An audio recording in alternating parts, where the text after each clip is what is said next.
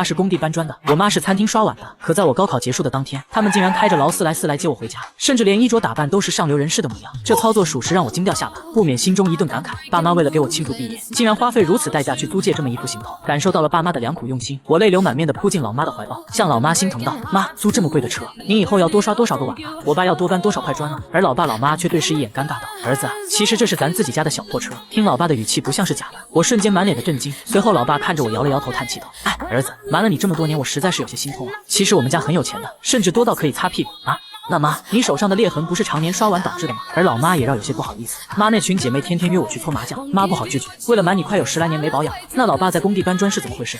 老爸也挠了挠头，我本来是去工地视察工作来着，开发了好多地皮，这一来二去就被你妈说成去搬砖了。只是一瞬间，18年穷苦的过往经历从我脑海中一闪过，我竟然是个富二代。没等我反应过来，高考考点门口的劳斯莱斯已然成为了人群的焦点。眼看不少学生和家长向这边涌来，甚至还有一些采访考生的记者。老爸实在不想和他们纠缠，拉着我便上了车。走，我们先回家。到家后我一五一十全告诉你，一路上我都在沉思着，显然在短时间内无法接受这个事实。回到那个破旧的小家，老爸握着老妈的手正坐在我的对面。儿子啊，爸妈也不是要故意骗你的，我们当初只是想让你学会自力更生，锻炼自己，避免家里的财产让你变成一个纨绔子弟。现在你高考完了，我们合计着也该跟你坦白了，这些年来辛苦你了。我嘴角抽搐着，所以说我真的是富二代。老爸老妈同时点头，真没想到自己被骗了这么多年，小丑竟是我自己。随后我突然想到了什么，向老爸问道：“爸，我真是你们亲生的吗？”我已经开始怀疑自己是不是亲生的了。老爸大手一挥：“当然是了，咱俩难道不像吗？都是一样的英俊潇洒。”老妈也在一旁笑道：“儿子呀，你也别想太多了，总之我们家很有钱就对了，你花都花不完。”说着还向老爸使了个眼神。老爸笑着从怀里掏出了一张金卡：“儿子，这张卡没有额度限制，我专门让人给你办的，你拿着随便花。”而我却挤出了一丝苦笑：“老爸老妈，你们先给我一点时间，我得冷静一下，这张卡我就先不要了，我先回房间了。”说着我起身走进了房门，只留下了面面相觑的爸妈。老婆，这情况怎么跟我想的不太一样啊？老妈狠狠地瞪了一眼：“你以为咱儿子是什么人？这可是我儿子，难道会见钱眼开吗？”老爸赶忙讪讪一笑：“不，我可没那个意思。”儿子一时间接受不了，很正常，给他点时间，反正迟早都要面对的嘛，咱们就再等等吧。老爸点了点头，随即道：“那老婆，咱们是不是也可以搬回咱那大别墅？这小破屋子潮的都快把我老寒腿都住出来了。不行，要等儿子什么时候想开了，并且愿意回去，咱们就什么时候搬。不过咱们现在也不用装穷了。”就在这时，我换了一套衣服从屋里走了出来。老爸老妈，我们班今晚开毕业宴，在森林皇庭，就不在家吃了。老爸听闻顿时乐道：“要不要老爸开劳斯莱斯送你去？”我摇了摇头：“不用了，我可不想引起骚动。”随后我便匆匆走出了家门，而老爸却在家里若有所思。森林皇庭怎么这么耳熟呢？随后一拍脑壳，这他丫不是我旗下的酒店吗？老妈也是刚反应过来，连忙道：“赶快打电话通知过去，告诉他们大少爷今天光临，让他们擦亮眼睛。”另一边，我刚到森林皇庭大酒店就碰上了二胖，人如其名，身材肥胖，是我的高中同学，也是我的铁哥们。看到我后疯狂的招手：“寻哥，你可总算来了，你知道这是谁找的地儿吗？听说这森林皇庭可是良城最豪华的饭店，咱们可消费不起啊。”我无奈的摇了摇头，表示我也不知道，只知道是班主任在群里发的位置，但具体是谁定的还真不晓得。随后我们便走进了酒店，确实如二胖所说，这里的消费非常昂贵。当询问了服务员后才知道是班长给定的，但却不知道为什么服务员看你的眼神却有些许的惊慌。等我走后，着急忙慌的拿出了对讲机：“各部门注意，各部门注意，少爷进入酒店了，目前正在前往250号包房。”瞬间，对讲机的另一头便传来了同样亢奋的声音：“收到，欧洲鲍鱼龙虾皇家套餐还有5分钟送达战场。收到，82年拉菲已准备就绪。收到，高质量御姐服务生已到位。”而我却对此丝毫不知。当我们打开包厢的房门，已经有不少同学聚集在这里，活脱脱一股刑满释放的味道。见到我们二人进屋，便有同学开始起哄：“寻哥、胖哥，你们可是迟到了，等会可要自罚3杯。”而我也是尴尬的笑了笑，随后扫视着整个包厢。其实今天来还是有一些其他目的。很快我便从人群中找到了自己想要找的人，眼中掠过一抹柔情，朝着他便走了过去。正在聊天的几个女生看到我过来，也突然停了下来：“小晴，林寻过来找你了。”女孩叫苏晴，是班上的学委，和我关系特别亲近，高考前总是一起在教室里复习，是班上公认的 CP， 彼此之间也是暗生情愫。只是高考在即，我们谁都没有顶过。我站在苏晴的面前看着她道：“你今晚上很漂亮，平时在学校的时候都是禁止化妆的。”而今晚的苏晴的确漂亮的让我有些心动。几个女生顿时在一旁起哄，苏晴的脸上也带着些许笑容：“谢谢，你今天也很帅气。在以前我根本没有想过谈恋爱，一心只想着高考，但现在也是时候该考虑了，所以我打算今晚表白。”随后我向苏晴笑道：“吃完饭可以一起走走吗？”还没等苏晴同意，一个女生便戏谑地看着我：“哎呦，林大帅哥，你是不是准备跟我们家小晴表白呀？不许开玩笑！”苏晴撇了撇美貌，瞪了他一眼。见周围起哄的同学越来越多，苏晴的脸上却露出了一抹不自然，随后看着我带着歉意说道：“对不起啊，林雪，我不能答应你。”只是瞬间，整个包厢都安静了下来，所有同学都意外地看着眼前的一幕。我脸色一僵，牵强道：“我可以问一下为什么吗？”就在这时，一道推门声响起：“抱歉了，林寻，苏晴已经答应做我女朋友了。”众人看去，只见一名男生走进了包厢，后面还跟着高中的班主任，而男生正是毕业宴的发起人班长秦昊。我闻声瞬间难以置信：“苏晴，他说的是真的？”苏晴抿了抿嘴唇，虽然眼中透露着一些不忍，但还是站起身来走到了秦昊的身边。秦昊微微一笑，便顺势握住了他的手，对众人说道：“大家听我说，今天当着班主任与各位同学的面，我正式宣布，苏晴是我的女朋友。”语音刚一落下，众人就鼓起了掌声。虽然不少同学有些尴尬，但是跟着鼓掌就对了，而我则是呆愣在了原地。林寻，我们不合适的。这一年来，感谢你的帮助，我一直把你当好朋友看待。如果让你有什么误会，那我向你道歉。我看着说出这番话的苏晴，瞬间让我感受到如此陌生。所以说，你是把我当傻子一样耍，是吗？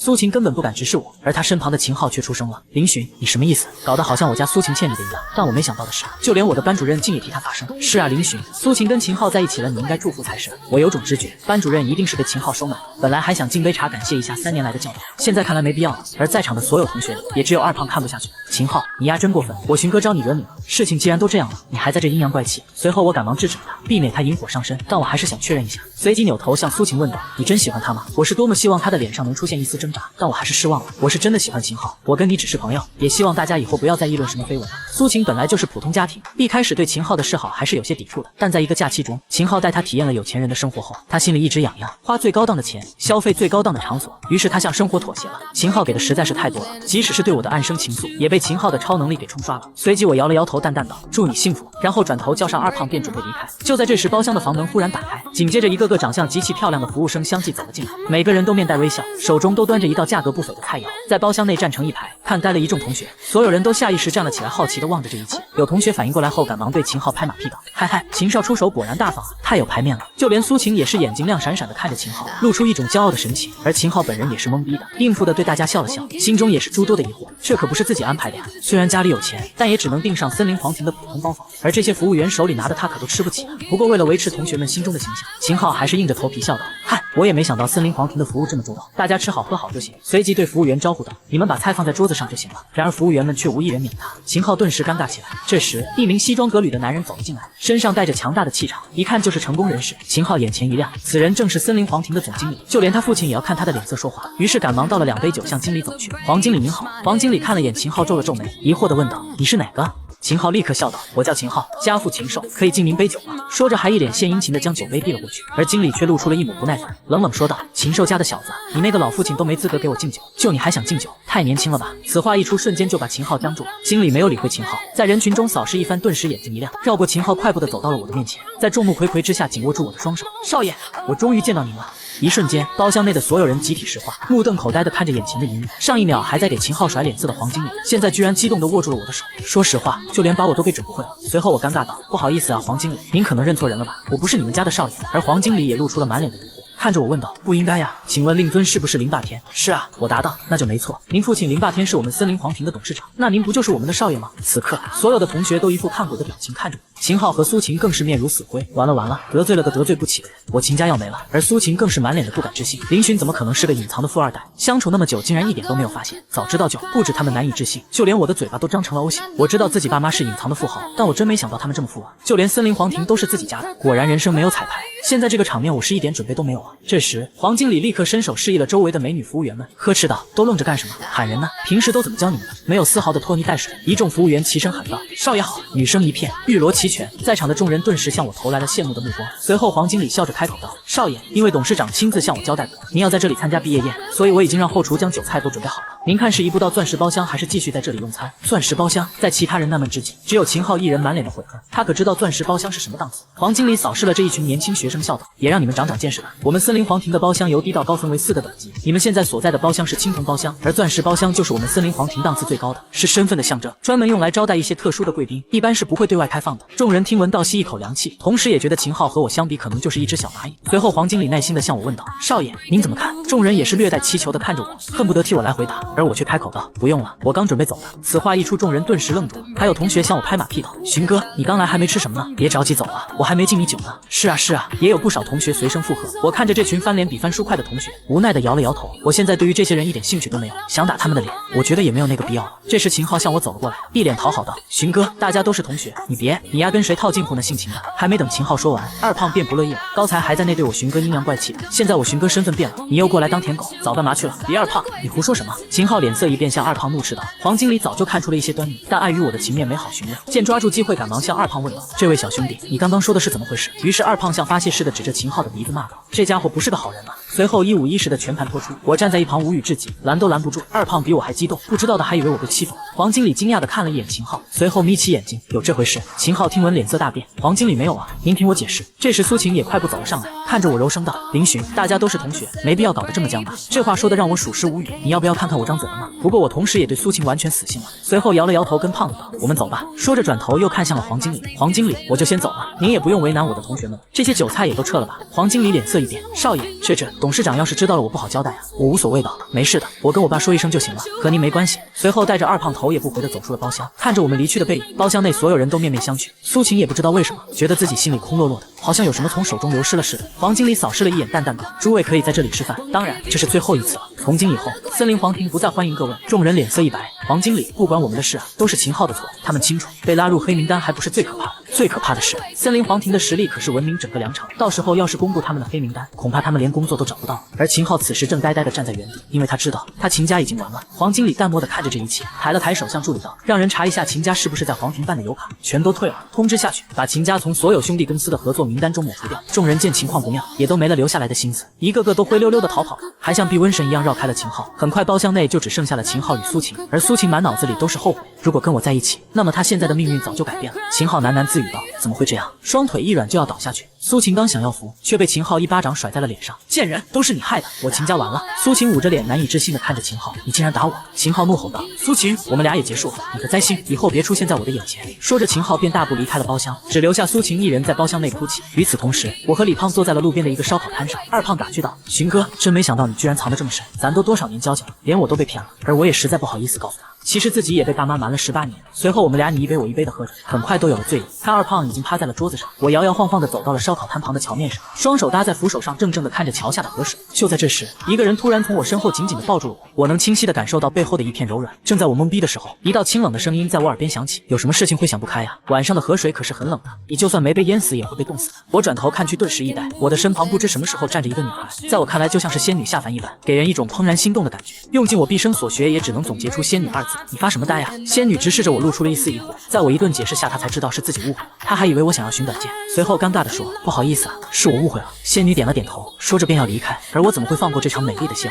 似乎是酒壮怂人胆，我忽然开口叫住了她：“姐姐，请等等。”仙女闻声停下了脚步：“还有什么事情吗？”“那个，姐姐，请问你是大学生吗？”仙女点了点头：“是的呀，我是南大的。”我顿时惊喜万分，这么巧吗？我的目标也是南大。而仙女却微微笑道：“那你可要努力了呀，我们南大可不是那么容易就能考上的。”说罢礼貌地朝我笑了笑，便离开了。看着仙女离开的背影，我站在原地愣得出神。这下完了，我心动了。当天晚上我也不知道怎么回的家，一觉醒来后头痛欲裂，看了眼时间已经是中午了。推开屋门后便看到了坐在餐桌旁的老爸老妈，而餐桌上的菜肴和我以前所吃过的完全不同，甚至有些我都叫不上名了。就在这时，老爸尴尬道：“儿子，你妈是真像你，你要是不行连筷子都不让我动。”说着还一脸怨气地看向老妈，而老妈却避过了老爸，向我问道：“儿子，听说你昨晚参加毕业宴不太顺利啊？”很显然，黄经理已经把昨晚发生的事情告诉爸妈。我有些尴尬：“没事的妈，都过去了。”而老爸却发出了冷哼的声音：“哼哼，要我说，我儿子这么优秀，还有个有钱的老爹，什么女人瞎了眼没看上你？改天我给你介绍几个你叔叔伯伯的女儿，个个都是国色天香，绝对比你那什么初恋强上100倍。”你闭嘴！老妈瞪了一眼老爸，我也赶忙转移了话题：“妈，我昨天在屋里听到你们说什么别墅，是我们家的吗？在哪呀？”老爸骄傲地接话道：“你说这个呀，我们家的别墅在天字轩1号，是京市最贵的别墅区。”我满脸的震惊：“京市啊，那可是国家的中心城市，住在那里的人可是非富即贵啊！”不给我反应的时间，老妈便接着说道：“儿子，你的心态调整好了没有？爸妈突然告诉你这些，也怕你无法接受。”我点了点头，一开始有点震惊，不过现在可以了。老妈顿时笑了笑：“当时还没生下你的时候，我就和你爸商量着去哪里，后面因为在梁城这边还有项目跟进，所以就决定到这里了。只是没想到一待就将近20年，后面你爸把整个梁城的经济几乎都垄断了。”老妈这话属实是让我无言以对，这哪还是我印象中的老爸？而老爸却在一旁玩低调：“嗨，我这都是闹着玩的，还好还好。”虽然是这么说，但是他脸上却得意的很。对了，儿子，近期我们打算先搬个家，京市那边我们暂时先不回去了，具体的话等你上了大学以后再说。但现在这个小破屋我是实在住不下去了，所以想让你选个别墅，爸给买下来送给你，我也能在里面住一段时间。既然老爸都这样说了，我没有客气。在我的建议下，我们一家很快就搬了家，在梁城的中心城区，造价几千万，算是非常豪华了。刚一进家门，左右两边都是清一色的女仆，弯腰气喊道：“欢迎少爷回家！”没见过什么世面的我被吓了一跳，连忙对众人招了招手。老爸站在一旁拍了拍我的肩膀，乐呵道：“儿子，慢慢习惯，你现在可是林家大少爷，龙国首富的儿子。”而此时的老爸已经换上了一套居家服，坐在沙发上看着文件，逼格一下子高了不少。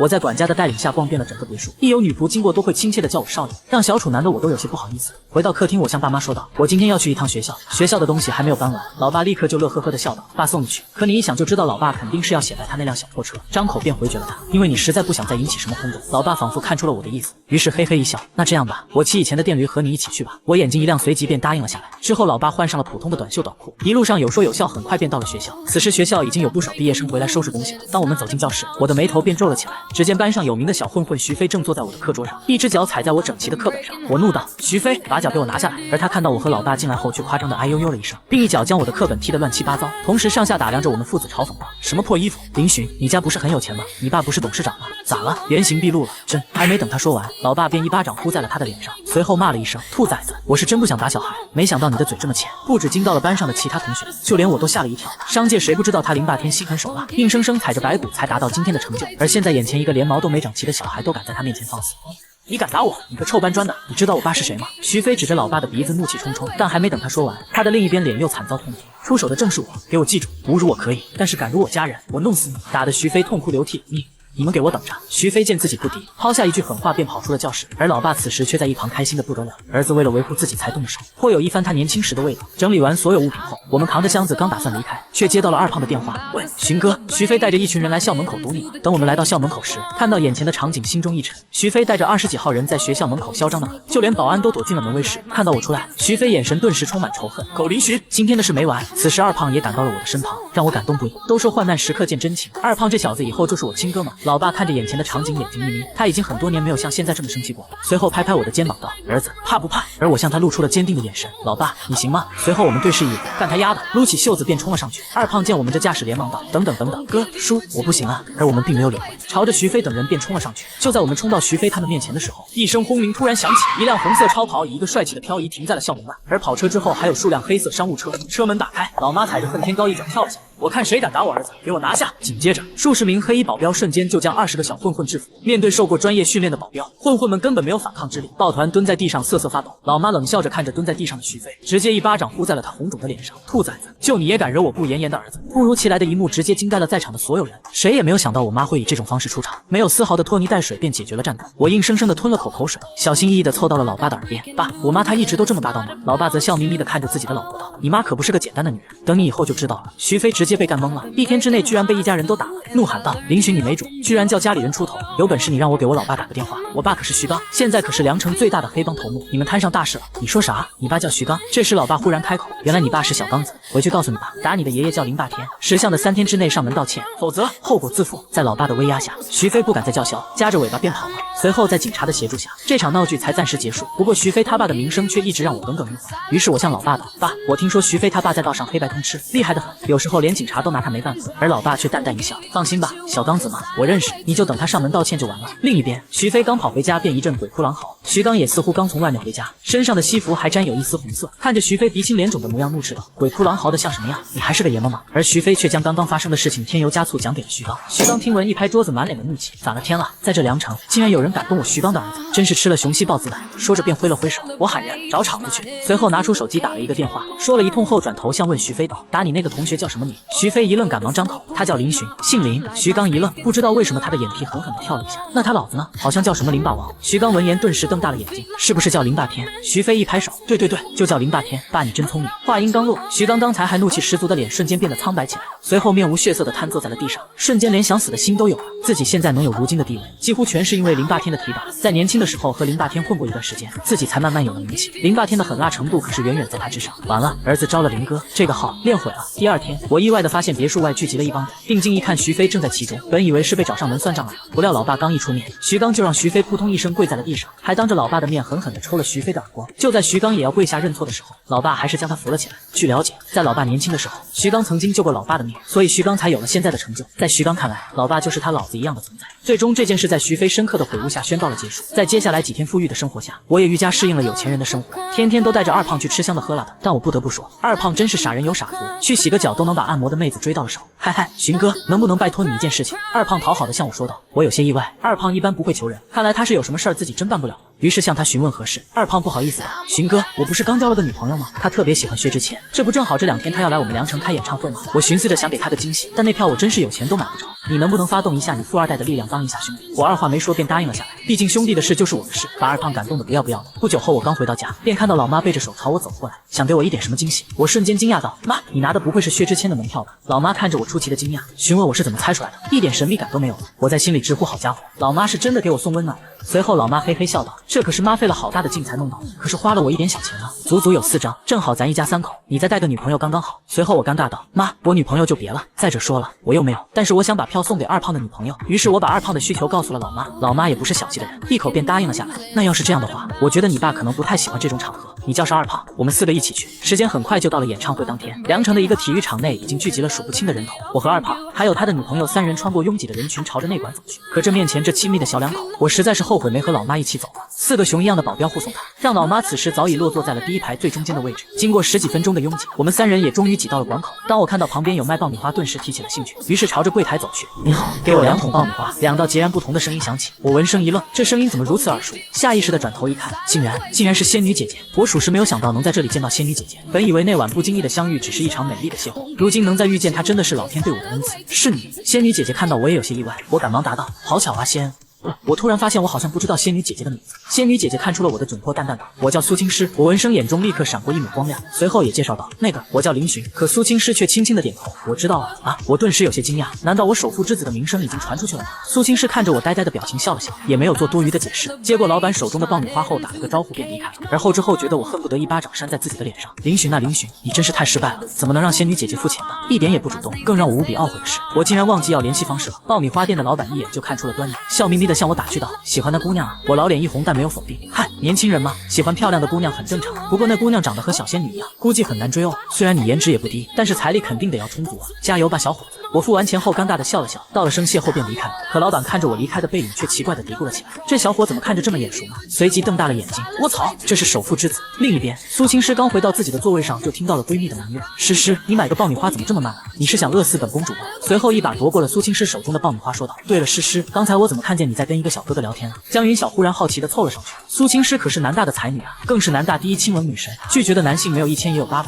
甚至连和男生讲话的次数都屈指可数，所以这让江小云十分的惊讶。而苏青诗却一脸淡定的推开了他，越过这个话题，淡淡道：开始了，芊芊进场了，你也来到了你的 VIP 座位，坐在了老妈的身边。终于，万众期待的薛之谦终于出现了，一出场就引发了观众们的哄堂大笑，现场的气氛非常的活跃，潮起潮落的几首歌过去，薛之谦又要开始整活了。亲爱的朋友们，你们好吗？芊芊朝着观众们呐喊着，挥动着手臂，引得无数粉丝欢呼，感谢大家特地来到梁城参加我的演唱会。现在又到了我们的互动环节了，接下来我想随机挑选1名幸运观众上台来与我合唱一首歌，话语出来全场沸腾，无数粉丝激动地伸出了自己的手臂，希望自己将是那1名幸运儿。骚乱的程度就连薛之谦都没有想到。随后向大家无奈道：既然大家都这么热情，那么我们就让灯光师来随机选。3、2、1 ，Action！ 薛之谦一声令下，顿时一束灯光在观众席中流动起来，只是瞬间，灯光赫然停留在了7排的位置。我和老妈也纷纷好奇地看了过去，随后我惊讶地瞪大了眼睛，脸上充满了难以置信，因为那束光照向的正是仙女姐姐。苏青诗一时间呆愣在了座位上，无数的目光落在她的身上，让她格外的不适。全场的观众也都瞪大了眼睛，居然还有这么漂亮的女孩在现场，这次演唱会来的真是值了。这时薛之谦的声音再次传了过来：好，那么请掌声有请这位美女上台。而苏青诗坐在座位上，似乎是在犹豫着什么，但几秒钟后，她还是站了起来，高挑的身影径直的朝舞台上走去。我的目光一刻都没有离开过苏青诗，不少男性粉丝在台下起哄，让苏青诗和薛之谦拥抱一下，气得我在台下咬牙切齿。老妈惊讶的看了我一眼，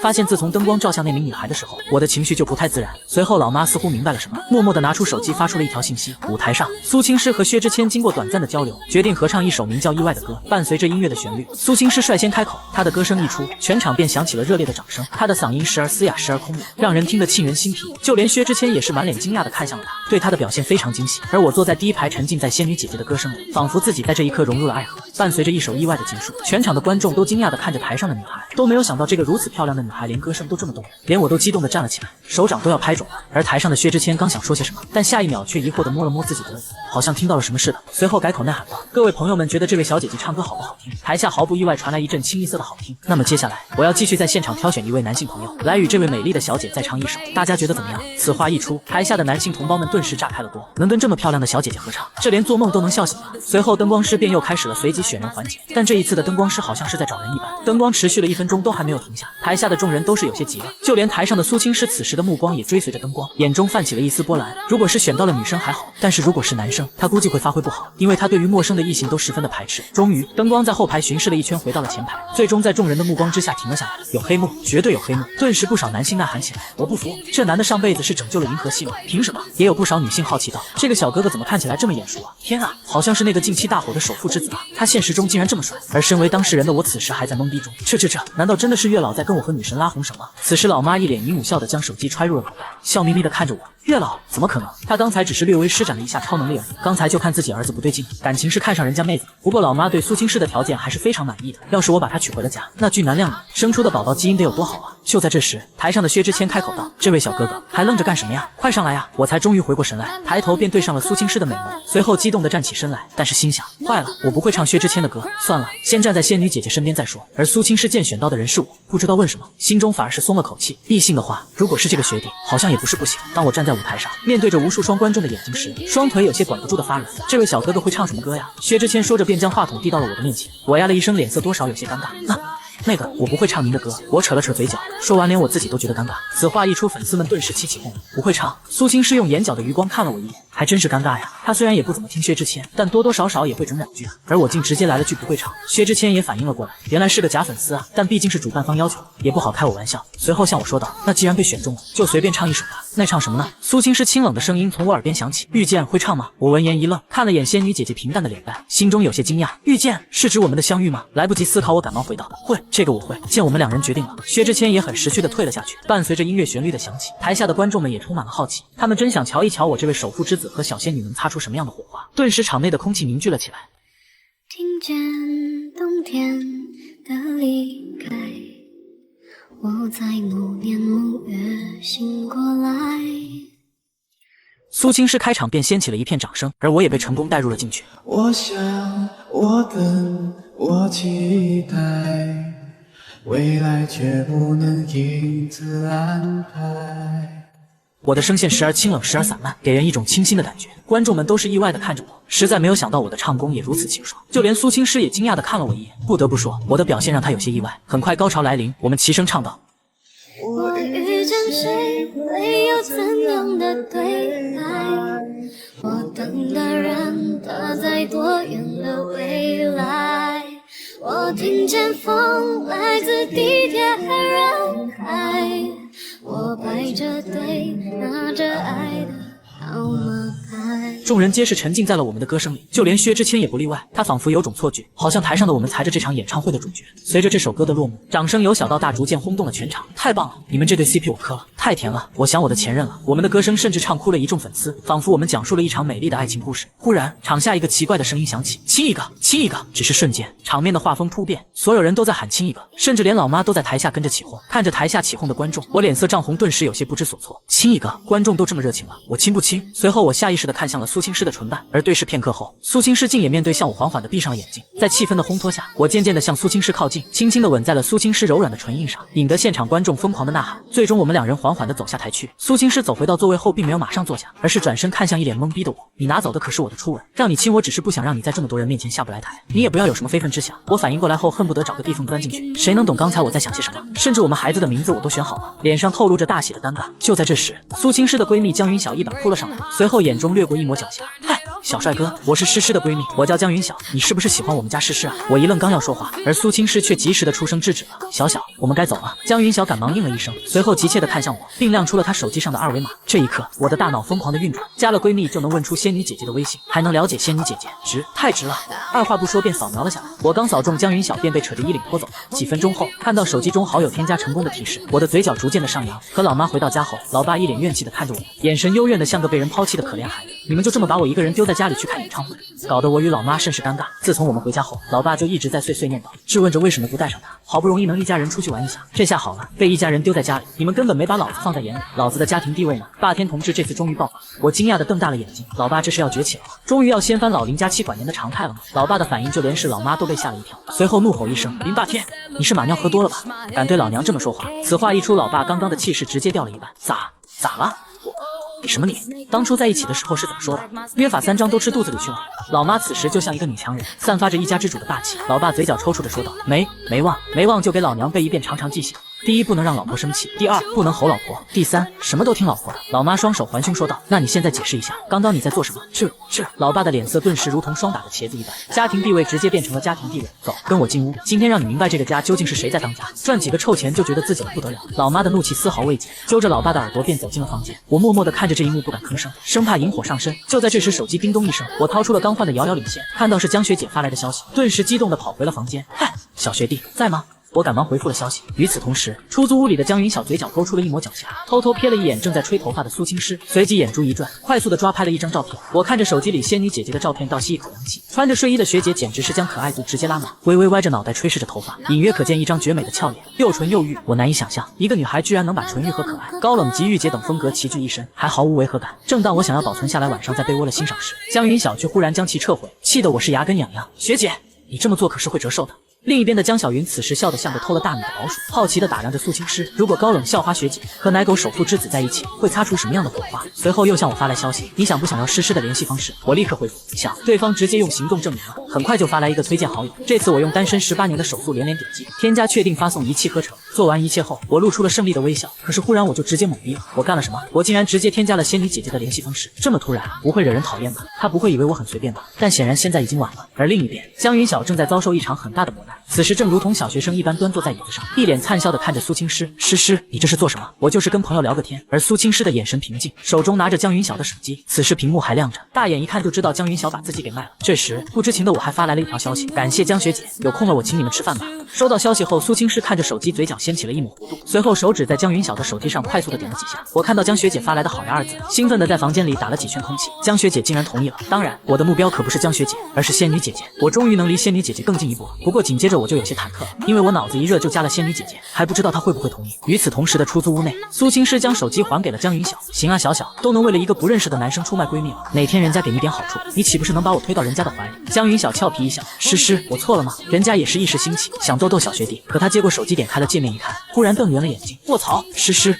这是你打的字？苏青诗下巴轻轻扬了扬，怎么？江云晓连续卧槽了几下，随即道：诗，你真的同意跟小学弟出去吃饭？苏青诗冷笑道：我同意了吗？手机可是你江云晓的，关我苏青诗什么事？江云晓一脸的无语，你自己惹的祸自己去圆，慢慢折腾吧。苏青诗淡淡丢下一句，便回到了自己的电脑桌前。江云晓看着聊天界面，一时间有些发愁，这都答应了该怎么拒绝？完了，要是他拒绝的话，对方不会花钱派人套自己麻袋吧？想到这里，江云晓看向苏青诗，不行，必须得拉诗下水。而此时苏青诗打开电脑，忽然发现联系人有个红色的一字，他点进去一看，顿时气笑了，好家伙，自己的手速还是慢了，被那小子添加到了。不过苏青诗很快就皱起了眉头，一般异性加他，除了以公事为由，他会暂时加着处理完后再删除，其他任何男性他基本不加。只是想到那天晚上的合唱，两人的眼神交流，苏青诗心绪顿时有些乱了。他怎么会被一个只见了3次面的男生影响情绪？苏青诗摇了摇头，随即犹豫了足足10几秒，才点击了同意。此时的我正在洗澡，而苏青诗点了同意后，足足等了10分钟也没见我发消息过来。随即苏青诗轻轻撇了撇嘴，什么意思？不是你要加我的吗？难道还要我主动发起话题？臭弟弟！半个小时后，我从浴室出来，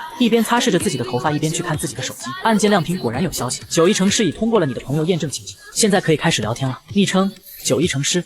再看他头像，我忽然一惊，是学姐，她同意好友验证了。我内心无比的激动，犹豫了半天，我鼓起勇气在输入栏里打上了2个字：学姐。我看着空白的聊天框陷入了沉思。这时苏青诗发来消息：你是谁？我组织了一下语言开始打字：我叫林寻，是那晚上跟你合唱的那个男生。原来是你，你怎么加我的？苏青诗回道。我抓了抓头，随即还是决定坦白，是将学姐推给我的。学姐不会介意吧？苏青诗看到回复，嘴角微微一勾，嘲讽地看了一眼正在打游戏的江云晓，看吧，人家直接就把你招了，真是诚实的学弟。随后苏青诗主动地挑起了话题：你高考有把握上南大吗？我闻言顿时激动了，正愁没有话题呢，没想到学姐这么懂我，于是赶忙回复道：是的，我对了答案，觉得这次高考成绩应该在700分左右。苏青诗有些惊讶，首富之子竟然还是个小学霸吗？700分足够上南大了。随后又向我问道：为什么想考南大？我脸色顿时僵住了，脑海中不由得想起苏晴的样子，当初是跟他共同定下的目标，最后却只有我一个人兑现了。这一晚我与苏青诗足足聊了2个小时，都是有一搭没一搭的聊。苏青诗发现我回消息着实有点慢，而且每次回的消息都让他有种哭笑不得的样子，心想自己有那么可怕吗？打个字还要小心翼翼的。看着绿白相间的聊天记录，苏青诗陷入了沉思，自己竟然跟一个男生聊了这么这么久，这真的是他自己吗？摇了摇头，苏青师懒得去想其他，收拾了一下便去睡觉了。而我则是反复刷了几遍聊天记录，每看一次嘴角就会上扬1分，到最后居然都变成了傻笑。从聊天中我了解到，苏青师是马上就要进入大3了，他是金融专业的，除此之外其他的就没透露。我问他在学校是不是很多人追，他的回答是没注意不清楚，这让我哭笑不得。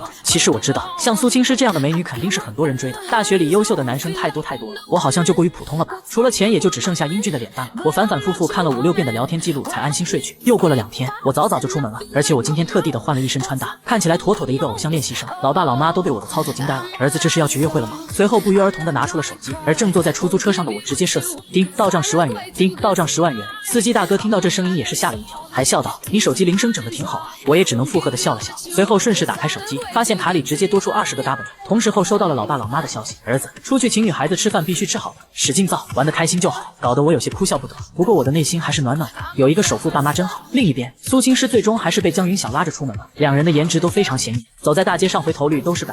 我从出租车上下来后，一眼就看到了在人群中无比耀眼的仙女学姐，当然还有江学姐，隔着10几米我都能从她们身上感受到一股仙气。每次见到仙女学姐我都会觉得她好美，于是快步走到2位学姐面前，有些腼腆的笑道：“不好意思2位学姐，让你们久等了。”苏青师轻轻点头没有说什么，而江云晓却眼睛放光的看着我：“可以吗学弟？很帅啊。”我害羞的挠了挠脑袋，哪有，还是没有2位学姐惊艳。我为了这次出行可是特地费了一些心思的。江云晓闻声眼睛放出一抹狡黠悠悠的问道：“那你说说我跟诗诗谁更漂亮一些？”闻言，苏青师顿时也是看了过来，好奇我会怎么回答。我一怔，随即本能的看了一眼2个女孩，脸色有些尴尬，支支吾吾的开口道：“这个其实2位学姐都很漂亮，仙女或不，苏学姐看起来就跟画着走出来的仙女一样。那我呢？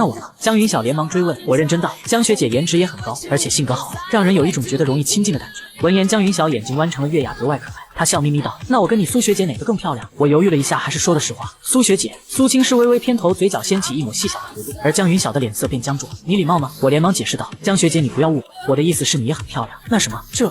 苏青师看着语无伦次的我，顿时咧开了嘴，看着我道：“行了，不用解释的，他和你开玩笑的。”江云晓看向苏青师都无语了，明明是3个人出来吃饭的，怎么感觉他是多余的？我有些尴尬，后背已经有了些许凉意。女生都这么恐怖的吗？还好，还是仙女学姐善解人意。殊不知苏青师是看在我夸她漂亮的份上才替她解围，没有哪个女生不喜欢被人夸。就算苏青师知道自己长得很漂亮，但是从别人嘴里承认会更具有说服力。随后在一通商量过后，我们决定去吃火锅，不是森林皇庭我请不起，而是火锅更有性价比，而且是仙女姐姐想吃火锅。很快我便订好了位置，顺便叫了一辆出租车。坐在车上，江云晓挑起了话题：“林学弟，我还以为你有专车接送呢，你家人不给你安排司机啊？”我解释道：“我不太适应吧，觉得这样还不错，而且坐豪车太招摇了不好。”苏青师看了我一眼，这2天他一直在跟我聊天，通过聊天他知道了我很多事情，没办法，这个呆子学弟根本没有对他隐瞒的想法，全招了。江云晓则是一脸羡慕，我什么时候才能过上开豪车住别墅的生活？很快目的地到达，火锅店此时还是非常火爆的，而当我们3人走进火锅店，顿时吸引了一片目光。没办法，就2女而言，便已经是整个火锅店最耀眼的存在了。虽然我也是一枚帅哥，可是在2女的衬托下，顿时存在感降低了一大截。我怀着众人羡慕嫉妒恨的目光，在老板的带领下来到了一个包厢。天，你订了包厢，这也太细心了吧学弟，爱你啊！江云晓看着安静空旷的包厢，顿时惊喜道。苏青师虽然表面上没说什么，但是眼神中还是露出一丝满意，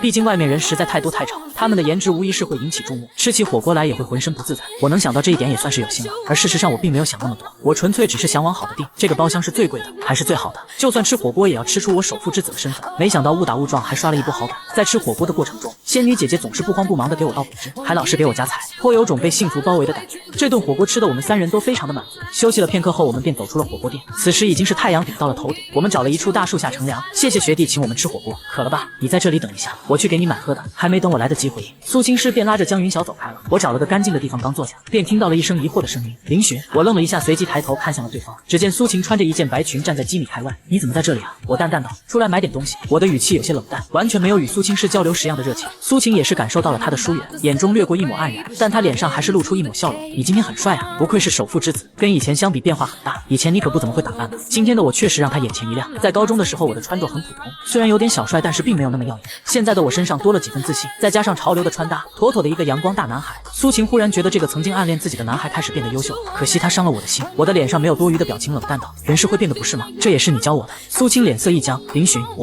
我抬手打断了他的话，抱歉，我们之间没那么熟，你以后可以叫我林寻同学或者同学，谢谢。我早就对这个女孩死心了，就当是青春的悸动喂了狗吧。苏晴本来还想说什么，却被另一道声音打断了。等久了吗学弟？只见苏青师走到了我的身旁，语气虽然还是如往常平淡，但是却又含着一丝温和。见仙女手中拿着2个冰淇淋，一手一个的举着，顿时让她少了几分仙气，却又多了几分烟火气息，好可爱。而苏晴见我身边忽然多了一位女生，并且颜值有些出彩，脸色一下子苍白起来。林寻，她是谁？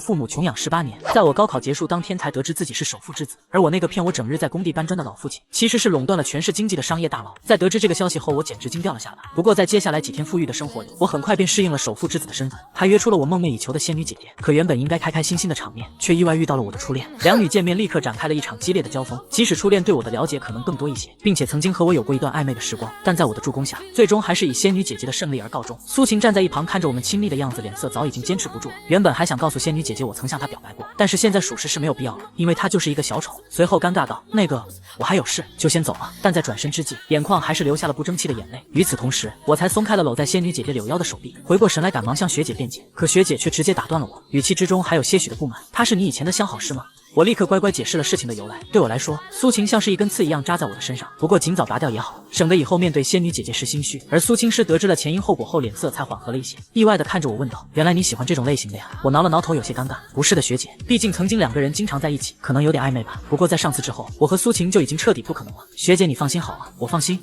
我放心什么？我们之间又没有什么。仙女姐姐似笑非笑道，我才意识到自己又说错话了，同时心中有些许的失落。是啊，学姐又不喜欢我，怎么会在意这种事情？我藏不住情绪，整张脸都耷拉了下来。仙女姐姐见状也是一愣，她实在没有想到自己的话能让我产生如此的情绪波动，一时间也有些后悔，可奈何话语又收不回来。自从苏晴离开后，苏青师就在做心理斗争，自己今天的表现实在是太反常了，竟然会跟我的初恋明争暗斗，就像是吃醋一般，一时间不知道该怎么开口。学姐，你真的好美。就在我看着仙女姐姐发愣的同时，我条件反射的说出了这么一句话。苏青师嗯了一声，你说什么？随后我的嘴角掀起一丝笑容，毫不掩饰的夸赞道：“学姐你真的很美。”苏青师抿了抿唇，觉得有些不对劲，连忙用冰淇淋来掩盖自己的尴尬。谢谢，你也很帅。我也尴尬的笑了笑，我觉得有些时候自己应该大胆一点，暗恋虽然美好，但是没有勇气去坦白，那到头来只会错过。念至此，我的嘴角又露出了一抹自然的笑容，整个人气质仿佛发生了变化。苏青师有些意外的看着我，他也发现我这小学弟好像变帅了一些，似乎从阳光大男孩增加了一分男神范，给他带来了一种莫名的安全感。就在这时，江云晓也买回了汽水向我们走了过来，好奇的看着我们道：“我说你们两个，我怎么觉得有点不对劲啊？”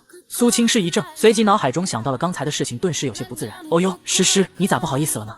少见啊！江云晓像发现了新大陆一样打量着好闺蜜。闭嘴！苏青师小声道，但还是被我听到了。我若无其事地喝着江云晓递来的汽水，好像一切都跟与我没关系一样，但心中已经乐开了花。我觉得今天之后自己跟学姐的关系会更进一步，但是现在时候也已经不早了。很快我帮学姐们叫了车，挥手告别之后便也回到了家中。刚到家便收到了仙女姐姐的消息，我到家了。我有些开心，这是在和我报平安吗？我正打算回复消息，仙女姐姐便又说道：“晚上有空吗？”我顿时一惊，连忙回道：“有空，那你晚上陪我去个地方吧。”我看后满脸的惊喜，学姐竟然主动约的我。我答应之后满脸的兴奋，因为我实在是太惊喜了。与此同时，苏青师向江云晓借走了她的小电驴，说要晚上出去一趟。到了约定的时间，天色已经黑了，并且天气有些许的湿冷。我站在桥边给仙女姐姐发了消息，表示我已经到了，但仙女姐姐并没有回复我，只是不久仙女姐姐便骑着一辆小电驴停在了我的身旁。仙女姐姐看起来依旧让我十分心动。随后我好奇地问道：“学姐，咱们去哪里啊？”而学姐却神神秘秘的不告诉我。我骑上小电驴后，仙女姐姐坐在了后座，但却并没有做出抱住我腰间的动作，而是双手抓着坐垫两边的铁杆，看着我的后背有些许的发愣。她是第一次这么靠近一个男生，她从来没有想过这一幕会发生在自己的身上，可是她的脑子里一直在做挣扎，最终心底的一道声音告诉她，有些事情只有尝试了才知道能不能接受，所以她正在慢慢的改变自己，并以我为目标。在这段时间的接触下，她认为我和别的男生不一样，因为对我她无法像对其他人一样冷淡，好像我的身上有什么光亮在吸引着她一般。就在这时，我说道：“学姐，我们去哪里啊？”苏青师回道：“我给你导航，你跟着走就可以了。”我应了一声，随后有些怯怯的说道：“那个学姐，你抓着两边，要是累的话，可以抓着我的衣服。”苏青师怎么也没有想到我会这么说，想了想，还是默默的收回了两边的手臂，随即抓住了我腰间的衣服。接下来的路上，在仙女姐姐的指挥下，我惊讶的发现这条路竟然是去墓地的。在中途路过一个花店的时候，苏青师叫停了林寻，随即他只身进去，几分钟后出来，他手中多了一束白色菊花。林寻脸色顿时凝重起来，他意识到这次出行对仙女学姐来说似乎非常重要。你紧张什么？重新上路。苏青师也是发现了林寻紧绷的身体，都微微出汗了。林寻有些嘶哑的声音响起：“学姐，我今天的装扮会不会太不正式啊？”他以为这次学姐约他只是单纯的逛街吃饭，没想过会来木陵园。他这屌丝模样，到陵园会不会不太好？苏青师怔了2秒，随即他反应过来男生在担心什么，轻声道：“没事，你这样也挺好，很帅。”少年很敏锐，发现了他的心思，也站在他的角度上为他考虑问题。这说明这个少年一直在关注着他。想到这一点，苏青师口罩下的嘴角微微上扬，唯一可见的眼睛也附上了一抹柔和。可惜正在开车的林寻注定无法看见了。第30好像这种感觉也很不错呢。夜晚的陵园看起来很安静，只有为数不多的几个陌生人还在陵园内走动，看样子也是来探望逝者的。林寻将小电驴停在入口旁，陪着苏青师走进了陵园。学姐，注意脚下。林寻轻声提醒。这里的路灯并不是很亮，只能说勉强看清路。林寻提醒后，连忙打开手机电筒，为苏青师照明脚下。苏青师轻轻点头。几分钟后，两人已经深入了陵园，来到了一座墓碑前。苏青师看着墓碑上的灰白人像，一时间有些出神。林寻也是打量起这墓碑，人像是一个中年模样的男子，长相非常严肃，眉宇间却又带着和蔼，五官正气十足，可以看出他年轻时候一定是个了不起的人。苏生，这是他的名字。不用问，林寻也知道，这是苏青师的爸爸。学姐她没有爸爸，不知道为什么，苏青师的背影此时竟然显得有些孤单、落寞、哀伤。林寻心中一疼，怜惜的情绪滋生，放大，恨不得将学姐抱入怀里，做她的依靠。苏青师看着人像出神了好一阵，随即缓缓低身，将手中的花束放在墓碑前。他是我爸爸，生前是个了不起的人民警察，在一次处置炸弹事件中，为了避免群众受到波及，他孤身一人与歹徒搏斗，最终在即将抢过炸弹时被歹徒抱着坠入了江中，最终炸弹爆炸，他也没再回来。苏青师轻轻地述说着。林寻知道他在对自己说，他面色有些复杂。是我们第一次见面的那座桥吗？苏青师轻轻点头，是的。林寻张了张嘴，想要说什么，但却不知道怎么开口。那天晚上，他也是以为自己要跳江，而开口阻止，从而两人才有了第一次邂逅。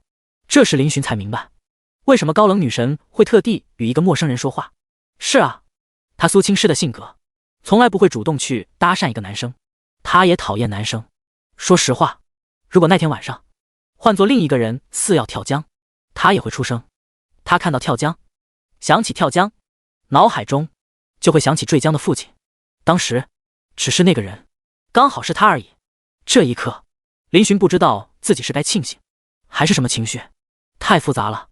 苏青师看着墓碑，缓缓道：我妈一直都在劝我爸，工作的时候不要老是一股脑冲在前面。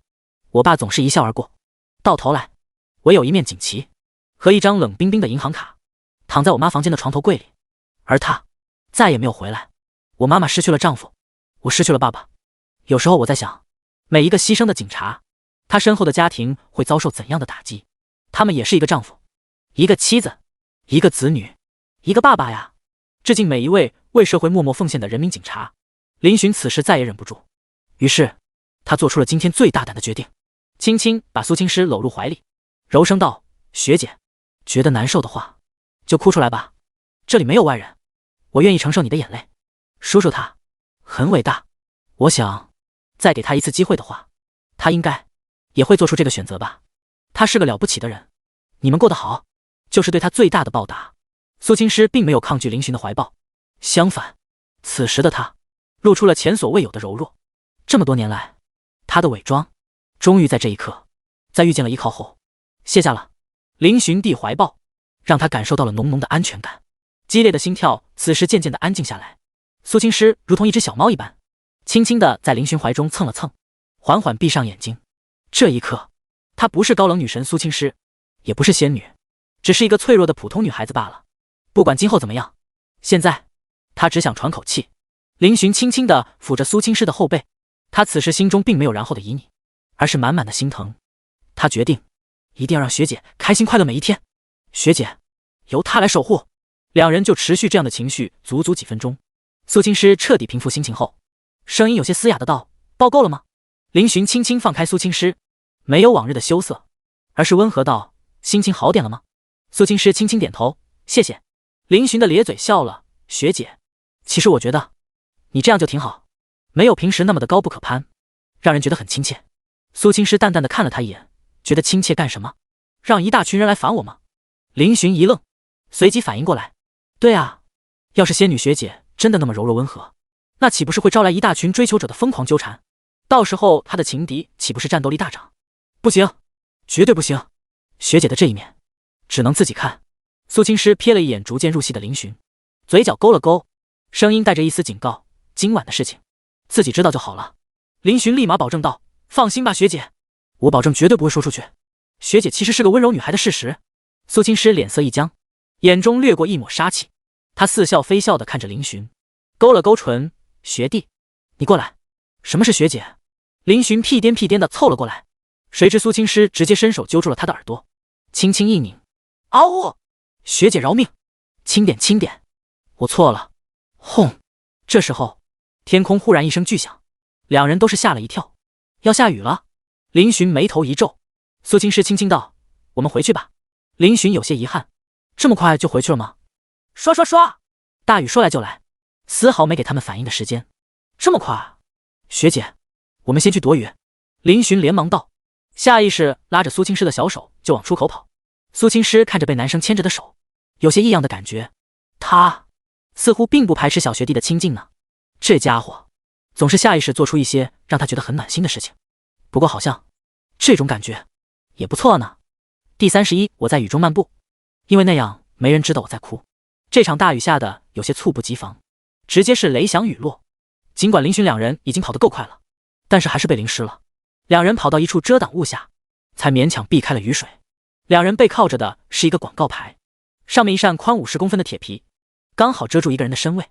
大雨越下越大，似乎要把这盛夏酷暑一次性冲刷，丝毫没有停下来的趋势。由于被淋了雨水，两人现在衣服都有些湿，苏青诗的乌发也是被打湿，额头前几缕湿发粘在脸颊，有一种说不出的纯欲。而且由于衣服打湿，衣物紧贴着身体，她那完美的身材显露无遗，短袖贴紧身体，林寻还能透过衣物看见她白嫩的肌肤以及一抹白色。林寻呼吸一滞，这也太诱人了吧！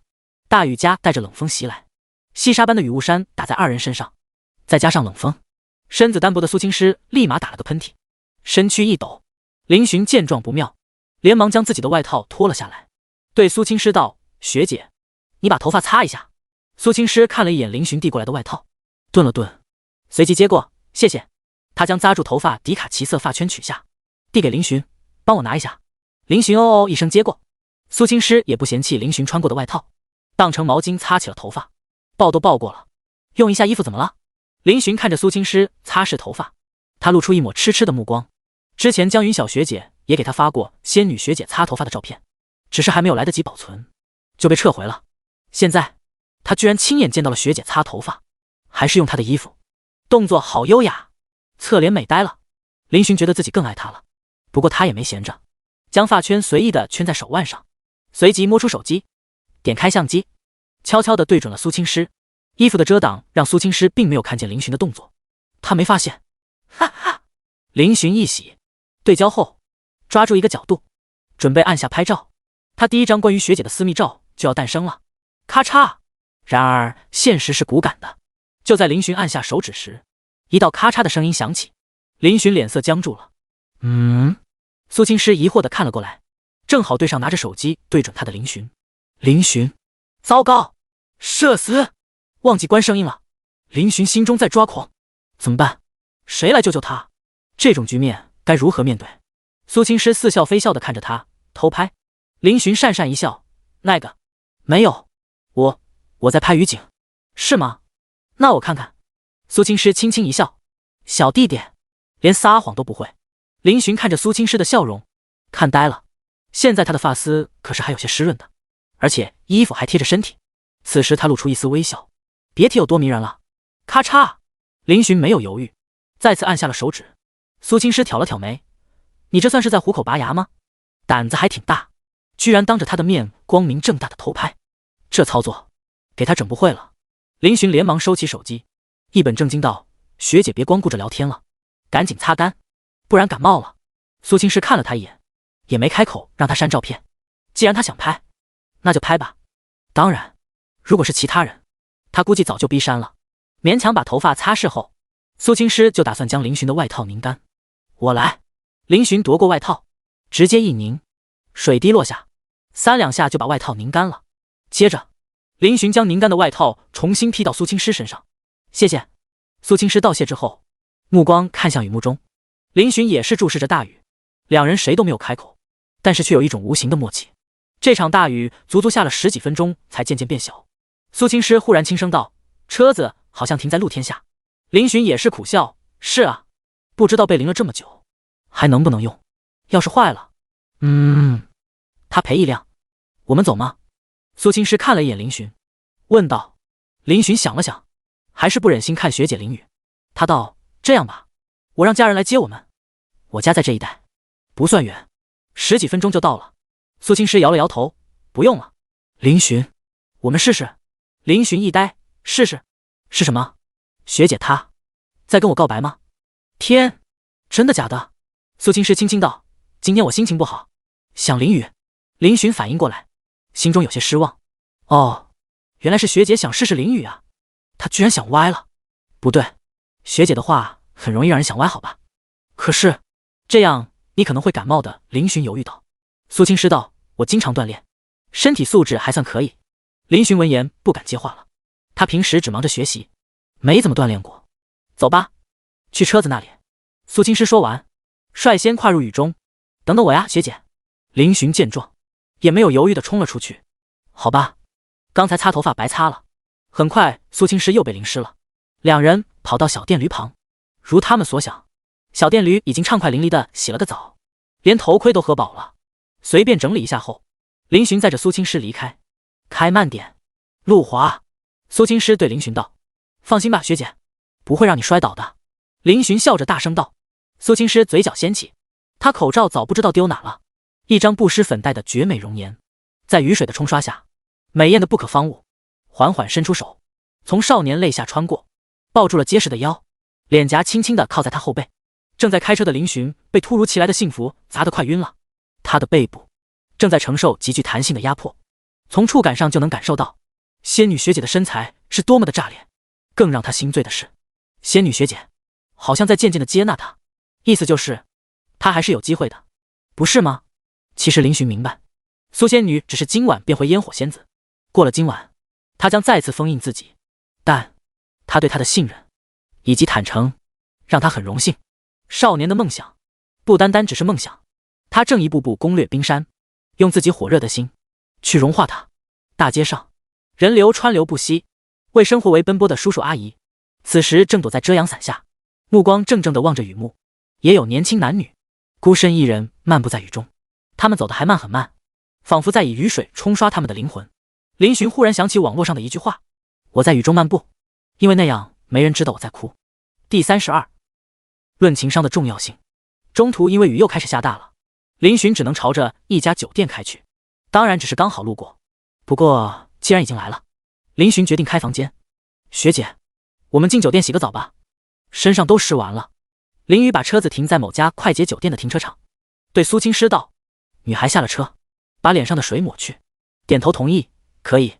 听言，林寻总算松了口气，他知道再陪着学姐淋雨下去，估计两人都得感冒。于是他带着苏青师进了酒店。到了前台，林寻就犯愁了，订多少间房呢？一间会不会太突然了？学姐会不会多想啊？苏青师抱着肩膀，安静地站在自己身后，没有说话，似乎雨水的冰冷已经让他有些不舒服了。林寻当即对前台道：你好，给我开2间房间。前台见林寻二人淋成这个样子，也是善解人意地介绍道：先生，这边的话有贵宾大床房，里面有换洗的衣服、自动洗衣机，以及这边还有免费的餐饮提供，请问是否需要呢？可以换衣服。林寻眼睛一亮，正要说话，这时苏青师忽然出声：不用了，就住正常的标间。一间。林寻嘴角掀起，怎么压也压不下。学姐说什么就是什么。他礼貌地对前台道：你好，就订1间标间吧。前台听言有些失望，不过还是快速给两人办理了入住。先生小姐，你们的房号是0520，请收好房卡。林寻接过房卡，道谢过后就与苏青师进了电梯。我们只是进去洗个澡换身衣服，没必要订2间，或者是什么贵宾房，有钱也不能乱花，知道吗？电梯内，苏青师主动开口，声音甘甜，有些清冷。林寻连忙点头，学姐说的是，我下次不会了。学姐人真好，还没过门呢就替她省钱了。嘿嘿，刷卡进门，标间也很大，毕竟花了将近200块钱呢，设施基本上都有。学姐你先洗澡吧，我看看能不能买到衣服。林寻对苏青师道。苏青师看了他一眼，其实他看得出来，林寻此时比他还要冷，毕竟是短袖。于是他说道：你先进去吧，衣服我来买，而且我的尺寸你也不知道不是吗？林寻还要说什么？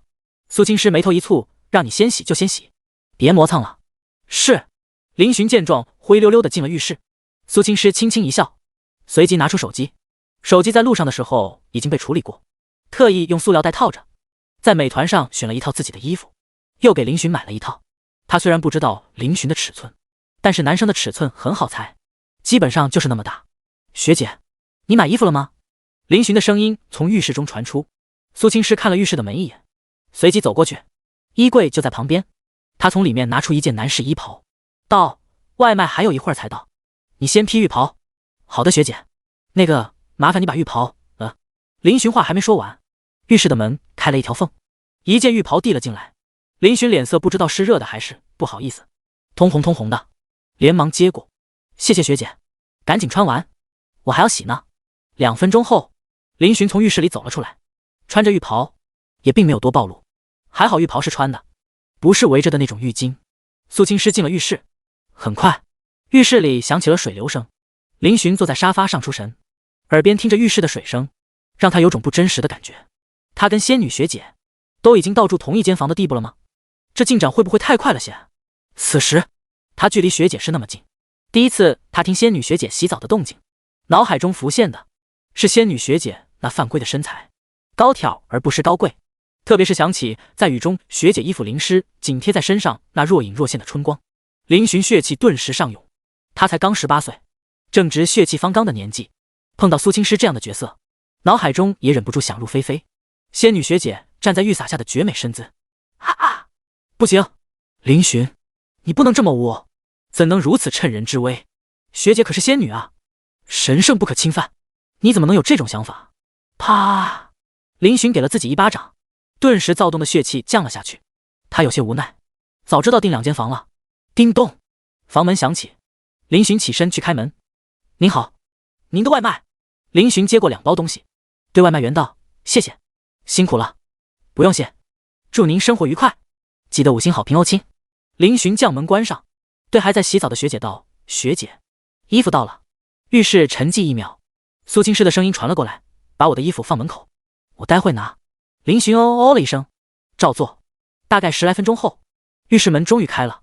林寻已经换好了衣服，正坐着刷抖音，听到声音，下意识抬头看去，顿时目光怔住。苏青师穿好了临时买的衣服，她的头发被白色毛巾包住，跟个丸子似的，上身上一件白色衬衣，下身是宽松的长裤，颇有种邻家大姐姐的风韵。饶是如此，此时她看起来也是美得惊心动魄。洗完澡后，女孩脸蛋上出现着一抹潮红，头发包着，露出一张鹅卵石般的俏脸，洁白的脖颈下是漂亮的锁骨，锁骨往下不可描述。林寻也是第一次见到这样的仙女学姐，这就是美女出浴吗？林寻火辣辣的目光让苏青师有些不自在，微微偏头：你衣服合身吗？林寻点了点头：谢谢学姐，很合适。其实学姐给她买的衣服有些宽松，但是学姐买的就算大1号她也穿。苏青师淡淡点头，随即道：你等一会，我把头发吹干，然后就回去。林寻点头，老老实实的坐着。中途一切正常，等苏青师吹干了头发，外面的雨也停了，虽然还有蒙蒙细雨，但是可以忽略不计。2人把之前湿了的衣服打包，随即退了房。这次是苏青师开车，他载着林寻到了他家别墅外面。你的衣服我帮你洗吧，到时候晾干再给你。苏青师看了一眼挂在车钩上袋子，林寻一听连忙拒绝：不用了，不用了，我自己洗就好，不麻烦学姐。怎么能让学姐动手呢？他连忙拿过自己的衣服。苏青师古怪地看了一眼他：你这情商怎么交女朋友啊？林寻不明所以，苏青师也没再讲，道：我走了，再见。说完，他开动小电驴：注意安全啊，学姐。林寻朝苏青师的背影挥了挥手。等学姐走远后，林寻才收回目光。转身之际，他忽然明白什么，猛地给了自己一巴掌：蠢货林寻，妈的，他为什么这么迟钝？学姐的意思是帮自己洗衣服，下次再给自己，这不就意味着给下次见面一个理由吗？他居然亲手断送了这个机会啊！这嘴割了吧。第33班群里的牛马鬼神。第2天，毫无疑问，林寻发烧了。他双目无神地瞪着天花板，脑袋一阵沉重。我这体质太差了呀！他摇了摇头，头微微偏离，目光落在床边桌子上，桌子上摆放着一个头盔，还有一个发圈。发圈当然是学姐的，从昨天回来后就被林寻揣口袋里，他估计是忘了拿向他要。这是仙女学姐的东西，女生的一个发圈落到男生手中，意义是很不一样的呢。拿过手机，林寻给仙女学姐发了条信息：学姐早，有没有感冒发烧？没2秒，对方就回了：仙女学姐，没有，你发烧了？林寻似乎好像大概应该是的。仙女学姐，多喝热水。仙女学姐，家里有药吗？林寻嘴角扬起，回道：有的。对了，学姐，你的发圈还在我这里，什么时候给你？仙女学姐，不用了，你帮我丢了吧。看到这个，林寻忍不住一乐。好，我保证帮你丢，丢我口袋里。这时仙女学姐又有消息发来，林寻连忙看去。仙女学姐，身体素质有待加强，等到了大学会自由很多，也有场地可以经常锻炼。长长一串字却让林寻有些苦恼。完蛋，学姐不会嫌弃我是细狗吧？不行，等他烧退了就去健身房，让他老爸给他办张年卡。林寻嫣嫣的回复：好的学姐，表情坚定。结束对话后，林寻嗓子干干，起身拖着无力的身躯倒了杯水一饮而尽。随即他无精打采地出了房间门。林霸天已经出差了，家里只有顾妍妍一个人。见到林寻一副肾虚的样子，顾妍妍顿时一脸心疼。哎呦，我的儿子啊，你咋了？这是……林寻揉着太阳穴，昨天淋了点雨，有点发烧。顾妍妍连忙叫管家拿了退烧过来。来，喝点药。顾妍妍一手端着温开水，一手拿着药递到林寻面前。后者无奈道：得吃点东西，空腹吃药不好。有的少爷，厨房专门做了早餐热着，我这就去拿。管伯连忙道：谢谢管伯。林寻对管伯道：很快。林寻扒拉了几口饭，在顾妍妍与管伯的注视下喝了药，这才恢复一点精神。你这孩子好端端的怎么让雨淋了呢？顾妍妍心疼的道。林寻安慰道：没事的妈，这场发烧对他来说值得，因为让他对昨天所发生的一切有种真实感。他还得感谢昨天那场雨呢。对了妈，我不是还有1个多月的暑假吗？我想去健身房。林寻开口道。顾妍妍没想到儿子会这么说，当即道：好好好，健身房妈也开有，你直接过去就行了。嗨，早知道在别墅加个健身房了，瞧我这脑子。少爷夫人，我这就吩咐下去。在别墅旁边见管伯微微一笑道。林寻连忙摆手：别折腾了，反正我们在这里也住不久，很快就搬家了。妈呀，有钱人的快乐他果然还没体验透彻呀。健身房说加就加，超能力太可怕了。一番决定后，林寻就回到了房间，进入被窝倒头就睡。这一觉，林寻直接睡到了晚上。起来后，他全身都被汗水浸湿了，一股汗臭味让他脸色一黑，连忙进浴室清洗了一番。不得不说，喝药睡了一觉后，他精神好多了。量了一下体温，37.0摄氏度，连忙给仙女学姐发了条信息过去。只是仙女学姐不知道在干什么，没回他。这时一条视频通话打了过来，一看是胖子。林寻按下接听。咋了胖子？寻哥，这几天在哪发财啊？都没你消息了。胖子此时正在街边撸串，身旁是他对象小爱同学。林寻笑道：在家呢。瞧我这脑子，寻哥你都是首富了。胖子一拍脑袋。林寻笑了笑，到底什么事？出来整2口。不了，刚退烧。啥？寻哥你还会发烧？让我看看怎么个事。淋了点雨。那好吧，还想跟你不醉不归的。小爱带了她闺蜜过来，还想介绍给你的。那兄弟只能下次再约你了。林寻，原来你是这样的胖子，人还怪好的嘞。如果是以前聚餐有妹子，不对，就算是以前他也不会去，因为以前他眼里只有苏晴，现在他眼里只有仙女学姐，其他女人不过浮云罢了。对了，寻哥，明天12点就出高考成绩了，到时候我去你家呗。胖子忽然道。林寻一愣，这么快？他没想到时间过得这么快，高考结束都过了1个月了呀。那行，明天你过来就行了。好嘞，挂了，爱你么么哒。滚。挂了电话，林寻对明天的高考成绩有些期待，虽然他估算自己的分数，但是亲眼看见还是不一样的感受。第2天早上起床之后的林寻看了一眼手机，班群已经炸开了，还是没有学姐的回信。林寻索性洗漱。此时班群里，同学们，马上就要开讲了，紧不紧张？哈哈，班长大人应该能考个1本吧？哪里，成绩还没出来，不能这么早下结论。要说咱们班学习最好的，就是林寻跟苏晴了吧？不知道他们能考多少呢？对啊，他们人呢？冒个泡啊！林寻苏晴，林寻正在窥屏，他看了一眼话题，已经转到自己身上了呀。于是他回复了林寻，大概700左右。气氛忽然沉寂，随即666、999，别问为什么，问就是6翻了。大神啊，居然能考700分，1本稳了呀！小了，格局小了，别说1本，清大北大都有可能。这就是学霸吗？还有钱，不像我只能上牛马大学，我野鸡大学算一个。这时昵称是苏晴的头像闪了出来，苏晴，我大概也是700左右。刷，顿时又迎来一波刷屏。林寻看着这一幕，没有意外，苏晴的成绩一直都跟他差不多。很快12点到了，第34，林寻的高考成绩。寻哥，我有点紧张。紧张什么？你估计自己能考多少分？大概400。那你不用紧张了，老老实实上大专吧。此时林寻房间内，两人正守在电脑前，看着电脑页面的加载中。因为今天是查高考成绩的日子，所以整个系统已经卡死了。不一会儿，一个大大的404出现在页面上，两人脸色一黑。寻哥，你这电脑行不行啊？李二胖有些抱怨的道。林寻沉声道，几年前的2手电脑，小米的。李二胖，他瞪大眼睛，你一个首富大少，连电脑都用2手的？林寻有些尴尬的道，用久了，有点舍不得扔，里面还有很多资料呢。听到资料2字，李二胖眼睛放出绿光，卧槽，资料，我看看。他一把夺过电脑，在我的电脑连忙一顿操作，很快一条红色的 F 盘出现在视野中。好家伙，寻哥，你深藏不露啊，这足足100多个 G 呢。李二胖跟没吃过肉一样。鼠标一点，打开了其中一个文件。同学们好，今天我们来讲讲三角函数的应用。一个视频被打开，李二胖顿时懵逼了，感情真的是学习资料啊。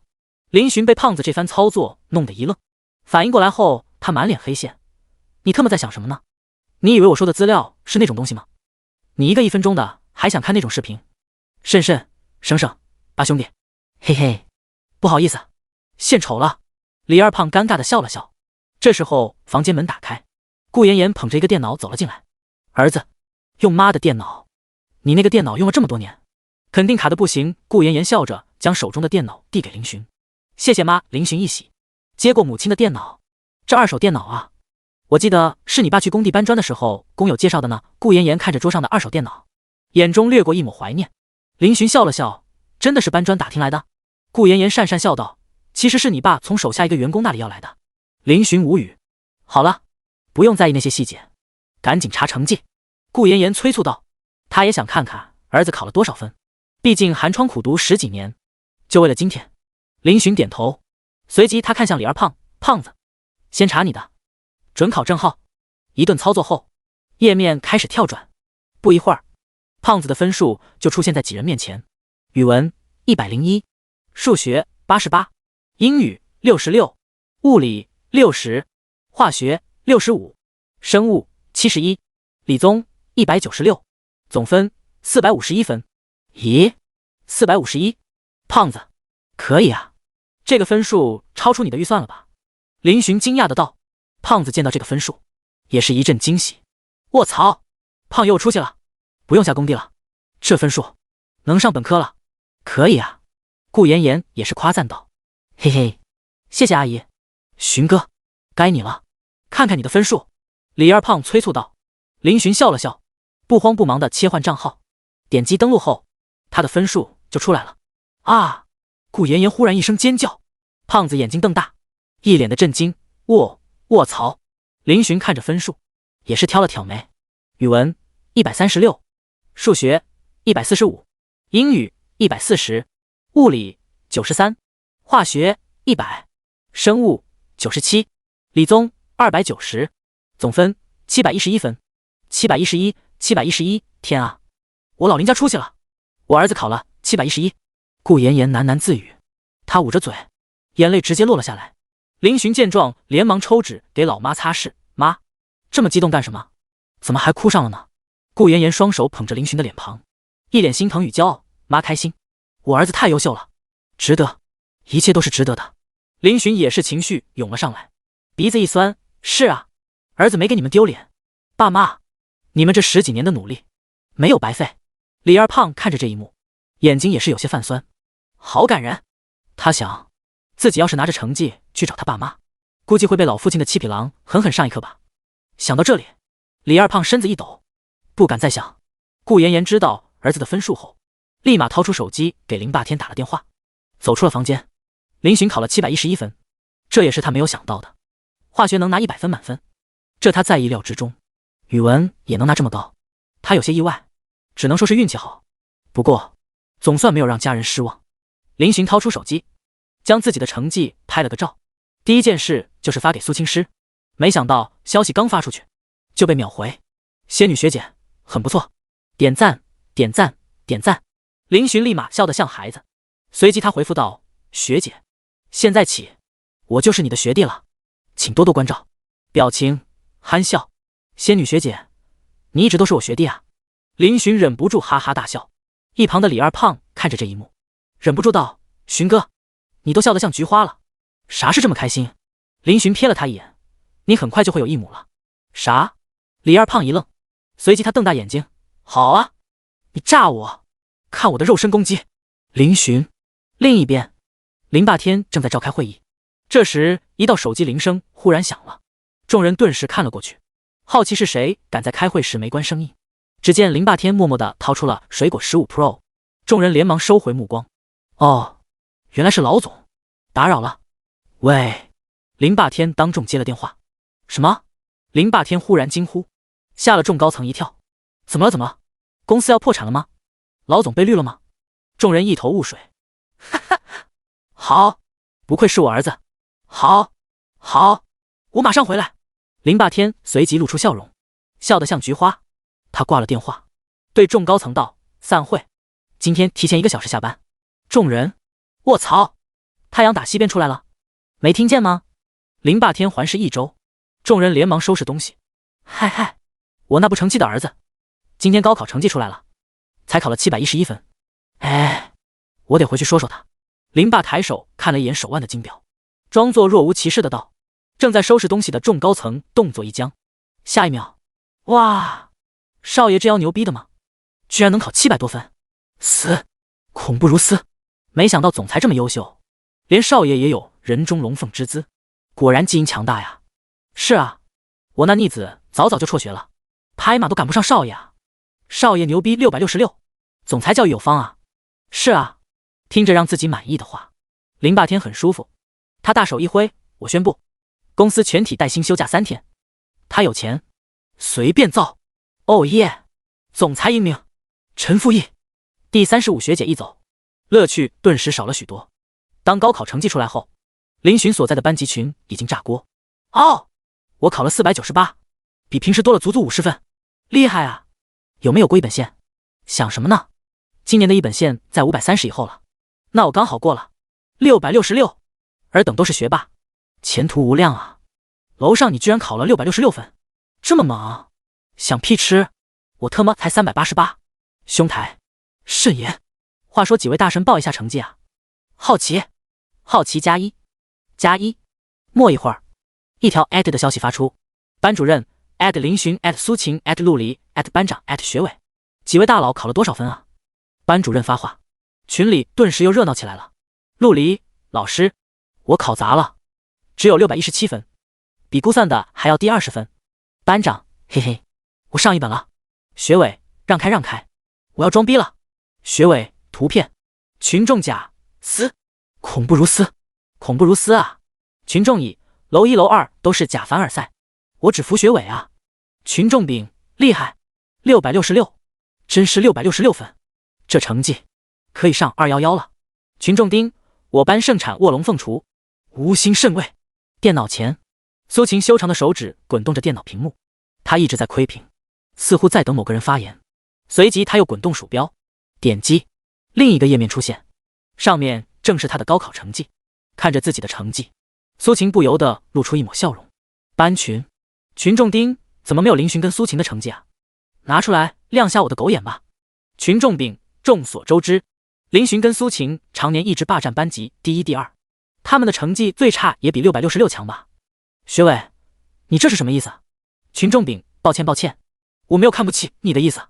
苏晴，图片，吃瓜群众，卧槽，我热烈的马呀！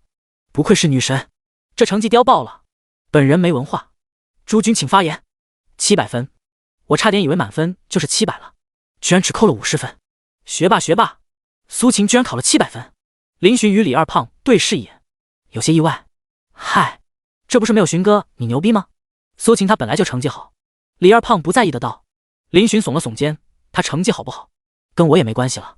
寻哥，现在大家都在好奇你的成绩了，你不打算亮瞎这群儿子的钛合金狗眼？李二胖跃跃欲试的道。林寻想了想，点头，好吧，那就给他们开开眼界。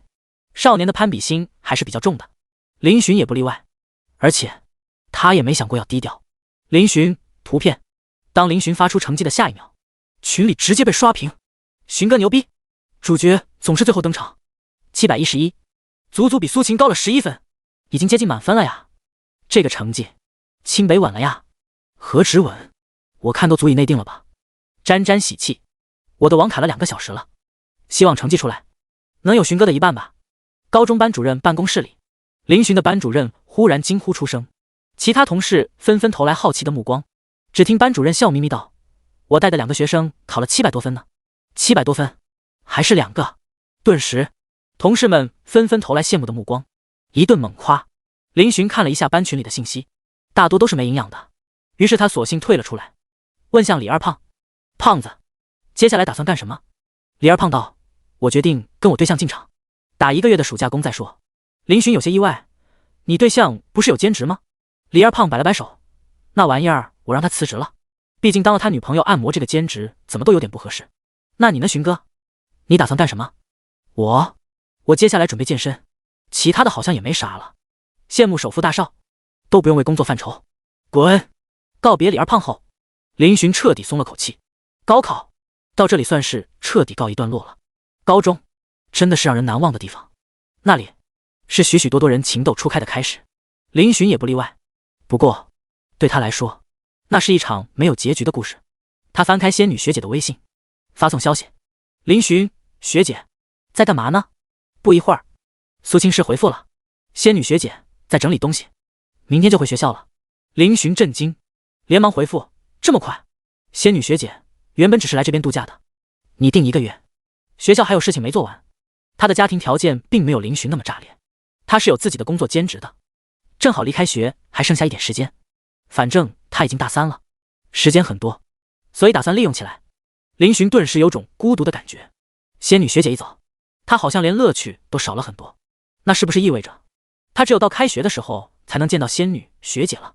想了想，林寻回复，那学姐注意安全。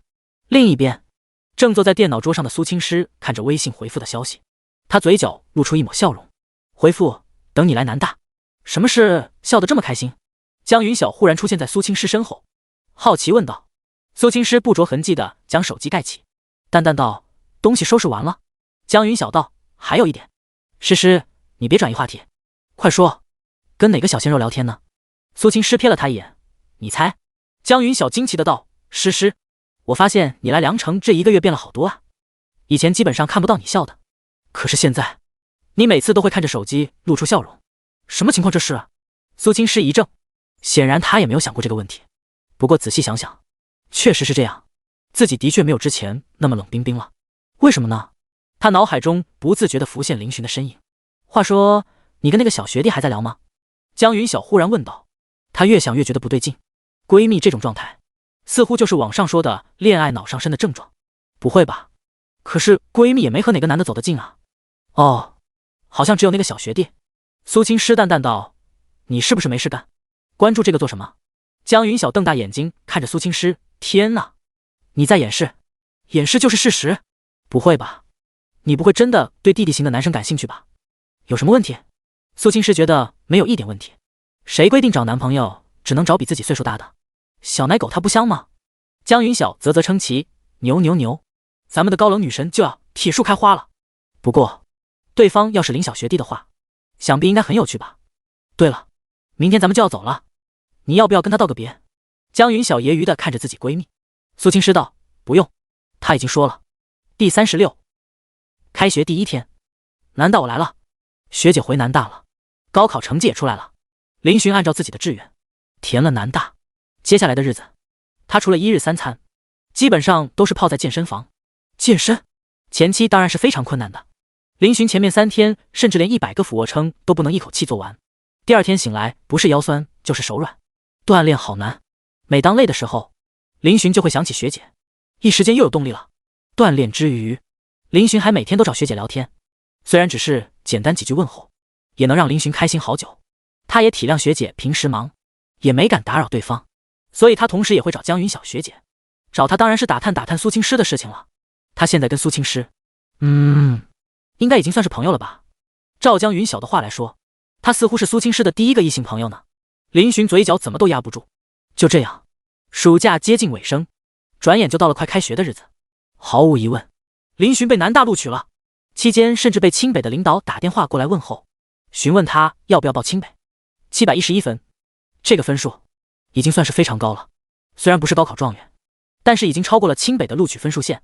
当然，林寻拒绝了。对他来说，清北再好，也抵不过南大有仙女学姐。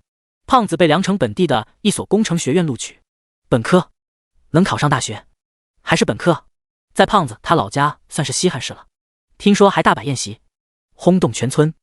报考志愿期间，苏秦也发消息过来询问林寻是否已经报考南大。林寻看到消息，当时就愣了。苏秦，他咋还在我通讯录里？我没删他吗？时间过了这么久，林寻都差点忘了，苏秦还在自己通讯录里。不过他也懒得回复对方。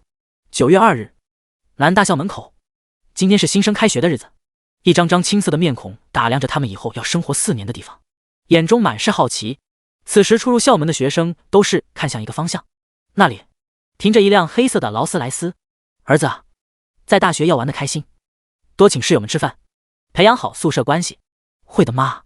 还有啊，在学校里面要谦虚谨慎，你这孩子心思太单纯，切莫要让人骗了，知道了吧？林霸天与顾妍妍此时正对着林寻唠叨，眼中满是不舍。孩子终于长大了呀。好了，爸妈，你们回去吧，我已经不是小孩子了，自己能行。林寻笑着道。林霸天点了点头，那行，有什么事尽管打电话，爸在这边还是有一点产业的。林寻点头，知道好了，我要进去报到了，拜拜了您们。林寻拖着一个皮箱以及背着一个书包就走进了南大的校门。看着儿子的背影，林霸天与顾妍妍相拥着，后者眼中有泪花闪烁，突然有点舍不得。林霸天安慰地摸摸头，好了，别伤感了，儿子长大了，不需要我们再操心了。可是我就是舍不得，我买了去三亚的票，为期3天，去度蜜月。真的？那不然崽子上大学了，我们也要去放松一下是不是？好，那我们赶紧回去收拾东西。看着比自己还要猴急的老婆，林霸天有些无奈。感情你刚才的不舍去哪了？在众人羡慕的目光下，劳斯莱斯缓缓驶离了南大校区。你好，是来报到的新生吗？一个披着红绶带的学姐走了过来。林寻点了点头，你好学姐，请问一下金融系在哪里报到？学姐打量了一眼林寻，五官俊秀，身材高大，大帅哥啊。顿时他笑眯眯道，我就是金融系的，你跟我来吧。说着他还热情地接过林寻手中的行李箱。林寻腼腆一笑，这个学姐好热情。他拿出手机随便拍了个照，发给仙女学姐。林寻，学姐，我来报到了。林寻正在跟着另一个学姐去报到。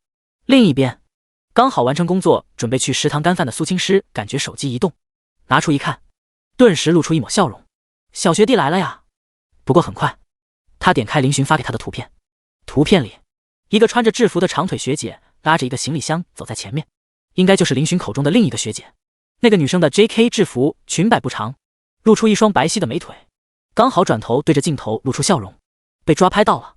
苏青诗眉头一皱，原地犹豫了1秒，她改变方向，朝着与饭堂方向相反的校门口走去。仙女学姐没回信息，林寻有些失望，不过他很快就跟着学姐来到了金融系接待新生的大本营。哟，茵茵，你这是从哪里拐来的小帅哥？几个接待生大部分是女生，见到林寻帅气的脸庞以及那股小奶狗气息，顿时起哄起来。茵茵就是带林寻的学姐，她笑眯眯的道：“他呀，是我们系的新生哦，帅不帅？别说，还真的挺帅的呀。接了几十个新生，总算有一个帅哥了。小帅哥有没有女朋友啊？”林寻哪里见过这种阵仗，他没想到这些学姐这么热情，弄得他都有些社恐了。你们好，学姐们，那个，麻烦帮我办一下入学手续，可以吗？林寻礼貌的问候。来，我帮你办吧，把你录取通知书拿出来一下。林寻照做把通知书拿出来，随即按照流程签了一些东西，还有你的微信号、手机号也要哦。一个学姐眼神带着狡黠的道：“啊，这个也要吗？”林寻一愣：“是的。”那学姐连忙点头：“当然是骗你的啦，不这么说怎么骗你微信号呢？”这时那茵茵学姐忽然笑的：“别听他们胡说，走吧，手续办完了，我带你去属于你的宿舍。”喂，茵茵你过分了！其他女生都是起哄道：“茵茵，呵呵，想聊我学弟？不好意思，我先看上的，当然我先加。”林寻，谁懂啊？入学第一天就遇上了校园诈骗。正当林寻准备跟着茵茵学姐前往宿舍时，人群中忽然响起一阵惊呼：“第37入学第一天，我和仙女学姐同框火了！哇，那个女生好漂亮，是学姐吗？嘿嘿，学弟是新生吧？跟你介绍一下，那位可是苏青诗学姐，整个南大公认的校花，以后见到她，记得离得远远的。为什么？嘿，你还想犟一下？告诉你，整个南大想追女神的人都能绕着南大排一圈了。她不仅是校花，还是金融系才女。去年的时候，她就靠着专业知识拿了很多奖项，是高高在上的仙子。苏学姐性格高冷，一般人都不敢上去搭讪，许多男生向她表白都被她拒绝了。整个南大无一人能入她的眼啊！也不知道苏学姐喜欢什么样的女生，穿着一件碎花裙，高挑的身材，绝美的面孔，别有一股御姐风范。走在校道，顿时吸引了无数目光，就连女生都是崇拜的看着苏青诗。面对这个才女，他们发现自己连嫉妒都不配。林寻此时也是愣住了，因为苏青诗正朝着他这个方向走来，两人方向相像。学姐好美！林寻惊艳的看着苏青诗，一段时间不见，她更加迷人了。此时的仙女学姐又恢复了高冷女神形象，曾经那抹温柔已经留在了凉城的雨天里。而很快，林寻就紧张起来，因为苏青诗好像是朝他走来。学姐该不会是来接他的吧？不会吧。尽管林寻自己都难以置信，但是心中还是有一丝渴望。而在诸多视线中，苏青诗停下了脚步，她距离林寻只有2米的距离。众人懵逼，怎么回事？女神怎么停下了？嗨，学姐！林寻露出笑容，朝苏青诗招了招手。见到这一幕，众人都是露出鄙夷的目光。小子，你是不是想太多了？居然还敢跟女神打招呼？你以为女神是来找你的？一定是你挡住了女神的路吧？是这样的。一旁帮林寻拉行李箱的茵茵学姐也是小声对林寻道：“学弟，你赶紧让开，挡到苏学姐了。”啊！林寻一愣，随即愣愣的偏过身。他挡着学姐了吗？苏青诗看了一眼林寻，嘴角微微一扯，轻声道：“入学手续都办好了。”林寻连忙点头：“办好了。”苏青诗点头，随即看向一旁发愣的茵茵：“她的宿舍在哪里？”茵茵下意识道：“7栋307。”谢谢。苏青诗看向林寻：“带上你的行李，跟我来。”说完也不管林寻答不答应，他转身离去。林寻掉了呆，反应过来后，他脸色激动起来：“好，马上来。学姐抱歉了，宿舍我自己去就行了，不用麻烦学姐了。”林寻连忙夺过茵茵手中的行李箱，朝着苏青诗追去。唉，茵茵难以置信地看着林寻的背影：“学弟，走之前加下微信啊喂。”等两人走远后，沉寂的氛围忽然间炸开了。卧槽，我看见什么了？苏女神在跟男生讲话？铁树开花了？还是母猪上树了？大事件啊！那个新生是谁啊？居然能让苏学姐亲自带着去宿舍，好像有点小帅，但是我怎么感觉他配不上苏学姐啊？他我好像见过，他爸妈开劳斯莱斯的。打扰了！天哪，赶紧通知宿舍那群儿子，他们的女神身旁出现异性了。一时间，校园贴吧里消息顿时传得飞起，有人甚至将林寻与苏青诗同框的照片拍了下来，发到贴吧上。苏青诗一直都是南大的重点关注对象，所以这个话题一出，迅速冲上了首页。天杀的，这个小子是谁？众爱卿，5分钟内朕要他的全部信息。林寻不会想到，他第一天入学就成了南大的名人。此时他拉着行李箱，默默地跟在苏青师身后。仙女学姐走得很慢，步子优雅，不急不缓，高挑的身材让她的曲线也是非常完美。林寻此时手有点痒，又忍不住的想把这一幕拍下来。正当他出神时，一道平淡的声音传了过来：“走快点。”林寻回过神，连忙快步走到苏青师身旁，不过他刻意隔开了一段距离。苏青师瞥了他一眼，没有说话。林寻主动开口：“学姐是特地来接我的吗？”苏青师淡淡道：“怕你不认路，看在认识的份上，帮你一次。”林寻心中一乐，这借口也就忽悠一下小孩子。他表面上笑的：“谢谢学姐。”苏青师看了他一眼：“他们有没有要你微信？”林寻一愣：“他们是谁？”苏青师道：“接待新生那些志愿者。”林寻摇头：“没有，他们想让我留下微信来着，不过我没有留。”苏青师似笑非笑：“看来你挺受欢迎的吧？”林寻不好意思的挠了挠头：“是那些学姐们太热情了，他可不会朝那方面去想，毕竟以前从来没有过。”苏青师问道：“东西都买齐了吗？”林寻点头：“我的大部分东西我家管家都提前带来学校了，应该在宿舍，所以我拿的行李也少一些。”苏青师点头：“新生入学后，第一件事就是准备开始军训，不过以你的身体素质，应该问题不大。”林寻这1个月一直在健身，现在的身材已经比以前硬朗了许多，整个人的气质也变成熟了一些。林寻点头：“这些我都提前了解过了。”苏青师点头，随即他发现自己似乎好像有些过于操心了，索性也不再开口。他本来也不是喜欢说话的人。林寻见仙女学姐不说话了，心中有些痒痒的，不过学姐在身边，这种感觉好像很不错呢。只是周围的同学他们的目光是怎么回事？怎么一直看着自己？到了。没多久，苏青师带着林寻来到了7栋。你自己进去吧，从宿管阿姨那里领取钥匙，每个宿舍都有标号。苏青师轻轻道：“谢谢学姐。”林寻感激道。随着苏青师出现在男生宿舍地带，周围开始出现了许多吃瓜群众。林寻见状，连忙对苏青师道：“学姐，你先回去吧，我自己进去就行了。学姐再待下去，恐怕会被更多人围观。”他已经初步体会到了仙女学姐在南大的名气。再见。苏青师也是注意到了周围越来越多的男生，眉头一皱，随即打了声招呼就离开了。他都觉得自己有些疯狂，自己居然会带着一个男生来到男生宿舍。不用想，校园贴吧里肯定会出现关于自己的事迹，不过他从来都没有在乎过那些。如果计较，那他这几年得活得多累。目送学姐离开后，林寻进了宿舍，礼貌跟宿管阿姨要了钥匙，拉着行李箱上楼。第38。对不起，你是个好人。林寻所在的宿舍是7栋307，宿舍环境还可以，4人间，2个厕所，2个洗手台。林寻进来之后，发现宿舍还没来人，他让管家带来的东西此时在进门左边靠后的床位。出乎他意料的是，宿舍好像重新翻新了一遍，非常干净，根本不用怎么打扫，除了床架上还落有一点灰，其他都很干净，而且这些灰尘明显是这2天落的。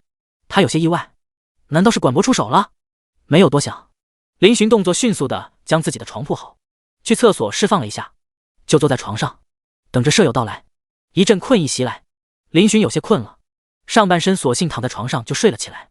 不知过了多久，林寻被一阵动静吵醒，他睁开眼睛，就看见对面的床位有个男生正在整理，他连忙坐了起来。你好，你也是住这里吗？不好意思，吵醒你了兄弟。你好，我叫刘刚，南城人，是刚退伍复学的退役军人。刘刚人如其名，身材壮硕，剪着一个寸头，干净爽朗，身上穿着深绿色短袖，露出手臂的肌肉，给人一种安全感。林寻从他身上感受到了满满的正义感。当过兵的气质都这么好吗？我叫林寻，从凉城来的。两人握了握手。可以啊，兄弟，有劲。练多久了？刘刚有些惊喜地看着林寻。林寻笑呵呵道：还好，也就练了1个月，改天一起去跑步啊。好啊，加个微信。好啊。两人加了联系方式，渐渐的熟络起来。你之前在哪个地方服役啊？林寻好奇地问道。刘刚笑道：在边境。他退伍后，很多人都曾问他在哪里服役，他都是这个回答。他就算退伍，也不能说出自己原来部队的地址的，这是保密协议中的一条，同时也是一种意识。林寻点头，有些羡慕道：在里面的生活应该都很自律吧？不像他，熬夜都能熬到2、3点。刘刚摆了摆手：哪有你想的那么好，自不自律？那是看情况的，看你肩上扛的是枪还是拐。林寻不懂，也没去多想。你在部队里能交女朋友吗？刘刚闻言脸上露出一抹柔和的笑意。我高中的时候就谈了，到现在已经5年了。牛逼！林寻竖起拇指。得，目前宿舍就他一个单身狗。兄弟们，我来了！这时一声兴奋的大喊传来，一名男生冲了进来。男生烫着一个炸裂的锡纸烫，完了发尖处还染上了几分黄色，脸上有些痘，但是整体看起来很精神。哎呦，到了俩！你们好，我叫狗胜利，家住10公里外的铜锣湾小区，他们都喜欢叫我狗神。我叫林寻。我叫刘刚。林兄，刘兄，狗兄，狗兄。3人相视一笑。林兄，刘兄，你们几岁啊？狗胜利自来熟的道。林寻道：我18。刘刚道：我因为入伍2年，今年已经20了。狗胜利一脸认真的拱手抱拳：我今年19，不如我们结拜为异姓兄弟。这弟弟先来，小弟狗神见过2位哥哥。狗弟客气了。林寻与刘刚连忙客气的道：好家伙，这家伙也太热情了吧！那2位哥哥，能否移步楼下帮弟弟搬下行李呢？狗胜利忽然嘿嘿一笑。林寻与刘刚脸色僵住，好家伙，居然在这等着他们呢。不过2人也没拒绝，跟着狗胜利下楼。5分钟后，3人又回来了，每个人手上都抱了一大堆东西。我说狗兄，你带篮球我还能理解，你带个篮球框是啥意思？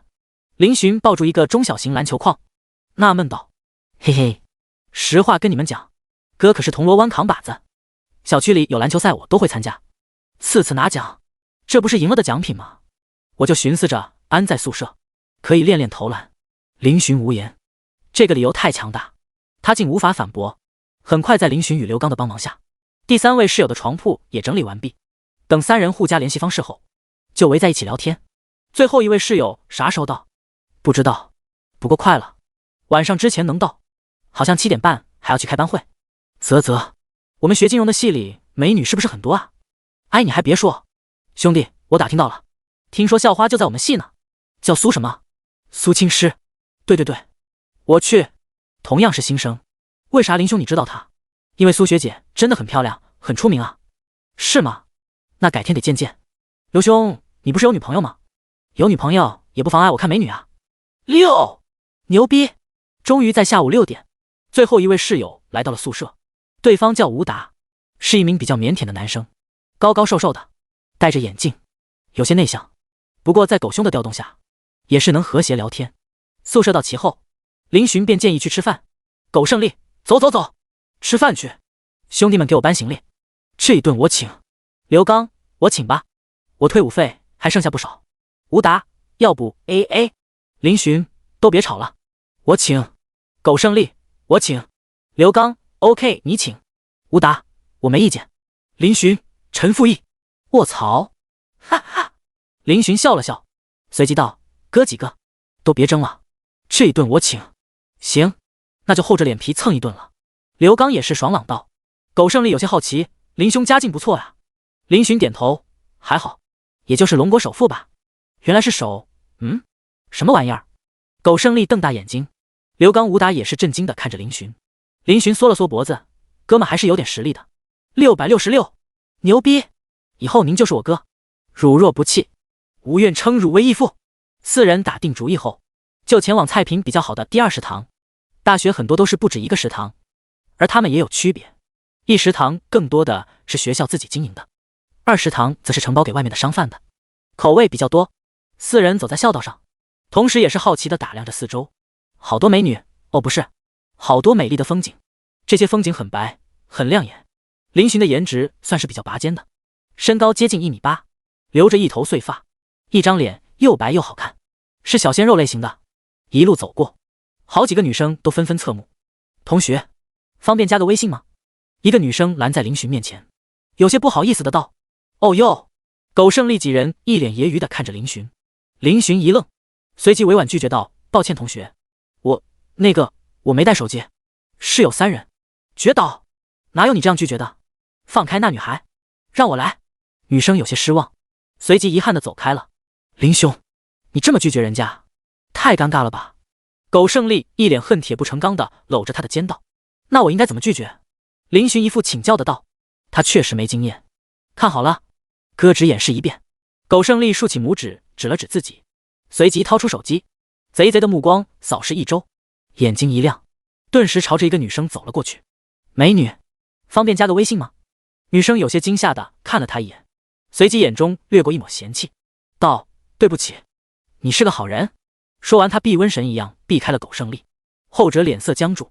哈哈，林寻三人没心没肺的笑了出来。笑什么？哥就问你学到了吗？苟胜利脸色涨红道。林寻一边憋笑一边道：学到了，狗兄，你是个好人。哈哈，刘刚与吴达顿时笑得更欢了。第39自我介绍。一行4人吃完饭后，时间已经接近了7点，几人一合计，就晃晃悠悠的朝教室过去。班群，他们在入学前几天就已经加了。一个标签着辅导员的头像发布通知：来育才楼104开班会。一个戴着眼镜的年轻男生走进教室，他手中还拿着一个文件夹，站到了讲台上。各位同学请安静一下。你们好，我是你们的辅导员，我叫陆安大，名字可能有点怪啊。那么不出意外的话，接下来这几年就由我来带着大家度过美好的校园生活。老师的母校也是南大，曾经是学生会的会长，从学校毕业后就刚好应聘上了老师，所以咱们之间的年纪差距不大。同学们平时生活中有什么不懂的，可以随时找老师沟通，老师也会尽力去帮助大家。好了，老师自我介绍完了，接下来轮到同学们进行自我介绍，每个人上讲台让同学们认认脸，别害羞，按照学号，从1号开始。大家好，我叫黄秋燕，来自京都，00后，喜欢看看书，弹琴，谢谢。大家好，我叫苟胜利，来自铜锣湾，性别男，爱好女。帅哥美女们好，我叫张潇，不是嚣张，我性格有点内向兼社恐，希望大家好好爱护我。很快在一轮自我介绍下，轮到刘刚。同志们好，我叫刘刚，一名退役军人，平时大家有什么需要帮助的尽管开口，另外要是有体育爱好者，线下可以约。另外我想竞争一下体育委员，希望大家支持，谢谢。啪啪啪，同学们纷纷鼓掌。退役军人一般都很招同学稀罕。接下来轮到林寻。哇塞，那个男生好帅，我们班有一枚帅哥，我居然不知道。林寻走向讲台的过程中，清晰地听到了几个女生的窃窃私语。他一直对自己的颜值没有太多的关注，觉得自己的长相很大众化，而现在好像并不是这样子的，他真的挺帅的。大家好，我叫林寻，来自凉城，今年18岁，很荣幸来到南大就读，很高兴认识大家，请多多关照，谢谢。啪啪啪，这次的掌声比刘刚的还要响亮。很快，自我介绍环节结束。陆安大笑着道：好了，自我介绍只是为了让大家对彼此之间有一个初步的认识，以后会有更多的时间增进彼此了解。接下来进行班干选举，每个人都有机会选择自己想当的职位，希望同学们积极参加，这是一个很好锻炼自己的机会。想好要竞选的同学，需要上讲台谈谈自己的竞选理由，还有该怎么做。辅导员话说完，刘刚就第一个上去，在黑板上写下了自己的名字，振振有词的统一思想后，在一片掌声中下台。林兄，你当不当班长？苟胜利悄悄地捅了捅林寻的胳膊。林寻摇头，不了，我深知自己无班长之资。当班长，他是吃撑了还是喝多了？狗都不。大家好，我叫黄秋燕，我想竞选班长，因为我高中的时候一直担任班长。林寻默默地撤回一个吐槽。很快，金融201班的班干全部确定完毕，刘刚没有任何疑问地当上了体委，毕竟谁也不敢跟退役军人掰掰手腕。散会后，两个女生朝林寻走了过来。林寻同学，能加一下微信吗？几个男生见状，纷纷侧目，心中哀嚎，为什么？为何有如此桃花？长得帅真的可以为所欲为吗？哦哟，宝子，你可以啊！苟胜利起哄道。刘刚与吴达在一旁露出慈祥的附笑，好似看着自己出席的好蛋儿。林寻拒绝道：不好意思，你们都是好女孩，但是我有喜欢的人了。熟悉的配方。苟胜利脸色僵住了，两个女生懵逼了。噗噗，刘刚与吴达很默契地偏过头，嘴角抽搐。对不起，实在忍不住，哈哈哈。听到林寻拒绝，两个女生还是有些不甘心。其中一个道：同学你别多想，我们加你不是喜欢你，只是想让你帮我们砍一刀。对。林寻嘴角抽搐，我长得很单纯吗？最终两个女生还是不甘心的离开了。我说林兄，你小子要一直这样，不知要伤多少女生的心啊。苟胜利一脸不忿道。林寻疑惑，不是你教我的吗？而且我确实不想加啊。刘刚插嘴道，我觉得林兄拒绝是对的，要真遇到女生加微信就加，跟海王有什么区别？同意吴达认真点头，海王有啥不好？海王不是渣，只是想给每个女孩一个家。苟胜利淡淡道。尔等曹贼之言，恕在下不敢苟同。回宿舍吗？回去干嘛？第一天入学，当然是去喝酒啊。狗兄海量，呵呵，不敢。区区斗量。在苟胜利的怂恿下，几人直接出了校门，来到了一家烧烤店。老板，点单了。来了，猪鞭10串，腰子10串，韭菜10串，2份猪脑，生蚝，先来100个吧。林寻几人瞪大眼睛看着苟胜利，苟兄，你这是有多虚？昨晚干啥了？这是全补腰子的啊。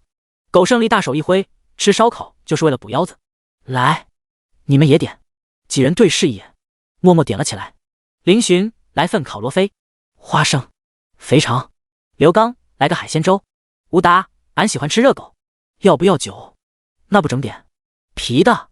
我的，来2斤二锅头。没多久，烧烤陆续上来，几人逐渐进入狂嗨模式。我去，林兄你怎么变成2个了？啥2个？不就1个我吗？咦，你们怎么上下晃啊？我好想吐。哈哈，你们都是弟弟，酒量不行啊。何人在狗叫？今晚因为是新生入学，所以周围的烧烤摊生意非常火爆。我去，我喝多了还是眼花了？快看，有美女！苟胜利忽然惊呼地指着林寻身后，几人纷纷看去，顿时也是一阵惊艳。第40，苏青诗的主动。林寻身后大概10几米的位置，有2个女生在等红绿灯。路灯下，2个女生高挑性感的身材惹人眼目，颜值更是美的冒泡。特别是其中一个穿着长裙的女生，乌丝披散下来，侧颜冷艳高贵，让人一眼望去便升起高不可攀的既视感。极品美女。怎么看着有点眼熟？林寻迷迷糊糊地瞪着眼睛，随即一阵眩晕感传来，忍不住捂住了头。当然不止林寻几人看到了，其他人也是纷纷议论起来，更有人壮着胆去搭讪，结果几秒就垂头丧气地回来了。哎，哥几个，要不要打个赌？苟胜利眼珠子一转，道：赌什么？赌我能要到那2个美女其中1个的微信。苟胜利自信的道：就你，苟兄，别去丢人了，人家什么层次，你心里没点逼数吗？刘刚不屑的道：咋说话你？哥虽然长得一般，但哥却有一颗让无数美女沉沦的赤子之心，外表那都是浮云。呵，你要是要到了，今晚我请客，腰子要多少有多少。当真？当真。林寻跟吴达可以作证。没错，加1。苟胜利一激动，直接灌了一口二锅头，就要起身。这时吴达忽然拉住他：苟哥，他们过来了。只见马路上绿灯亮起，但那2个女孩忽然转了个方向，朝着林寻等人的方向走来。卧槽，该不会是来找我的吧？哥的魅力这么大吗？苟胜利忍不住道。如脸皮之厚，无不及。咦，快看，那是校花苏青诗，还有大美女江云晓。天，他们怎么下凡了？卧槽，该不会2位校花也是爱吃烧烤的吧？那就是校花吗？好漂亮，近看就是仙女啊。苏青诗，林寻喝的有点多，耳边嗡嗡的，不过他好像隐约听到了仙女学姐的名字。苏青诗与江云晓今晚也是团建，毕竟刚开学，宿舍都要聚一下。2人正准备回去时，苏青诗隐约听到了林寻的名字，他目光一瞥，还真的看到了低头的林寻。虽然看不清脸，但他认出那就是林寻，于是他就走过来了。距离林寻不到3米，忽然一个炸毛的男生拦住了他。苏青诗黛眉微蹙，有事吗？苟胜利看着眼前的美人，眼神也是呆住了。他从来没见过这么漂亮的女生，一时间他社牛体质直接被压制，说话都有些结巴。那个学姐，能不能？不能。苏青诗淡漠开口，打断了苟胜利施法。对方一开口，他就知道对方想要干什么，无非就是要他的联系方式。他已经习惯了。苟胜利，哈哈！刘刚没心没肺的笑声传了过来。江云晓笑眯眯的看着这一幕，没有开口。苏青师饶过苟胜利，来到了林寻身旁。好香。林寻闻到了一股清新的芳香，缓缓抬起头，有些醉意的目光落在苏青师的脸上。我去，你是仙女吗？噗！哈哈！话一出口，江云晓就笑出了猪声。苏青师嘴角轻轻扯了一下，似乎是想笑，但是硬生生忍住了。他轻声道：怎么喝这么多酒？刘刚跟苟胜利几人此时酒都醒了几分，愣愣地看着这一幕。卧槽，这是什么操作？传说中的校花居然主动跟林寻说话，周围其他人也是纷纷疑惑起来。他们都在猜测那个男生跟苏青师是什么关系，毕竟这么久以来，苏青师可是林绯闻的，忽然冒出一个能让女神问候的异性，这也太让人震惊了吧。林寻嘿嘿笑道：今天高兴，你看吧，我没有醉，我的儿子们酒量不行，他们都胡言乱语了。刘刚几人顿时满脸黑线，胡言乱语的是谁啊？还有我们把你当兄弟，你竟然想当我们义父？林兄，没想到你是这样的林兄。苏青师看了一眼刘刚，几人中他还算清醒，你们一个宿舍的，刘刚也是见过世面的，毕竟他还有女朋友，所以对苏青师并没有那种拘束。闻言点头道：是的，他喝的有点多，麻烦你们送他回去了。好的。这时苟胜利凑了过来，那个学姐，你认识林兄？苏青师看了他一眼，认识。江云晓默默补充，还挺熟。苟胜利嘴巴张成 O 型，吃瓜群众也是呆住，认识，还挺熟。苏青师还有男性朋友吗？大瓜！许多人都纷纷拿出手机，将这一幕拍了下来，配上文案：震惊，男大心瓜，校花现身烧烤摊，疑似皆喝醉异性朋友。图片点击 QQ 群聊吃瓜群粘贴发送。场中，苏青师看着重新趴下的林寻，沉默了一下，他看向江云晓，后者一副小兽般的双手环胸。你想干嘛？1分钟后，在江云晓幽怨的目光下，苏青师拿着他的外套轻轻地披在了林寻身上。众人咔嚓咔嚓，无法用言语道明，只能疯狂拍照。江云晓狠狠地翻了个白眼，自己这闺蜜还能要吗？她虽然穿了外套，但是里面可是只有一件黑色背心，没了外套后，她的胳膊都暴露在空气中，凉飕飕的。这就是有了心上人，先卖好闺蜜啊。不过她也有些欣慰，自己果然没猜错，诗诗对这个学弟很上心呢。这算是主动出击吗？难得一见，高冷女神也坠落爱河了。走吧。苏青师定定地看着林寻，几秒后收回目光，与江云晓离开了。啪！我去，刘兄，这是做梦吗？卧槽，你打我干嘛？疼不疼？啪！你说呢？卧槽，是真的，真的不是在做梦，那就是校花吗？这也太漂亮了吧。那不是重点，重点是林兄他跟校花居然认识。死，这小子深藏不露啊。走，回去，等这小子醒了，好好用刑，我看行。最后是刘刚结的账，几人互相搀扶，摇摇晃晃朝学校走去。第41学姐的外套。第二天，林寻早早就醒了过来，他睁开眼睛，发呆了足足1分钟。这是哪？坐了起来，林寻环顾四周，发现自己身在寝室，其他3张床上的室友都在熟睡。对了，他已经是大学生了，昨天记得是宿舍聚餐，然后喝高了，喝酒误事啊。第2次了，上次喝酒还是跟胖子那次。第2天不明不白出现在酒店，还好这次在他自己的床上。看了一眼室友，刘刚睡相还算好，盖着军被躺着，只露出一个头。苟胜利就不同，这货是趴着的，一条腿耷拉在地上，头就枕在床边，呼噜声跟拉二胡似的，口水还在地面滴了一滩。吴达似乎也喝多了，半边身体露出，浑身只剩下一条红色裤衩。死！苟兄此等睡相，定要给他拍照留念。林寻露出恶作剧的笑容，随即伸手在床上摸索自己的手机，忽然摸出一件外套。咦，这外套不是我的啊。林寻打量着手中的外套，忽然发现这是一件女士外套，凑近闻了闻，能闻到一股清新的香味。他怎么会有女生外套？你醒了？这时刘刚也醒了，看着林寻笑，笑得有些傻。林寻好奇地问道：刘刚，我们昨晚怎么回来的？刘刚笑道：当然是走回来的，不然还能是飞回来的啊。可是这……林寻看了一眼自己手中的外套。哦，你说那件外套啊？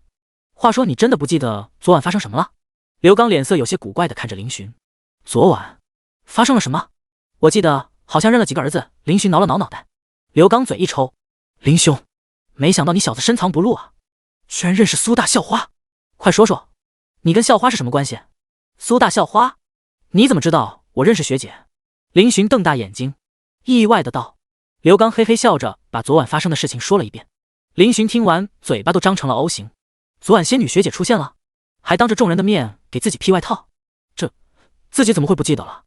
啧，你是没看见学姐当时的神色，温柔的跟传闻格格不入，现在估计全校都传开了，你小子怕是要成为名人了。刘刚羡慕的道。林寻有些犯愁，怎么了？你这是什么表情？能跟校花扯上关系，还不得偷着乐呀？不是，我是恨自己当时怎么是醉着的，没有亲眼看见学姐所做的一切。刘刚去洗漱了，其他2个还在睡觉。林寻便打开微信，给学姐发了条信息。林寻动画表情憨笑，仙女学姐动画表情傲娇。林寻嘴角掀起一片，继续打字，学姐早。此时正在图书馆看书的苏青诗接到林寻的微信后，默默地放下书，捧起了手机。仙女学姐，酒醒了。林寻，不好意思啊学姐，昨晚喝多了。仙女学姐，自己多少量不知道吗？林寻动画表情嘿嘿。仙女学姐装傻。林寻学姐，谢谢你的外套，等我洗干净了再拿给你吧。仙女学姐，外套是江云晓的。林寻，苏青诗看着回复，脑海中浮现出此时林寻脸色僵住的样子，他嘴角忍不住勾起一丝，宛如一道绝美的风景。正在默默关注他的同学都是看呆住了，女神笑起来也太好看了吧，外套原来不是学姐的。林寻闹了个小乌龙后也是尴尬不已，终究是他误会了。结束与仙女学姐的聊天后，林寻就发消息感谢了一波江云晓，后者也没在意，反而跟他八卦起来。通过与江云晓的聊天，他知道他已经出名了，现在校园贴吧上都在寻找他的信息。林寻一惊，连忙让江云晓教自己登录校园贴吧网站。当看到贴吧里的信息时，林寻脸色顿时黑了下来。他确实火了，不过很多的帖子都是在说他配不上学姐，认为是鲜花插在牛粪上，其中有几条评论相当扎眼。帖子1，这男生是谁啊？长这么丑也配跟高冷女神频频同框？该不会是哗众取宠吧？帖子2，长得跟个小白脸一样，苏学姐这么强势的女强人，怎么可能喜欢这种毛都没长齐的细狗？这种我一拳一个。帖子3，谁告诉我这个兄弟是哪栋的？我要跟他比比谁更帅。帖子4，这个学弟我知道，他叫林寻，是大一新生，金融系的。帖子5，楼上撕我，咱们借一步说话。林寻看着这些帖子，血压差点炸裂。不过他清楚，这些家伙就是嫉妒他能跟仙女学姐走得近，无能狂怒罢了。不过路人拍的照片让林寻眼睛一亮，一张是在新生接待现场的时候，他拉着行李箱与仙女学姐并齐漫步，一张是学姐给他披外套的时候。虽然像素有点模糊，但是林寻也感到非常惊喜了，毕竟学姐可不会轻易露出这样的神态，他算是让学姐第一次破例的吧。仔细一看，他跟学姐还挺配，嘿嘿。收藏了，保存了照片。林寻退出贴吧，麻溜的下床洗漱了。10点钟，苟胜利与吴达也是相继起床。他们洗漱完毕后，坐在桌子前啃食刘刚给他们带回来的早餐。至于吃完早餐后，林寻就被3个室友包围了。你们这是何意？林寻有些害怕的道。林兄，老实交代，你是不是校花的弟弟？苟胜利手中拿着不知从哪顺来的放大镜，凑近林寻看了不停。林寻瞪大眼睛，怎么这么说？那人家干嘛对你这么好？总不能说他暗恋你吧？刘刚双手抱胸，露出高深莫测的表情。依我看来，林寻你小子怕是早就跟校花认识了吧？林寻点头，实不相瞒，我是在暑假期间认识的学姐。卧槽，你这是走了什么狗屎运？这种好事也能让你碰上？苟胜利瞪大眼睛，林寻脸上浮现一副神秘的笑容。那是一个月黑风高的晚上。滚！看不出来啊，林兄，你居然还有这样一面。林寻简单述说着自己与仙女学姐的经过，当然有些事情不能透露太多。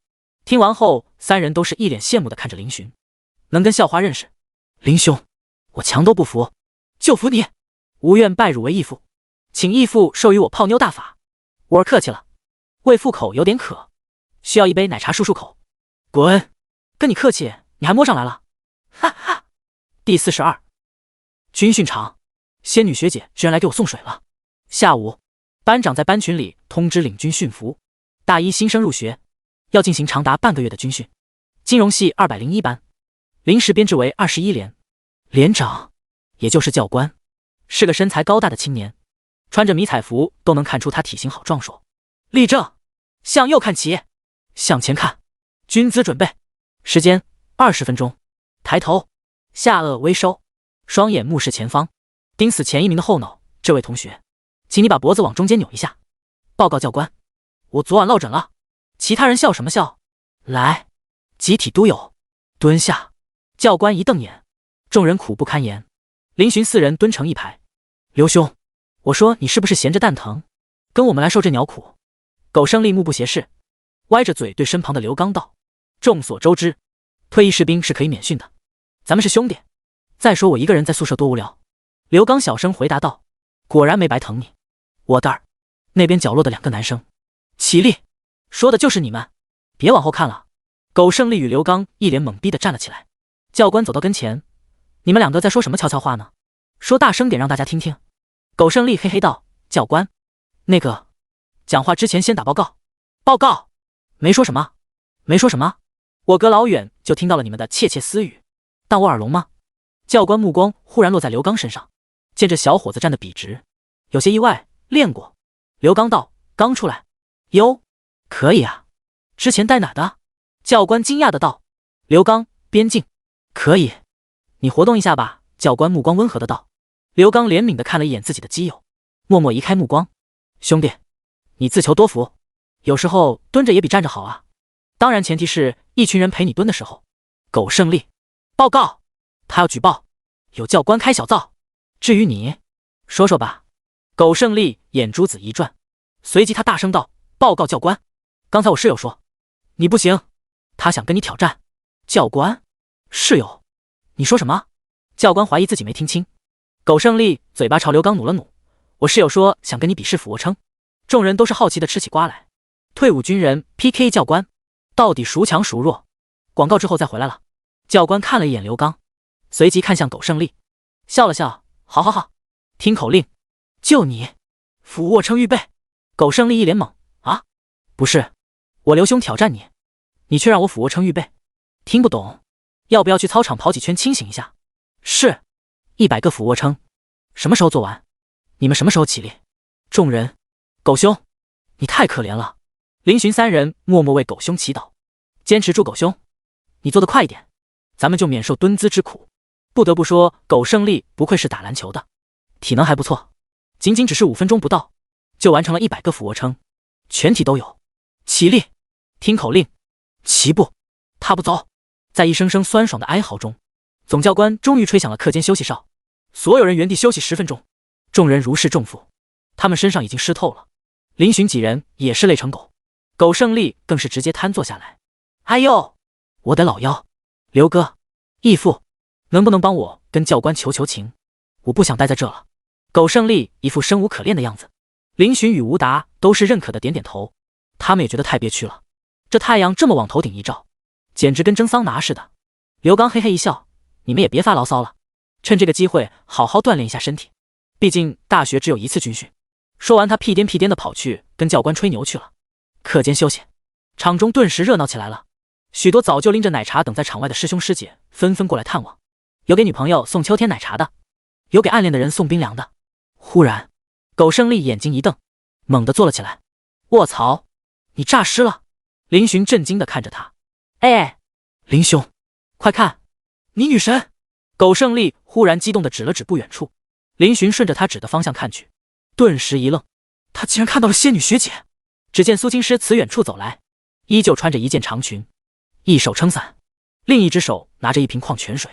学姐似乎挺喜欢穿裙子的，而随着苏青师的入场，顿时吸引了一片目光。哇塞，那是苏学姐，她怎么会来军训场？死，气质好强，不愧是校花呢。她怎么会来这里？难道是送水的？不会吧，谁上辈子积福了能让苏大校花送水？一定是路过。哎，你们看，他朝21连的方块去了。我去，看样子是朝那群男生去的。啊，凭什么？同样穿着军训服，明明我比较帅。汝言，吾不敢苟同。当苏青师在21连方块队停下来时，众人才接受了校花不是路过的事实，一双双好奇的眼睛瞪得像铜铃一样。你好，请问你找谁？教官也是没有见过这么漂亮的女孩，忽然问道。苏青师看了他一眼，道：“我找一下林寻。”林寻，哟！同学们都是纷纷起哄起来，揶揄的目光看向林寻。刘刚几人都是一脸暧昧的笑容。苟胜利捅了捅林寻：“哥们，还坐着呢。”林寻回过神来，连忙站了起来，拍拍屁股上的灰尘，屁颠屁颠的走到苏青师面前：“学姐，你找我？”苏青师看了他一眼，男孩戴着军训帽，仅仅只是一个上午，原本白净的皮肤此时已经有些淡黄，汗水一直在流，没有停过。不过精气神却很足，也不知道是不是见到他的缘故。苏青师将手中的矿泉水递给他：“给你的水。”林寻有些受宠若惊：“给我的？”话虽然是想确定，但他手已经拿过了水，笑得很开心：“你好好军训，我就是来看一下，注意防晒。”苏青师清淡淡语句，却让人听着像是在关心。“好的好的，我会注意的，学姐。”林寻点头如捣蒜，他非常意外，没想到学姐居然会亲自来给自己送水，这是他想都不敢想的，那可是仙女学姐啊。不过他有些担忧：“学姐，你给我送水，会不会对你有什么影响？毕竟苏青师的名气大得离谱，他这么做怕是会招来很多非议。”苏青师淡淡道：“我做什么？还轮不到别人来管。”强势。林寻有些崇拜地看着他。走了。苏青师来得快，走得也快，只给众人留下一道绝美的背影。第43系花也想和林寻合唱。可以啊，林兄，校花都给你送上水了，这亲是稳了吧？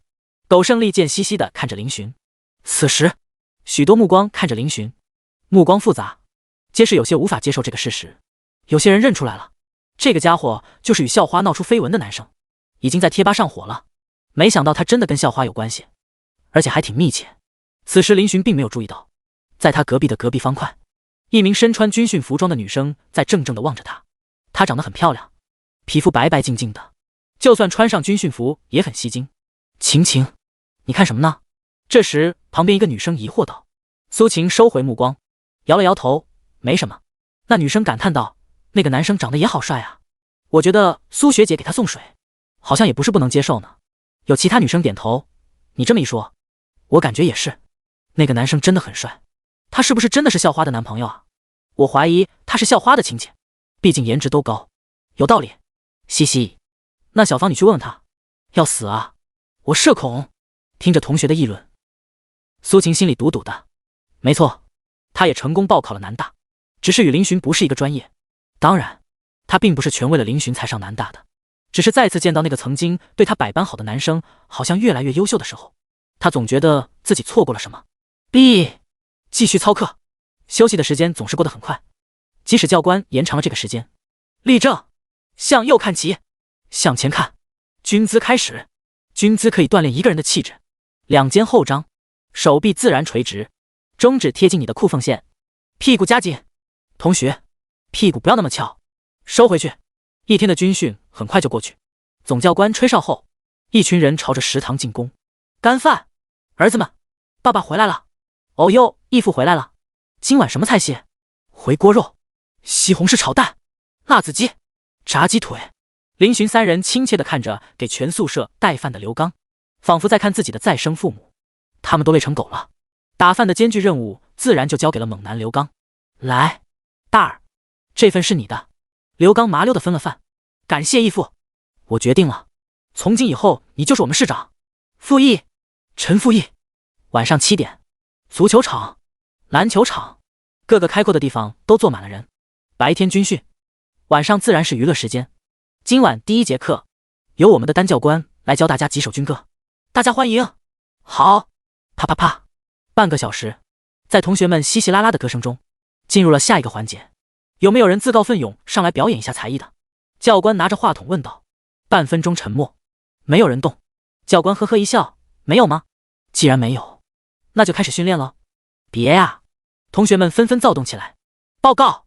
很快，第一个勇者出现了，他为大家带来了一首五音不全的老歌，在观众一阵憋笑中结束。有了第一个，就有第二个，唱歌、跳舞、说相声，还有武术表演，各种杂技层出不穷。我去，真是卧虎藏龙啊！苟胜利一脸羡慕，随即他看向刘刚：“刘兄，你这不得上去表演一下军体拳？”刘刚摇了摇头，早忘了那玩意儿。此时场中是隔壁连的一名女生唱歌，她唱完一首后，忽然道：“教官，我能不能邀请一名同学上来和我合唱？此言一出，不仅教官眼睛亮了起来，就连众吃瓜群众都激动的起哄。他们最喜欢看热闹了。那你要叫谁？教官问道。女生目光忽然落在21连的方向，诺诺开口：林寻同学，能不能和你合唱一首歌？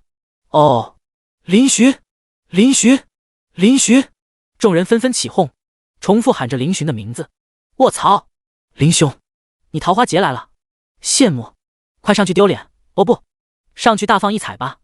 林哥，不能怂，上去！林寻有些意外，不过他也是站了起来，来到了女生旁边。教官识趣的递给他一个话筒，林寻有些尴尬，这么多双眼睛看着他，有些社恐。你好，我叫楚微微，是计算机专业的那个女生向他介绍。林寻礼貌回道：我叫林寻，金融系的。眼前这个女生长得很好看，瓜子脸，皮肤白嫩，化着淡淡的妆，身材高挑，曲线初具规模，看上去就是一个非常自信的女孩。不过林寻不为所动，反正没有仙女学姐漂亮，他只喜欢仙女学姐。那个，要唱什么？林寻腼腆地问道。楚微微看着眼前帅气的高大男孩，笑道：在那之前，我能问你一个问题吗？啊？你有没有女朋友？哦。他此话一出，顿时又是起哄声一片。狗剩里几人都是露出慈祥的微笑，为父再也不用担心吾儿嫁不出去了，孩子长大了呀。教官们都是露出笑容，他们有些感叹，年轻真好啊。只是他们的青春早已经奉献给祖国。面对女生的突然提问，林寻咽了咽口水，没有。他不知道。他的回答落下，许多女生都是激动起来，一些男生也是松了口气。这么看来，这小子跟校花不是那种关系啊。那他们就放心了。楚微微眼中掠过一抹欣喜，不过他看林寻越来越紧张的样子，也是没有再问会不会唱。我会等。林寻点头，会一点。在所有人都开了手机电筒开始摇摆后，音乐响起。女生，我想学一个遨游太空的魔法。男生，我想疯，也不知道他该要去哪。哇，他们唱的也太好听了，法有木有。对啊，女生的声音好甜，男生的嗓音好有磁性。爱了，我等下也要跟男生合唱一首。合唱？我会等枯树生出芽，开出新的花。一首歌唱完，场中爆发出了如雷鸣的掌声。第44军训结束。诗诗，你上午去哪了？苏青诗刚回寝室，江云晓就凑了过来，一脸八卦地问道。苏青诗淡淡道：学习。有，咱苏大校花学习跑去军训场学习呢。江云晓一副调侃的模样道。显然他已经知道了苏青诗早上给林寻送水的事迹了。我去，这也太猛了吧。诗诗自从梁城回来后，就跟换了个人似的，她差点以为自己闺蜜被夺舍了呢。苏青诗看了她一眼，传开了。江云晓小鸡啄米般点头，对呀，何止贴吧，都闹到隔壁学校了。苏青诗的魅力与人气已经不局限于南大了，就连隔壁的高校都流传着她的传说，很多校友慕名而来，就只为了一睹女神风采。苏青诗点了点头，这在她意料之中，本来她也没想过遮遮掩掩。话说诗诗，你该不会真的喜欢林寻吧？江云晓试探地问。不行吗？苏青诗淡淡地瞥了他一眼。Oh my god！ 天哪，这太疯狂了！江云晓瞪大眼睛，捂着波澜壮阔的胸口。诗诗，你真的是我最亲爱的闺蜜吗？不是。啥？你最亲爱的是毛爷爷？好闺蜜真的喜欢林寻？什么时候？什么地点？为什么她什么都不知道？江云晓当然不知道为什么，唯一知道的是她的小电驴，可惜她并没有开来。不过这也让她难以置信，这件事要是传出去，恐怕整个南大都要震3震了。似乎知道她的想法，苏青诗淡淡道：你不要乱传。江云晓翻了个白眼，拜托，你都这么明显了，还需要我传吗？话说林寻知道吗？他需要知道吗？好有道理，我居然无法反驳。苏青诗没管已经疯批的闺蜜，坐在电脑前，想想这几天自己身上发生的事情，她自己都觉得有些不真实，自己好像在行为上真的像在主动追求林寻，太疯狂了。苏青诗点开电脑，鬼使神差地登录了贴吧，她有些好奇，她最近有什么绯闻。不过无意中苏青诗忽然看到一条视频，标题写着军训晚会表演。这条视频刚发布不到2个小时，就已经有数千的浏览量了。点进去，苏青诗很快就看到了重点，当他看到视频中林寻与一名女生并肩站在一起合唱时，好看的眉毛顿时挑了起来。他看了一眼闺蜜，随即默默地戴上耳机。小学弟的歌声一如既往的好听，正如同上次他与对方在薛之谦的演唱会上表现的那般。只是这次他的身边站着另外一个女生，而且女生长得倒是挺漂亮。唱歌的时候，一双桃花眼频频看向林寻。察觉到这一幕，苏青师莫名的有些不舒服。好在学弟还算老实，沉浸在自己的世界里，没看对方。一曲终结，退场。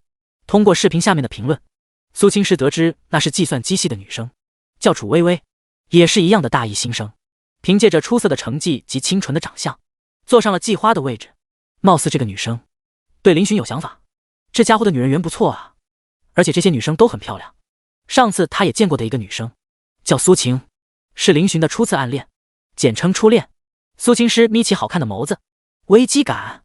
他苏青师从来都不会有什么危机感，因为他想得到的东西没人能争得过。小学弟，可是他先看上的呢？正在刷视频的江云晓忽然浑身一哆嗦，有些奇怪，明明天气很热，怎么会莫名感到凉意呢？第二天早上，在一阵闹钟声中，307人不情不愿地从床上坐了起来。苟胜利，我提议咱们兵分两路，由刘兄赴往军训场抵御教官，其他3人再睡2个小时。林寻、郑以月上报联合国。吴达、陈复义、刘刚提议很好，下次不要再提了。最终还是屈服在集合的号令下，4人朝着军训场走去。那模样就像奔赴刑场似的。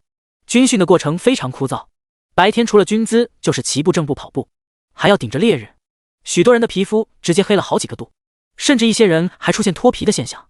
晚上活动也是看教官心情，心情好就是唱歌跳舞，连队拉个，心情不好就是站军姿。很快就到了验收成果的时候，在校长的一声按计划进行下，方块队纷纷展现出这半个月来的成果。当然，方块队走齐步时过场时，总会有几个比较突出的人物，以至于跑道上散落着依稀可见不同码数的鞋子。无人问津。终于结束了，军训结束，有人欢喜，有人流泪。目送教官队伍离开，许多人默默流泪，目含不舍。这日子终于到头了。我这肤色，亲妈来了都认不出来吧？苟胜利拿着手机照着自己黝黑的脸，脸色比苦瓜还苦。哎，我这英俊帅气的脸蛋，怕是要养好几个月了。刘刚好笑的道：养白回来干什么？这样不挺好吗？怪好看的。刘兄你皮肤黑那是好看，狗兄一黑那叫好笑，跟块炭似的，哈哈哈！滚！我没有你们这样的儿子。几人一番打闹之后，林寻问道：几位仁兄有何安排？苟胜利：哎，不知林兄有何高见？刘刚：小弟悉听尊便。吴达：还望林兄安排。林寻：好，必须搓一顿，我请。爸妈说过要多请客。林兄大义。义父：好兄弟。4人也不往食堂走，而是目的一致地走向宿舍。为了晚上能吃过瘾，他们都打算晾一晾肚子，先委屈他半天，离晚上还有些时间。哥几个开一把。切，就你那技术得坑我多少把？我还要护肤。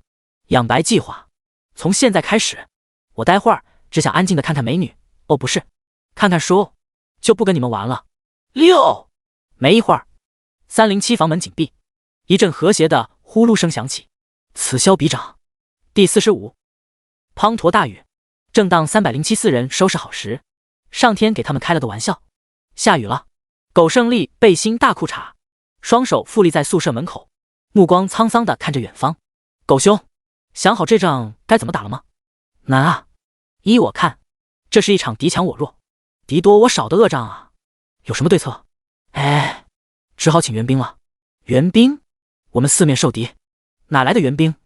喂，美团外卖吗？对，七栋这边，麻烦给我们送上门哈，5星好评哟。6。最终几人只能在宿舍点了外卖对付一餐了，主要是中餐也没吃，他们此时就跟饿狼一样风卷残云的把饭菜吃得一粒不剩。这南大的雨不一般啊，看这雨势，合计着是要把南大淹了吧。刘刚点了根烟，惊奇的道：刘刚自然是抽烟的，除了他，其他3人都不抽烟。不过刘刚也很少在宿舍内抽，每次抽烟都自觉地跑去阳台。兄弟们，你们快看班群，我去！这时苟胜利忽然惊呼一声，林寻与刘刚对视一眼随即默默地拿出手机打开 QQ。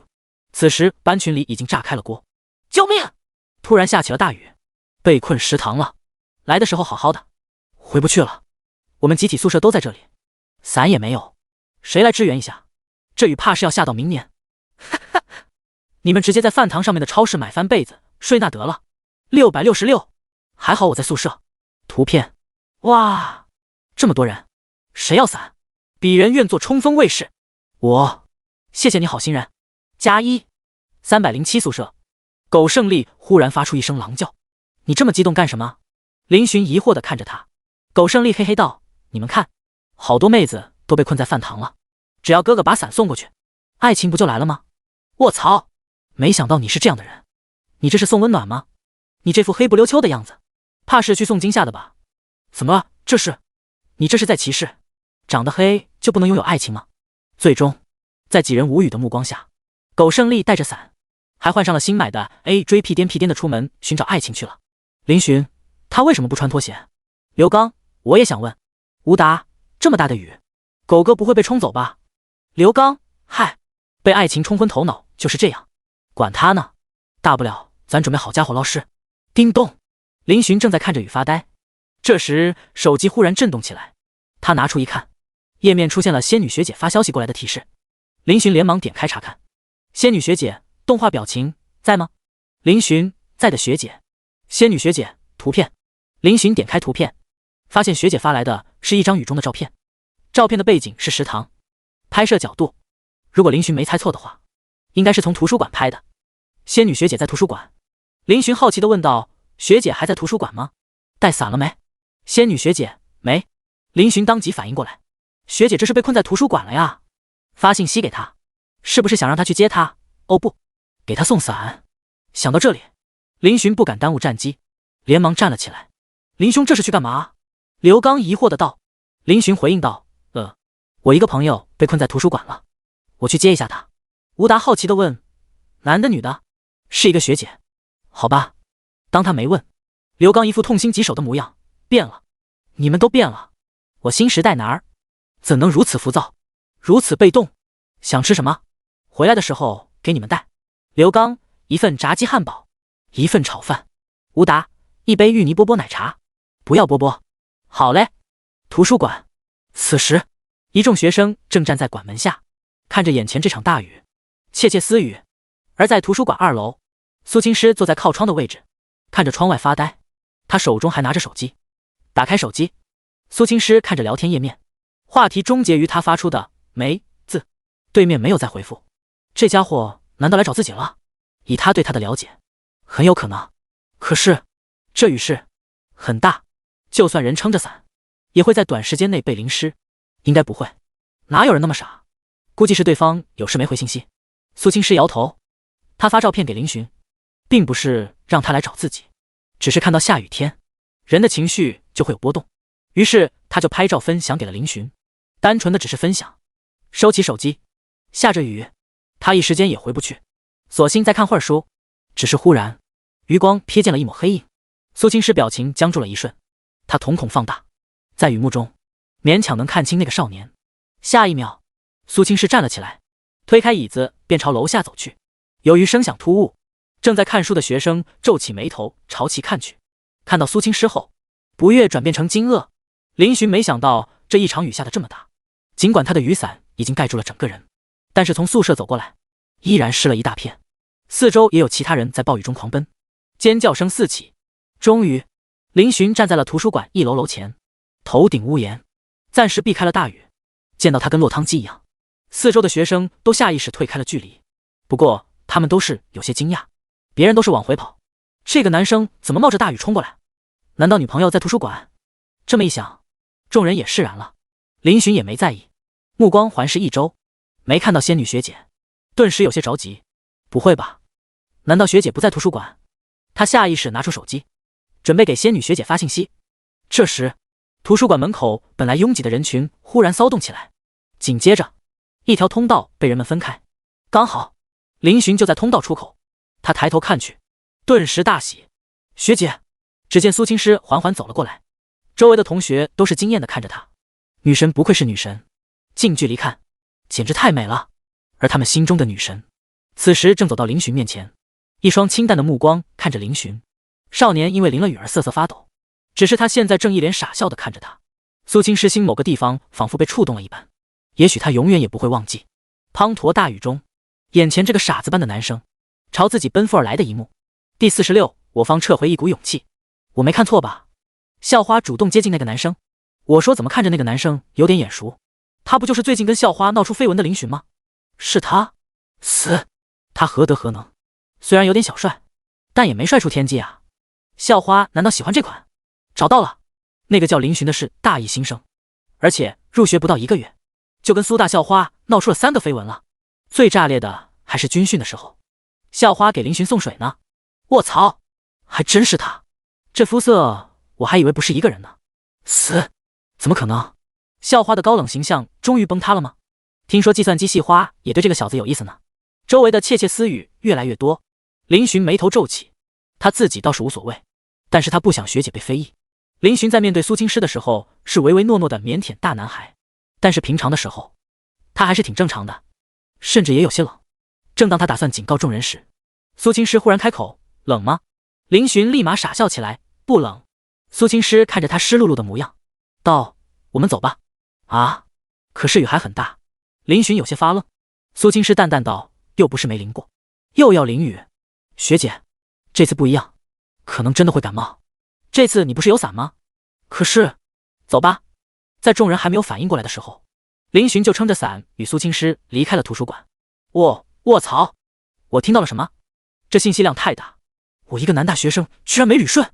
刚才苏校花的意思好像是说，两人不是第一次淋雨。死！他们以前淋过雨，理解的不错，下次不要理解了，我接受不了。校花这是承认他跟林寻的关系不一般了吗？雨果然很大，两人刚走出几十米，苏青诗的鞋子已经湿完了，泥沙溅到她的百褶裙上，斑斑点点的湿迹显而易见。这还是林寻把伞的大半部分朝苏青诗倾斜的情况下，而林寻此时已经全身透心凉。学姐，我送你回你寝室吧。林寻大声对苏青诗道。后者摇头，去南门。林寻一愣，南门？去那里干嘛？不过他也没多想，撑着苏青诗朝南门走去。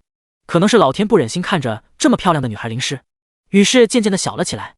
校园里，同学们把手机用塑料袋以及各种能防水的东西套住，直接冲进雨中接受洗礼。尖叫声此起彼伏。大学校门分东西南北门，都是开放的，所以林寻与苏青诗很顺利的出了校门。因为伞挡住脸的原因，并没有人认出苏青诗。两人来到了一处停车场，苏青诗从斜挎包掏出一把钥匙，下一秒，两人前方不远处，一辆车子车灯亮起。上车！苏青诗招呼着林寻上车。林寻此时还在惊讶当中，没想到仙女学姐居然还有一辆车，车子是简约的白色奥迪，看来仙女学姐的家境不错呀。林寻将苏青诗护送上了驾驶座，自己走到另一边，上了车，车窗封闭，世界一下子安静了许多。不过林寻很快反应过来，他有些拘束。那个，学姐，我坐车里，不会弄湿你车吧？当然是废话，已经湿了。苏青诗淡淡道，所以别计较那些，安全带系好。哦。林寻乖巧地扯过安全带，车子启动，驶离校门。学姐，咱们这是要去哪？林寻好奇地问道。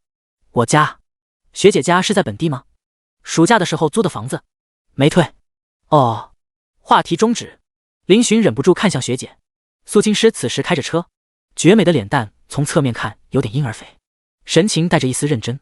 认真开车的学姐好美，林寻忍不住发呆起来。看什么？苏青诗余光注意到这小子盯自己半天了，淡淡问道。学姐，你怎么这么美？天生丽质。噗，学姐你还会开玩笑呢？为什么不会？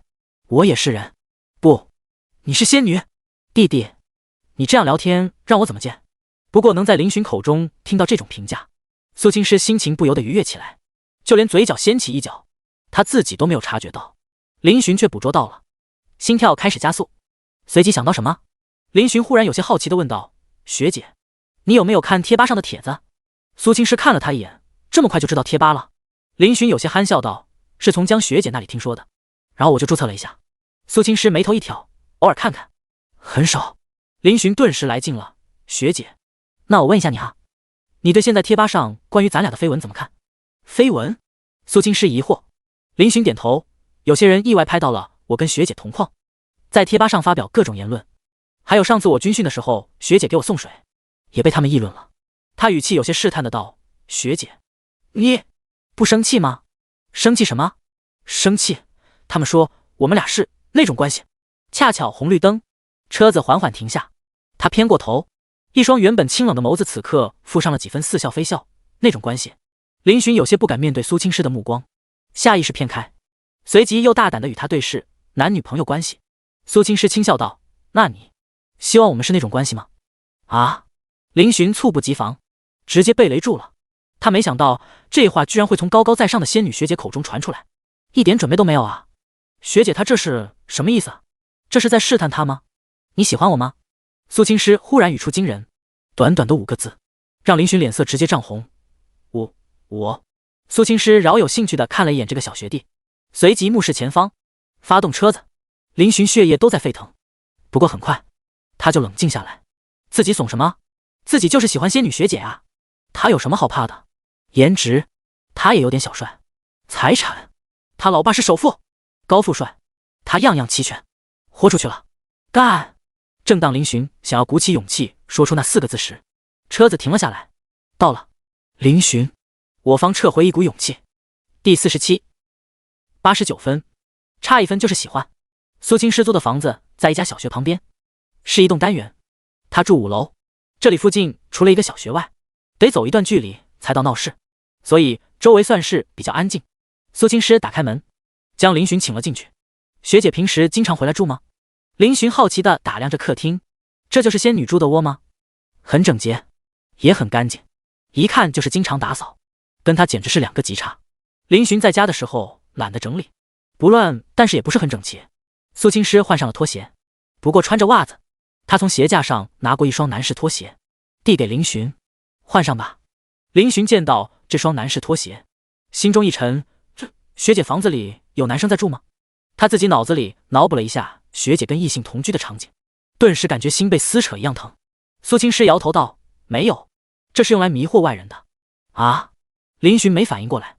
苏青师道：我一个单身女士住一间房间，如果被人盯上，这双拖鞋也能让对方认为自己并不是一个人在住，增加安全指数。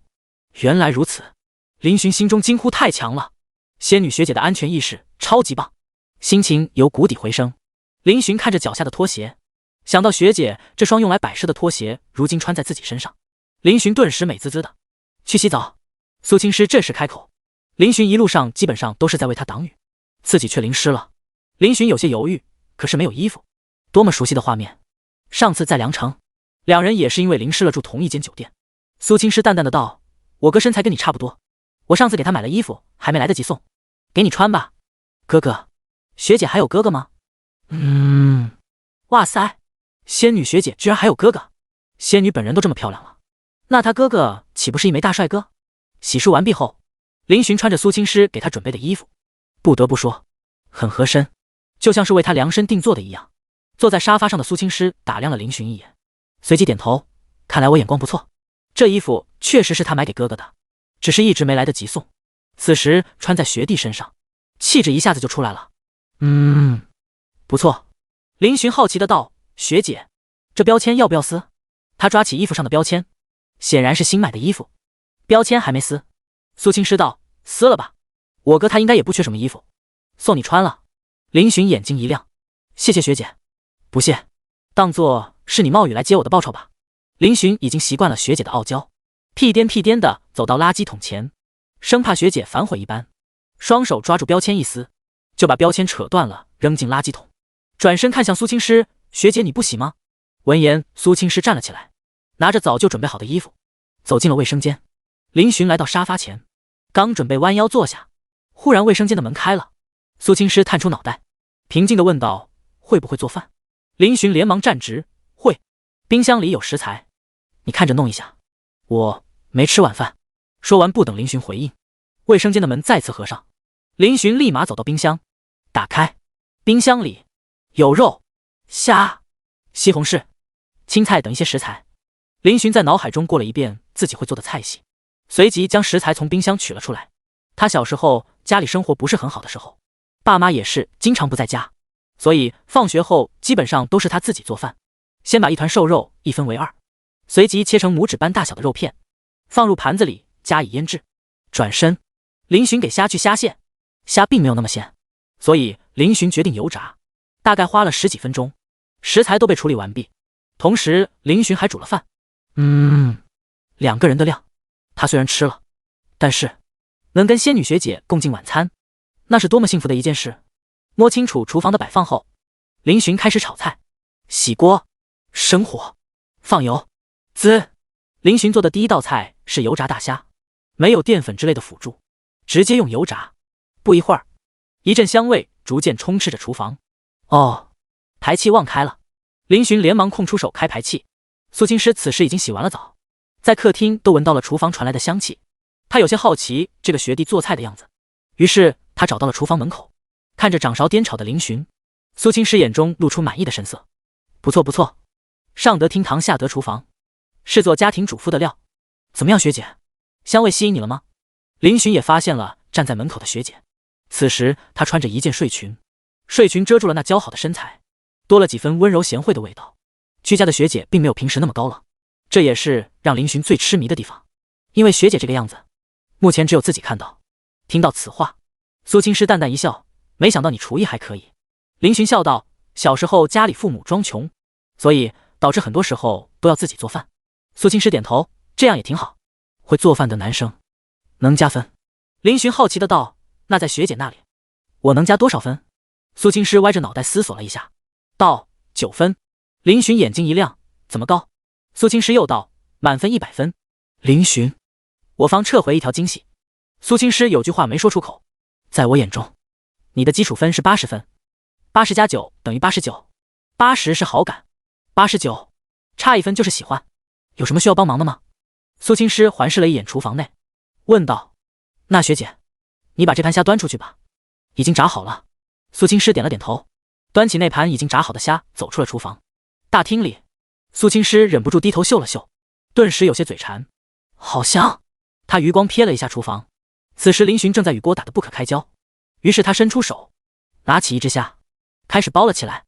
虾肉入嘴，苏青师眼睛露出一抹亮色。第2只，第3只，根本停不下来。学姐，端菜了。这时林寻的呼唤从厨房里传出，苏青师装作若无其事的走了过去。林寻看着走进来的仙女学姐，正要说话，忽然看到仙女嘴角残留的一抹油渍。林寻愣了一下，随即扑哧笑了起来。笑什么？苏青师疑惑。林寻笑眯眯的道，学姐，你偷吃了？苏青师脸色顿时僵住。第48两人第一次共进晚餐，在苏青师清冷的一瞥之下，林寻顿时不敢再提偷吃事件。小插曲很快过去，没多久，林寻做好了2菜1汤，油炸大虾，青椒炒肉，青菜汤。出厨房时，苏青师已经准备好了2副碗筷，碗里已经盛好了饭，显然他也准备了林寻的那份。林寻坐苏青师对面，不知道为什么他有些紧张，第一次跟仙女学姐单独吃饭呢，谁懂啊，家人们，他拿筷子的手都有些颤抖了，怎么办？苏青师看了他一眼，虾做的不错，你也尝尝。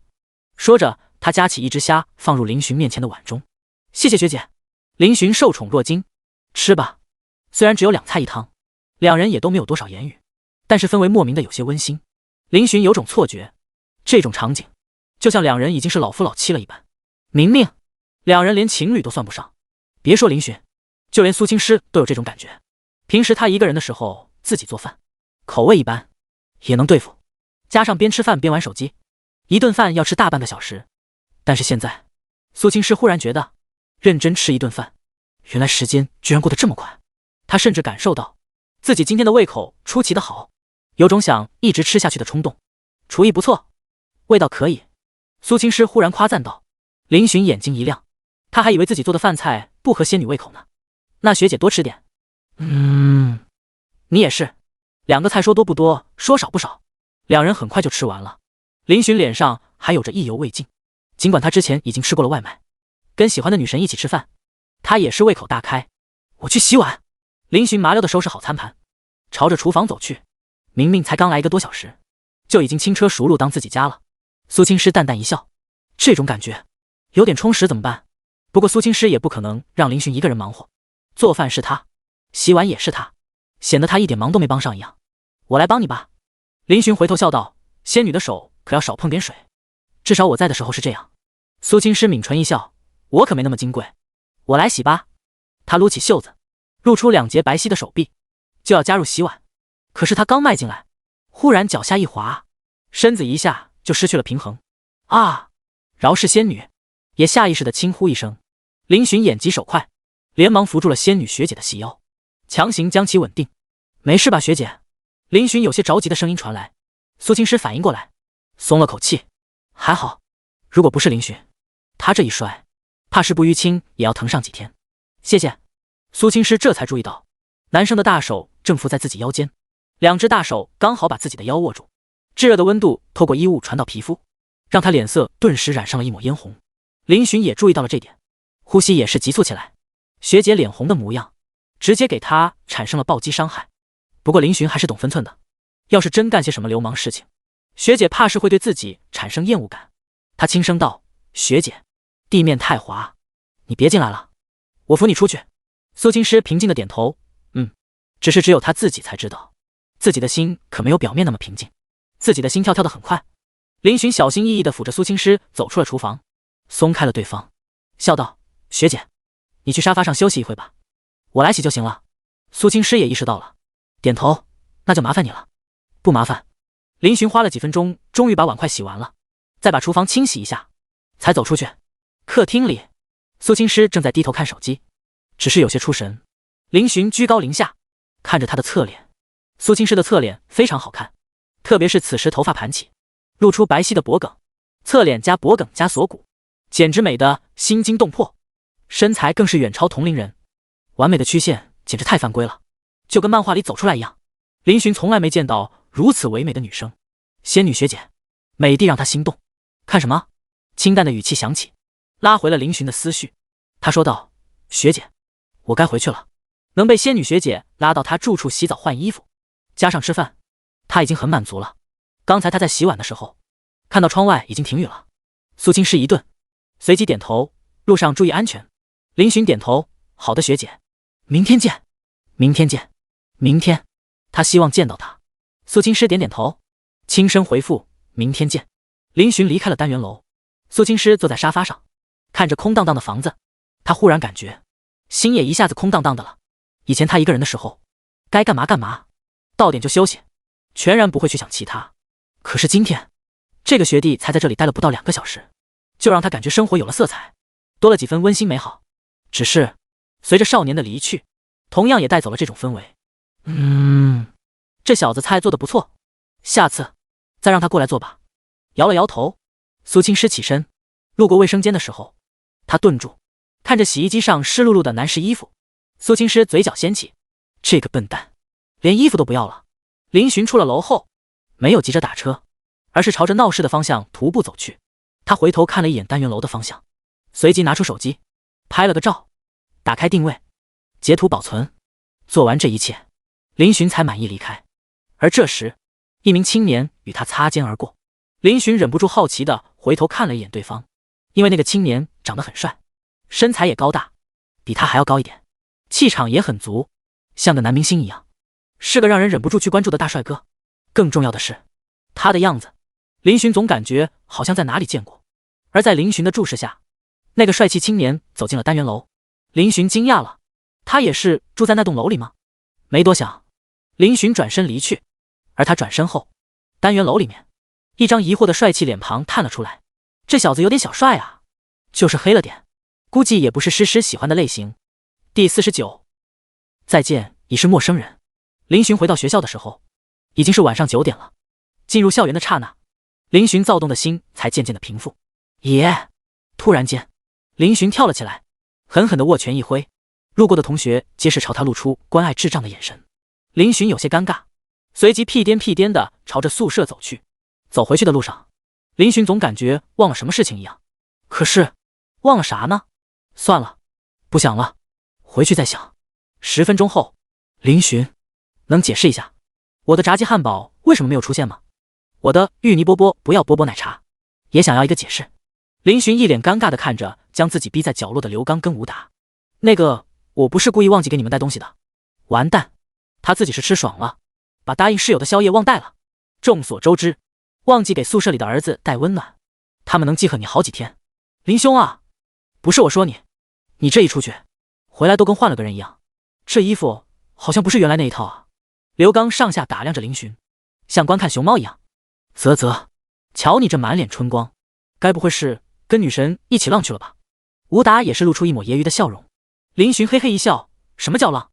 我们之间还是清白的。刘刚惊讶地看了他一眼，这么说，你真的是去接校花了？林寻跟校花之间的暧昧关系，整个寝室都是知道的。虽然说林寻现在还没有确定关系，但是后者也没有否认喜欢校花的事实啊。所以能让林寻露出这么一副痴汉相的，只有那位大名鼎鼎的苏大校花了。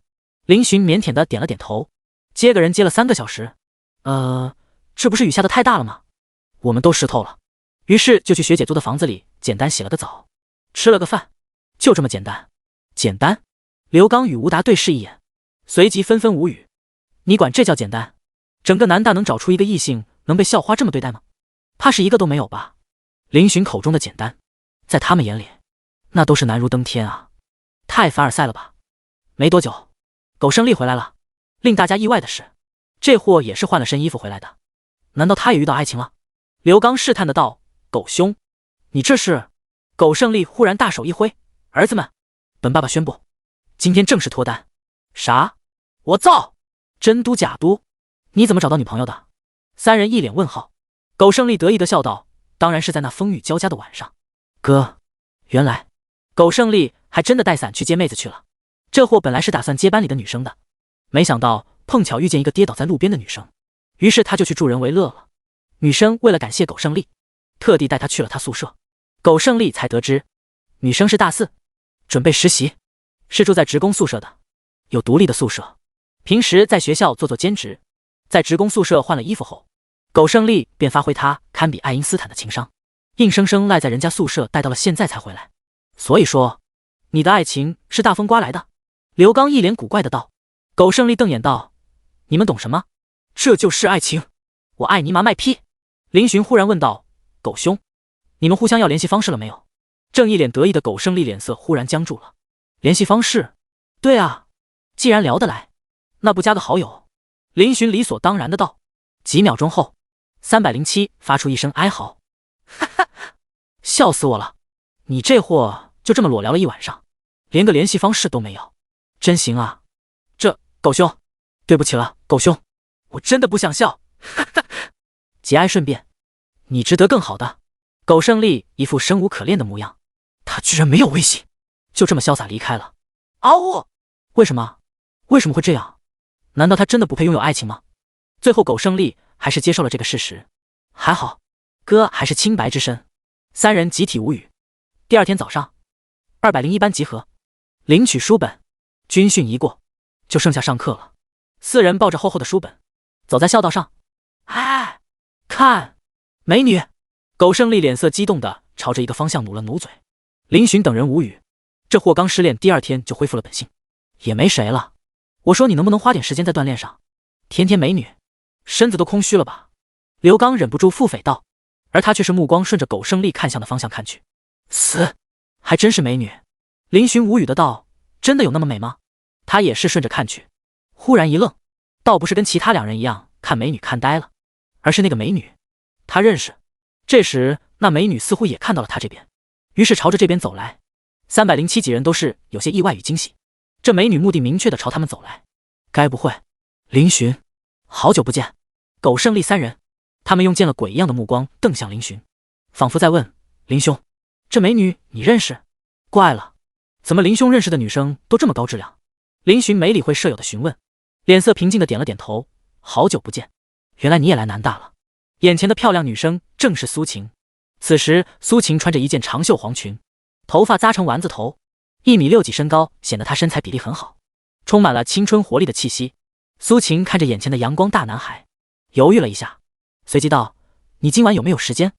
我想请你吃饭。卧槽，这么主动的吗？直接就约吃饭了？这就是颜值的魅力吗？3个室友都有些抓狂了。林寻眉头一皱，随即淡漠的道：“苏同学，我们之间的关系并没有那么熟，所以不好意思。”苏晴一怔，她不解的看着林寻。林寻，我们之间什么时候陌生成连吃顿饭都不行了？林寻摇了摇头，不想与他浪费时间，跟室友道：“走吧。”说完率先离开。三人还是第一次见林兄这么高冷的模样，一时间面面相觑，有些好奇。林兄似乎对这个女生不是很友好啊。刘刚与吴达都是默默的绕过苏晴，屁颠屁颠的跟了上去。苟胜利瞪了苏晴一眼：“我可告诉你啊，我林兄已经有喜欢的人了。虽然你长得漂亮，但是跟林兄是不可能的，劝你好自为之。”说完他帅气转身，小跑跟了上去。苏晴默默地看着林寻的背影，眸光黯然，孤零零的一个人显得有些落寞。第50顾妍妍的电话，对林寻而言，碰见苏晴只是一个小插曲罢了。本人回到宿舍就开始打开了电脑，林寻无聊的时候才会玩游戏，而且他很菜，每次想要室友组队都被丑拒。林兄，你跟那个美女是怎么认识的啊？苟胜利忽然凑了过来，手中拿着一包薯片。林寻一顿，随即立马关了电脑，同时旁边的刘刚也是递上了瓜子和零食。吴达屁颠屁颠的凑了过来，林寻摇头一叹，都是过去的事情了。他算是我高中同学吧？你喜欢他？林寻平淡的道：以前确实喜欢，后来呢？后来他跟一个富二代好上了。卧槽，这么狗血！后来那个富二代被我打脸之后，他们又分手了。死！那现在他不会又打算倒追回你吧？不可能，他这个人傲娇的很，而且我跟他现在已经划清界限了。下次你们谁遇到他，我是说如果，不要搭理就是了。嗨，我说我还打算追一下呢，没想到他居然会是这样的人，真是痛杀我心啊！苟胜利脸色感叹道。刘刚瞥了他一眼，见谁你都想追一下。嗨，散了散了。苟胜利拿着一包纸巾，屁颠屁颠往厕所走去，其他人也是各做各的事情。这时林寻的手机忽然响了起来，他拿出一看，是老妈的视频电话。接通后，手机上就出现了顾妍妍那张成熟的脸，此时正带着微笑看着他。儿子，大学生活过得怎么样啊？林寻笑道：挺好的妈。随即他发现老妈所在的地方有些高档，不像是在家里，顿时他有些疑惑：妈，您出门了？顾妍妍笑眯眯的道：没有啊，妈现在在家呢。在家？林寻一顿，随即他反应过来，惊讶的道：你们不会已经搬回天字轩1号了吧？宾果，答对了。顾妍妍将手机后置摄像头打开，让林寻能够看见房子的装设。怎么样，儿子？这别墅很不错吧？林寻惊叹的点点头，确实不错啊，跟皇宫似的，名画古董样样齐全，比在梁城住的别墅还要大，还有富丽很多。这就是他家总部吗？这只是在客厅，天字轩1号很大的，大到超乎你想象。对了，国庆回不回来啊？顾妍妍调转摄像头询问道。林寻想了想，随即点头，回去。国庆也算是小长假了，我回家里过吧。嘻嘻，那好，那咱们一家3口去旅游怎么样？顾妍妍立马露出兴奋的笑容。林寻脸上露出笑容，好，都听您的。这么多年，他还没和家人出去放松过，跟家人一起去旅游，也是一种奢侈呢。那好，就这么愉快的决定了。对了，儿子，你跟那个女生聊得怎么样了？林寻一听，顿时有些不好意思，妈，您咋还这么多事呢？顾妍妍一本正经的道：怎么了吗？这可是关系到我未来儿媳妇的，我怎么能不操心？而且你情商还不如你老爸，要是吓跑了人家姑娘，多可惜啊。林寻，他有这么不堪吗？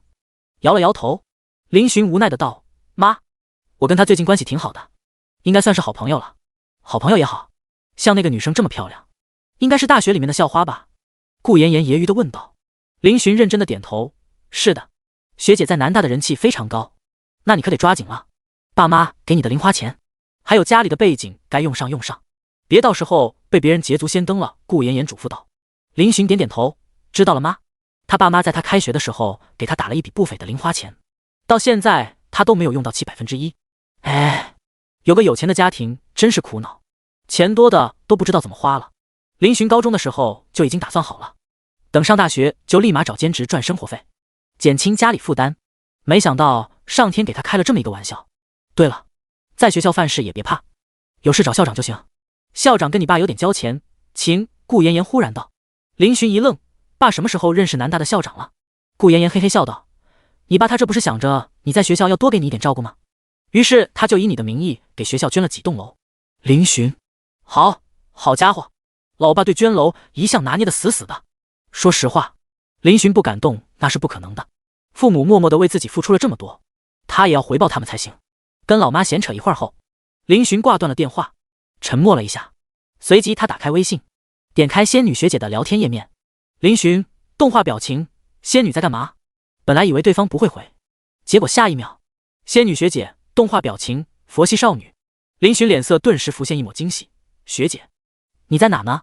仙女学姐，逛街，和江云晓。仙女学姐，图片。林寻点开图片，图片里是两个女生的影子，一个穿着裙子，一个穿着短裤，光是从影子就能看出来，本人长得非常漂亮。林寻，需要苦力吗？那边沉默了半分钟，才回新消息。仙女学姐，江云晓需要。江云晓，好，怎么完事吧？林寻喜上眉梢，连忙换鞋。林兄，你这是干嘛去？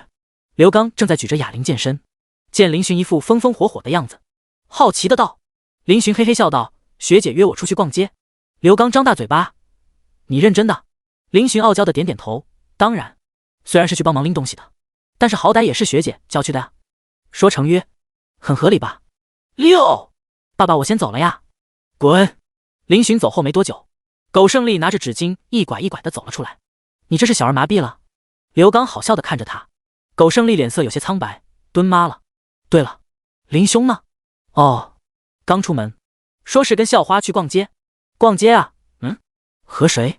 苏大校花。第51。逛街。南大北门右拐大概2公里的地方有个大型商场，林寻打的几分钟就到了。按照学姐给的地点，林寻在一家蜜雪冰城找到了他们。嗨，小学弟！江云晓见到林寻，眼睛顿时亮了起来，越来越帅了呢。林寻有些腼腆的打了声招呼，江学姐好。他看向苏青师，眼睛有些亮，学姐。苏青师轻轻点头，将一杯已经点好了的奶茶递给林寻。谢谢。林寻接过奶茶，手感冰凉，无疑是为他解了几分暑气。学姐太贴心了，更喜欢学姐了怎么办？学姐，你们没买东西吗？林寻好奇地问道。他注意到了，两女脚下并没有东西。江云晓悠悠道，逛街不一定要买东西哦，我们两个只是出来散心的。林寻看向苏青师，后者微微偏头，看向窗外的风景。林寻会心一笑。三人在奶茶店坐了大概半个小时，喝完后再度逛回了商场，基本上都是江云晓与苏青师在逛，林寻跟在他们后面。两女的颜值太吸引目光，整个商场内他们已经成为了焦点，许多目光都落在苏青师身上。没办法，女神太美了，有一种莫名的仙气。好美的女生，那个穿裙子的是仙女吗？网图都没有她美吧？这颜值，啧。另外一个也不错呀，长得也漂亮，身材也够辣，是我喜欢的类型。这两个美女能把我室友迷成智障，这种该怎么搭讪才显得我有风度？在线求军师？开玩笑，军师来了都能被吊成翘嘴。众人的目光大多数都是在苏青师两女身上，反倒是林寻没有被人惦记，因为他跟在两女身后，隔着2-3米的安全距离，第一眼看去就好像不认识他们一样，就算有人注意到了，也会以为他是两女其中一个的弟弟之类的。林寻的长相在男生中也是非常出众的，阳光、帅气、精神，还有点憨。老实。小哥哥，能加个微信吗？正准备跟上苏青师的林寻，忽然就被两个女生拦下了。两个女生穿搭的有些暴露，肚脐露出一截，短裙露出一双大白腿，很清凉。长相因为化着浓妆的缘故，看起来还行，只是林寻明显有些不想搭理，抬手制止道：抱歉。别啊，小哥哥，你长得真帅呢，认识一下吗？你是程直的学弟吧？我们也是程直的呢。一个女生上前一步靠近林寻，眯着眼笑道。林寻下意识后退一步，有些紧张的道：那个，你们误会了，我是南大的。哦，原来你是南大的呀，嘻嘻，好厉害，长得帅又是学霸，加一下联系方式吗？女生胆子很大，明显是老手。林寻哪里是对方的对手？正当他有些着急时，眼前的女生忽然被拉开，只见江云晓忽然出现，将林寻护在身后，瞪着两个女生：你们两个光天化日之下赶掉老娘的人？林寻，两女。正走到林寻身边的苏青师顿时脸上浮现几条黑线。你是谁啊？那女生没想到江云晓气场这么横，有些心虚的道。江云晓嘴角掀起，你管我是谁？这个地点你不能动。凭什么？他又不是你男朋友。就是，大家都有机会嘛，你们也要分个先来后到吧。苏青诗瞥了2个女生一眼，那眼神就如同看小丑一样。学姐，江学姐一直都这么霸气的吗？林寻小心翼翼地凑到苏青诗耳边，低声询问。男生的气息扑面而来，苏青诗耳朵附上了一抹嫣红，但她脸色平淡道：她一直都很混，交给她吧。林寻点点头，乖巧地站在学姐身旁，好有安全感。江云小气笑道：什么先来后到？小姑娘，你们还太年轻，别以为打扮的跟个御姐似的就敢出来搭讪，赶紧走吧，别自找没趣。你什么意思啊？2个女生顿时气呼呼道。江云晓掏了掏耳朵，一脸随意的道：你好好看看我俩长得怎么样。他还故意指了指苏青诗，后者脸色平静。2个女生脸色一僵，有些不自信了。那又怎么样？江云晓笑呵呵道：那你觉得小学弟是喜欢我们2个呢，还是你们？说着他挺了挺饱满的胸脯，姐胸大，你们随意。2个女生脸色涨红，没想到对方施法这么高超，顿时被压制得死死的。没办法，不管他们怎么垫东西都没有人家大啊，而且人家一看就是纯天然的。无奈下，2个女生只能灰溜溜走开了。哼，跟姐斗，不知是 A 还是 B。 江云晓得意地甩了甩波浪长发，林寻都看呆了。这也行？江云晓这么开放的吗？他好像又刷新了对江学姐的认识。基本操作习惯就好。身旁苏青诗淡淡的道。林寻呵呵笑了笑，小学弟你怎么回事啊？怎么一转身就不见你人？被坏人围住不会大喊一声我们好及时救你吗？江云晓一副教育的口气对林寻道。林寻挠了挠头，多谢江学姐，江学姐刚才好帅。说着他还竖起了大拇指。江云晓脸蛋有些发烫，行了行了，此事不必再提。现在想想自己似乎好像没来得及收敛，在学弟面前献丑了。江云晓忽然瞥了闺蜜憋笑的模样，她大眼眸一瞪，气得胸疼。好啊，你还笑？我这么做为了谁？还不是帮你救你的小情人。苏青诗接收到信号，嘴角慢慢抚平。好吧，看在你表现不错的份上，这次不笑你了。苏青诗看向林寻，歪了歪脑袋，确实长得帅。江云晓。林寻嘿嘿一笑，谢谢学姐夸奖。苏青诗淡淡道，走吧，继续逛吧。3人重新逛街，只不过这次林寻在苏青诗的要求下与他们并排而走，这让林寻心里美滋滋的。看样子学姐并不介意在众目之下与自己接近啊。第52抓娃娃。商场2楼主要是一些娱乐场所，孩子玩的滑滑梯、玩具什么的样样齐全。此时林寻正满脸好奇地看着眼前的一幕，而在他面前是一排的娃娃机。江云晓与苏青诗每人拿着5颗币，前者脸色坚定，像是要上战场一样。我就不信了，一个小娃娃能难倒我江大才女。江云晓投币，按下按钮，手抓住摇杆一阵晃动，动作一气呵成。正在适应，苏青诗打量着娃娃机内的娃娃，好看的眉头微微蹙起，用自己所学的知识计算着哪个角度最好。很快江云晓出手了，他握着摇杆，将爪子送到一个粉色兔兔的上方，完了他还小幅度的调整位置。哈哈，正中上，一次就中，毋庸置疑。江云晓脸上浮现喜色，随即没有再犹豫，按下按钮，爪子垂直落下，很快抓住了那粉色兔兔。江云晓与苏青诗都是有些紧张起来，别说他们，就连旁观者的林寻都握紧了拳头，爪子抓着兔兔升空，然而才起来不到10公分就滑落了。我去，啥意思啊？江云晓瞪大眼睛，一脸怀疑人生的表情，会不会是爪子太滑了？苏青诗道，刚才他也是全程看在眼里，角度没有问题，就是一瞬间滑掉了，我就不信这个邪。江云晓气不过，投下第2个币，第2次没中，第3次没中，第4次差一点，第5次回来的时候刚好掉到出口旁。江云晓如同泄了气的皮球一样，不玩了，好难。苏青诗默默替代了他的位置，不过他迟疑了许久，还是没有动手。怎么了学姐？林寻凑到他身旁，轻声问道。苏青诗平淡道，第1次玩这个东西，在想用哪个角度好。林寻哭笑不得，他还是第1次见仙女学姐对这种东西感兴趣。在他看来，仙女跟娃娃机这种东西根本就是绝缘的，现在看来还是他草率了。喜欢娃娃机的不一定不是仙女，仙女不一定不喜欢娃娃机。理解满分。大概半分钟后，苏青师投进了第一个币，模仿刚才江云晓的动作。他先试着抓着摇杆摆了几下，随即开始动作。仙女学姐的操作很稳，基本上都是一步到位。很快，她操纵着爪子来到了一个黄色小熊上面。林寻看了一眼那只小熊，若有所思。苏青师美眸虚眯，随即按下按钮。毫无疑问，在他的一番计算下，顺利地抓住了黄色小熊。可是，正当他抓着小熊挪向出口时，跟江云晓的那次一样，掉在了出门旁边。苏青师陷入了沉默。林寻见状，连忙安慰道：“没关系的，学姐，第一次这样已经很好了，已经比得上江学姐第5次了。”一旁的江云晓：“礼貌吗你？”苏青师再次投币，他的目标仍然是那只小熊。可是遗憾的是，抓了3次都没有抓起。林寻莫名的感觉周围气压有点低。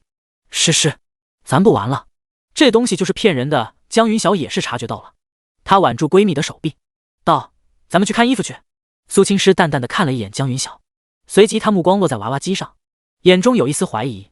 真的是他太菜了吗？他还是第一次吃瘪，在一个小小的娃娃机上栽了跟头。想到这里，本来就有些气堵的他气质顿时冷了几分。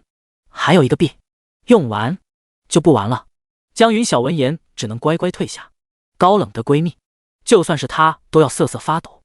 她能理解，毕竟刚才她也很气。林寻见苏青师投入币，大有一股破釜沉舟的豪气，眼皮一跳，对方明显已经没有那么冷静了，再抓肯定抓不上的。于是他忽然挤到苏青师身旁，先一步握住了摇杆。学姐，最后一个我来抓，怎么样？苏青师惊讶地看了一眼身旁的男生，你行吗？林寻表情严肃，语气认真的道：学姐，不能说一个男生不行。苏青师一怔，噗嗤。江云晓闻言顿时笑了出来。苏青师看了他一眼，江云晓顿时捂住嘴，狗头保命。苏青师想了想，随即点头，那你来吧。林寻深吸一口气，他看向娃娃机，眼神多了几分认真，气质一下子变化。察觉到这一幕的苏青师有些意外的看了一眼林寻，这小弟弟气场居然还能改变，看着有点小男人的霸气了。而他没有意识到，自己现在与林寻挨得很近，两人几乎是肘碰肘。他看着林寻，目光下意识的没有了清冷，反而有些少女般的温柔与懵懂，就像是女孩看着自己男朋友一样的目光。江云晓也是被这一幕磕到了，她悄悄地拿出手机，将这一幕拍了下来。看着手机里面的男女，江云晓眼睛亮起，这也太甜了吧。自己的拍照技术果然很好，这张照片要是发不出去，恐怕林寻学弟要被乱刀砍死吧。死，想想就刺激。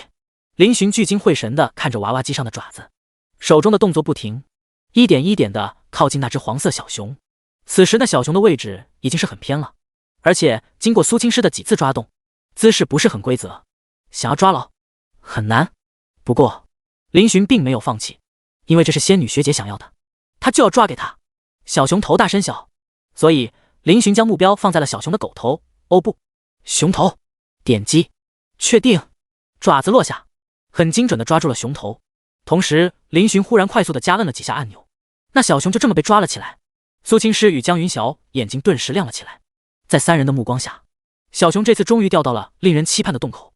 成功！我去！江云晓顿时惊呼出声，成功了！苏青师挑了挑眉，嘴角掀起一角，厉害！嘿嘿。林寻傻笑了2声，随即他将掉出来的小熊取了出来，递给学姐。学姐，送你。苏青师接过，轻声道：谢谢。币虽然是他买的，但是娃娃是他家的，这算是他送他的礼物了吧。礼物很好，我很喜欢。第53，穿 JK 短裙的女神。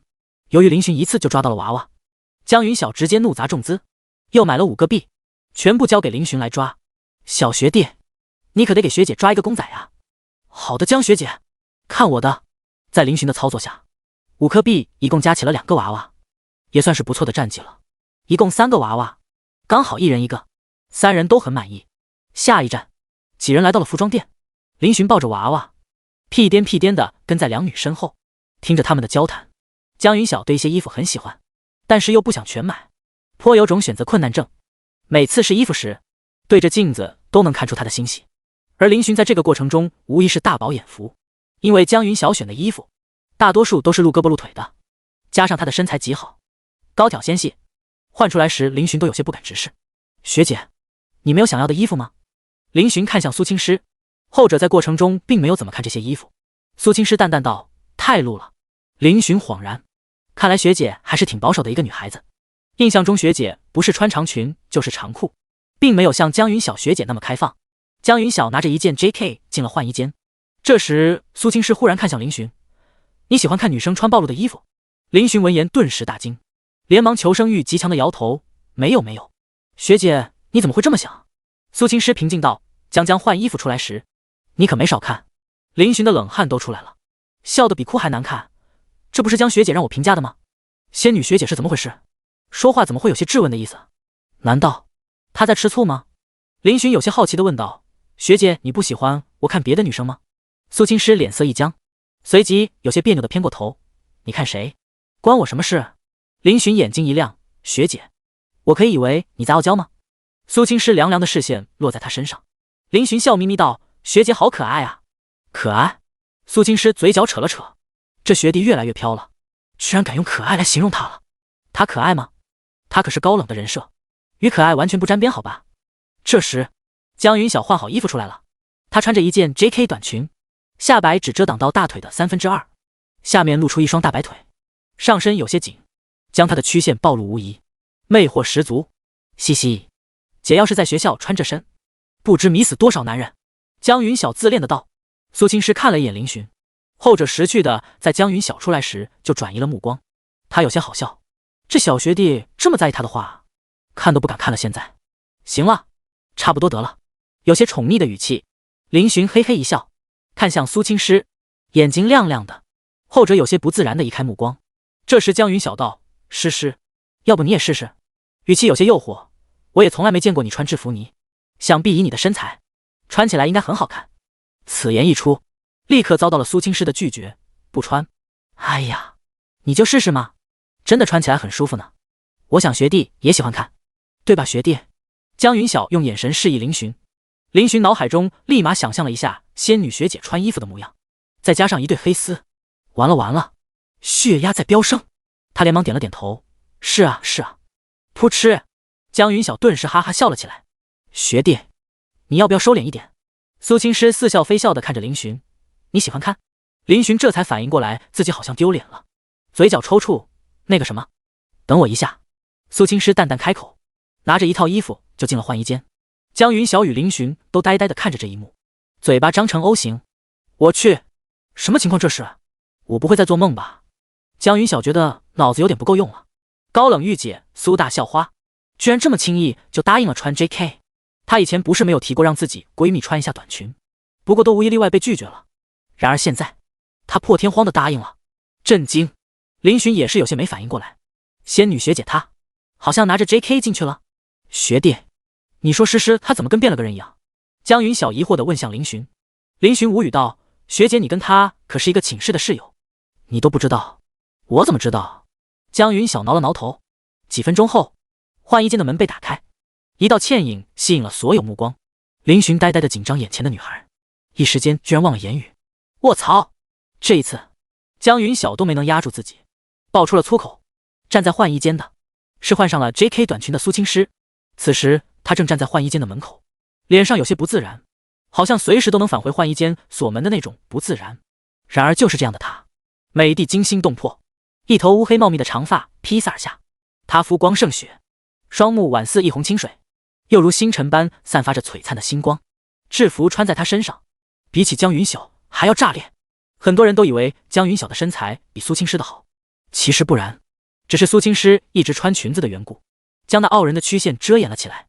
此时穿着 JK 的她，身材可以用犯规来形容，远超同龄人的曲线，就算与江云晓相比，还要突出一些。制服领口处打着领带，领口之下，漂亮精致的锁骨若隐若现，以及那裙摆勉强遮住了大腿的一半，一双纤细白嫩的笔直长腿显现在空气中，没有一丝赘肉。如果再加上黑丝，就是锦上添花，杀伤力简直爆棚。林寻看呆了，别说他，就算是江云晓都看呆了。完了，他要喜欢女人了怎么办？好美！服装店里不是没有其他顾客，他们也发现了苏青诗的装扮，见到她的逆天颜值都忍不住发出惊叹，太美了。此时路人的反应路人甲，死鬼，让你陪我买衣服。你看姑娘。路人甲老公，没有啊，我在看衣服。路人乙，好看吗？要不要我去帮你要微信？路人乙对象，亲爱的我错了。路人丙，贺强你就看吧，今晚别想上老娘的床。第54穿短裙，嫌他不够惹眼吗？你们这是什么表情？苏青诗脸色平静地看了一眼林寻与江云晓，虽然他看起来平淡，但是他的手已经握紧了。太好看了吧，诗诗，我果然没看错，你就适合穿短裙。天哪，你要是穿这身进校园，不得炸了南大。江云晓激动地抱着他的胳膊，想都别想。苏青诗无情地拒绝道，开玩笑，她就算穿着裙子也没人能抵抗。穿短裙是嫌她不够惹眼吗？苏青诗目光偏移，落在林寻身上，好看吗？她之所以脑子一热选择换上这身裙子，是因为好吧，她也不知道为什么。林寻连忙点头，好看好看，学姐绝对是我见过最美的女生了。她这句话是发自肺腑，她刚才都有一瞬间的窒息感。学姐也太性感了。苏青诗给了她一个算你识相的眼神，随即她道，穿着怪怪的，我换回来。别呀，这样就挺好，要不咱们就买了吧，姐妹套装呢。江云晓连忙拉住闺蜜。苏青诗淡淡道，我可没你脸皮厚。江云晓，我也觉得学姐说的有道理，这种裙子有点不符合学姐的气质，平时在家穿穿就好了，出门还是穿裙子吧。林寻也是一本正经的给出意见。开玩笑，他可不想仙女学姐穿这么性感出现在一群恶狼的视线之下。江云晓揶揄地看着林寻，我看你就是吃醋吧。林寻脸色涨红，没有。江学姐你可别乱说。江云晓翻了个白眼，小样，姐还不知道你。苏青诗淡淡道，行了，我把衣服换了。说完不给两人反应的时间，转身就进了换衣间。江云晓一拍脑子，可恶，忘记拍照了。林寻反应过来也是露出遗憾之色，仙女学姐可是第一次穿裙子，她居然没有拍下来，草率了。很快苏青诗换回了长裙，一下子从性感御姐变成了温雅女神，这反差让林寻有些没转变过来。最后江云晓买了一套 JK 短裙，林寻见状连忙抢着付钱。学弟学姐有钱，不花你的。江云晓笑嘻嘻的道。林寻摇头，我来就好，学姐你们玩得开心就好，反正她有钱也没地方花，况且跟女孩子逛街哪能让女生花钱？啧，不愧是首富的儿子，阔气。江云晓竖起大拇指，随即他大眼睛转了转，忽然眯着眼笑道，那不介意学姐再买一套吧？林寻一愣，他看了一眼江云晓，后者朝他隐晦的抛了个眼神，不知道为什么林寻居然秒懂了，点头，可以的江学姐。苏青诗有些不悦的瞥了一眼自己闺蜜，差不多得了。江云晓嘻嘻笑道，嘿嘿，诗诗你要不要？苏青诗拒绝，不用了，我不穿。江云晓眼中掠过一抹狡黠，哼，等以后你就会求着向本姑娘要了。结账之后还是由林寻提着东西，在江云晓的拉扯下，苏青诗无语的被他拉入了一家专卖裙子的店。看着各种各样的裙子，林寻有种眼花缭乱的感觉，不过一想到这些裙子能够穿在学姐身上，他有种想全部包下来的冲动。他家应该是有这个能力的。诗诗，这件适合你，太短了。那这个呢？颜色不喜欢。你看这件，显得大气，是老气吧？你当我大妈呢？那个，哈哈，学姐，这件怎么样？这时，林寻从衣架上拿下一件裙子，裙子是浅白色的，有种朴素的感觉，而且设计比较保守，穿在身上，下摆也是落到小腿的地方。苏青诗眉头一挑，接过，仔细看了一下。江云晓，好吗？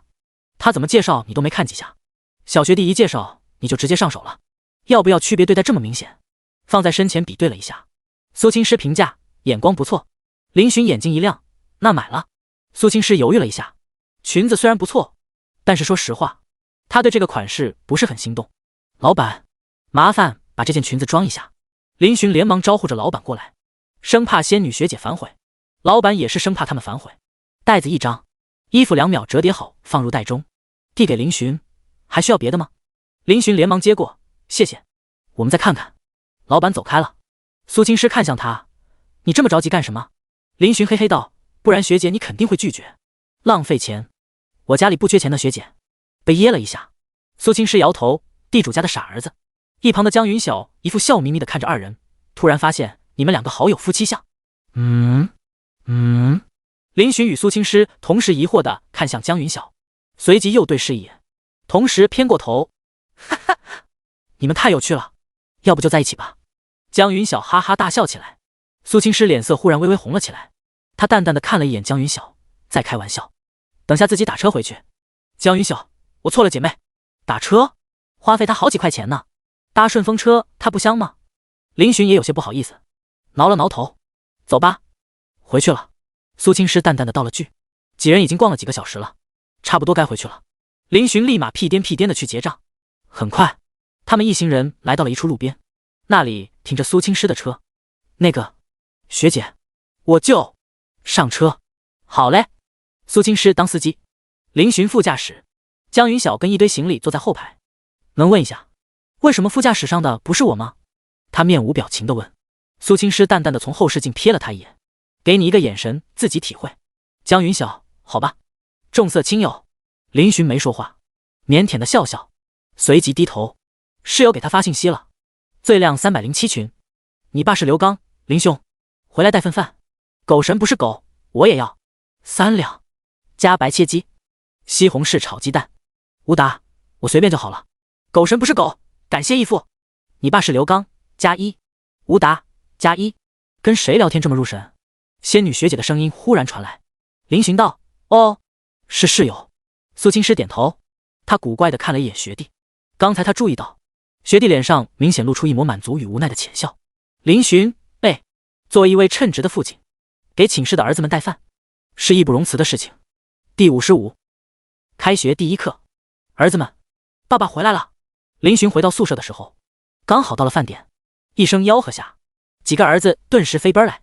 嗷呜，义父，我太想你了，来亲一个。狗胜利一把扑了过来，那厚厚的嘴唇就要往林寻脸上贴。啪！林寻面无表情的一巴掌呼了过去。逆子，敢以下犯上！给室友分饭时，刘刚忽然惊讶的道：林兄，你这公仔买的？原来林寻手中除了饭之外，还带着一个公仔。林寻得意的道：当然是抓的，你一个大男生抓这玩意儿搞什么？刘刚费解的问。他一般都不玩这些小孩子的东西，他只玩枪。哦，是和学姐他们一起抓的。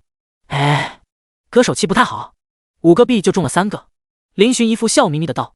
刘刚无语，我怎么没有从你的表情看到可惜，反而还得意洋洋的，佩服佩服，居然能跟学姐娱乐。林兄，你太可以了。狗胜利一边扒拉着香饭，一边对林寻竖起拇指。哪里哪里。林寻将公仔放在电脑桌上，让他脸正对着自己，看着他呆愣的模样，林寻嘿嘿傻笑了2声。刘刚刚好接水路过，见到这一幕，狠狠地摇头一叹。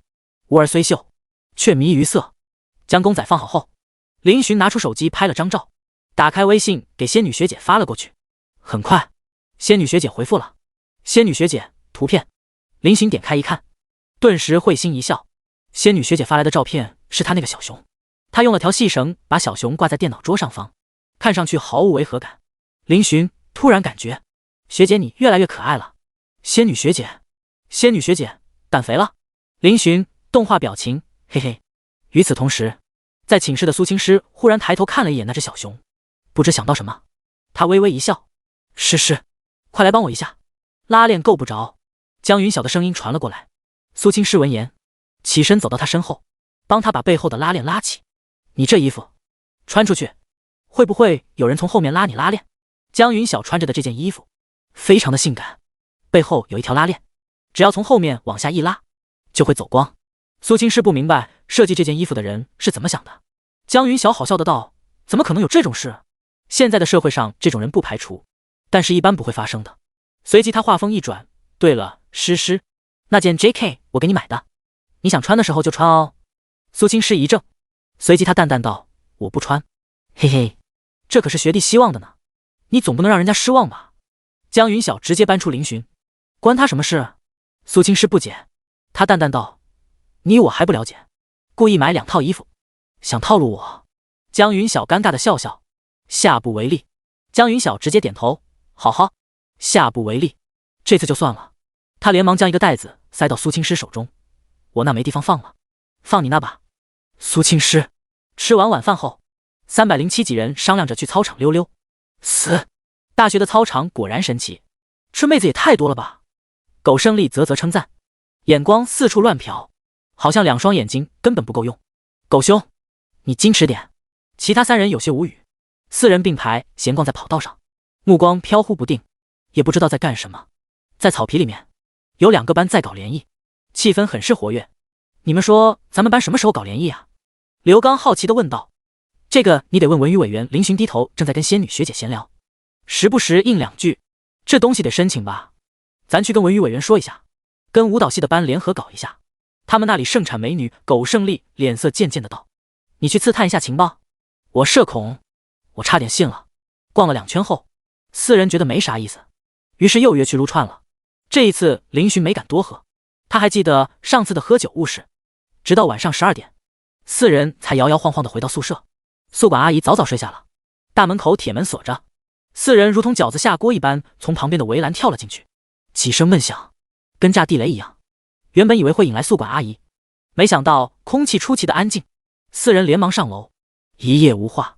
第2天，不幸的早八降临在307宿舍，闹钟7点半就响了。开学第1节课就早八，谁懂啊？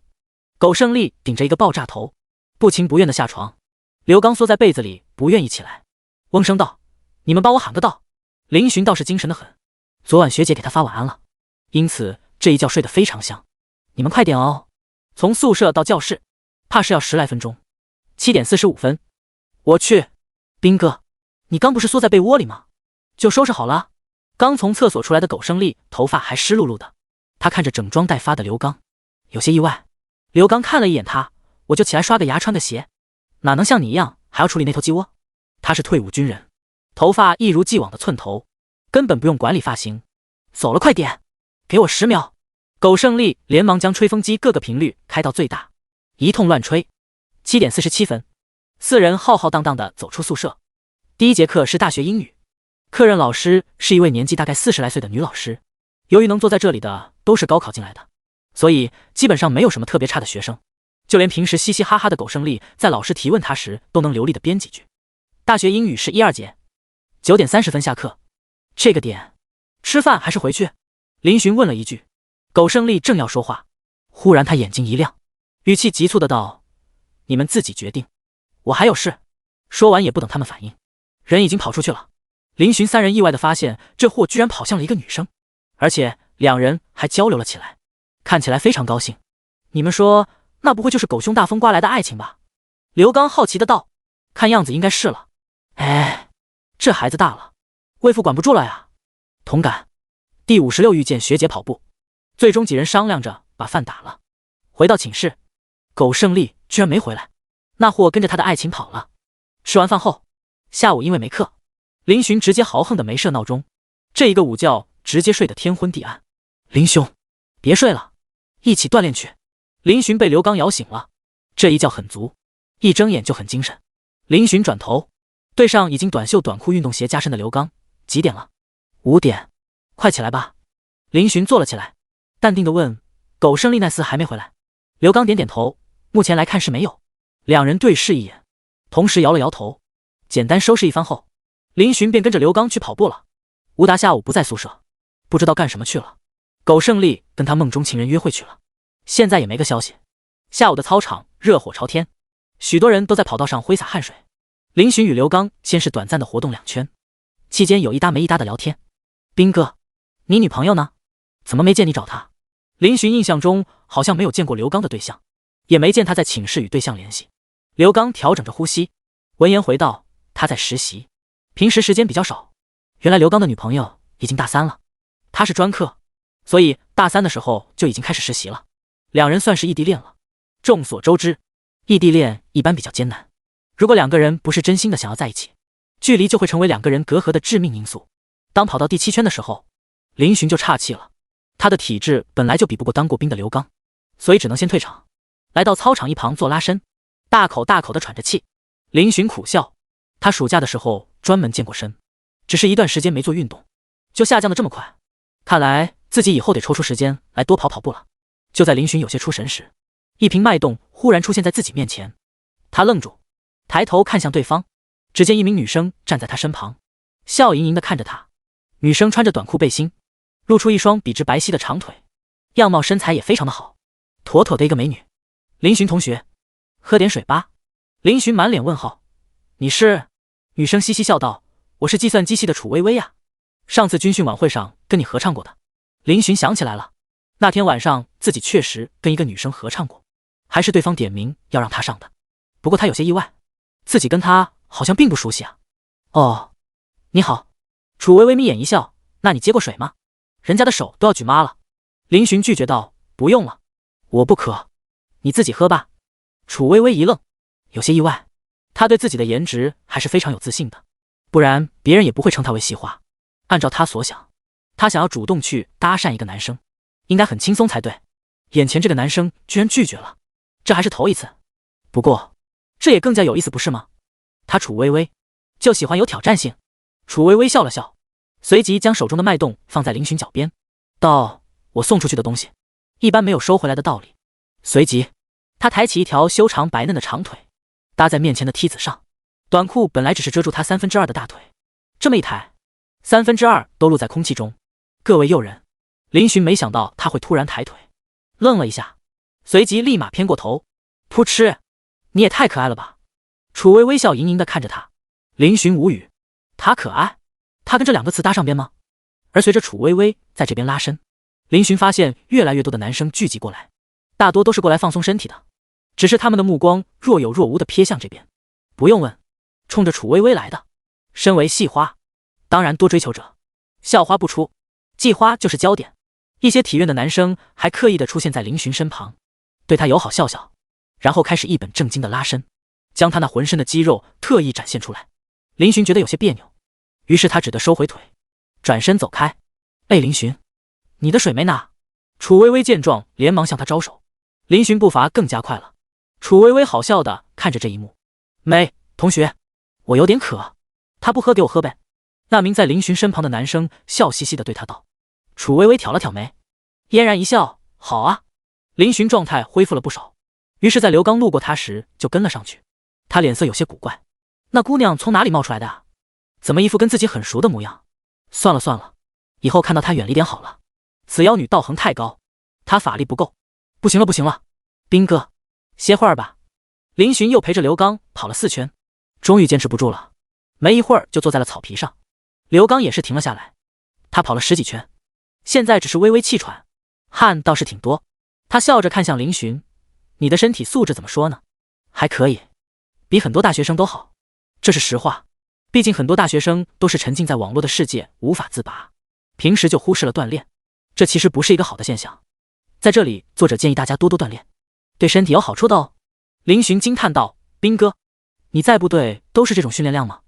刘刚嘿嘿一笑，不止呢，刚才跑的只能说是热身罢了。热身？林寻瞪大眼睛。刘刚点头，我们都是背着几十斤的装备在跑，相当于扛着一个女人。林寻一脸佩服，他是做不到了。你再歇会儿，还是跟我继续跑？刘刚看了一下手环，问道。林寻头摇成拨浪鼓，跑不动一点了，现在累成狗了，我现在连走路都不想了，一丢丢动力都没了。你跑吧。行吧，你先休息，等我跑完一起去吃饭。刘刚说着小跑走开了。林寻正打算喘几口气，忽然一道身影从面前跑过，林寻一愣，还以为是自己眼花了。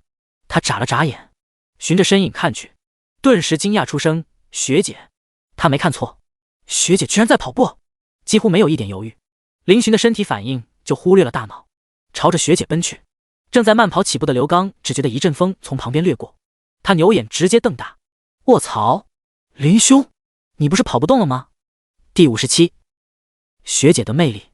苏青师穿着一件长袖体能服，戴着耳机，扎着马尾，炸裂的身材，就算没人认出她，都能吸引一大波视线。不过一些人见到这一幕都没有什么反应，因为他们早就习惯了。校花经常出现在操场跑步，一开始还有许多追求者慕名而来，不过都被她的冰冷拒绝了。后来次数多了，大家也都习惯了。校花高不可攀，高冷的校花更加生人勿近。她的频率并不快，呼吸很是平稳，所以林寻很快就追上了她。学姐，你也是来跑步的吗？苏青师淡淡看了她一眼，仿佛在说，你这不是明知故问吗？苏青师跑步的时候注重呼吸，所以并没有与林寻说话。林寻也知道这点，默默地与苏青师并肩而跑。跑了2圈后，许多人都注意到了这一幕，纷纷投来惊讶的目光。那不是校花苏青诗吗？他身旁那个男生是谁？居然能陪校花跑步？他你都不认识？他叫林寻，大一新生，最近与校花传出了不少绯闻呢。啊，才大一，胆子也太大了吧？他是不是跟苏青诗认识啊？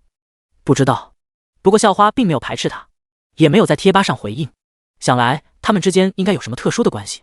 好嫉妒啊！随即挑个广西人生吃。刘刚冲了一趟800米，此时正漫步在操场上。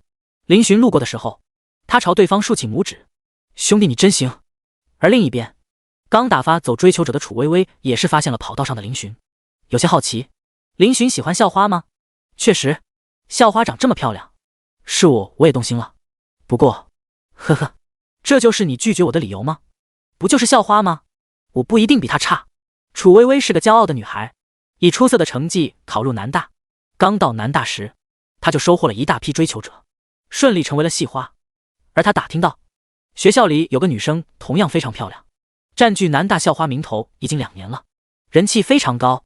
同样身为一个漂亮的女生，她对这个校花是抱着不服气的心态的，想看看她到底如何比她漂亮。她之前有幸见过对方一面，近乎完美的颜值，高冷的姿态，强大的气场，不食人间烟火般的仙气。楚微微服了，这种女生活该她当校花。不过她可没有放弃，她有这个自信，自己一定能超越苏大校花。操场上，林寻已经有些跟不上节奏了，毕竟在这之前他已经消耗了太大的体力。苏青诗也是察觉到了这一点，他慢慢的便跑成走，迅速调整呼吸，不要低头，深呼吸，脚步不要停，淡淡的声音夹带着一丝柔和。林寻虽然很难受，但是还是照做了。10几秒后，他才找回了自己的呼吸。学姐，你经常跑步吗？林寻有些郁闷，学姐的体能好像不比他差。苏青诗点了点头，从大一到现在，一有空就下来跑步。林寻惊叹，学姐身材好也是原因的。苏青诗道，你以后也可以经常下来，多活动活动。林寻眼睛一亮，我正有这个意思。你的衣服还在我出租屋。苏青诗忽然缓声道，啊，上次你淋湿那套没带走，我洗干净了。林寻有些意外，他哈哈道，是吗？太感谢学姐了。他还以为学姐把衣服扔了，毕竟是他穿过的，而且还是淋湿了的。没想到他不但不嫌弃，还动手把衣服洗了，真是太感动了。你找个时间来拿，还是我送过来给你？苏青诗将汗水沾住的头发撩到耳后。林寻当即道，我上门打扰一下吧，怎么能劳烦学姐送过来呢？苏青诗点了点头。提到衣服，他不由得想起上次林寻离开出租屋后没多久，他哥哥就来了。他才想起来，哥哥因为来这边出差，特地通知他要过来探望他。还好当时林寻已经离开了，不然解释都解释不清。凭借他哥哥那尿性，肯定会八卦到底的。而且虽然如此，但是还是让他发现了林寻的脏衣服。苏青诗被他缠着问了好久，任哪个哥哥看到自己单身妹妹的屋里出现异性的衣服，都会急切想知道真相吧。苏青诗并没有明说，而是把他糊弄了过去。不过想起哥哥离开的时候看他的眼神，苏青诗就有些绷不住了，仿佛自己的人设突然崩塌了一样。想到这里，苏青诗下意识看了一眼林寻，男生汗水已经将上身的白色短袖打湿，紧贴着身体，那微微健硕的身躯散发着青春的气息。自己最近跟他的关系好像越来越亲近了，不过他并没有反感。学姐，怎么了？林寻发现学姐在看他，还有些出神，不由得问道。苏青诗淡淡摇头，没事，想起一些事情。林寻点头，那个，你是苏青诗苏学姐吗？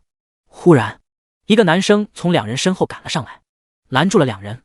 林寻下意识打量着对方，留着长长的刘海，脸庞有点小帅，穿着一件马甲背心，露出健壮的身材，身高估计也有1.78米左右。与自己一比，帅是没有自己帅的，也比自己矮一点，但是对方的身材比他好，肌肉明显，一看就是经常锻炼的。苏青诗被人拦下，眉头微微蹙起，随即恢复平静，淡漠的道，有事吗？男生虽然有些阳刚，但是此时面对着南大的校花，却有些腼腆，说话都有些结巴道，我是体院的，大一，学姐，我想追你，能当我女朋友吗？林寻，兄弟你这么猛，你爸妈知道吗？苏青诗冷冷拒绝，不能。说完他准备绕过对方，却又被对方拦下，学姐，他们都说你很优秀，难追，但我不会放弃的。我虽然是体育生，但是我的成绩也很好。我虽然只是大一，但是我相信，用不了多久，我就能成为院里最优秀的一个。我一定会成为配得上你的那个人。苏青诗淡淡道：那你加油。年轻人有目标有干劲是好事。男生一脸坚定，随即他忽然看向林寻：同学，你跟苏学姐是什么关系？林寻第58，拭目以待。林寻被点名，有些意外，不过他没有怯场，平静的道：我是学姐的朋友。学姐的朋友？那个男生一惊，随即惊讶的道：你也喜欢校花？好直白。林寻对这位仁兄的性格有了初步的了解，这就是个愣头青。而这时苏青诗忽然看向了林寻，林寻脸色顿时有些尴尬起来了。要当着学姐的面承认喜欢他吗？他会不会觉得自己很心机？正当林寻准备豁出去直接挑明时，一道声音忽然传来：我看看怎么个事。林兄，有人欺负你。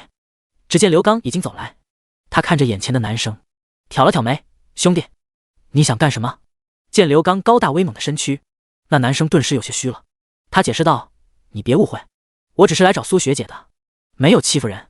苏青诗收回目光，目光瞥向一边，对此没有了兴趣。林寻给了刘刚一个眼神，后者示意。刘刚上前搂住男生的肩膀，笑呵呵道：行啊，哥们练过。男生道：我体院的，正好我刚退伍，也想找机会跟体院的切磋一下，你应该不会介意吧？这不好吧？怎么怂了？那怎么能行呢？你不是要追校花吗？肯定要好好表现啊。那你说比什么？100米、200米、5000米都行，单杠什么的你随便挑。男生看了刘刚几秒，随即道：那就比100米。短跑就是比谁的爆发强，他长期练体育的，不见得比当兵的差。刘刚笑呵呵道：行啊。他朝林寻招了招手：林兄，你给我们当裁判。林寻微微一笑道：我也来。刘刚与那男生都有些惊讶。林寻笑道：怎么，不会嫌我菜吧？刘刚摇头，他看着林寻，目光复杂。可是哥们刚给你拉出来，你又往坑里跳，要是在女神面前丢脸怎么办？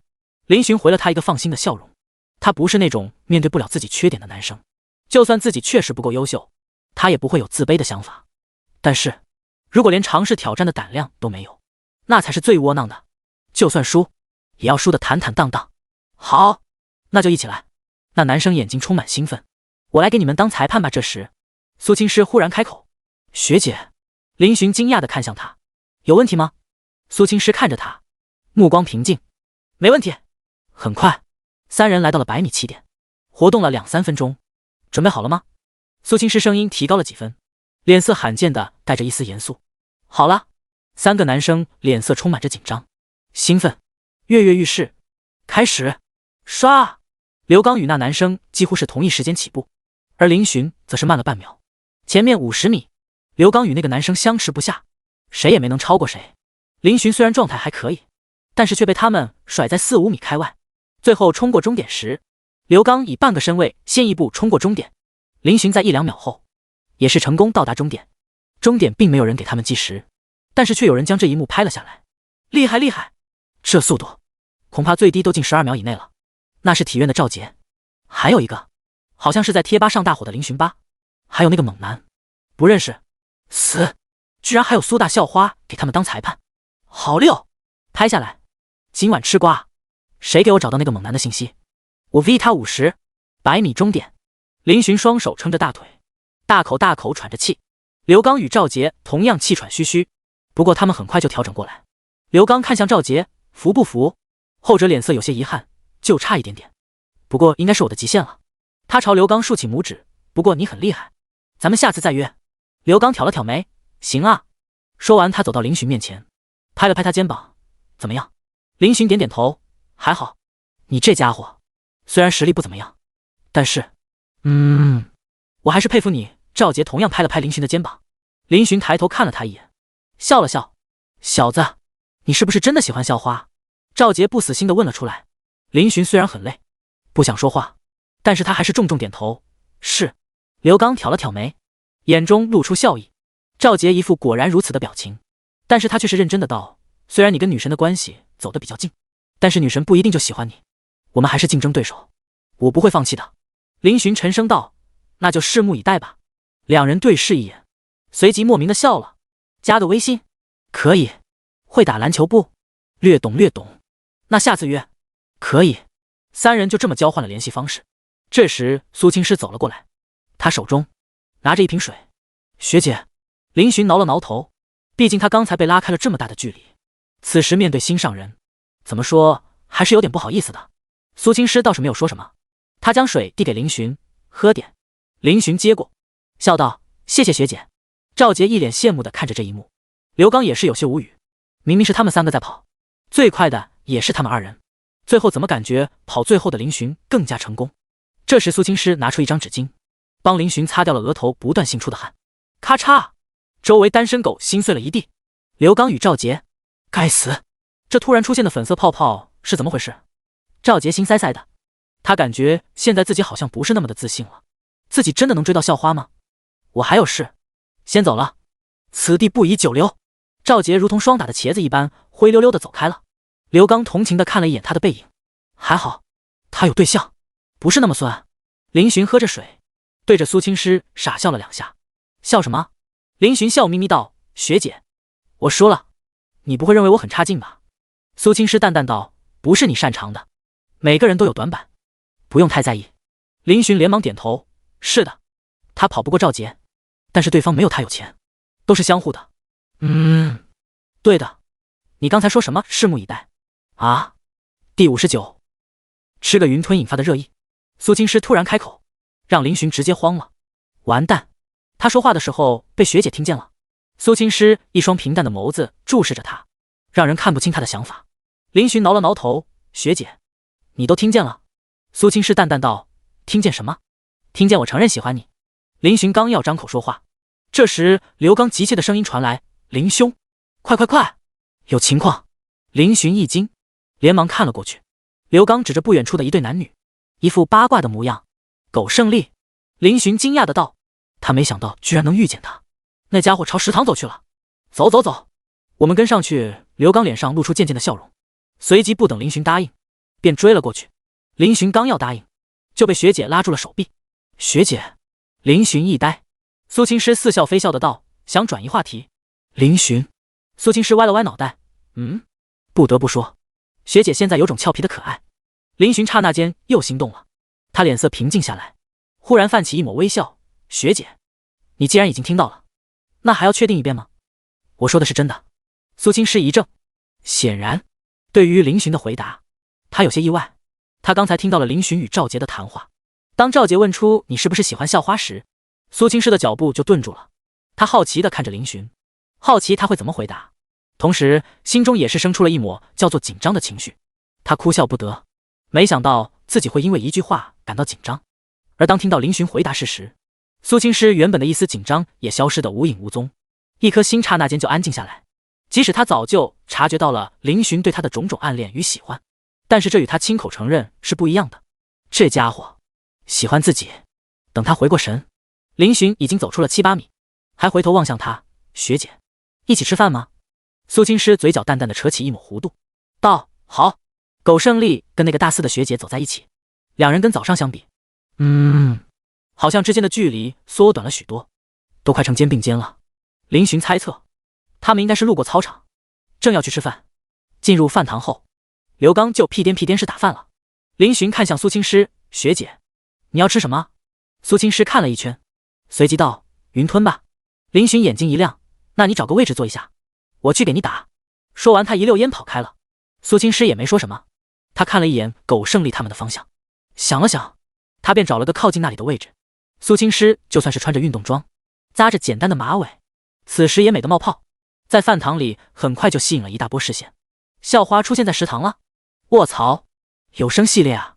不少男同胞纷纷拿出手机拍照，即使不敢上去要微信，也要把女神生活中的各种照片收齐。还有人直接发到了贴吧，顿时引起一群吃瓜群众的注意。女神降临一食堂，卧槽，马上到，好美！女神就是女神，即使穿着运动服也美得冒泡。这身材，为了我宿舍的几个儿子，身为父亲的我就勉为其难的去打一下饭吧。听说一食堂的伙食不错，各位谁有雅致与我共享晚餐？汝若不弃，无愿追随。陈复义，我有一个朋友，还好现在饭堂没到高峰期，不然恐怕苏青师都吃不下，被几百双眼睛盯着，是谁都吃不下饭吧。他虽然不在意，但是还没到社牛的境界。很快，林寻端着一碗热乎乎的云吞放在苏青师面前，学姐，你吃葱花还是香菜？因为不知道苏青师的口味，他没敢加料。苏青师道：葱花。得嘞，你等一下。林寻转身回去了。不多久，他又回来了，端着第二碗云吞，碗里加了很多葱花，起码有3、4勺。林寻脑海中还回荡着阿姨虎视眈眈的目光。学姐，这个给你。他将有葱花的云吞挪到学姐面前，顺便把一次性筷子包装捅掉。哦，还有勺子，谢谢。苏青师接过，随即看了一眼林寻的碗中。你不喜欢葱花还有香菜？林寻笑道：都喜欢，小时候家里种了很多，而且我妈的手艺也不错，因此都能接受。苏青师点了点头，喜欢就好。他喜欢吃粉的时候加葱花，但是对香菜不是很喜欢，因为那味道有点刺鼻，加多了。苏青师把自己碗里的葱花用勺子舀了一勺放入林寻碗中。林寻呆愣地看着他的动作，一时间大脑没转过来。当，扑通，刚好一个男生路过，见到这一幕，一个没注意直接撞到一旁的柱子上。周围关注着这一切的吃瓜群众顿时倒吸一口凉气，还好有人抓拍到了，留下了证据。一时间贴吧犹如炸弹入坑，再次炸开。卧槽，这是校花？你们确定？就是校花，她的照片我这2年已经收藏了几百张，化成灰我都认识，就是我都把她细胞都研究透了，确认过眼神，是校花本人。校花对面那小子是谁？怎么能有这种复脸？我不服，他可是大名人啊！前段时间跟校花闹绯闻，沸沸扬扬，跟校花暧昧得很，情侣关系嫌疑很大。我怎么觉得那个男生只是校花的弟弟之类的亲戚？你们想，女神之前一点绯闻都没有啊？而且这个男生还是大一，女神怎么可能会喜欢大一新生？+1，楼上理解得很好，我也觉得他们更像姐弟。查，把西厂派出去，不行东厂顶上。贴吧上突然画风突变，吃瓜群众分成了3派，一派保持坚定2人是暧昧关系，一派是认为他们的表姐弟，一派是佛系。正在吃饭的一对男女丝毫不知道有一群吃瓜群众在为他们而燃烧无数脑细胞。林寻此时吃云吞都抑制不住笑容，学姐刚才居然用她的勺子给她舀葱花，虽然她没有动过，但是她还是很开心，而且坐在学姐对面，能近距离看着学姐吃饭的样子，她胃口大开。学姐嗦个云吞都这么优雅，而已经坐在与她隔了几个座位外的刘刚，丝毫没有任何形象，嗦着柳州螺蛳粉。第60学姐的霸气护短。哎，林兄，我观察了这么久，怎么感觉狗兄他有点舔啊？刘刚忽然凑近林寻，低声道。林寻一愣，随即将目光落在苟胜丽身上。此时他与那个女生正在吃粉，苟胜丽脸色始终都是笑呵呵的，好像有讲不完的话，而那个大4的女生倒是挺安静的，时不时露出一抹微笑，点一下头。这么一看，好像都是苟胜丽主动啊。林寻眉头一蹙，想了想，他还是叹了口气，管他呢，那家伙的性格就是这样的，只有撞到南墙才会回头。刘刚也是点了点头。苏青师淡淡的看了一眼苟胜丽他们的方向，随即麻利的将剩下的云吞吃掉。此时因为苏青师出现在食堂的缘故，原本算比较冷清的食堂忽然热闹起来，越来越多的学生涌了进来，他们的目光频频落在苏青师身上，眼中带着惊艳以及好奇。林寻此时也是察觉到了不妙，学姐的魅力也太大了吧，吃个饭都能引来一群人的关注，我先溜了，你们随意。刘刚低声说了句，端着剩下的汤水走开了。妈呀，要是跟林兄待在一起，他的信息恐怕也会被人扒出来，接下来恐怕也会小火一波。林寻被这么多人盯着，也是有些不自然。他看向苏青师，见他吃的差不多了，忙道：学姐，我给你把剩下的汤水倒了吧。苏青师点了点头。林寻一手一个大碗，他对学姐道：学姐你可以先走，不然等下恐怕就走不了了，这么多人都快把食堂围住了。苏青师淡淡道：等你。林寻微微一笑：好的，那你等我一会儿。学姐都不介意了，她介意什么？她觉得自己得在学姐面前表现的强势一点，让她有安全感。林寻将汤水倒了之后，把碗放到指定的位置，就要往回走。林寻，一道惊喜的声音传来。林寻愣了一下，看向对方，又是你。苏晴本来还挺意外惊喜的，结果林寻这么一开口，他顿时僵住了脸色。你这么讨厌我，林寻摇了摇头，没有，只是有些意外。苏晴深吸一口气，林寻，我得澄清一下我们之间的误会，我之前确实对不起你，而我自己也得到了报应。什么报应？林寻忽然打断。啊！苏晴一愣，林寻眼神凉凉地看着他，我们之间没有什么误会，都是你情我愿，现在的我们也没有任何的关系，所以你不用解释什么。苏晴道，那我们还是朋友吗？林寻冷笑，你觉得可能吗？苏晴一噎，林寻摇头，我现在有我自己的生活，不再是以前那个我了。你也是，大家都是一个学校的，祝你前途似锦，我只能这么说。还有，以后……他忽然顿住，本来想说以后离他远点，想想发现这几次都是偶遇，算了，不想说话。苏晴正要说什么，不过有人没给他这个机会。遇到老乡了，学姐的声音从身后传来。对于林寻来说，这无疑是救赎一般的天籁之音。学姐，苏青师站在他身旁，看着苏晴，我记得你，你是林寻的高中同学。苏晴看着他，他来南大的时候已经听说了苏青师的存在，当时他有些意外，没想到当初在梁城遇到的女生居然是南大的校花。他很好奇，传说中的冰山女神为什么会与林寻走的那般近？难道是为了他的钱？如果林寻知道他这么想，估计会一个大嘴巴子抽过去了。学姐是什么人？格局能跟你眼界一样吗？如果学姐喜欢他的钱，那他也乐意好吧，不然他哪里需要这么小心翼翼的喜欢。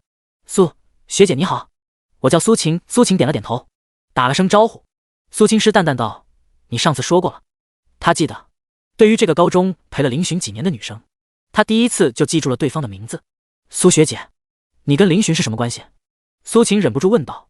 苏青师挑眉，林寻皱眉，苏晴，我们之间什么关系？与你无关。苏晴看了他一眼，我想知道，抢走我喜欢的人的女生是个什么样的人？林寻无语，姐妹你闹呢？你只是喜欢钱，抢走？苏青师嘴角掀起一抹嘲讽，学妹，你这个词用的，我不得不说一句，你脸皮真厚。苏晴面无表情，苏学姐什么意思？你跟林寻之间的事情，我也听说过，明明这么好的一个男生，你却不懂得珍惜，你是怎么想的？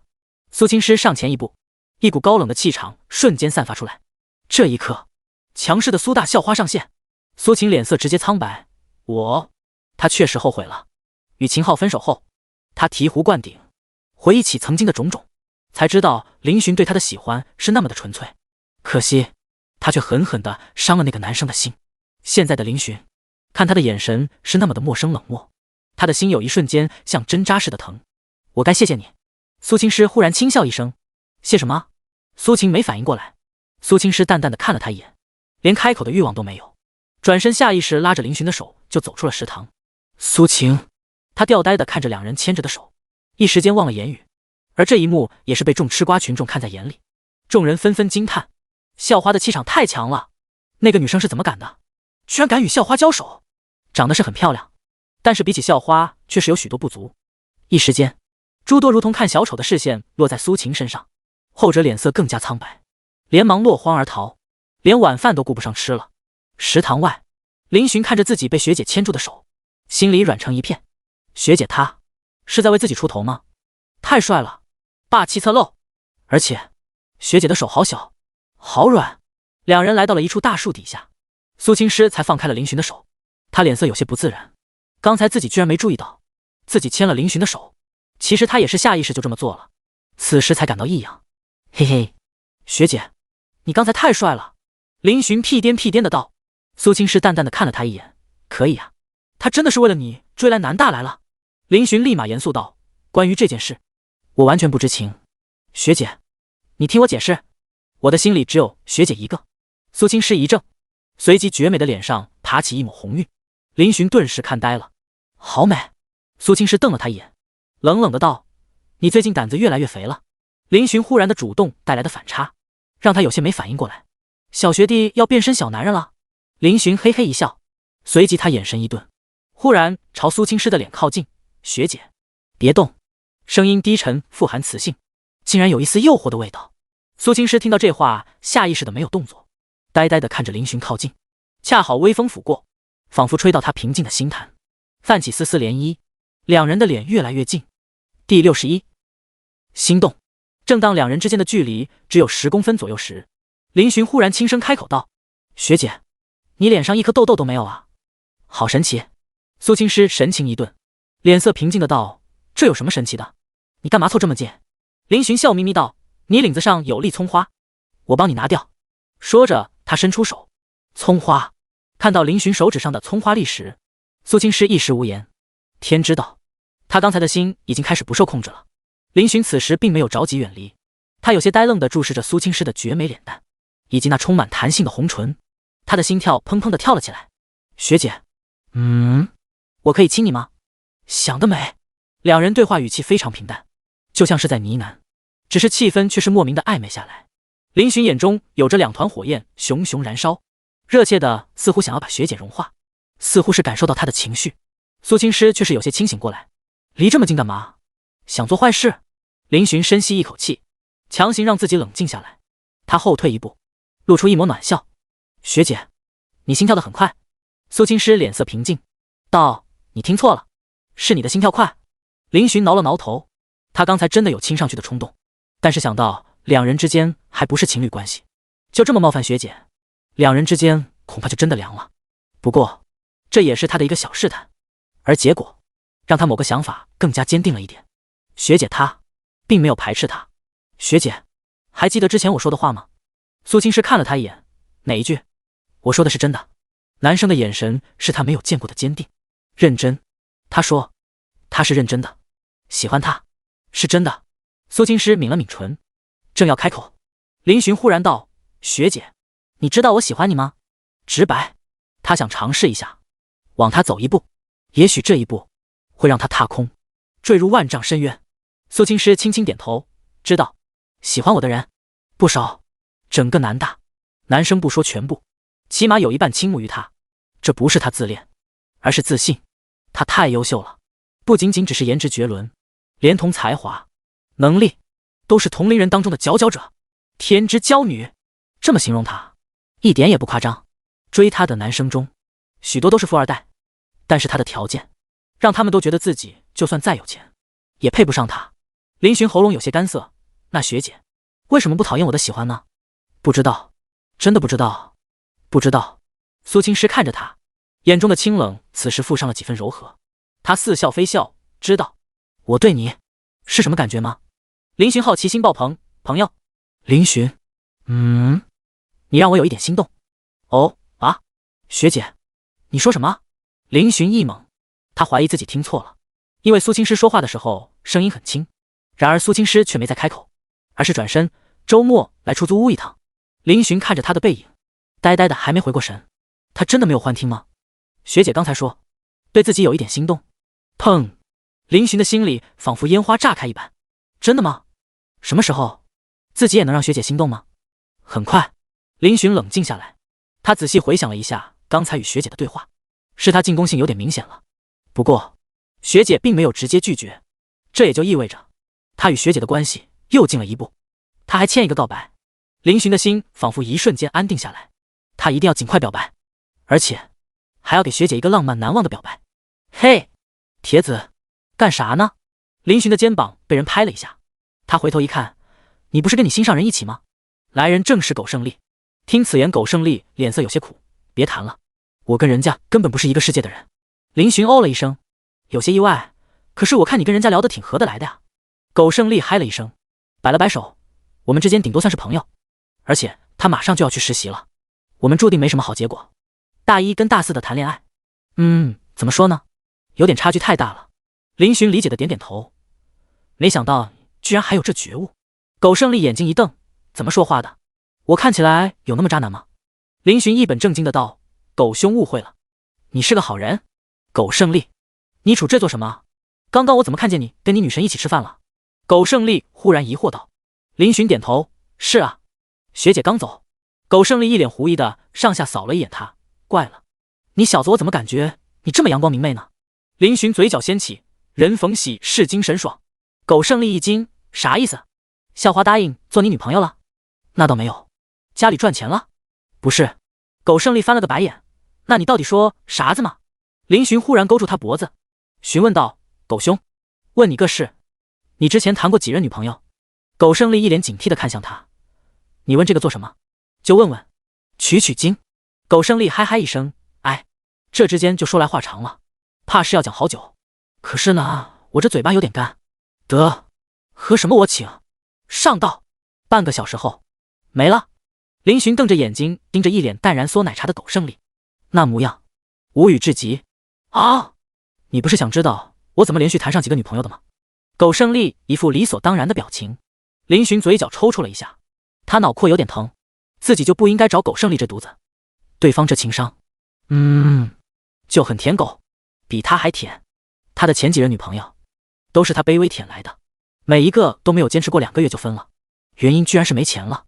你小子，我可跟你说，这女生呢，她就喜欢买，你只要钱包骨，那就能把她拿捏得死死的。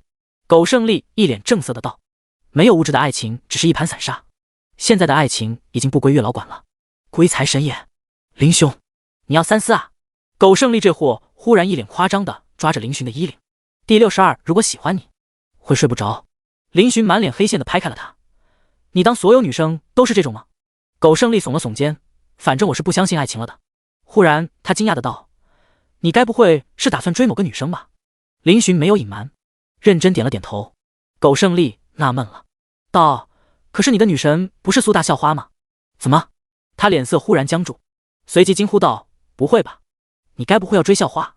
林寻吓了一跳，你吼什么？这有什么值得震惊的？苟胜利一脸无语的道，咋不值得震惊了？那可是校花哎！你小子把人家当女神还能理解，还打算追人家，吃饱了撑的。林寻道，我觉得这没有什么呀，遇见喜欢的人就要去追。哥，那是校花啊，追求者无数，表白失败率高达100%啊。苟胜利突然狐疑的看向他，咦，好像也不对，要是你的话，结合上次校花对你的种种作为，好像还真有那么1%的几率。林兄，你跟校花是在凉城遇见的是吧？林寻点头，是的。为啥校花对你跟对其他男生不一样呢？苟胜利郁闷的道，想想大名鼎鼎的角色校花对一个男生这么特别，这个男生还是自己的室友，苟胜利就觉得一阵不真实。林寻也是陷入了沉思，对于这个他也不知道。老实说，他跟学姐认识以来好像也没有什么特别事情发生，他其实也不知道学姐是什么想法，他是喜欢学姐的，就是不知道学姐喜不喜欢他。但是相处下来，他觉得学姐或多或少对他都有点喜欢吧，哪怕一点点。林寻也很开心了，正如同刚才学姐对他所说的话，没有细聊，两人便回到了寝室。林兄，你彻底火了。进入寝室，刘刚的一句话就让众人的注意力集中了过去。林寻凑到刘刚身旁，后者把手机点开，进入贴吧页面。贴吧里全是关于食堂的帖子、照片，评论迅速占据，大多数都是在讨论猜测林寻与苏青师两人之间的关系的。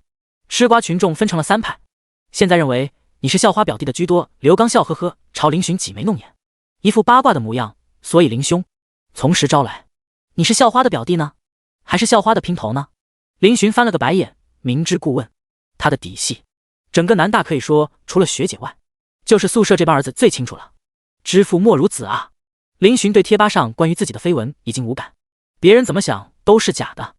躺到床上，林寻双眼放空，想想一天所发生的事情，他都觉得有些梦幻。他今天也没喝马尿啊，怎么会跟学姐说那些暧昧的话？不过林寻，你真行。林寻从来没有想过自己会如此主动靠近自己的女神，不过这种进步也让他知道，高冷女神并不是那么高不可攀。两个人相处最难受的就是一个人披荆斩棘朝另一个人奔赴，另一个人却心如磐石。林寻很庆幸，学姐人虽然表面上是冰冷的，但是她心却是火热的。只是林寻有些苦恼，今天跟学姐袒露了一些心思，以后见面会不会很尴尬？他也没有准备好跟学姐表白，那后面先不见了。林寻晃了晃头，不行，见不到学姐，这太折磨了。他虽然有些苦恼，但是并不后悔今天所做的一切。如果再不暧昧起来，恐怕他要追学姐就要花费更多的时间了。今晚上林寻失眠了，当然他并不知道与他一样睡不着的还有他的学姐本人。诗诗，你咋了？下午回来洗完澡之后就一直坐那发呆。江云晓敷着面膜走过来，脸色疑惑，受什么刺激了？苏青师穿着睡衣，抱着膝盖蜷缩在电脑椅上，怔怔地看着电脑屏幕发呆。从下午回来到现在，她就一直坐在这里。听到闺蜜的话，她眼波微动，声音有些嘶哑，没有。顿了顿，她目光落在江云晓身上，问道：江江，问你一个问题。随便问，你闺蜜我可是百之才女。江云晓傲娇地挺了挺胸。苏青师，假如你有一个朋友，他忽然对一个男生说了一些很暧昧的话，你说那个男生会怎么想？江云晓很快就抓住了重点，他眼睛放出狼光。我有一个朋友。是，你不会就是朋友本人吧？快如实交代，你说的那个男生是不是你喜欢的他？苏青师平淡道：你想多了，我只是看到网上看到的，有些好奇。江云晓一脸不信，唬谁呢？这个寝室就咱俩姐妹，你还对我隐瞒？他们所在的寝室虽然是4人间，但是住的只有他们2个，这也是苏青师特地申请的。其中的原因说来话长。苏青师淡淡道：爱信不信。江云晓似笑非笑盯着苏青师，他就这么盯着看什么？苏青师丝毫不慌，面对自己的闺蜜，她从来不会破功。江云晓翻了个白眼，也不打算揭穿她，道：你刚才说你的朋友跟一个男生说了暧昧的话。苏青师纠正道：是假如。行，假如你的一个朋友跟一个男生说了暧昧的话，那个男生会怎么想？是这么回事吧？那你说的这个暧昧，是暧昧到了哪个程度？江云晓好奇地问道。苏青师歪着脑袋想了想，道：近乎表白。卧槽！江云晓忽然炸呼一声：你狗叫什么？苏青师无语。嗨，没事。江云晓尴尬一笑：这个吗？表白的话，这个有点严重了。怎么说？苏青师身体微微紧绷，江云晓看着她忽然紧张的样子，觉得有趣极了。闺蜜还是第一次露出这种神态吧？如果是你无意间说的，那对方可能认为是开玩笑成分居多，大概率不会放在心上。但是如果是你一本正经的跟他说这番话，而他又恰巧对你有意思的话，我想，那个男生应该会兴奋的睡不着觉吧？兴奋的睡不着觉？至于吗？苏青师轻声道。他回过神，恢复淡定。那如果对方不喜欢这个女生呢？江云晓双手一拍，那他就会纯当你是开玩笑，该吃，该喝，一觉到天亮啊。苏青师挑眉，我明白了。所以说，诗，你这个朋友是谁啊？江云晓凑近过来，充满好奇。苏青师淡淡道：我怎么不知道？江云晓一懵。苏青师没管这个便宜闺蜜，起身向厕所走去，关上门。苏青师鬼使神差地掏出手机，打开与林寻的聊天页面，顿了顿，他发了条消息过去：晚安。3秒后，对话框上出现对方正在输入字体。见状，苏青师嘴角淡淡的扬起一抹惊艳的弧度。第63，学姐，今天你很漂亮。学姐，我睡不着。林寻几乎是秒回，此时他正蜷在被窝里，侧着身子对着手机。从熄灯后，他就一直都在想着学姐，一会儿刷视频，一会儿闭上眼睛，一闭眼睛他就精神十足，又只能打开手机。没想到学姐会主动给他发消息。林寻立刻顺着台阶下与学姐聊天。仙女学姐，为什么睡不着？林寻，因为想你。删除。不知道。整个人有点精神。舍友还打呼噜，具体是谁，他就不点狗凶的名了。仙女学姐，早点睡，熬夜不好。林寻，学姐你也睡不着吗？仙女学姐，在做功课，准备睡了。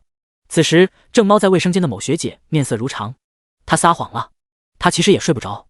手机震动了一下，一条消息弹了出来：学弟，那学姐，你也是早点休息，别太累了。苏青师看着消息，脸上浮现一抹笑容。你也是，晚安。晚安。聊天结束，两人内心仿佛石头落地，一阵轻松，随之一阵困意席卷而来，一夜无话。第二天早上，林寻最后一个起来。林兄，早八要迟到了。刘刚吆喝一声，他站在洗漱台前，说话时嘴里泡沫喷洒。林寻闭着眼睛，将被子踢到角落，随即手脚并用，浑身开始拉扯。吼叫一声后，林寻才清醒，有些无神的道：为什么这个世界上有早八？嘿嘿，你小子不会昨晚半夜才睡吧？苟胜利吹着头发，揶揄地看着林寻。林寻揉了揉有些凌乱的发型，大概3点左右吧。太难受了，以后早八一定要早点睡，赶紧起来吧。现在都7点40了，武打已经把东西收拾好了，坐在电脑前嗦粉。林寻简单把被子卷成一团，靠在墙边。起床，洗漱。由于几人出发的时候已经7点50了，所以几人脚步很快。路过食堂时，林寻一溜烟跑了进去，花1分钟买了早餐。正出门口时，碰见了熟人。学姐，苏青师是打算进食堂买早餐的。见到林寻，眼皮微抬，这么着急做什么？林寻忙道：我快迟到了。学姐，你吃早餐了吗？苏青师摇头，正准备吃。那学姐你慢慢吃，我先上课去了呀。林寻看了一眼室友，他们已经走出100米开外了。见状，他只能放弃与学姐聊天，朝他们跑去。跑出几步后，他又折了回来，定定地看着苏青师。干嘛？苏青师看着靠近自己的林寻，目光平静。林寻认真的道：学姐，你今年很漂亮，就是黑眼圈有点重，一定要注意休息哦。说完他直接跑了。苏青师一愣，随即忽然露出一抹轻笑。路过的学生见到这一幕都看呆了。女神的微笑比蒙娜丽莎还要美啊。虽然4人组步伐已经够快了，但是踏入教室时已经是8点04分，就怕空气突然安静。上早八的全班同学一脸无神的望了过来，见到4人后，忽然表情就活了，露出看好戏的笑容。这节课上的是金融基础，老师是一位年纪较大的教授，叫宋阳春宋老师。他看着迟到的林寻4人，哦呦一声，你们师徒4人这是取经归来了。哈哈，同学们顿时哄笑起来。林寻几人眼观鼻鼻关心，只要他们不觉得尴尬，那就不会尴尬。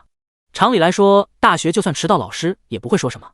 但是几人都是初来乍到，对付这些套路脸皮还不是很厚，而且加上老师德高望重，饶是他们也只能乖乖打报告。行了，找位置坐吧，年轻人不要太贪睡。宋老师朝他们招了招手，几人屁颠屁颠的找座位，找来找去都是在前3排。大学生内卷得很，每次上课都自觉的往后排坐，最后唯独前2排空出来，迟到的同学只能坐到前面去了。坐前面也不是很好，一来老师时刻盯着，开小差都没办法；二来听课的时候随时要仰头看 PPT， 对脖子不好。林寻眼神专注着看着老师讲课，其实心思已经飘去不知何处。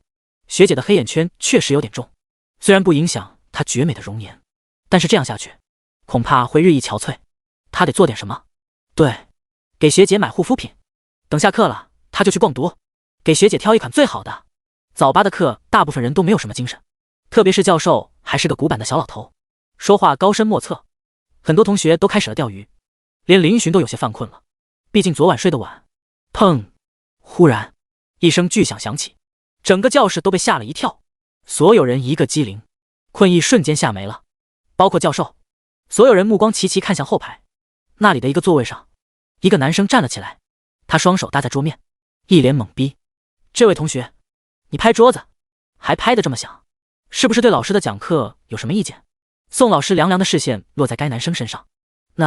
那个老师，不是的，您讲得很好，就是我做梦了，不好意思啊。男生有些结巴的道。尴尬，居然在班级上都梦空间了，太社死了。宋老师食指抬了抬眼镜，哦，老师真讲得很好，把你都讲睡着了。哈哈，众人皆笑。宋老师脾气很好，挥了挥手让男生坐下，随即他道：好了，老师知道你们很困，老师也困，那么接下来给你们提提神，找2个同学来提问一下。就你了，前面这位同学，你虽然迟到了，但是刚才看你听课挺认真的，你站起来。宋老师忽然指着林寻道。后者一脸懵逼。瓦特，老师，我啥时候认真听课了？我只是在认真的想给学姐买什么东西啊。被点名的他只好站了起来。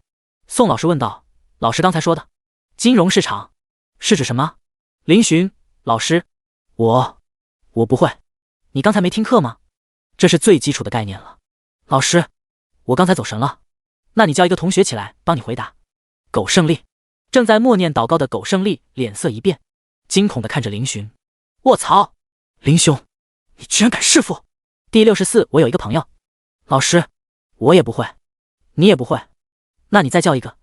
刘刚。刘刚一副果然如此的表情，淡定地站了起来。你不会也不会吧？刘刚自信地道。老师，我会。金融市场主要分为货币市场、外汇市场。听着室友流利的回答，林寻与苟胜利对视一眼，皆是尴尬不已。瞧瞧，这就是差距。刘兄不愧是刘兄。决定了，以后307的学习顾问就他了。答得不错，坐吧。其他2个同学也坐吧。宋老师表扬了刘刚，对林寻2人倒是没说什么。9点30分，下课。金融系201班马上奔赴另外一个教室，继续上课。时间一晃来到了饭点，下课铃声响起，班长忽然开口道：“大家注意一下，下午跟晚上虽然没课，但是晚上7点40，咱们班要开会班会，请同学们务必到场。到时候会有学生会的学长过来招新。”学生会招新，这一消息一出，许多同学都露出感兴趣的神色。每个学校里，要说最令人注意的，莫过于学生会了。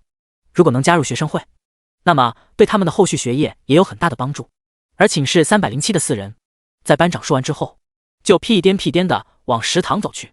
学生会哪有干饭重要？路上，最近好像很多社团都在招新，你们想好要去哪个了吗？吴达好奇地问道。林寻摇了摇头，我没想好。苟胜利一副思索的模样，哪里妹子多我就去哪个。滚，肤浅。林哥，我建议你去学生会。吴达忽然露出一抹神秘的笑容。林寻疑惑，为啥？因为据我所知，苏大校花就是学生会的副会长，她不是你女神吗？这下林寻有些意外了。他思索片刻之后道，等我问问学姐再说吧。室友3个齐齐翻了个白眼，瞧瞧这凡尔赛，有校花的微信了不起啊。他们之前想让林寻把校花的微信推给他们，但是林寻这家伙小气得很，根本不为所动。能加上校花微信的男生，全校恐怕不超过5个吧。因为下课时被耽误了几分钟，因此几人来到食堂时，已经是人挤人的状况了。让一下让一下，几人好不容易才挤到一个窗口，排起了队。咦，你是不是那个叫林寻的大一新生？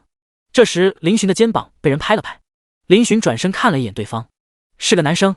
你好，你是？那男生一副激动的模样，真的是你啊，总算见到本人了。兄弟，你跟校花到底是什么关系啊？表哥，弟弟，拼头。307宿舍3人纷纷接话。那男生嘴巴张成 O 型，林寻横了一眼他们，随即对男生道：我跟苏学姐只是朋友。暂时的朋友，意思是你跟校花真的不是亲戚，是正常的朋友关系吗？朋友，这无疑更让人震惊。如果是这么说的话，那校花凭什么对这个小子这么亲密？那男生越想越激动，他拿出手机，打开摄像头对准林寻，同学，能麻烦你重新把刚才的话说一遍吗？林寻，兄弟，你这是什么操作？还录上了？没有理会对方，恰好到他打饭了，2荤1素，标配。回到宿舍，4人各吃各的。林寻一边吃着饭，一边逛着读护眼霜。他要给学姐买护眼霜，看着上面一堆商品，功效跟评价都相差不大。林寻陷入了纠结，买哪个？全买。他有这个实力，这些护眼霜最贵的一支只要1-2千，买个10几支对他来说还是不痛不痒的。不过买那么多反而显得有些随意了。他想挑选最好的一支，学姐就应该配最好的。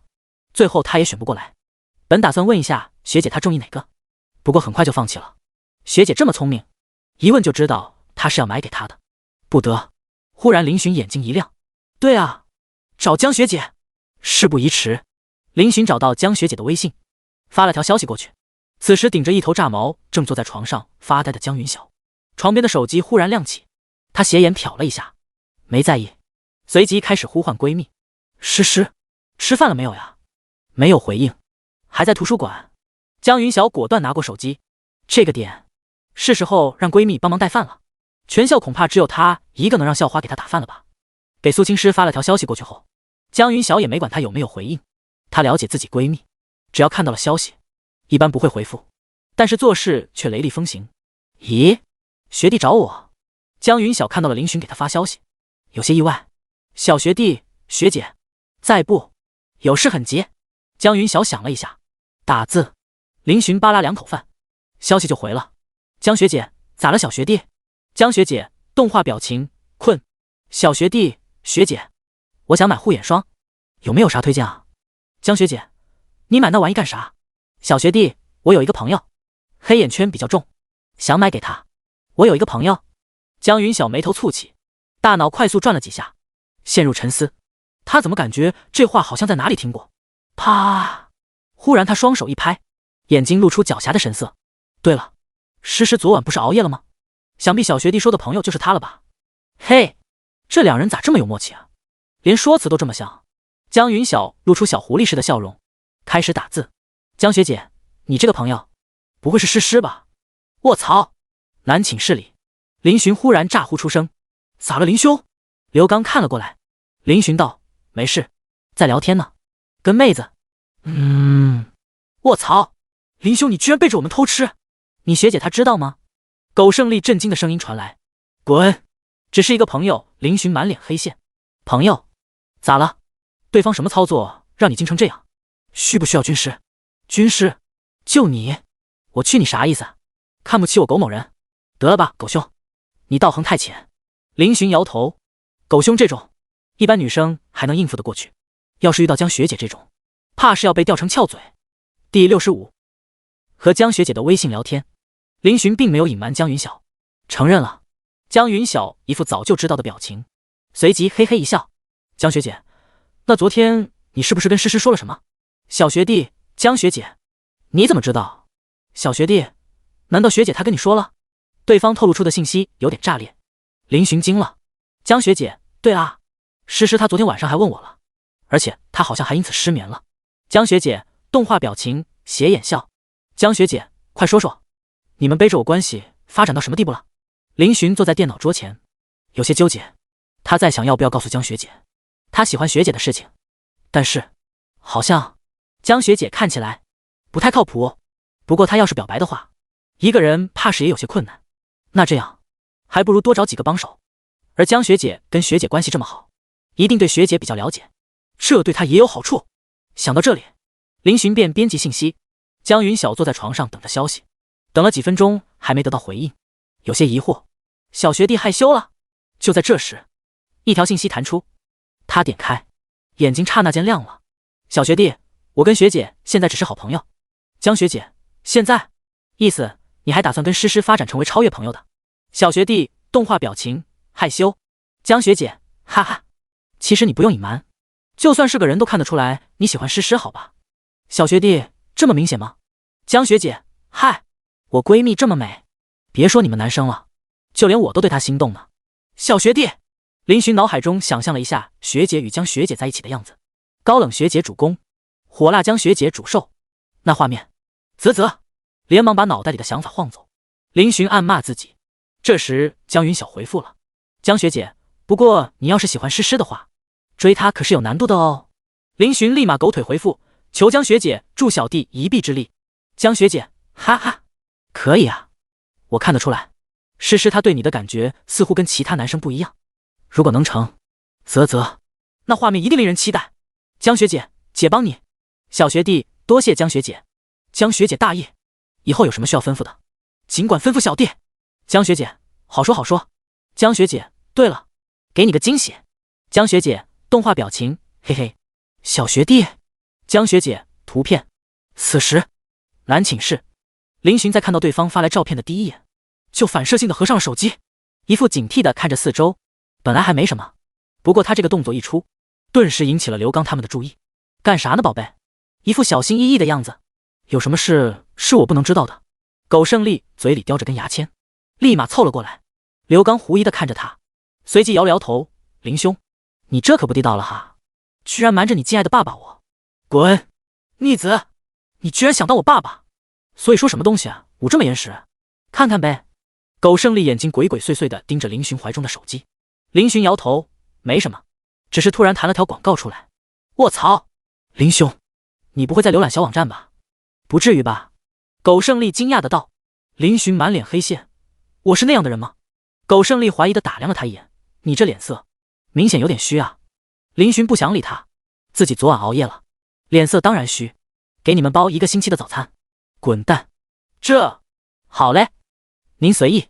苟胜利一听，顿时心满意足的走开了，平白无故嫖了1个星期的早餐，啧，爽歪歪。林寻麻溜的脱了鞋，上床，头埋进被子，打开微信，点开照片。林寻眼神专注，有些兴奋。江云晓给他发的是一张他跟学姐的合照，是当时在商场江云晓抓拍的。照片里林寻在操纵着娃娃机的摇杆，苏青诗亭亭玉立在一旁看着他，神情并没有平常时的清冷，而是多了几分平和。怎么一看他们2个好般配。林寻怀着激动的心，颤抖的手长按保存图片。江学姐在几分钟前发的信息，咋了？姐姐拍的不错吧？这照片值不值一顿饭钱？奸笑。林寻笑眯眯的回复：小学弟，太棒了，江学姐，牛逼666。小学弟表情磕头磕头磕头。江学姐，那是，跟你说，以后有机会，我拍诗诗穿短裙穿丝袜的照片给你看看。林寻这次没回复，因为他此时已经在脑子里歪歪了。学姐穿短裙的样子他见过，再加上黑丝，糟糕！鼻子一热，林寻连忙停止想象，这也太容易引人犯罪了吧。不过林寻还是咽了好几次唾沫。他要是有学姐的黑丝照，一定放保密柜里面，睡觉前看一看。不对，那样子会睡不着的吧。这时江云晓发来信息，所以说你啥时候打算表白？林寻回复，时机还没到，我想再和学姐接触一下。江学姐，可以啊。诗诗性格偏冷，一般人很难打动，需要耐心，我相信你可以的，加油。小学弟，江学姐知不知道学姐的一些爱好？知己知彼方能百战百胜。林寻已经想好要更多的去了解学姐。江云晓想了想，道：我跟你说说她平时的一些爱好吧，不过这样还不够，你得经常出现在她视野里才行。林寻思索了一下，忽然想起吴达中午说的话，他问道：要不我加入学生会？江学姐，也不是不行，不过因为诗诗在学生会的关系，许多人挤破脑袋都想进学生会，但大多都失败了。江学姐，能进入学生会，首先必须是能力要特别优秀，其次女生优先。小学弟，为什么？江学姐，因为每次学生会招新都是会长亲自把关，会长是个大3的男生，跟诗诗一届的，很优秀，而且他还暗恋诗诗，所以一般对诗诗有想法的，想要加入学生会，难度会更大。这样啊。林寻陷入沉思，学生会会长都喜欢学姐，学姐也太优秀了，压力突然倍增怎么办？女寝室，江云晓玩着手机，忽然她看向门口，手中手机下意识盖起，看着推门而入的苏青诗，江云晓顿时如同看再生父母，亲爱的你终于回来了，我都要饿鼠了。苏青诗淡淡的看了他一眼，忽然道：你怎么一副做贼心虚的样子？江云晓脸色一僵，有吗？我造，闺蜜这么了解她的吗？这一点细小变化都逃不过她的眼睛，看来以后跟小学弟要成立地下情报组织了。有。苏青诗漂亮的眼睛眯起，更加怀疑了。周末你们休息，但是作者不敢休息。第66学生会招新结束，与江学姐的聊天后，林寻便点开相册，将那张照片看了又看。学姐真美啊，而且学姐身材也太好了吧，1.7米的身高，腿起码有1米，笔直纤细，小腰缠着束腰带，在穿裙子的情况下，这个部位无疑是最引人眼球的地方，因为太细了。不过她本人也不差，瞧瞧这侧脸，配得上我学姐。林寻在被子里发出 GD 的笑声。室友3人在欣赏完照片的每一个细节之后，林寻便把照片设置成手机壁纸，锁屏与桌面都是这张，这样他每次打开手机都能看到学姐了。这是他与学姐的第1张合照呢。于是林寻按下按键熄屏，又亮屏，再熄，再亮，反反复复。嘿嘿，林兄不会偷偷看片吧？居然笑得这么猥琐。苟胜利纳闷的道。刘刚看了一眼某床位上抖动的被子，摇了摇头，这是要入魔的节奏啊。不用猜他也知道，林兄在跟苏大校花聊天，也只有这样才能让正常的林兄变成傻儿子。当然他这次猜错了。下午1点左右，307的4人都陷入了梦乡，寝室里唯有午睡是非常统一的，大家都是这个点睡。呼噜声回荡，生生不息。下午5点，林寻定了闹钟，起床了。刘刚也是早早的坐在电脑桌前玩着游戏。至于其他2个儿子，还在沉睡。兵哥，跑步去？好啊。林寻决定以后一有时间就去跑步，他要把身体练起来。不说肌肉男，起码体力要提升吧。9月的太阳还是非常毒辣的，即使到了下午5点，太阳都很晒，跟中午12点的时候有的一拼。而且下午的太阳紫外线超强，林寻走在路上都感觉皮肤刺痛。这太阳有点毒啊。没事，吸收一下，对身体好。现在的操场上，因为太阳大的原因，并没有多少人，只有体院的学生在训练，寥寥几人也是比较自律的学生。至于女生，一个都没有。今天跑步没有见到仙女学姐，林寻还是有些失望的。不过他也不在意，自己来操场只是为了跑步的，两人先是慢跑活动了2圈，随即开始慢慢加速。5000米，这对一般人来说，就算跑完都很艰难。一个正常的人跑个5000米，大概在30分钟以内。而据刘刚所说，他在部队里跑过最好的成绩是18分钟，武装5公里也能跑20分钟以内。听说他还因为去比武，获得了一个3等功，这已经算是很强了。林寻羡慕，只是他自己就做不到了。一趟下来，林寻跑了26分钟，你这个速度勉强可以，耐力还是有待提高，慢慢练。刘刚对他笑道。林寻喘着气点头。时间来到6点，太阳也慢慢落山，操场上的人多了起来，随处可见的大白腿非常晃眼。林寻倒是就到了计算机系的楚微微，还有几个很漂亮的女生，但是他找了一圈都没有发现学姐，看来今晚学姐并没有时间。林寻对刘刚道，我们去吃饭吧。刘刚点头，两人则竞选了一家食堂，因为晚上还要开会的缘故，所以他们便打包带回去，顺便帮2个儿子带饭。晚上7点半，307-4人来到了教室。此时教室里已经来了大半人。林寻进来后，诸多的视线就投了过来，因为最近林寻太火了，就算是同班同学也是听说了他的事迹。不得不说，佩服，居然能跟校花走得那么近。而女生们则是有些失望，没想到班上唯一一个帅哥居然已经有喜欢的人了，这让他们感觉有些无趣。林寻也没有在意众人的目光，找了个位置坐了下来。很快，辅导员陆安大进来了，他总是那么的风风火火。同学们，今晚呢，主要是学生会还有社团这边的学长学姐过来招新，由他们给同学们介绍一下社团。老师当年也是学生会长，对于加入学生会，这个对同学们来说是非常有好处的，同学们务必积极参与。现在欢迎学生会的学长学姐来给大家介绍，大家欢迎。啪啪啪，几个男女走进教室，一个男生短袖加短裤，留着一头烫发，看上去也是一枚帅哥。2个女生个个都化着浓妆，穿着也是非常凉快，吸人眼球。他们一进来，首先就做了自我介绍，帅哥美女吗？立刻就让班上的男女兴奋起来。大家好，我是学生会宣传部的，我叫胡培。因为呢，会长跟副会长都有事情，所以由我代表学生会过来招新。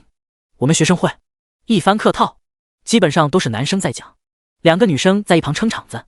台下的同学也是问了一些相关的事情，比如加入学生会有没有学分，分别有哪些部门之类的。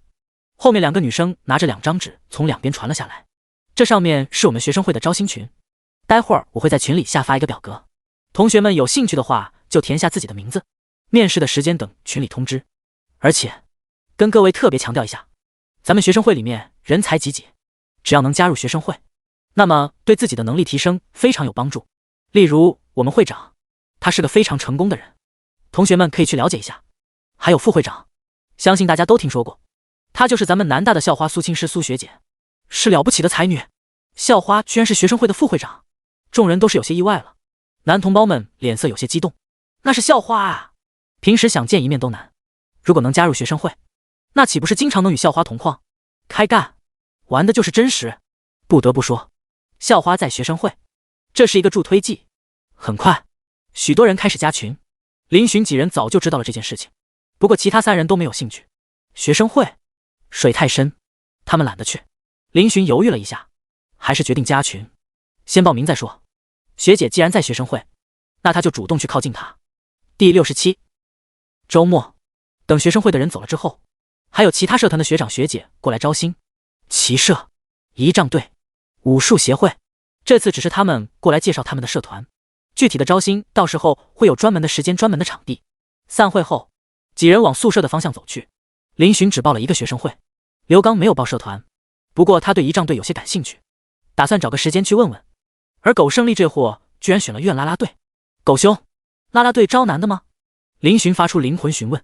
苟胜利嘿嘿一笑，哥当然知道他们不招哥咱，哥只是进群看妹子的。还别说，群里都是大漂亮妹子，腰细腿长。6，苟兄，我有一个朋友，他没来得及加群，邀我进去呗。V 我50，打扰了。林寻几人对苟胜利已经无语了。回到宿舍后，林寻麻溜的先洗了澡，随后躺在床上。他发现自己自从认识学姐后，每天晚上都喜欢躺在床上跟学姐聊天。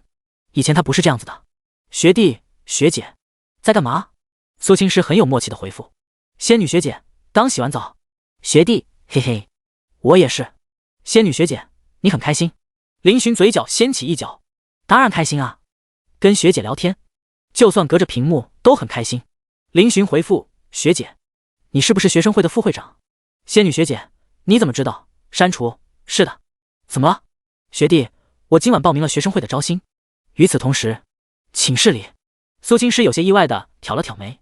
对了，他记得最近恰好是社团招新的日子。他现在虽然是学生会的副会长，但是平时很少管事情，一般都是会长在管。小学弟要参加学生会。仙女学姐，为什么要参加学生会？学弟，这个嘛，想培养一下自己的能力，当然是想再靠近你一点点。仙女学姐，你还需要培养什么能力？首富之子。学弟，那学姐不希望我参加学生会吗？仙女学姐，学生会水很深，不适合你。她加入学生会之后，清晰地体会到了什么叫做人情世故。像林寻这种，如果进入了学生会，那么肯定会受不了里面的氛围的。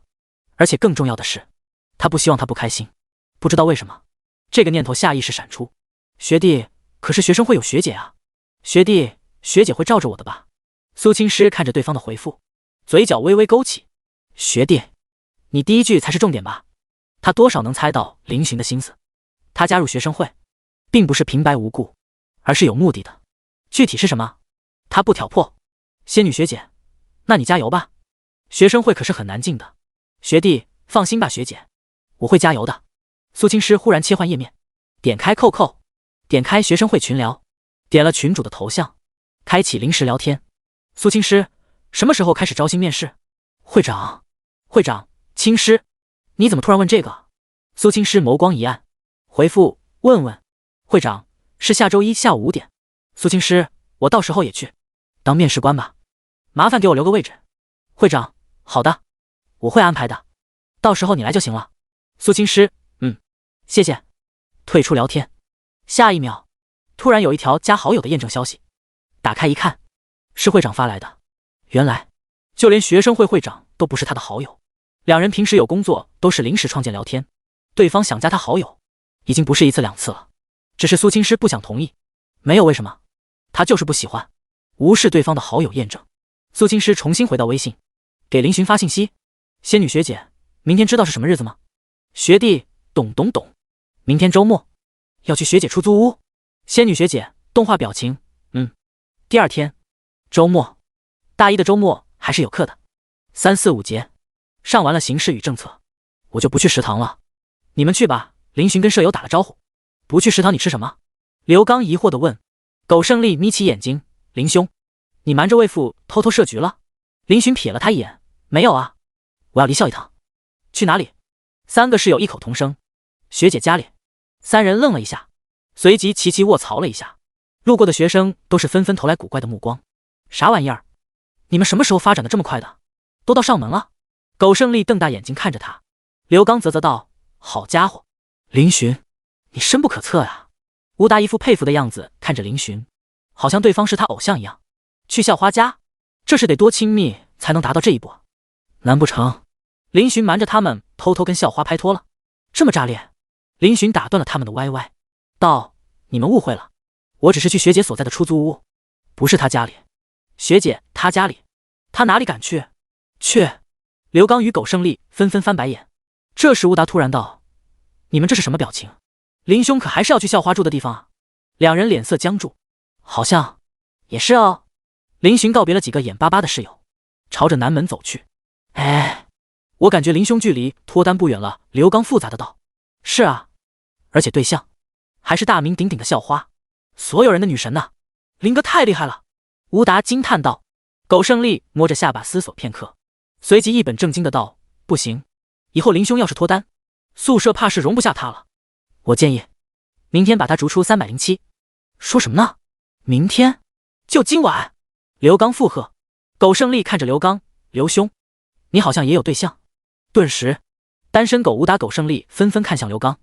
刘刚，林寻心情极好的来到了南门，这将是他第2次去学姐的出租屋。手机上叫了车，林寻站在原地等候。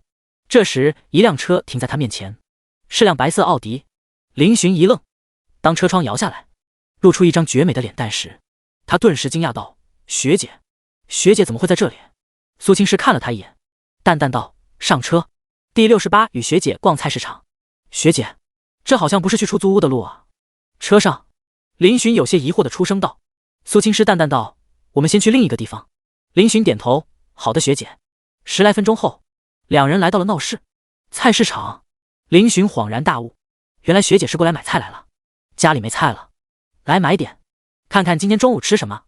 苏青诗声音平缓，如同清泉。林寻有一瞬间的错觉，就是有种感觉，两人就像家人一样，聊着家常。发什么呆呢？苏青诗看着林寻，眼中露出一抹疑惑。林寻回过神来，摇了摇头，没有学姐。走吧，我们去看看有什么菜好吃。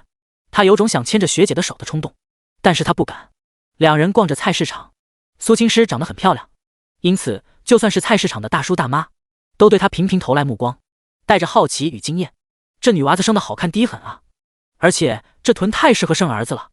苏青诗并没有戴口罩，只是纯素颜，即便如此，她的气质也遮挡不了。当然，林寻的颜值并不算差，在这个菜市场，她可以说跟个男明星似的，俊男靓女。两人瞬间就成为了全场的焦点。面对众人的目光以及指指点点，苏青诗倒是习惯了这种视线，但是林寻却有些尴尬与紧张。你紧张什么？苏青诗好笑的声音传了过来。林寻脸色有些僵硬，凑近学姐悄声道：“学姐，我感觉怪怪的，别人看我们好像在看稀有动物一样。”苏青诗看了四周一眼，道：“你想多了，只是我们两个年轻人出现在这里有些耀眼而已，正常对待就好了。”林寻哭笑不得，学姐好自信。这时林寻感受到自己的左手被一股温热覆盖，软软的，他顿时愣住了，下意识低头看去，学姐居然牵住了他。不会吧，不会吧，他该不会是在做梦吧？苏青诗目光看着他处，似乎牵住林寻的并不是他一样，只是他耳垂莫名的红了起来。现在还紧张吗？林寻不知道怎么回答，他本来还紧张的，现在更加紧张了。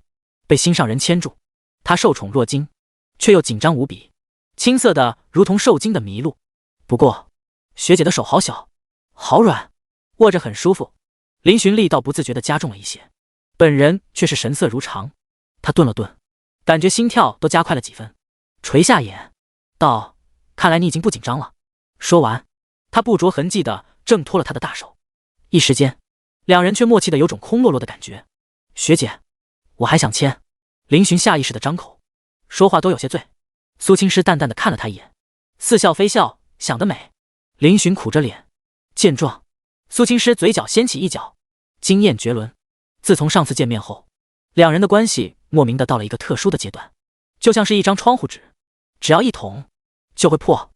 只是高冷女神不擅长表达情感，在感情上她更多的是被动，而咱们的林寻同志则是还在筹划着该如何对女神表白，暂时也遵守的规矩，没有逾越，但是两人却有种心照不宣的默契。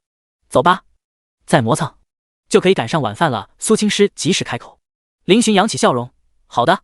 他现在心情无比愉悦，早已经没有了刚才的紧张，因为现在在他眼中只有学姐一人，独放光华。老板，这鱼怎么卖？这鲫鱼啊，姑娘你可来对了，咱家是附近卖鱼最实惠的地方，11块一斤，绝对是今天早上刚捕的。老板是个大妈，穿着防水衣，比较好说话。苏青诗看着水池里面的鱼，美目中掠过一抹思索，好像在挑哪条更好一些。这些鱼味道鲜美，鲫鱼的话，一条至少3斤以上。大妈为苏青诗介绍的。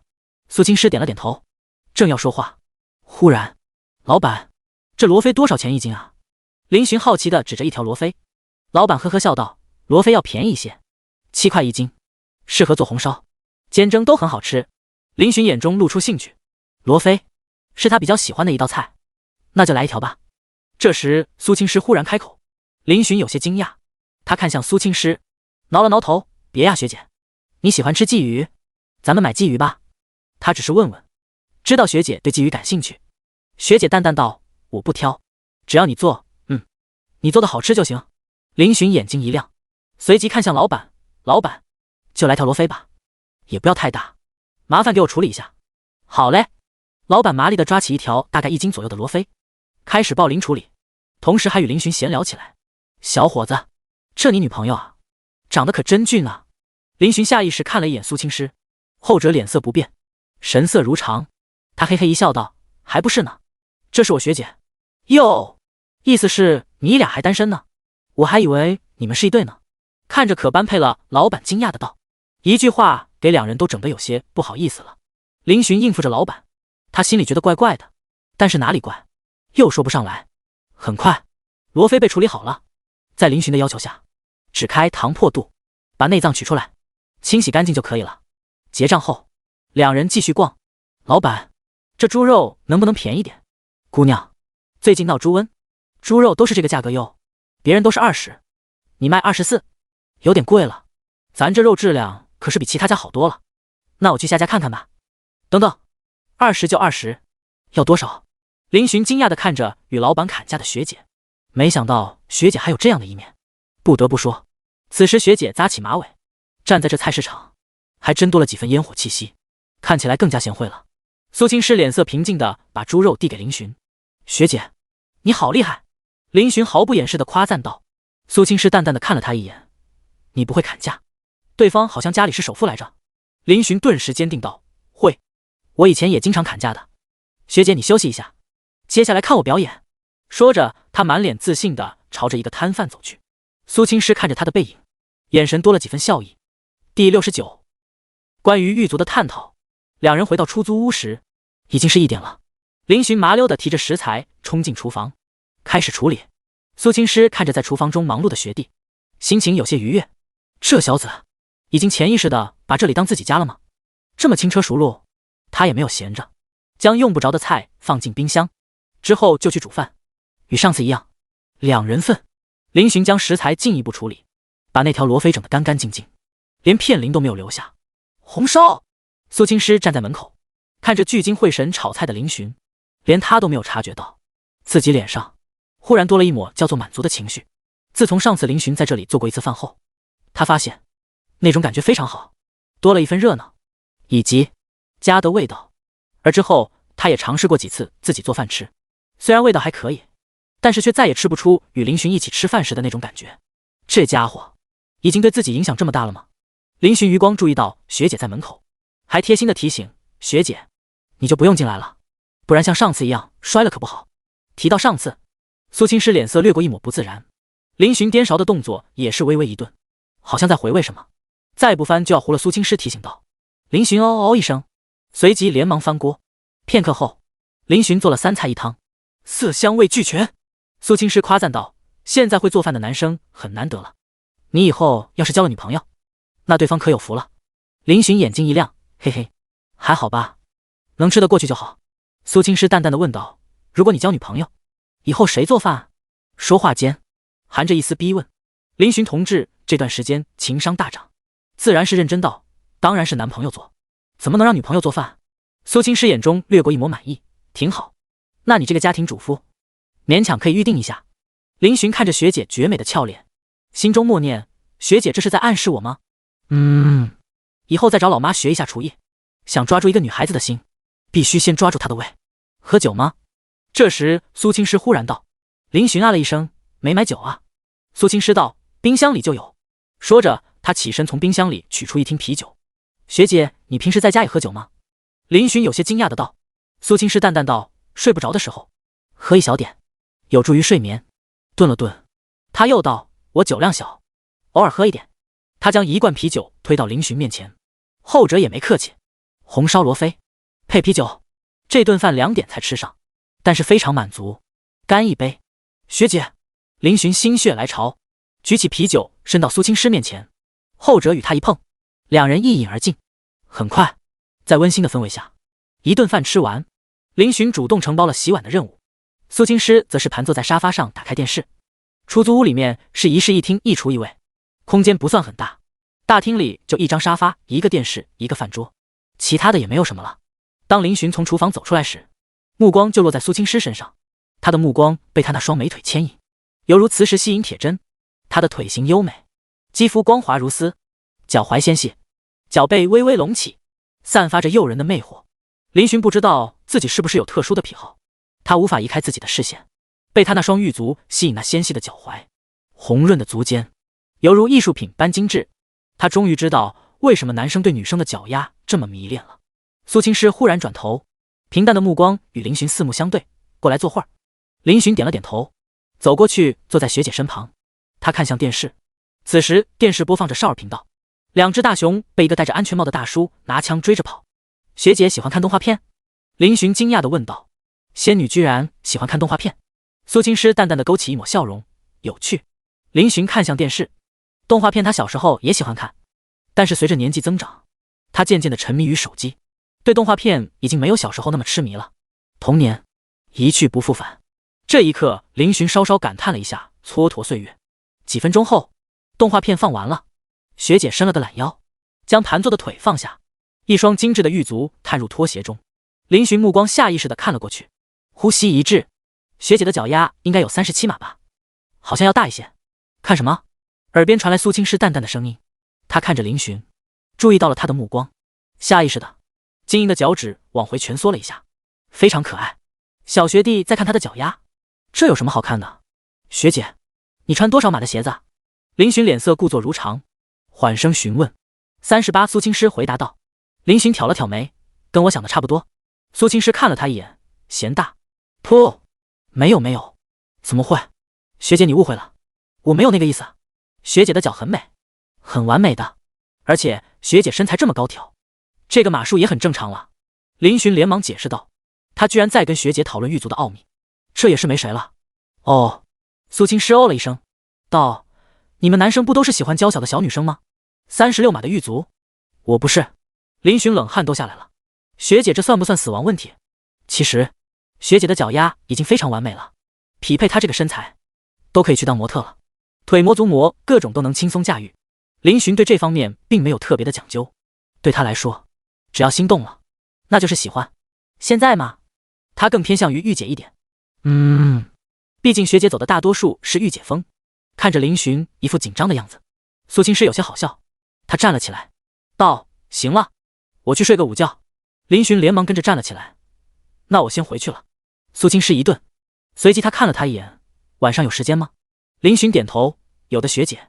苏青诗想了想，道，在这里凑合睡一下午觉，影响吗？啊？林寻懵逼了。苏青诗一本正经的道，你喝了酒，路上不安全，这里沙发能睡下一个人，这理由有点牵强。他林寻只喝了2罐啤酒，9牛1毛，谈不上醉。不过林寻此时情商还是在线的，连忙点头，好，我也觉得有些头晕，那就在学姐这里休息一下吧，我去给你拿毯子。苏青诗转身回了房间。第70闲暇时光，这算同居吗？林寻躺在沙发上，怔怔地看着天花板的。很突然，他就这么在学姐的出租屋里睡午觉了，还是学姐挽留的？嘿嘿，身上盖着学姐给的毯子，林寻忍不住嗅了嗅，毯子并没有特别的香气，只有一股洗衣液的味道，应该是新的，用洗衣液过了一遍。不过他已经很满足了，他现在与学姐只有一门之隔，好想看看学姐睡着是什么样子的。不过他知道学姐已经反锁了，而且他也不会这么做。沙发的面积也不是很大，刚好适合他一个人睡，也不算很拥挤，而且沙发的味道比毯子的味道还香一些。不知不觉，林寻同志就熟睡过去了。这一觉也不知道是不是因为喝了酒的原因，林寻睡得很死。不知过了多久，房间的门轻轻地打开了，苏青诗穿着一件睡裙走了出来，她眼神还有些迷糊，不过很快就注意到了沙发上缩着的男生，她顿时清醒了。其实在挽留林寻下来后，她回到房间里也是纠结了很久，她觉得自己一定是疯了，居然会留一个男生在出租屋睡觉，这一点也不符合她的性格。不过好像也觉得没有什么，在一番挣扎后，她就睡着了。看着睡得正香的学弟，苏青诗好奇地走了过去。林寻睡觉的时候看起来很乖，让人忍不住升起一抹保护欲，就算是苏青诗也不例外。她看着林寻的睡颜，有些出神，还挺帅的嘛。忽然睡梦中的林寻眉头一皱，苏青诗见状，好看的眉头也是跟着这个动作。做噩梦了？学姐，别答应他。不要。林寻脸上开始露出一抹难受，摇头，拒绝着什么。苏青诗挑眉，这家伙做梦梦到自己了，什么别答应他？梦到自己被别人表白了。他看着他皱成麻花的眉头，忍不住伸手抚了抚。忽然，林寻伸手就抓住了他的手，并且一下子突然用力，抓得很紧。苏青诗脸上露出一抹吃痛的表情，不过他并没有立马甩开对方，而是伸出另外一只手摇了摇他。林寻茫然地睁开眼睛，很快，他眼睛恢复清明。学姐，苏青诗目光平静地看着他，做什么梦了？林寻一愣，下意识回想起来，他确实做梦了，梦到一个长得很帅的男生跟学姐表白。那个男生真的很帅，而且还是他见过的，上次离开出租屋时见过一面。梦中，在他的光芒下，林寻自卑了，他感觉自己仿佛是个配角，只能眼睁睁地看着学姐朝他走去。Oh my god， 这真是个噩梦。林寻脸上涌现出后怕。怎么了？苏青诗看着他问。林寻摇了摇头，没事学姐，做噩梦了。对了，学姐，几点了？苏青诗淡淡道，我也不知道。林寻挣扎地坐了起来，这时他才发现自己居然抓着学姐的手，顿时就呆了。学姐，你，我怎么？苏青诗淡淡道，还不放开？林寻连忙松开，脸上写满了疑惑，问道，学姐，这是怎么回事？梦里他失去了学姐，现实居然牵手了。苏青诗淡然地站了起来，没有回答他的问题，而是朝着卫生间走去。林寻坐在原地思考了很久，都没有想明白。嗨，不想了，反正便宜他占了。拿出手机一看，已经6点多了。林寻麻溜地起身，把毯子叠好放在沙发上。这时卫生间已经传来水流声，学姐在洗漱了。林寻坐在沙发上没有走，而是掏出手机查看信息。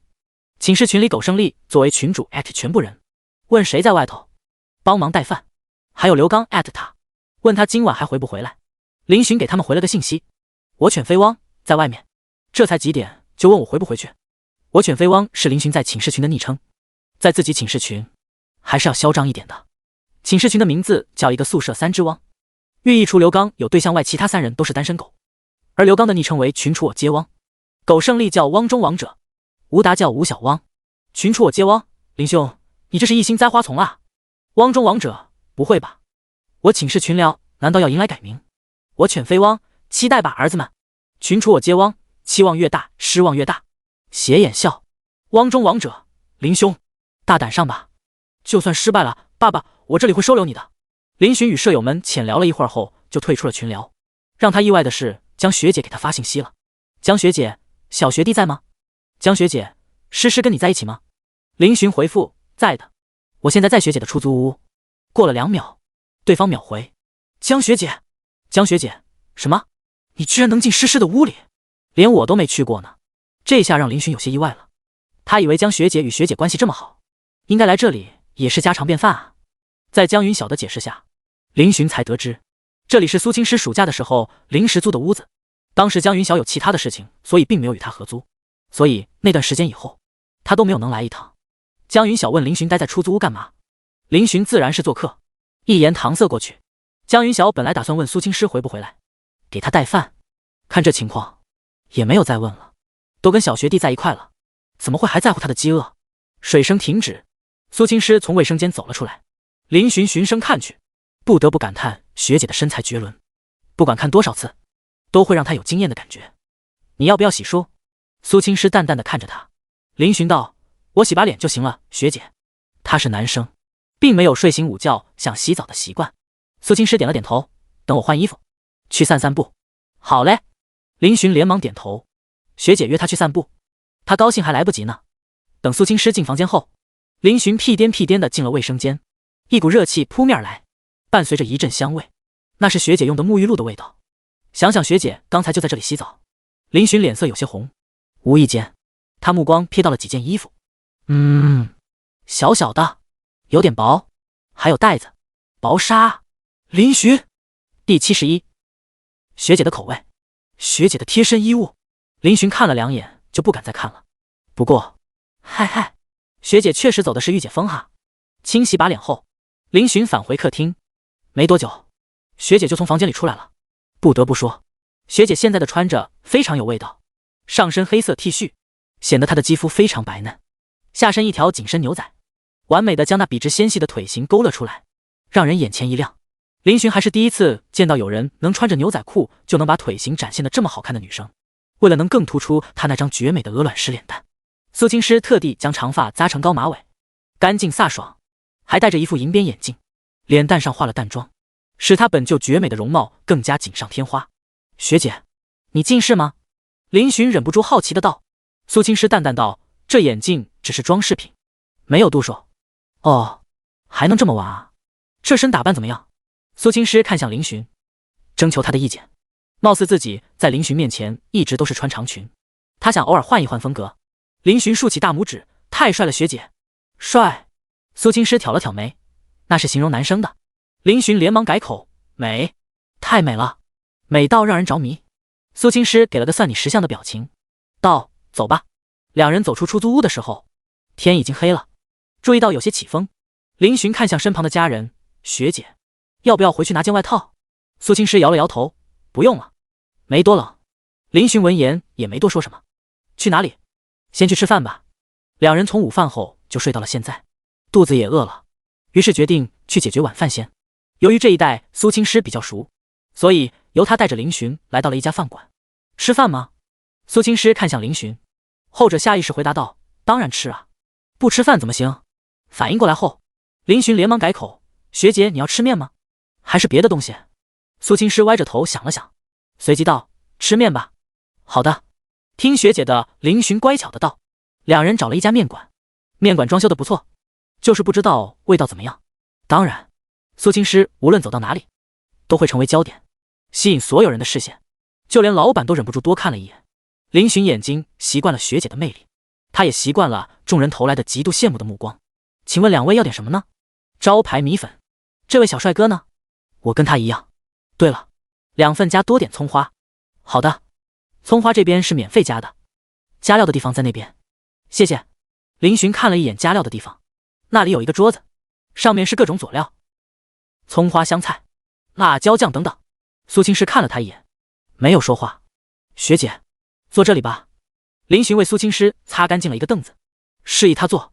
后者轻声道：“不用折腾，我并不娇贵。”林寻嘿嘿一笑。林寻坐学姐对面，等粉的过程中，两人无言，默默地玩着手机。这时林寻忽然起身，走出了门口。苏青诗疑惑地看着他的操作，不过他并不认为林寻是单独离开了，应该是有什么事。几分钟后，林寻回来了，他脸上带着笑容，手里提着2杯奶茶。学姐，给你的。林寻将一杯奶茶递给他。苏青诗看了一眼，是柠檬水。他喜欢的口味。谢谢。你怎么知道我喜欢喝这款？林寻笑道：“上次逛商场时注意到的，虽然只见过学姐喝一次，但是看学姐把它喝完了，应该比较喜欢喝。他觉得看女生喜不喜欢喝一款奶茶，主要看她会不会把那杯奶茶喝完。”苏青诗有些诧异的道：“你记那么清楚？”林寻笑了笑，关于有关学姐的事情，他当然会上心。这石老板捧着米粉上来了。学姐，你等我一下，给你加葱花。林寻迫不及待地端起米粉，朝加料区走去。苏青诗漠然地看着他的行为，心中悸动，目光都柔和了几分。两人对坐着吃着米粉，气氛非常安宁。如果是以前，苏青诗在外面吃饭时速度是很快的，因为他觉得时间不能浪费在吃饭上。但是现在，他却觉得好像吃慢点也无所谓了。林寻的注意力大部分都在学姐身上。当苏青诗低头嗦粉的时候，他目光就迅速地偷瞟一眼，心动不已。学姐吃饭都这么优雅，当然，这是情人眼里出西施的缘故。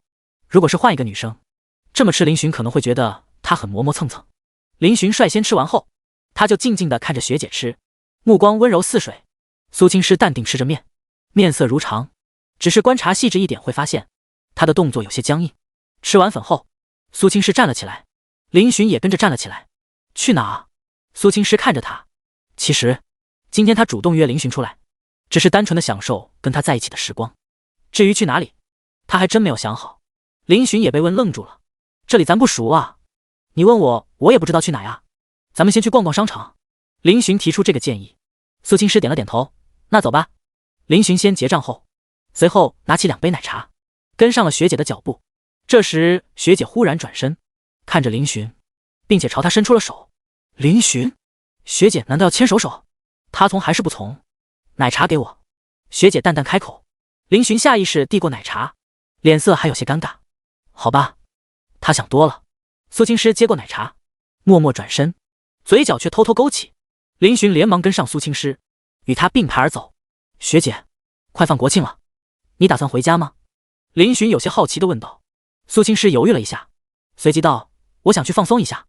林寻有些诧异，学姐的妈妈还有哥哥应该在家吧？苏青师动作一顿，他摇了摇头，我哥工作忙，一年365天，放假的时间都不超过1个月，就算是假期，他也很少回家。为什么？林寻好奇。苏青师面色平静道，因为他一回家，我妈就安排他去相亲，一天相3场。林寻，第72学姐，我来教你，一天相3场。林寻有些汗颜，学姐的妈妈这是多想把儿子嫁出去啊？按照学姐这个颜值来说，他哥哥应该长得也不差才对啊，怎么会被逼着相亲？似乎是看出林寻的疑惑，苏青师淡淡道，你是不是认为我哥没人要？林寻挠了挠头，没有，学姐的哥哥应该很受女孩子欢迎吧？苏青师点头，对，你可能不知道，那些与我哥相亲的女士，后来经常上门来找他，甚至有些打听到他上班的地方，只是我哥一直在逃避，拒绝。林寻哭笑不得，感情是大舅子不想找媳妇儿啊？那学姐妈妈呢？苏青师道，我妈妈在行政单位上班，平时也忙，每到节假日都会主动申请顶班。林寻明白了，那感觉学姐一家很少团聚在一起呢。夏天，天上积满了闪闪发光的星星，像细碎的流沙铺成的银河斜躺在青色的天宇上，微风轻轻地吹着，将学姐的鬓间碎发扬起。林寻刚好偏过目光，恰巧看到了这一幕，心顿时软化了，好美。林寻有种冲动，他想牵着学姐的手，在这星光铺散的道路上一直走下去，内心挣扎。林寻心痒痒的，苏青师目光看着前方，似乎并没有注意到身旁学弟的心理变化。很快，两人来到了商场。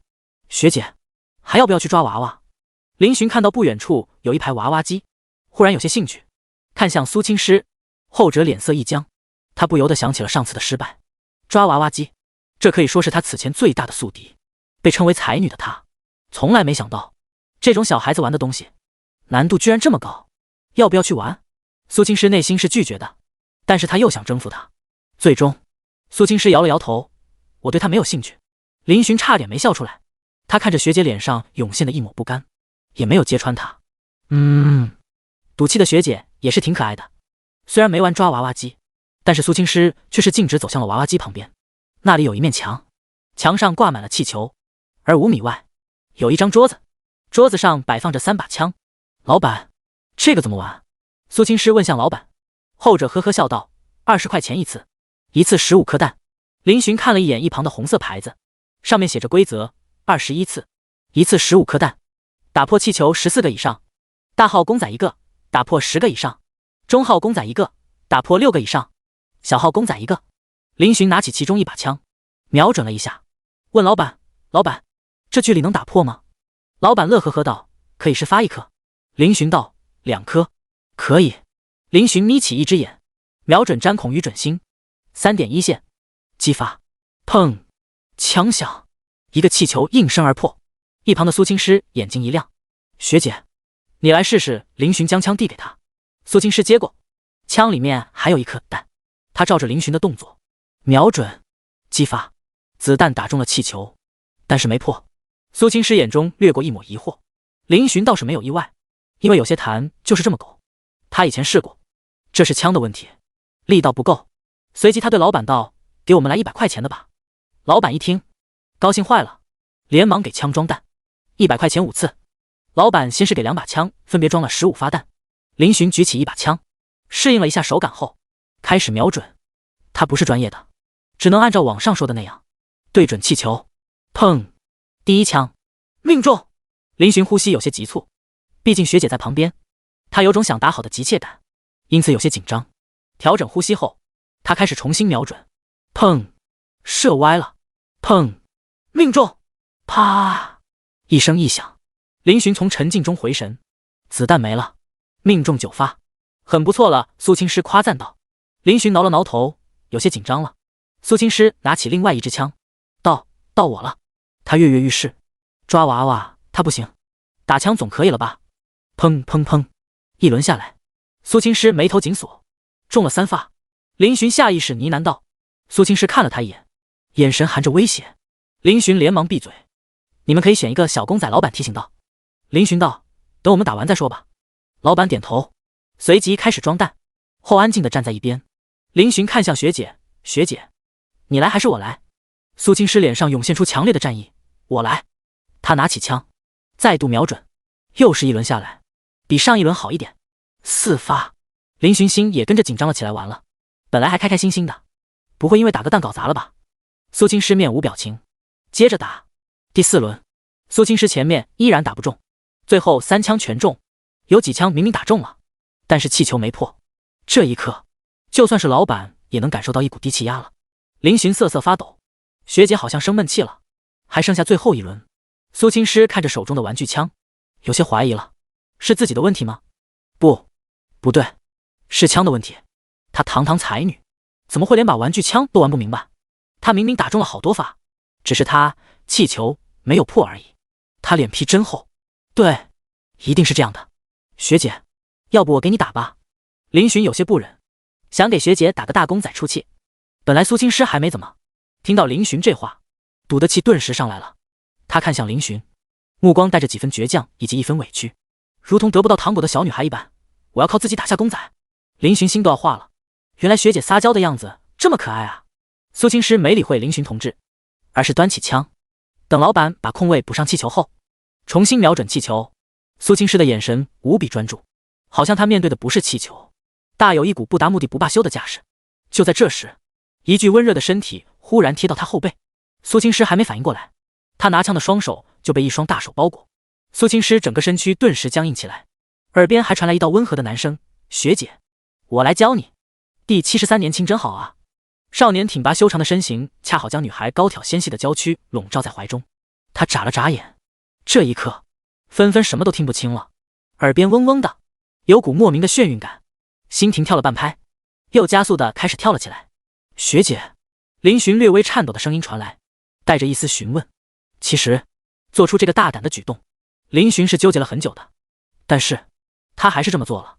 不仅学姐紧张，他现在心都快跳到嗓子眼了。一旁的老板，好家伙，我开个生意容易吗？咋还天天吃狗粮？无语的老板默默的转身。苏青师轻轻的应了一声，之后就没有说话了。他已经不知道该如何开口了。这家伙怎么就突然贴上来了？他一点准备都没有啊！两人表面上淡定，其实内心慌的一批。林寻同志收敛心神，他道：学姐，你握枪的姿势不对，应该是这样。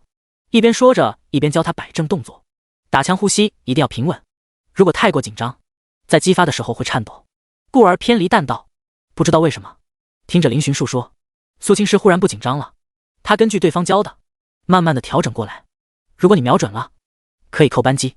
砰砰，枪响，一个气球瞬间破碎。苏青师眼睛一亮，真的中了，不错，再来2枪。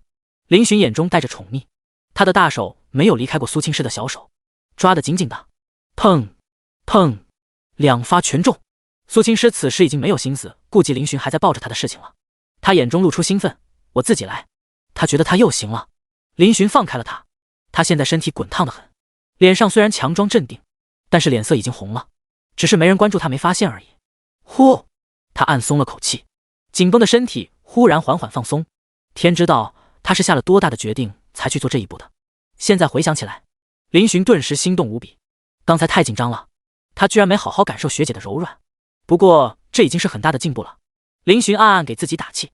苏青师也是明显的松了口气，他都有些不敢面对这个学弟了，因为前面已经中了3枪，苏青师还剩下12发子弹。他脸色谨慎，瞄准气球。根据林寻刚才所讲，他也是改变了手法，尝试开了1枪。砰，气球瞬间爆了。苏青师眼睛一亮，有用。林寻也是露出笑容，好样的学姐。苏青师嘴角掀起一抹笑容，随即继续射击。老板看着这一幕，不由得露出一抹姨母般的笑容。虽然气球一个个被打破意味着他亏，但是他却是有些欣慰。年轻真好啊，而且今天他还赚了好吧，哈哈，心情愉悦。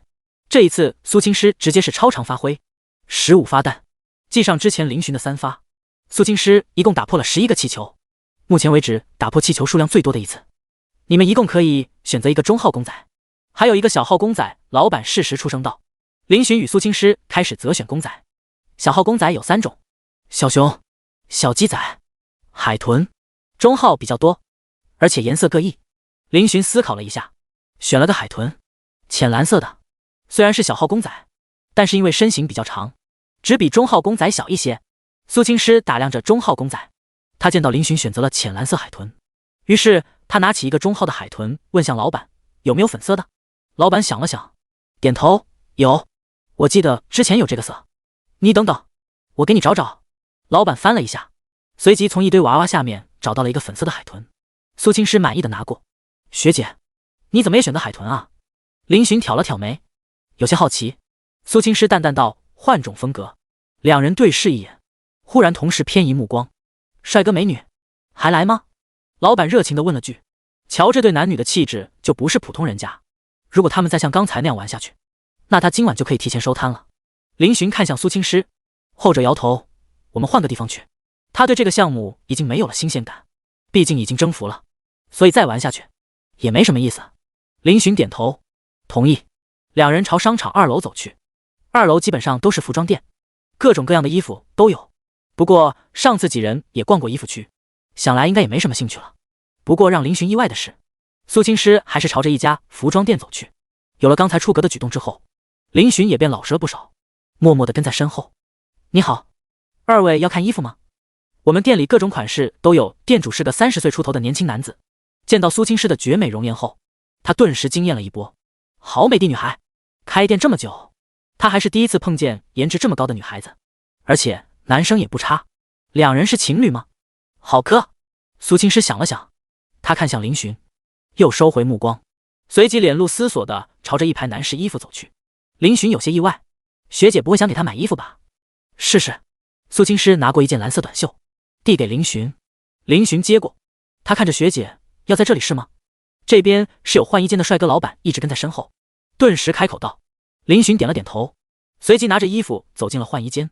蓝色，这个色他还没穿过，也不知道适不适合，不过不影响学姐给他挑的第一件衣服，就算丑以后他也要经常穿。当林寻从换衣间走出来时，苏青师顿时露出一抹满意的神色。可以啊，帅哥，这件衣服非常适合你，很修身，你女朋友的眼光真好。老板眼睛一亮，半吹捧半认真的道。他话一出，苏青师俏脸顿时升起一抹嫣红，格外诱人。不过他并没有出声反驳老板，仿佛就像是默认了一样吗？林寻心里跟吃了糖一样甜。他跟学姐走在一起，已经不是第一次被人误认为是情侣了。这是巧合吗？不是，这意味着他跟学姐还是挺配的。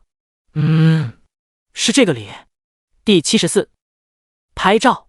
在苏青师的搭配下，林寻又试了几套衣服，还别说，挺合适他，整个人的风格也变了一番。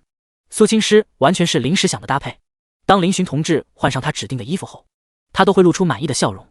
你比较适合这些风格。苏青师最后点评了一句。林寻大手一挥，买单。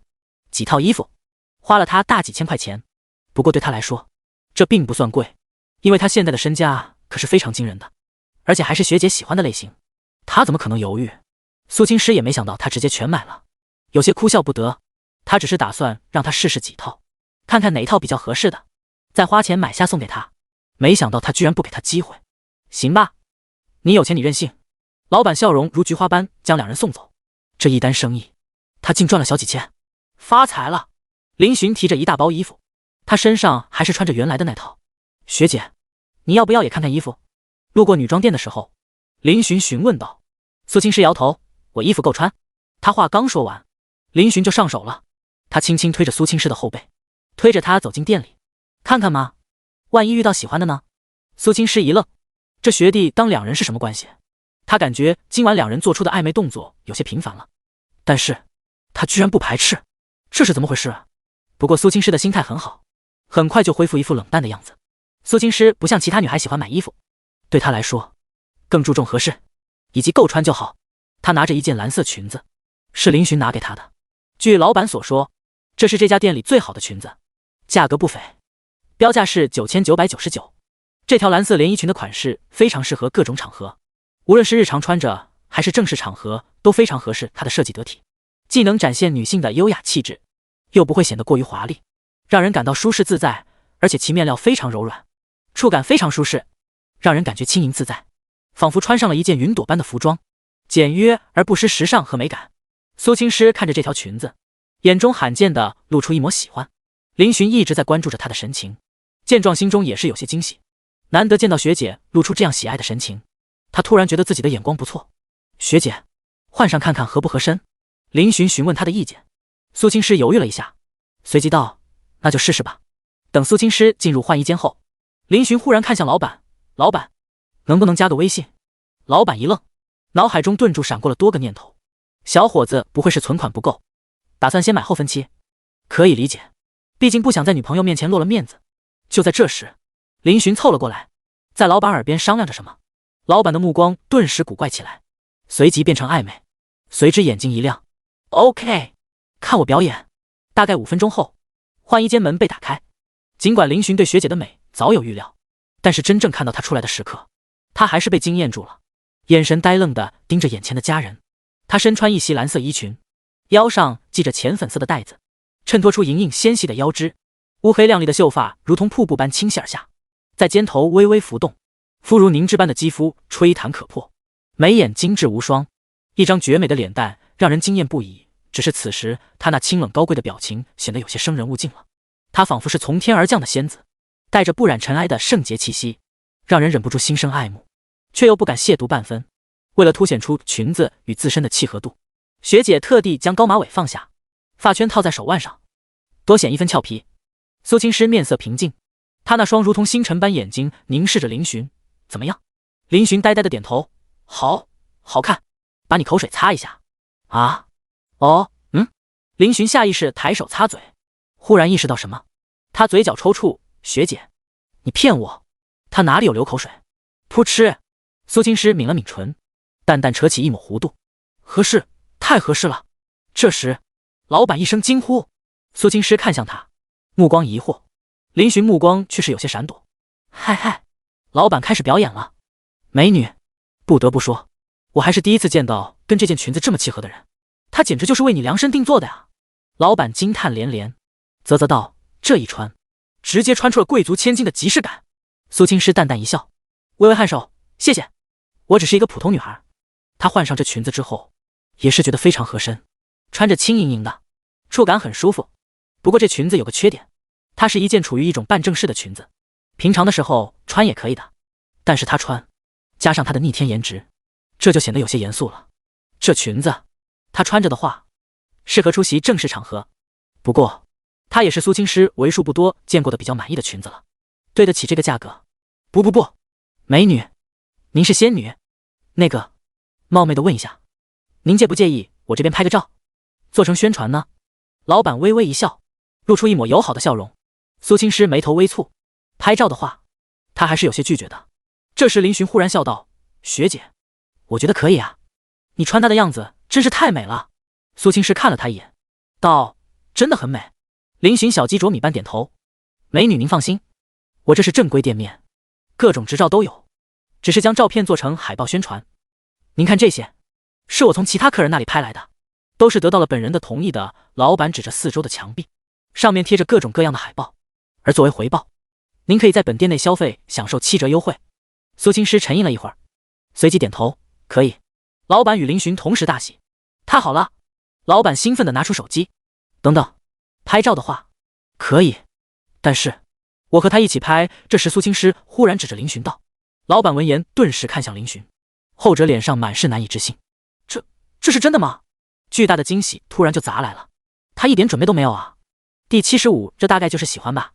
林寻只是想着让老板给穿着裙子的学姐拍张照撕他，没想到学姐居然邀请他一起拍，这不是正中他下怀吗？我这身可以吗？林寻低头看了一眼自己身上的衣服，好家伙，好像跟学姐一比，显得自己有些土里土气的了。换就行了，我免费让你试。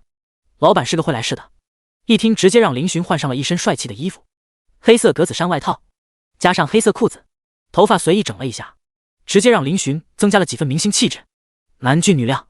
老板看着林寻与苏青师，满意的点了点头。林寻有些拘束的站在学姐身旁，他此时与苏青师距离不到1米，已经可以闻到她身上的香味了。你们2个靠近一点，都是情侣了，还离那么远干嘛？老板哭笑不得的对林寻2人道：“怪了，哪有情侣离对方这么远的？”闻言，林寻与苏青师对视一眼，后者随即偏头，没有说话。林寻眼神悸动，朝学姐靠近了一大步。再近一点。林寻再靠近1小步。此时他距离苏青师只有30公分左右，2人都能听到彼此的呼吸声。以及逐渐加速的心跳。苏青诗突然有点后悔开口提出要与林寻一起拍照。现在这氛围有些不对劲。好，麻烦帅哥揽住你女朋友的腰。然后面对镜头，老板拿着手机对焦。其实他的指尖已经点了好几次，拍了好多照片。这两人太耀眼了，无论是什么角度，总能抓到几张角度很好的照片。林寻忽然眉头微蹙，随即看向苏青诗，小心翼翼地问道：学姐，要不咱们不拍了吧？他后悔了，觉得这样有些冒犯到学姐了，毕竟他不想让学姐做为难自己的事情。苏青诗淡淡地看了他一眼，道：我觉得可以。林寻咽了抹口水，只是摸一下腰，少不了一块肉。苏青诗面色平静的道：如果是别人，别说摸腰了，能不能靠他这么近都是另说，也就是身边这个学弟有这个待遇了。快点啊，帅哥！老板催促道。林寻一咬牙，干了。他伸出温热的手掌，轻轻地附上学姐那纤细的腰肢，额头已经沁出了细汗。这是外套热的，绝对不是他紧张。当腰间感受到一抹温热时，苏青诗整个人直接僵住了。此时他的反应全然不似刚才的淡然，他下意识看向林寻，四目相对，那清冷绝美的俏脸上忽然附上了一抹嫣红，绝美无瑕。林寻目光看痴了，两人四目相对，全然忘了老板要求要摆的姿势。不过老板却是眼睛一亮，对准这对男女就是一顿输出。这下相册应该有几百张照片了吧？太棒了！老板忍不住惊呼，同时也把差点迷失的男女吓得清醒过来。可嗨，那什么，你们可以继续。老板回过神，有些尴尬的朝两人笑笑。林寻无语，他与学姐对视一眼，两人仿佛有某种默契般，忽然笑了。我先把裙子换了。苏青诗轻声道。林寻一听有些急了，怎么了学姐？不喜欢吗？他以为学姐不打算买。苏青诗瞥了他一眼，你让我穿这个回去。林寻恍然大悟，哦，好，那学姐你去换。苏青诗转身进了试衣间，林寻迫不及待地凑近老板，怎么样老板？老板露出得意的样子，我出马你还不放心？当然是成了。林寻一喜，老板将刚才拍下的成果翻给林寻看。林寻看着这些照片，眼神充满了喜爱。这些照片比他以前所有加起来的照片含金量都高，记得发我。OK， 没问题。老板忽然道，还有我刚刚的话也是没有开玩笑的，你们两个的照片我真打算用来做宣传海报，你不会介意吧？如果把这照片做成海报贴在店里，他家生意怕是会火爆一时。林寻点头，这个没事。学姐也同意了，他自然没问题。林寻直接把裙子的钱付了，按照优惠7折，将近7000。林寻直接凑整付了7000过去。林寻，身后传来苏青诗的声音。林寻转身看去，苏青诗眼睛换完衣服出来了。学姐。苏青诗看着他，你付款了？林寻笑着点头，是的学姐，学姐喜欢我就买了。他没有掩饰想送学姐裙子的想法。苏青诗眼神掠过一抹复杂，不过他也没有说让林寻退了，他自己也有能力买下这件裙子，只是相对于林寻来说，他会多犹豫几分。既然他买了，那他回去就把钱转给他好了。他不喜欢花男生的钱，即便这个人将来是他男朋友也不行。这就是苏青诗的强势。结完账后，林寻便与苏青诗离开了商场。学姐，我叫车吧。林寻拿出手机，我们走路回去吧。苏青诗出声道。林寻看了一眼手机，9点不到，还早，从这里步行到出租屋只要10来分钟。两人漫步而行，苏青诗主动帮林寻分担了一下东西。林寻左手拿着，苏青诗右手拿着，晚风有些凉意，两人都感受到了。林寻看向身旁的学姐，此时她长发并没有扎上去，披萨下，侧颜美得让人心动。学姐冷不冷？苏青诗白嫩的鼻子动了动，吸了一口空气，有点。话刚落，她就感觉自己的手被牵住了。苏青诗讶然。林寻若无其事的轻声道，现在还冷吗？大手传递过来的温度，苏青诗感受得很清晰。她看着林寻，沉默了片刻，还是没忍心拒绝他。林寻细细感受着学姐的小手，在女生中算是修长纤细，但是与林寻一比，就是小手了，软软的，冰冰凉凉的。林寻心生喜爱，没握够吗？苏青诗轻声道。林寻看向苏青诗，后者也是看向他。女孩面色依旧清冷淡漠，但是她的目光却不似之前那般冰冷，里面多了一层水光，多了几分青春的活力。这样的学姐，让人勾起一股保护欲。林寻心都要软化了。学姐，你好美。林寻轻声开口，带起了一丝磁性的颤音。苏青诗修长的睫毛颤了颤，呼吸有些粗重。林寻目光下移，落到了学姐的唇瓣上。学姐的唇好像有点干，想帮她湿润一下怎么办？脑子里有个声音，叫她就这样亲下去。情不自禁，有感而发。学姐应该不会怪罪的吧？一时间，气氛暧昧到了极点。林寻同志的目光也渐渐地变得危险起来。苏青诗察觉到了他的火热，但是他现在的身体仿佛被定住一般，意识还在，却控制不了自己了。他知道，他大概应该可能已经喜欢上了这个比自己小的学弟。什么时候开始呢？他也不知道。或许是与他的第一次合唱，或许是与他第一次穿梭在雨幕中，或许是与他第一次做饭。第76沦陷。天色已晚，路上的行人反而多了起来。一对男女手牵手走在人行道上，路过的路人忍不住纷纷侧目而视，惊艳的目光此起彼伏。两人的颜值都很高，可以说是非常吸睛的一对情侣。众男同胞们恨不得被那位美女牵着的是自己。这小子上辈子是拯救了太阳系吧？居然能得到此等角色的青睐。林寻牵着学姐的手，一路上基本上没有说话，氛围还处在一种暧昧的状态中。苏青诗并没有拒绝林寻的牵手，后者见对方没有拒绝，也是没有放开。他当学姐这是默认了。两人此时的感觉就好像真正的情侣一般。学姐，东西重不重？要不我来拿吧。走了几分钟后，林寻问向学姐，他几次都发现了学姐拿东西的手有些异样，那是东西过重而调整的小动作，而且他还看到学姐的手指都被勒出印记了。苏青诗摇了摇头，还好，我拿就好，很快就到了。其实他的手已经有些麻了，东西不是很重，但是一只手一直提着，也很容易导致血液流通不便。林寻却不管他的倔强，下意识松开了牵着他的手，把学姐手中的东西接了过来。相比于牵手，他不想让学姐累到一点。牵手吗？来日方长，以后大把机会。苏青诗两手空空，他感觉怪怪的，拿东西的手如释重负，被牵住的手此时微风吹过，传来一阵凉意，那是汗被蒸发的效果。他居然跟学弟牵着手走了这么久，这一段路明明只有几分钟，他却感觉走了半个小时。只是被男生牵着手，是这种感觉吗？很安心，很有安全感。苏青诗不由得瞥了一下提着东西的林寻，男生算是很高了，只是他的身材同样高挑，相比较下，林寻在他眼中不算很高大，但是对方给他的感觉充满了安全感。什么情况？网络上难道说的是真的？情人眼里出西施吗？一路无话，两人回到了出租屋。进门后，两人都感觉到了一股疲倦。苏青诗走到沙发前坐下，身子往后仰靠，曼妙的曲线显露无遗，眼睛缓缓闭上。林寻把东西放在桌子上，他想了想，道：学姐，那我先回学校了，留到现在已经有些晚了，他总不能打扰学姐休息吧。苏青诗睁开眼睛，他看了一眼林寻，过来坐会儿休息一下，他帮忙提东西也比较辛苦，怎么可能让他匆匆离开？林寻老实的坐在学姐旁边，他确实有些累。苏青诗打开了电视，脱掉鞋子，将一双脚丫缩到沙发上，专注地看着电视。大厅里安静的只剩下电视播放的声音。林寻同志脑海中还在回味着今晚上两人的经历，牵手、揽腰、暧昧。他跟学姐好像已经做了一些超出有意的事情，但是学姐并没有生气，而是默许了自己的行为。林寻感觉像是在做梦一样，他之前从来没有想过跟学姐发生这些，没想到命运的齿轮转得这么快。忽然林寻感觉到裤兜里的手机震动了一下，随之一阵阵震动，他以为是谁打电话给他，拿出一看，是一个备注着老板的好友给他发了图片。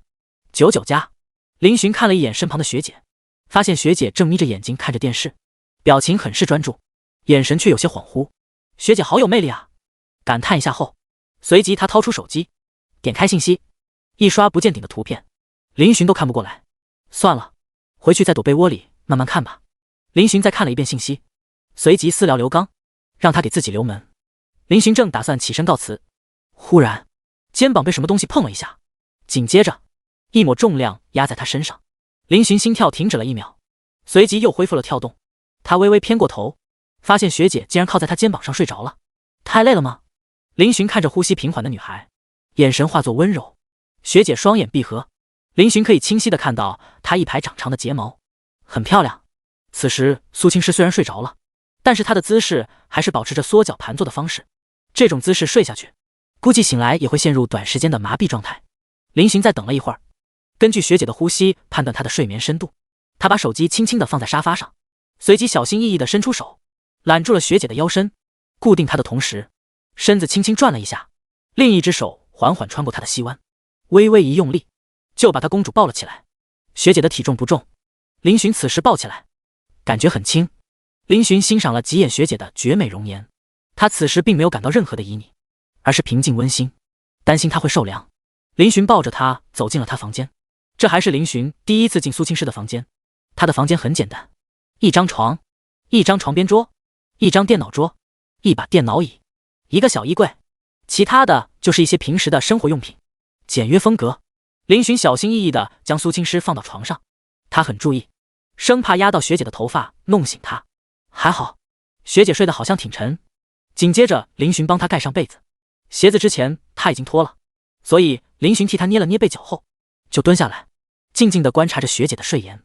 睡着的学姐很乖，没有了平时的雷厉风行与清冷，好像人睡着之后面容都会很乖很安静。林寻再次捕捉到了她的红唇，想起之前回来的时候，他及时刹车了。现在亲一下应该没事吧？学姐睡着了，偷亲一下很合理吧？想到这里，林寻的心跳开始加速，他慢慢地凑近苏青师的脸蛋，后者丝毫没有察觉到，睡得香甜。良久，林寻仿佛下定了某种决心，他的嘴唇轻轻地在学姐光洁的额头点了一下，一触即分。林寻退走，低声道：“学姐，晚安。”起身，林寻没有停留，替她关上灯，走出了房间，顺便带上了门。林寻将客厅里收拾一遍，随即他把属于自己的衣服拿起，关上了出租屋的门。关上门的那一刻，林寻深吸一口气，随即重重吐出：“林寻，你已经沦陷了。”他不知道的是，房间里的学姐忽然睁开了眼睛，黑暗中，她眼神非常明亮，抬手轻轻抚上被林寻亲过的地方，脸色看不出是害羞还是平静，只有轻轻的呢喃细语传出：“苏青师，你沦陷了。”第77招新日。从出租屋离开后，林寻就回到了寝室。现在的时间是晚上10点半左右，大部分学生都是刚下课不久，而林寻的寝室自然没有那么快熄灯。刚一进门，3双期盼的目光就齐刷刷地望了过来。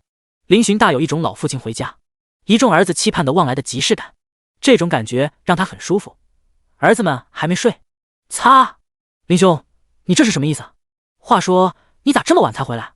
我差点就跑去宿管阿姨那里给你报备夜不归宿了。滚！尔等逆子，胆敢坑害义父！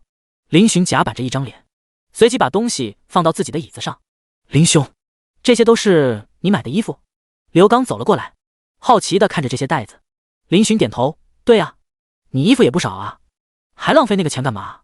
吴达也是不解地问道。我打算把旧的衣服全扔了，换上这些。林寻一本正经的道。此言一出，顿时惊住了3位室友。这么豪横？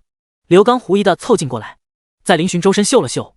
卧槽，你身上咋这么香？洗过澡了？林寻抬起手臂来闻了闻，还真的有股香味。没有啊，这是学姐身上的味道吧？扑通扑通，话刚出来，就传来2声闷响，竟然是苟胜利与吴达坐立不稳摔了下来。你们干嘛？林寻疑惑道。啧，你该不会从中午开始就一直跟校花待在一起吧？刘刚惊叹地看着他，林寻倒是没有否认，点了点头。刘刚，哟，苟胜利发出一声怪叫，他冲了过来，抓住了林寻的衣服，狠狠地闻了一下，随即露出一抹难以言语的表情。这个味儿！他忽然瞪大眼睛，你跟校花贴了？林寻皱眉，贴是什么鬼？拥抱了？不算吧。揽住腰算吗？亲吻了吗？没有。牵手了吗？牵了。嗷呜！307内，忽然爆发出苟胜利不甘的嚎叫。干什么？不睡觉鬼叫什么？楼下响起阿姨愤愤的声音。此时307内，林寻被3名室友逼到墙角。你跟校花交往了？没有啊。那你怎么能跟校花牵手？就那样牵住了啊？她没有扇你巴掌？怎么会？学姐这么温柔。温柔？6！卧槽！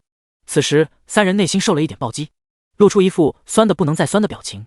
任谁都没有想到，校花与跟林寻已经发展到了这种程度，连手都牵上了。距离亲嘴，那还远吗？羡慕嫉妒恨啊！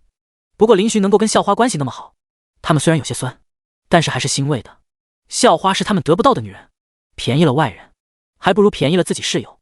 肥水不流外人田啊！哎，林兄，你到底走了什么运气啊？刘刚感叹了一句。林寻嘿嘿一笑，可能是个魅力太大了吧。哦，死远点，谢谢。林寻与室友闲扯几句后，便开始打理自己的衣服。他的衣服基本上都是新买的，有些没穿过。他把自己不怎么穿的衣服单独拎一边，还有穿着不舒服的也拎一边。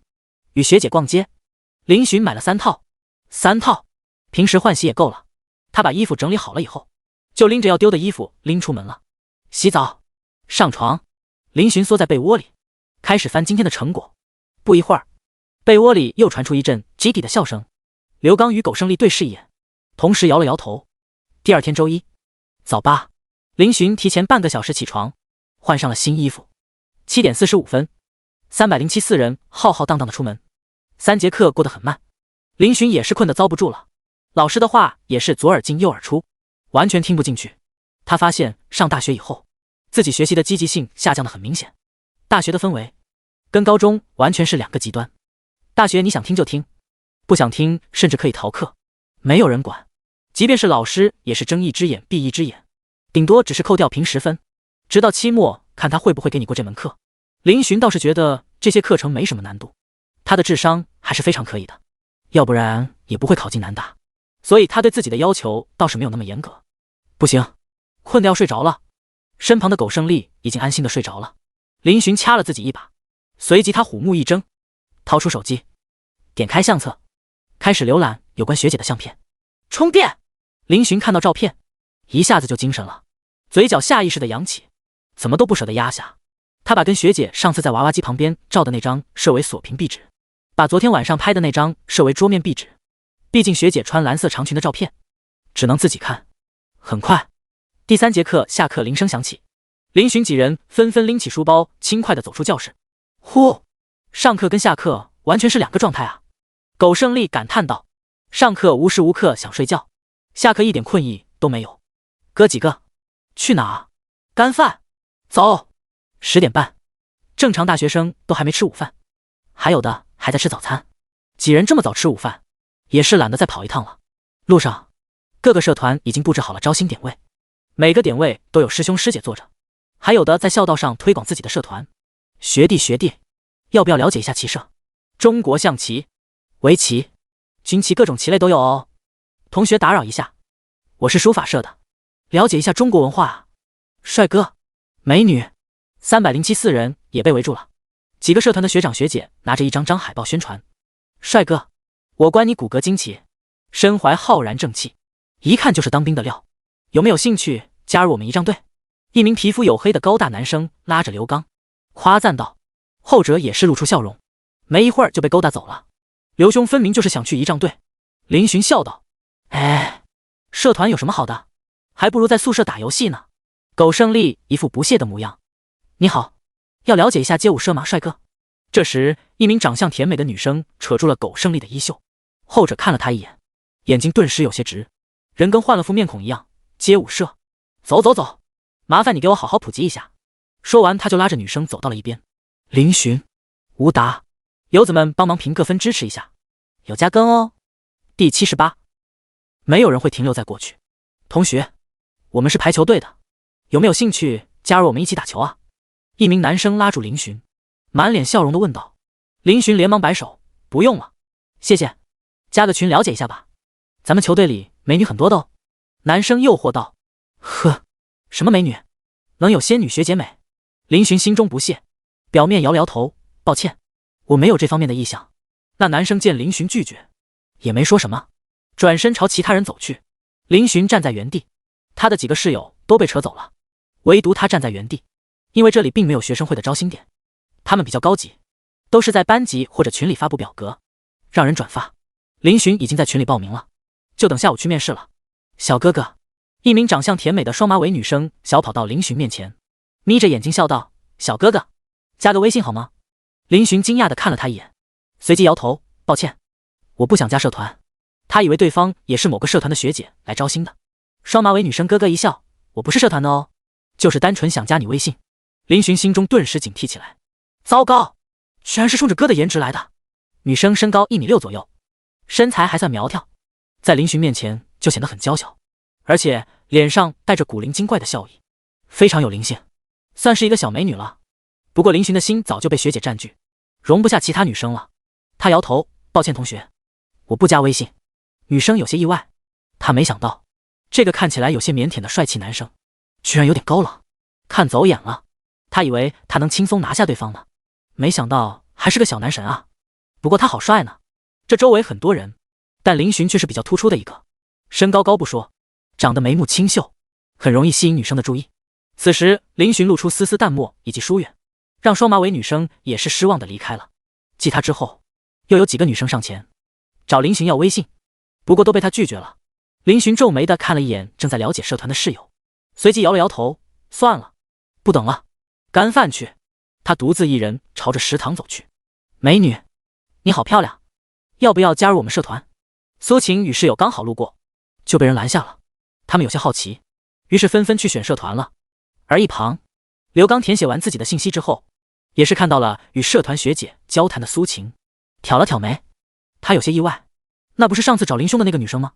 他看了一眼四周，发现不见林寻，发信息给他，才知道他去吃饭了。好家伙，吃饭不叫他。这时苟胜利一脸兴奋地走了过来，干啥了这么高兴？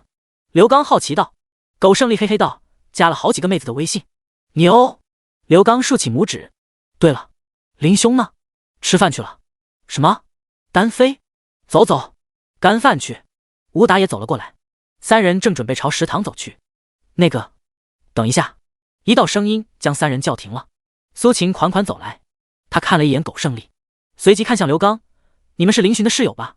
苟胜利虎目一瞪，你不是上次那个妹子吗？找我兄弟干嘛？刘刚与吴达两人满脸黑线。尼玛，你差点顺口就叫出儿子了，这是多想当父亲啊！苏晴抿了抿唇，他没跟你们一起吗？苟胜利就要说话，刘刚及时把他拉到了身后，他淡淡道，没有。你找他什么事情？我可以帮你转告他。苏晴眼中有些失望，不过他掩饰得很好，整理一下语言道，那麻烦你转告一下他，明天晚上是我生日，我设了个简单的生日宴，想邀请他参加，当然还有你们也可以跟他一起去。生日？三人面面相觑，脸色有些古怪，不过因为急着干饭，刘刚也不想与这个女生有过多的接触，他点了点头，你的话我会原话转告他，不过去不去就是他自己的事情了。谢谢。苏晴感激的道。刘刚三人朝着食堂走去，苏晴看着他们的背影，重新整理了一下面部表情，露出一抹从容的微笑。明天是他的生日，以前高中的时候，他的每一个生日林寻都会陪他过，今年他也想他到来。上大学之后，接触的人多了起来，苏晴整个人也慢慢的变了，以前的一些思想以及看法都改观了。大学并没有他想象中的那么美好，相比较下，他不由得想起了高中的时候那抹纯粹，想到了那个满眼是他的男生，所以他改变主意了，想最后再争取挽留一下。苏晴，他找你们干什么？林寻正坐在食堂里面吃饭，他身旁坐着刘刚，对面坐着苟胜利还有吴达。刘刚把苏晴的话告诉了他。林寻沉默。苏晴的生日？是的，明天的确是他的生日，他居然都快淡忘了。不过记得又有什么关系呢？铁子，你去不去？苟胜利询问道。林寻淡淡一笑，没有人会停留在过去，他还没懂这个道理。哎，看样子你们之间怕是有段爱恨情仇的大戏要上演啊。刘刚啧啧叹道。林寻认真道，我心里只有学姐。卧槽，那就精彩了，妥妥的修罗场啊。苟胜利惊讶道。林寻笑了笑，他不会让这个场面出现的，他会彻底断掉过去，因为在未来有位占据了他全部心田的女孩等着他去守护。这件事情你们就别管了，他爱干嘛干嘛，跟我也没有关系。林寻继续扒饭。你能这么想，为赋新甚慰啊。苟胜利一副孺子可教的模样。滚！三人已经点好了午饭，就在食堂吃了起来。饭后四人结伴朝宿舍走去。你们都加入了哪些社团？我打算去仪仗队。不用面试，直接去训练就行。刘刚笑道。吴达道，我加入了羽毛球队，要进行2轮考核才能成为正式队员。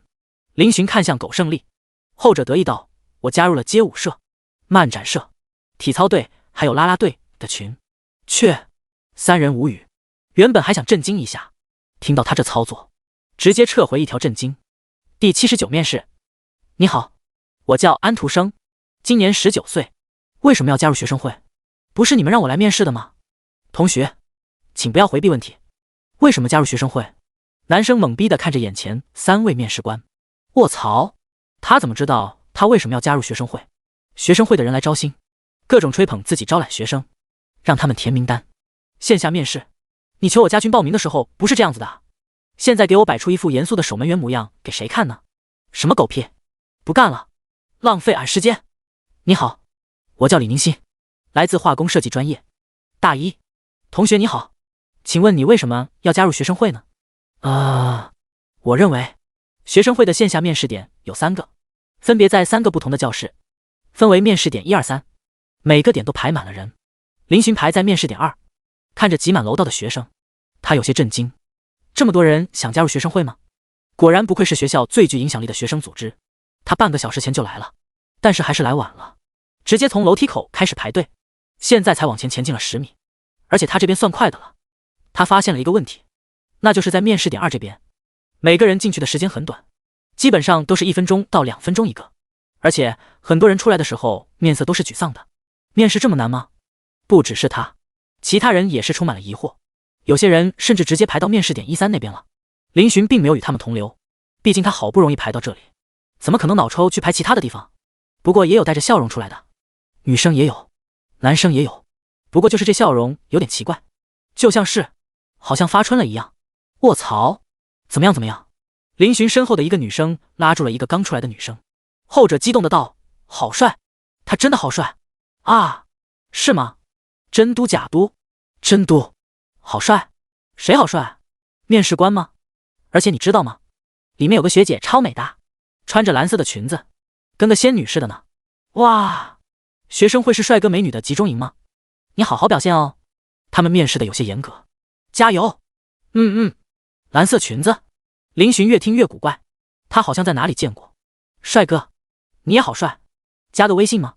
一只手拉了拉林寻的衣袖，打断了他的思考。他看向对方，那个女生眼冒星星的看着他。林寻摆了摆手，不好意思。女生明显就是颜控，见个帅哥就想聊。见林寻没同意，他也没有失望，噔跑开了。林寻这时有种奇怪的感觉，他感觉自己好像被盯住了一般，忍不住回头望了一圈。他身后的女生下意识地缩了缩手中的手机，他刚才那个姿势好像在拍照。林寻，很快林寻排到了门口之外，因为面试的时候都是一个人进去，然后关上门，结束了再出来，所以在外面是看不到里面的情况的。不过林寻在前面的人进去时，忍不住偷偷看了一眼里面的情况，不知看到什么，他眼睛突然瞪大，充满了难以置信，因为他这一眼已经看清楚了那2个面试官的模样，其中一个他还认识，全是学姐。学姐怎么也来了？哦对了，她是学生会的副会长，来当面试官也正常哈。不过林寻突然的有些紧张，是怎么回事？他居然排到了学姐面试的点。不过林寻眉头一皱，他发现学姐身旁有个男生，对方气质不俗，长得也很帅，好像比他还要帅一点点。对方是谁？没有给他太多时间思考，里面的人就出来了。轮到他了。林寻深吸一口气，随即走了进去。进去的第一眼，林寻就看向了苏青诗，后者也是抬头望了他一眼，面色平淡，眼神清冷。不过林寻发现他的眉头挑了挑。林寻观察起3个面试官，中间的是一个帅气男生，长相成熟稳重帅气，身上带着上位者的气质。他左边是学姐，右边是另外一个化着浓妆的女生。林寻感叹男生的颜值，在他的印象中，好像只有当初在学姐出租屋的时候遇见的那个帅哥能与他相比较。坐在准备好的凳子上，林寻腰杆挺得板直。你好，我叫于承硕，是学生会主席，麻烦你做一下自我介绍。男生是学生会主席，这个身份不难猜。学长学姐们好，我叫林寻，双木林，寻找的寻，来自凉城，今年18岁，大一金融系专业。林寻保持着一抹礼貌的微笑，自我介绍道。于承硕眼中掠过一抹惊芒，原来你就是林寻啊。他看这个男生就有点眼熟，没想到对方就是最近跟青师闹出绯闻的那个大一新生，看起来也没什么特别的嘛。青师看上他哪里了？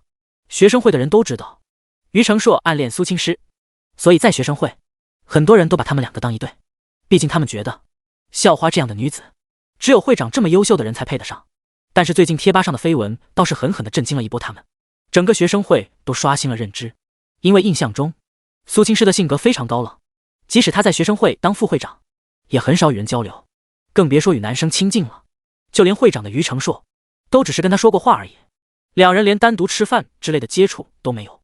但是校花却因为一个大意心生破例了，这简直太炸裂了，好吧？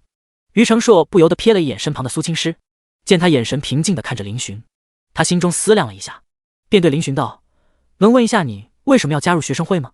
林寻下意识看了一眼苏青师，他加入学生会，只是想与学姐多相处一下，其他的好像没了。但是他当然不会这么说，我想加入学生会锻炼一下，提升一下自己的能力，希望也能成为像学长这么优秀的人。很官方的回答，还给会长拍了个马屁。谁知他话音刚落，苏青师的嘴角就勾了起来。于承硕与另外一个女生跟他并排看不到，但是林寻看到了，他忍不住呆了一下。学姐，你笑起来真好看。不对，学姐，你是来吸引我的注意力的吗？第80，假期表白。学弟，你是身体不舒服吗？怎么有点不在状态？于承硕疑惑的声音拉回了正在走神的林寻，后者顿时有些尴尬。他刚才居然看学姐看呆了。没有，只是在想事情。于承硕与另外一个女生脸色有些古怪。想事情？这是面试啊，哥，你这么漫不经心，到底想不想加入学生会啊？那么下一个问题，学弟，你有女朋友吗？此话一出，众人都是一怔，因为后面那句话是苏青师开的口。于承硕想要问的问题直接卡在喉咙里，他惊讶地看了一眼苏青师，这还是他今天面试以来说的第一句话。这么的语出惊人，别说他们，连林寻都是有些意外。不过他很快就摆正脸色，完全没有思考，摇头没有。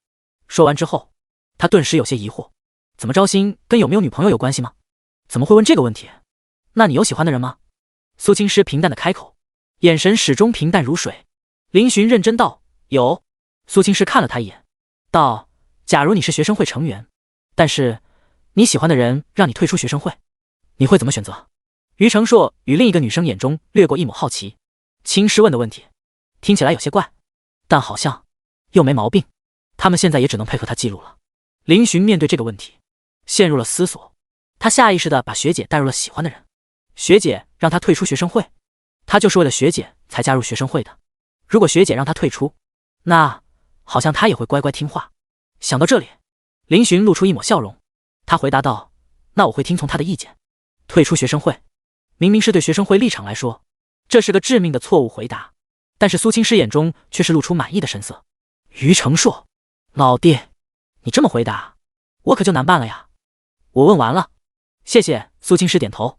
于承硕连忙道：那就这样吧，谢谢学弟的配合。林寻点了点头，随即他起身，也没敢多看学姐，走出了教室。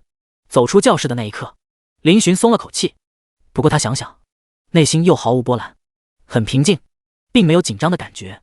现在的想法大概就是加不加入好像都行。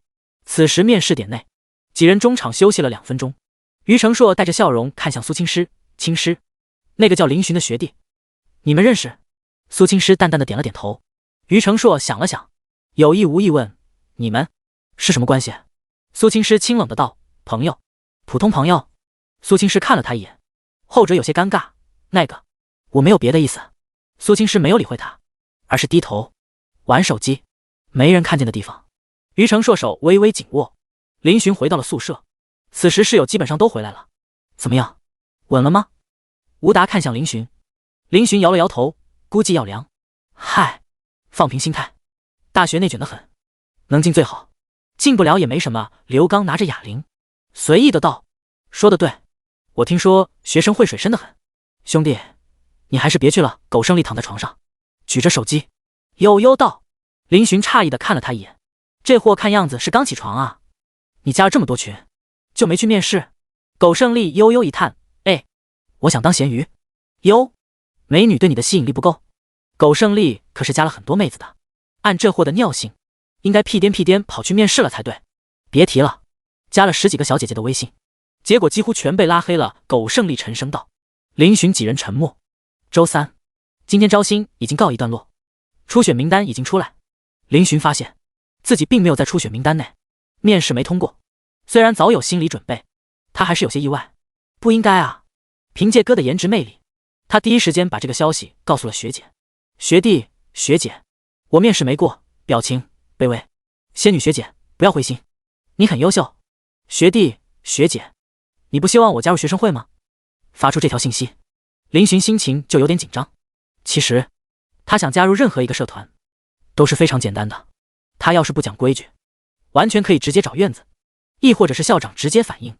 开玩笑，家里可是给学校捐了几栋楼啊，给他开个后门不过分吧？但是他并没有那么做，因为他知道学姐并不是很想他加入学生会。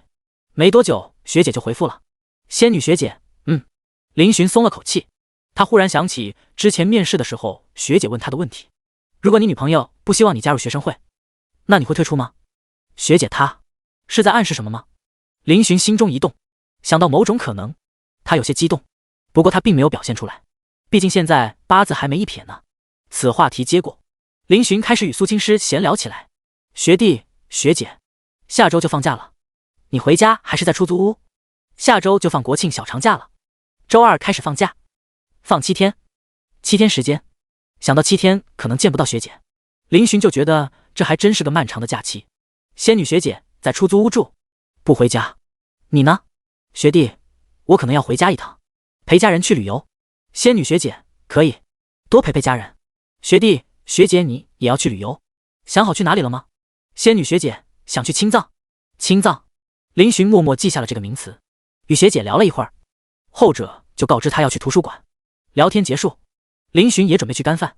这时江云晓忽然发消息过来：江学姐，小学弟，你最近跟诗诗相处的怎么样了？小学弟，挺好的。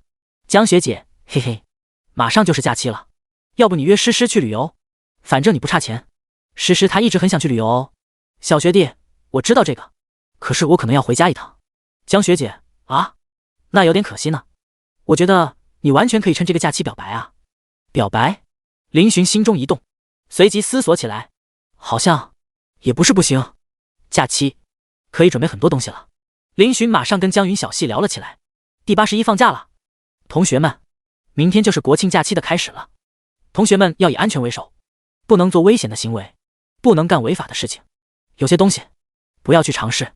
放假前一晚，辅导员召开班会，开一个假前动员。同学们的心情都十分激动，辅导员在上面讲，他们也在下面讲，讨论假期应该去哪里。放假从6点开始，到7号的下午6点。哥几个，放假打算干嘛？苟胜利两手分别搭着林寻与刘刚的肩膀，笑呵呵道。林寻答案始终如一，先回家陪父母旅游，之后再做打算。刘刚淡淡道：我当然是去找对象了。苟兄，你这是什么表情？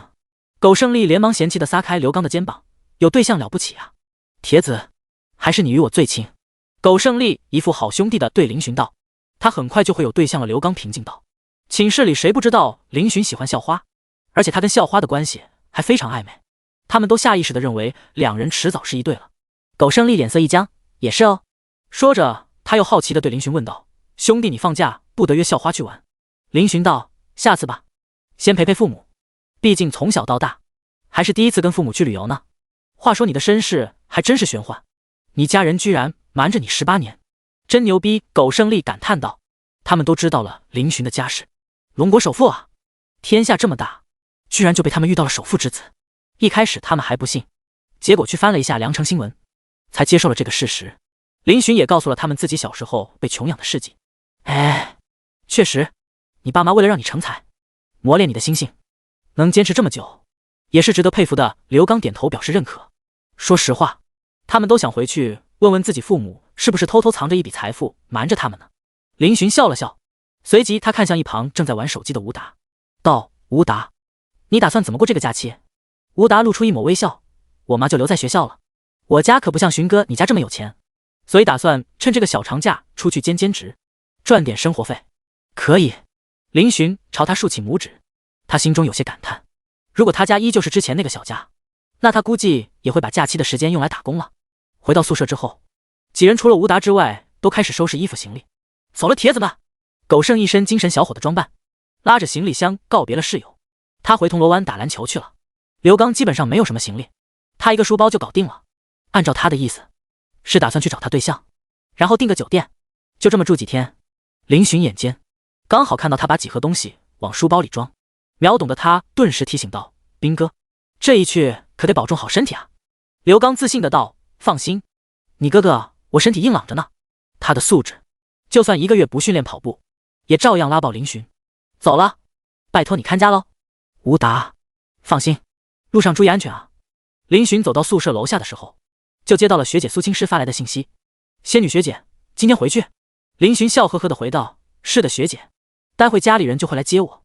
仙女学姐注意安全，还有，玩得开心。”学弟，好的。学姐你也是，有什么事可以跟我说哦。发送信息。林寻又有些纠结，这么说会不会太暧昧了？算了，撤回吧。正当他准备撤回信息时，对面回了：“仙女学姐，林寻顿时眉开眼笑，学姐答应他了。结。路过的男生看了他一眼，跟看傻子一样。林寻连忙整理表情，恰巧这时家里电话打来了。喂，妈。顾妍妍语气轻松的道：“儿子，放假了吧？”林寻嘴角噙着一抹温馨的笑容，刚收拾完东西下楼。那太好了，我现在在你们学校校长室，管博在校外等着，你可以先去他那里等我。顾妍妍笑道。林寻有些惊讶，老妈来学校了，还去了校长那里。不过他也没打算去，而是朝着校门走去。不过刚走到校门口前的大道时，林寻嘴角就是抽搐起来，因为他发现校门口已经聚集了一群人，他们都围着一辆黑色的劳斯莱斯，议论纷纷，还有的观众拿出手机拍照。老妈在搞什么？居然开这么招摇的车来学校，不知道低调一点吗？这人群都把车围得死死的，他怎么进去？叹了口气，林寻拉着行李箱迈步朝校门口走去。学弟。就在这时，一道清冷的声音喊住了他。林寻瞪大眼睛，以为自己听错了，他回头一看，顿时有些意外道：“学姐，你怎么在这里？”只见苏青师站在他身后7、8米的地方，白色短袖，下身牛仔，身姿绝美无瑕。不过他戴着一顶鸭舌帽，帽檐压得很低，遮住了他绝美的容颜。他手中拉着一个淡黄色的小行李箱，大概20寸。苏青师缓步走到他面前：“我也打算回出租屋。”他刚才给他发消息的时候，就已经出门了。林寻有些意外，更多的是惊喜，毕竟放假回家前一刻，还能再见学姐一面，好充实。苏青师看了一眼校门的方向，淡淡问道：“你家的车？”林寻连忙点头：“是的，学姐。”苏青师挑了挑眉，似笑非笑的道：“那你可就要出名了。”林少，这么多人，要是林寻在众目睽睽之下上车，那他就会在学校出名了。林寻也是有些无奈，我妈她来接我也没想到她直接开这么名贵的车过来。苏青师抿唇一笑：“那你要站在这里等。”林寻看了一眼人群，他们一时半会儿怕是不会散，叹了口气，他还是等老妈来吧。学姐，你什么时候去旅游？林寻好奇地问道。苏青师答道：“票已经买了，明天早上8点。去哪里？第一站就拉萨吧。”林寻认真的道：“那学姐一定要注意安全，特别是在高原地区，很容易起高原反应的。”苏青师点了点头，轻声道：“知道。”林寻怔怔地看着学姐，苏青师挑了挑眉，盯着我看什么？林寻有些遗憾道：“接下来好几天都见不到学姐了，有点不习惯。”苏青师一愣，随即绝美的脸蛋上浮现一抹嫣红，贫嘴：“嘿嘿。”第82，首富身份曝光。因为苏青师戴着帽子，遮住了他鼻子以上部分，所以路过的学生都没有认出那就是他们的校花。不过他那魔鬼身材却是频频吸引他人的目光。“学姐，你先走吧，我再等会儿。”林寻看着苏青师，笑道：“他倒是不介意跟学姐多待一会儿，不过想到明天学姐出远门，还有很多东西没收拾完，他只能忍着不舍。”苏青师点了点头：“那我走了。”林寻望着学姐远去的背影，直到他上了他的奥迪车。“嘿，儿子，看什么呢？”忽然林寻的肩膀被拍了一下，顾妍妍的身形出现在他身旁。“妈，你什么时候来的？走路没声音的吗？”林寻吓了一跳。“嘿，什么没声音？你当老妈我是鬼啊？明明是你太入神了，跟个忘70似的。看哪个姑娘呢？”顾妍妍挑眉道。“哪有？”林寻目光看向别处。顾妍妍眯着眼睛：“你是我儿子，你什么样我还不知道啊。”说着，他忽然悄悄问道：“对了，我刚才跟你们校长打听了一下。哦哟，不得了，你那个心上人在学校可是优秀的很呢。”林寻一愣，随即有些哭笑不得。妈，你打听那做什么？他也是无语，还以为老妈去找校长是办正事的呢，还八卦起来了。校长也是，多大岁数的人了都。哎，那可是关乎我儿媳妇的大事啊，当然比正事重要了。儿子啊，妈劝你一句，赶紧下手，那女娃太优秀了，说不定哪天就被别人抢了顾妍妍揶揄的道。不会，学姐不是那样的人。林寻下意识道。哟，这么自信？顾妍妍眼睛一亮，稳了。林寻嘴角抽搐，没，那你说的毛，这不是差个表白了吗？送礼物，还是安排什么大型轰动全场的仪式？只要花钱的，都不是问题。顾妍妍自信道。林寻叹了口气，我再想想吧。老实说，他也不知道该怎么表白，什么样的表白才配得上学姐呢？咦，咱家的车怎么被围住了？顾妍妍看向校门口，有些惊讶地问道。林寻脸上掠过3条黑线，妈，家里难道没有低调一点的车了吗？这整的，他都不敢过去了。顾妍妍耸了耸肩，哦，有啊，我是刚好送你爸到公司，然后就和管博赶来了。你爸那玩意儿要逼格，我也没办法。林寻面无表情，好家伙，原来是这样。没事，走，妈带你过去。顾妍妍知道儿子的想法，不过她倒是不怎么认同。首富之子，需要慌什么？大胆去造！儿子因为这些年一直过着朴素的日子，心境自然是好的，就是或多或少有些社恐，没有那种大少的气质。当然，他们当父母的也不希望自己儿子是纨绔子弟，不过最起码的自信还是要有的。当顾妍妍带着林寻穿过人群，走向劳斯莱斯时，众人都意识到，他们就是车主了。天，那个男生是谁？那辆劳斯莱斯是他家的？卧槽，有颜有钱，这胎头的真好啊！好眼熟，死，他不就是跟校花走得很近的那个大一新生吗？是他？他家这么有钱的吗？呵，难怪能跟校花认识，原来是个富二代啊！这样看来，校花也不是高冷吗？这不是被金钱打动吗？阁下为何阴阳怪气的？你此话怎听着有些刺耳？你在诋毁我女神？马德，女神也是你能非议的。小子，你家在哪啊？众人由开始对林寻身份的震惊，到舆论扯及到苏青师身上，很快场面就有些失控。有些红眼分子则是认为苏青师之所以走进林寻，是为了他的钱，则被维护校花的派系打压。而劳斯莱斯在众目睽睽之下扬尘而去，这场面也被人拍下来，上传到贴吧上。震惊！揭秘校花的绯闻对象真实身份，竟然是富二代。配图：劳斯莱斯。哇，小学弟终于曝光首富身份了。女寝室内，江云晓刚好刷着贴吧，看见帖子顿时有些惊讶。他是这个大学为数不多知道林寻身份的人之一，不过恐怕过了今天，小学弟在学校怕是要出名了。他观察过，很多人都说林寻配不上苏青师，因为他看起来就是有点小帅，其他也没有什么亮点。现在他多了一个首富身份，他爸有钱，不就是他有钱吗？就仅仅只是这个，就压制了无数同龄人，好吧？这就是所谓的赢在起跑线上。嘿嘿，小学弟这是主动出击的第一步吗？以首富的姿态击败一大波情敌。江云晓露出姨母笑，他当然想错了，林寻是被动的。叮咚，一条信息引起了他的注意。他一看，只见一个昵称为争取一点睡给他发了一条信息，内容是：你好，我是你妈妈介绍的相亲对象，有空吗？江云晓脸色一僵，怎么样儿子？备受瞩目的感觉怎么样？劳斯莱斯内，顾妍妍笑着看向林寻，后者脸色平静，他摇了摇头，没什么。这种感觉一开始有些膈应，不过发现并没有那么难以接受。他就是他，别人说什么也与他无关。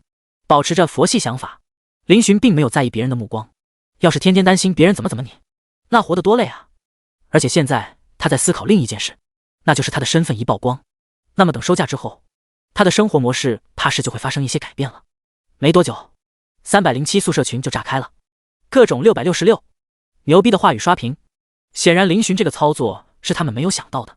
林寻简单应付室友之后，又接到了江学姐的信息，是询问他事情的经过的。林寻简单解释了一遍。哎，学姐都没有你们好奇。林寻不得不感叹，想法刚出现，学姐就发信息过来了。仙女学姐，表情包，拇指。林寻收起手机，林寻看向自己老妈，妈，咱们去哪里啊？先吃饭吧，这点都中午了。第83贵族少女，妈，吃个饭而已，至于来这里吗？林寻有些无奈地看着眼前的高楼大厦，这饭店看起来比森林皇庭还要气派，这是他家的？想法是这样，他也这么问了。顾妍妍笑道，这严格来说不是咱家的，是你二舅家的。林寻，他还有个二舅，他过去10几年里认识的亲戚只有一个小姨，而且小姨还是住在山旮旯里面，每年过年的时候他们都要搭10几个小时的火车，再坐几个小时的班车，最后实在是交通不便，还要步行半个小时左右才到。他当时都无法想象到底是条件多艰难才能让小姨住在一个小村落里面。后来父母坦白才知道，在村庄后面修了一条路，能通往城镇的，修路的钱还是他们家出的，就是为了迷惑林寻。林寻听了直摇头，父母的心思全花他身上了呀。你二舅是开餐饮连锁的，他名下的产业也很多哦。当年跟你爸一起出来打江山的顾妍妍一边领着林寻进去，一边道。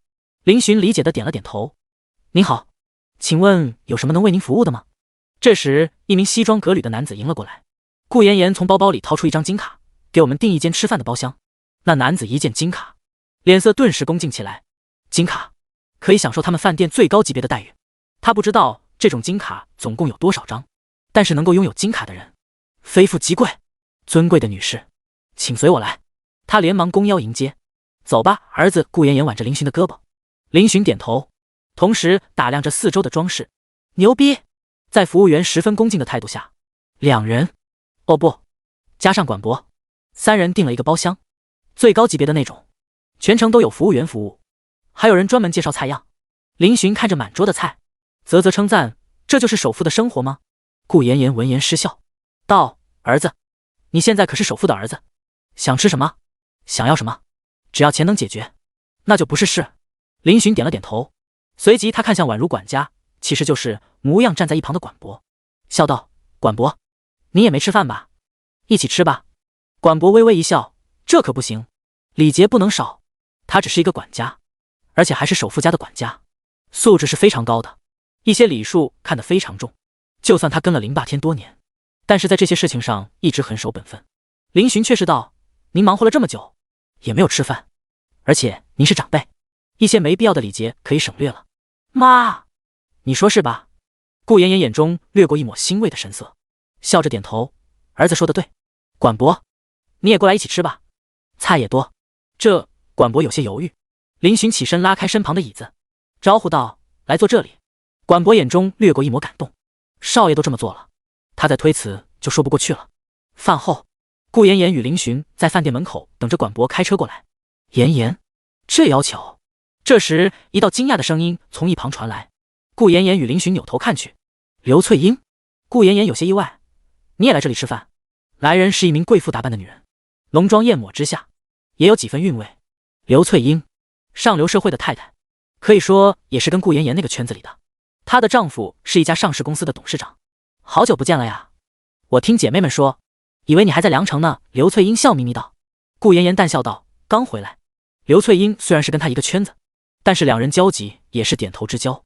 这是你儿子？刘翠英目光落在林寻身上。林寻礼貌的点头，你好，我叫林寻。他不知道老妈跟对方关系怎么样，所以不失礼貌，也没有太热情。刘翠英眼露赞赏的目光打量着林寻，不错不错，长得真俊啊，有没有交女朋友？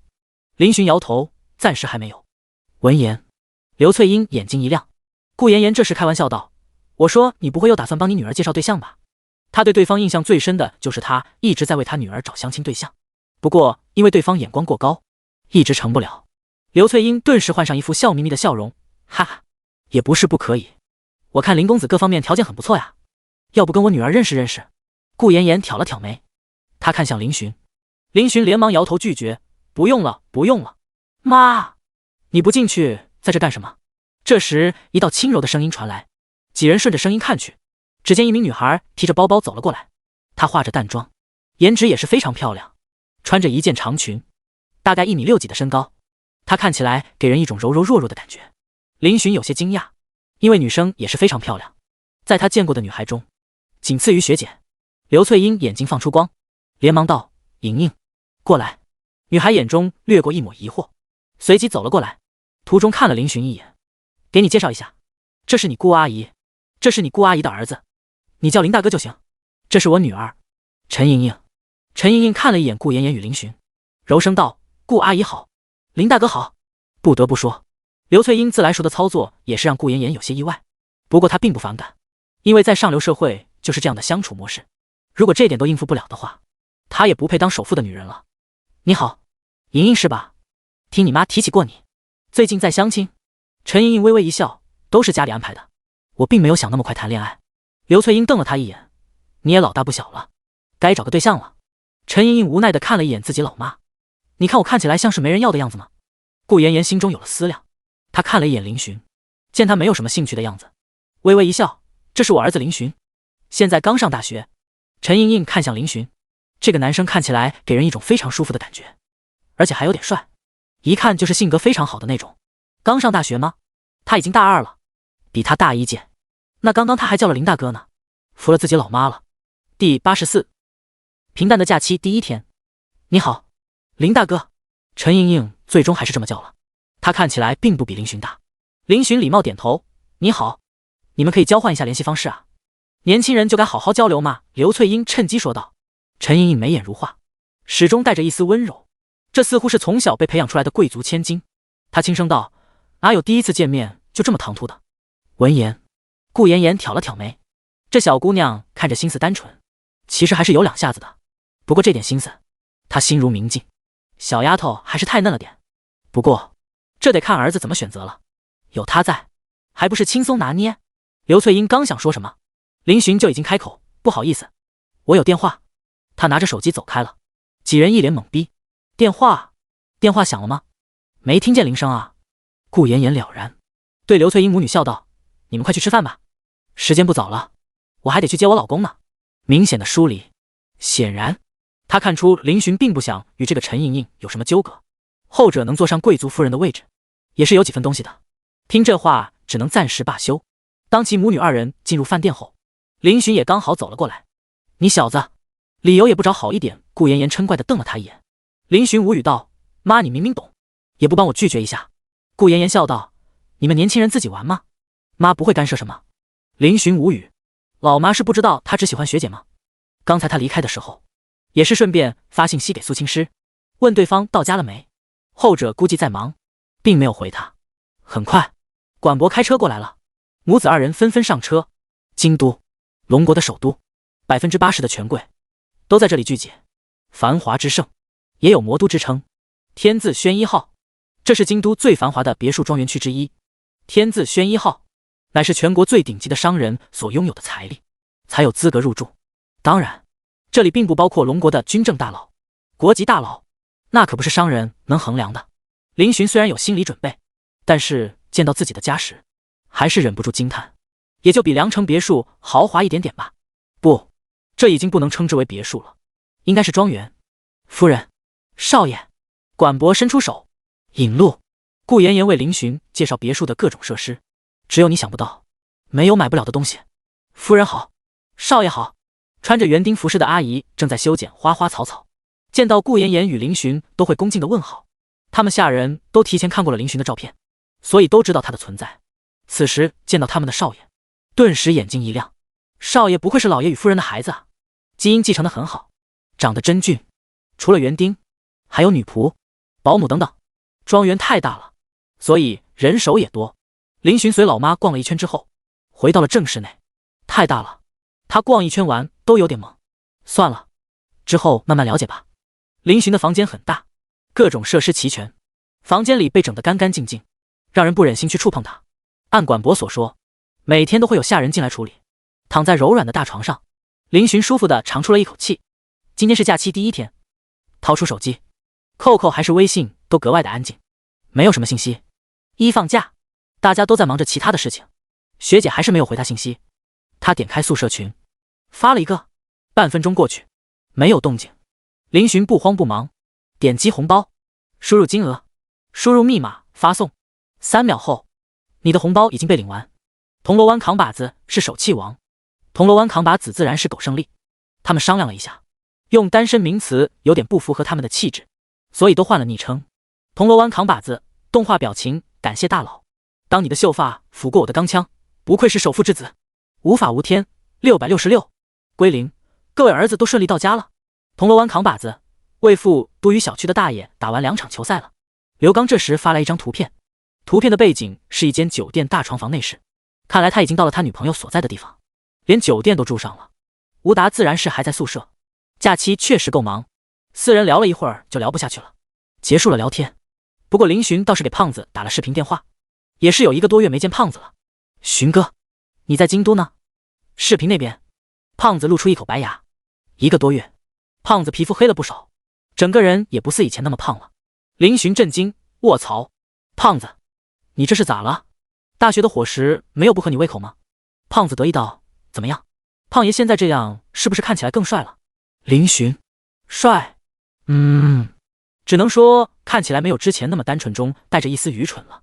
原来胖子上大学之后开始了减肥之路，他女朋友依然是小爱，对方为了跟胖子离得近一些，特地在胖子所在的大学附近找了一份工作，并且租了一间房子。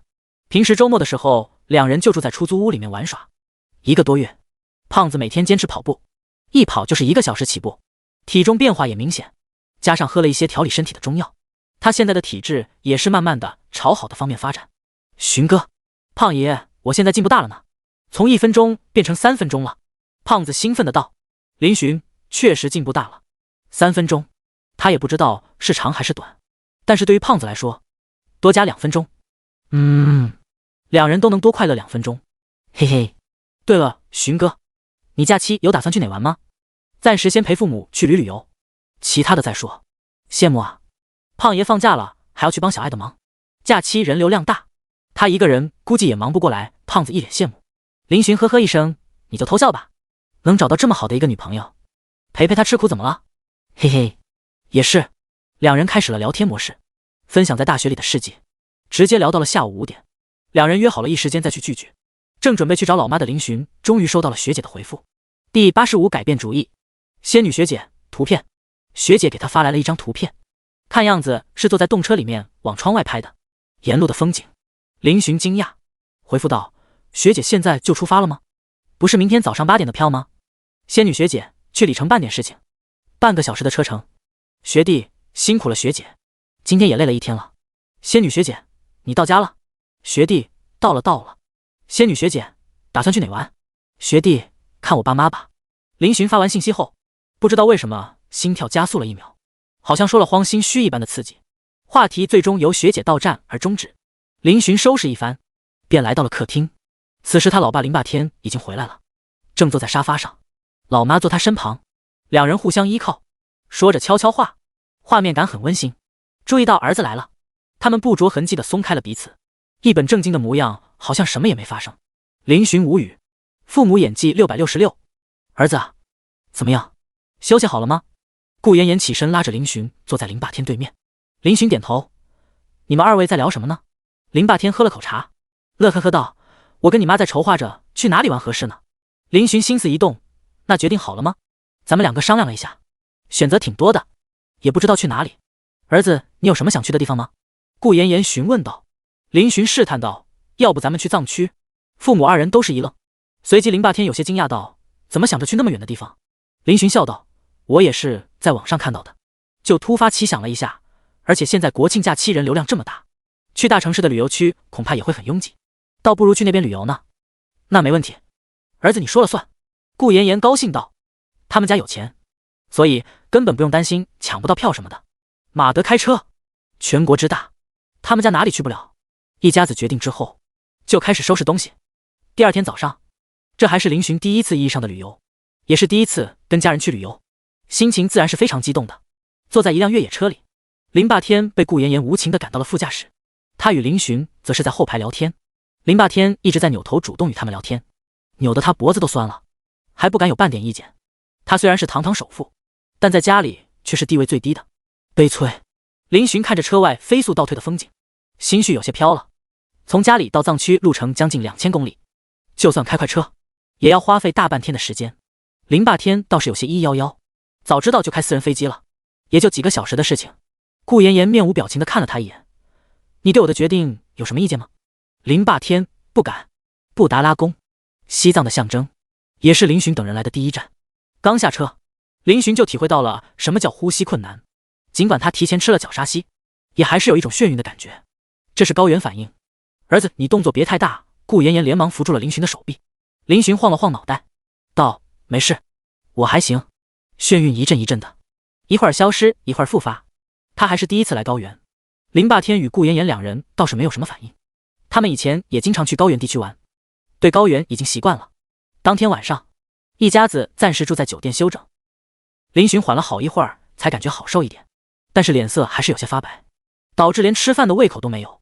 他们住的酒店也很高级，他自己一间，父母一间，酒店的服务也很好，餐饮虽然比不上家里厨师做的，但也相当不错。林寻喝了点粥，就返回房间了，毕竟他需要调整状态。林霸天夫妻俩心疼儿子一会儿后，就双宿双飞跑去逛街了。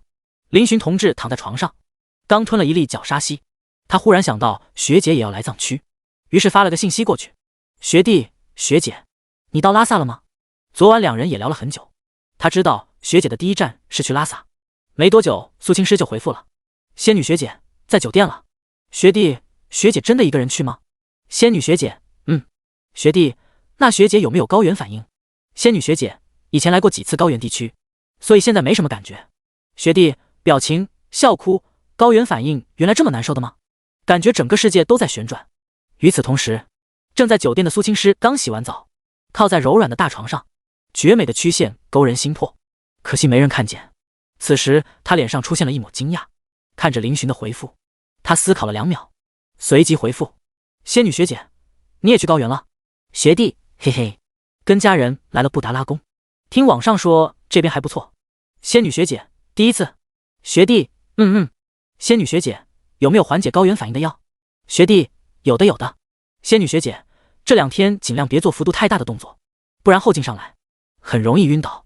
学弟好的学姐。林寻感受到了学姐的关心，心中美滋滋的。过了一会儿，学姐又发了信息过来：仙女学姐，布达拉宫，你准备待几天？林寻回复：目前来看3天以内吧。仙女学姐好好玩。结束聊天后，林寻手机往旁边一丢，头一歪，安心的睡着了。苏青师站在阳台上，他目光所及是一片漆黑的夜空。这次出来旅游，只是他调节压力的一种方式。在学校，别看他很优秀，其实压力也是对等的，更多的还是他自己对自己的要求太高了。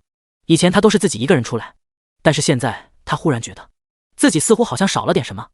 拿出手机，苏青师下意识地打开小红书，搜索栏输入布达拉宫4个大字，很快一堆堆信息出现在屏幕上。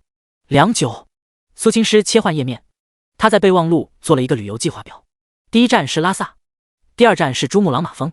犹豫了一下，他删掉了珠穆朗玛峰，重新输入布达拉宫。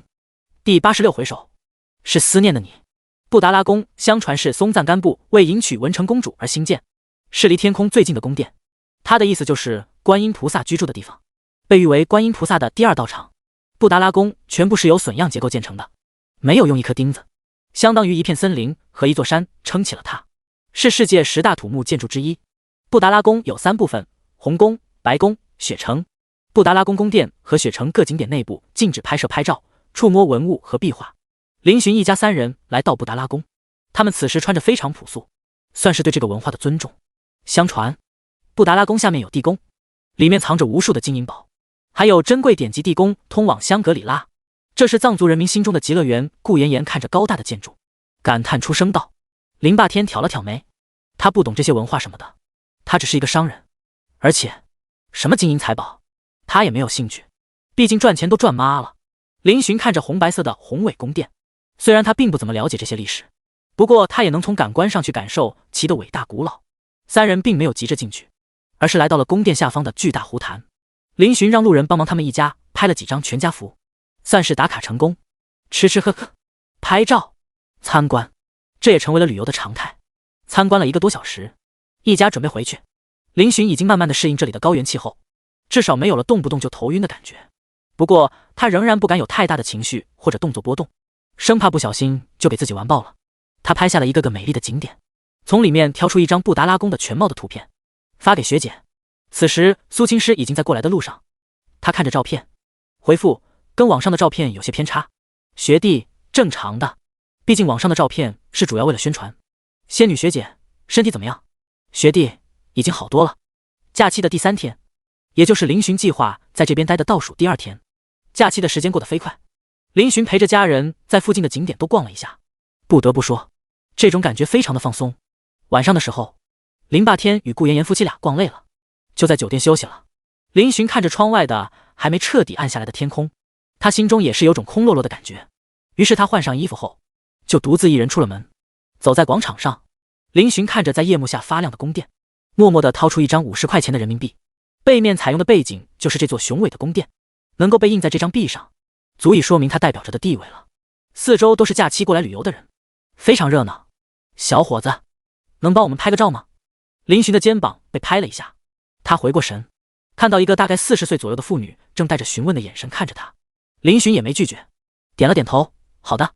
接过对方的手机，林寻找了一个角度，妇女是带着孩子还有丈夫一起来的，一家4口非常和睦，孩子都是男孩，大的10来岁，小的有7、8岁。爸爸看起来憨厚老实，一看就让人觉得这是一位了不起的父亲。林寻帮他们拍了好几张合照，才把手机递给他们。拍得真好，谢谢你啊，小伙子。妇女盯着手机里的照片，眼睛里满是喜爱，拇指与食指触屏放大又缩小。林寻笑道，阿姨一家来旅游吗？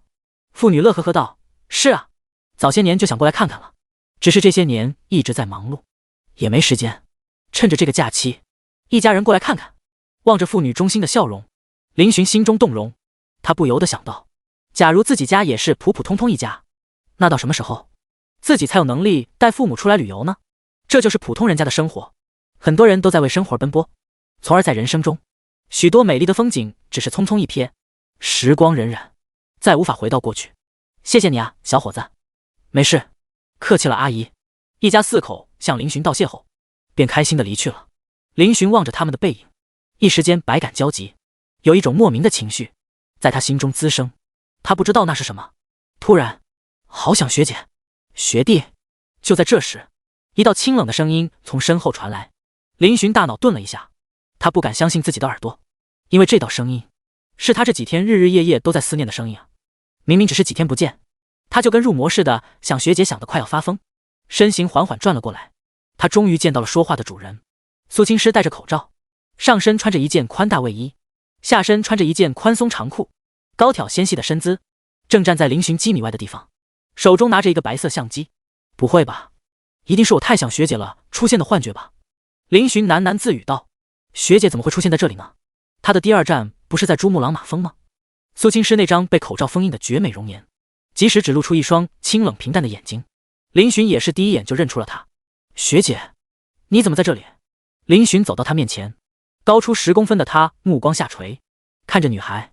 见到学姐，林寻顿时感觉到自己心中空落落的地方被填满了，刚才他滋生的情绪也在这一刻变成了满足。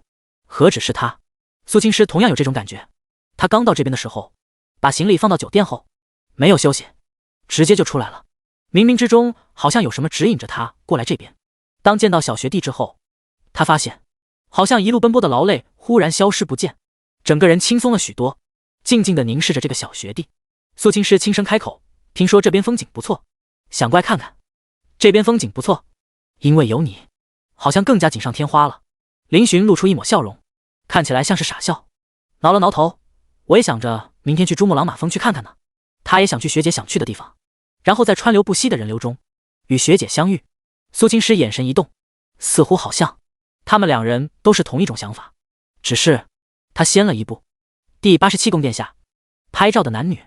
高原的夜晚还是有点冷的，第一次来这种地方，原地方还是炎炎夏暑的季节，这之间的落差有些大。林寻因为逛了一天，对这一带也是有些熟悉了。他带着苏青诗来到了一家自助火锅店。冷，涮点火锅。苏青诗刚过来，也有些饿。2人点的东西很多，当然是林寻点的，把自己吃过的觉得好吃的都想让学姐尝尝。学姐，你随身带着相机，是这方面的爱好者吗？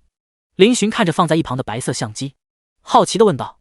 苏青诗优雅地将一片肥牛送入口中，淡淡道，不是很专业，算是爱好，想把旅游遇见的一些风景拍下来。我能看看吗？林寻露出兴致勃勃的神色。苏青诗也没拒绝，将相机递给了他。林寻伸手接过，不小心碰到苏青师的手指，顿时让他呼吸一滞。苏青师脸色也是出现略微的变化，不过他掩饰得很好。林寻若无其事地翻看着相机里面的照片，很多，而且拍摄的角度很好，都是一些景点的照片，也有几张是群众的照片，画面比较感人的那种。林寻有些感叹，照片是很好，就是唯独没有学姐的照片在里面，拍得不好吗？苏青师忽然问道。他捕捉到了林寻眼中的遗憾，学姐没有自拍照吗？林寻询问道。苏青师道，在手机里。林寻眼睛一亮，能不能给我看看？苏青师似笑非笑，不给。女孩子的相册怎么能随便乱翻？万一里面有什么不得了的东西呢？反正他没有。我吃完了。苏青师淡淡的放下筷子。学姐，喝点这个。林寻将一瓶王老吉打开，递给了他。谢谢。苏青师接过，喝了2口，吃了一顿火锅，两人都感觉到体内有股热量，暖乎乎的。吃完饭，当然是消食了。学姐，这里白天景色还是不错的，到时候可以拍照。林寻微笑着看着身旁的女孩。苏青师点了点头，他看了一眼屹立的宫殿，随即缓缓举起相机，按动快门，相机里又多了一张图片。苏青师查看着照片，很不错，只是他眉头微微蹙起，随即对着林寻道：“你站过去。”啊！林寻没反应过来。苏青师淡淡道：“给你拍张照，要不要？”闻言，林寻大喜，感觉被浓浓的惊喜砸中，小鸡啄米般点头：“要。”说完，生怕学姐反悔一样，他站在了广场中央，往左一点，不要太僵硬，笑一下，自然一点。听着苏青师的指挥，林寻按照他的说法摆了个姿势，看着学姐认真给他拍照的样子，林寻眼神掠过一抹温柔，嘴角掀起一抹笑容。也就是在这一刻，苏青师按下快门，图片上俊秀的少年站在神圣宫殿下，朝他露出温柔的目光。苏青师看着照片，眼睛一亮，长得帅就是好，拍照也好看。怎么样，学姐？林寻凑了过来，苏青师将相机递给他，后者拿过一看，颇为得意的道：“真帅。”苏青师淡淡反问道：“还不是我拍照技术好？”林寻顿时附和道：“对，学姐拍得太好了。”他拿着相机，眼睛转了一下，随即对学姐道：“学姐，你也过去吧，我也给你拍张照。”苏青师犹豫了一下，随即点头：“行。”等等，先把口罩摘了吧。林寻提醒道。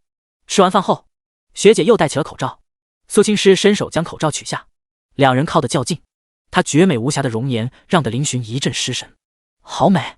苏青师俏脸一红，他发现认识林寻后，自己脸红的次数越来越多了。学姐，你就站到我刚才站的地方吧。学姐，摆个姿势呗。这样不好看。学姐怎么样都好看，不过这样干站着缺点灵魂。那比个耶。OK 的。当苏青师站好后，他比着剪刀的手势举到脖子同高的位置。学姐，笑一个。知道学姐性格清冷。林寻对着他露出一口白牙。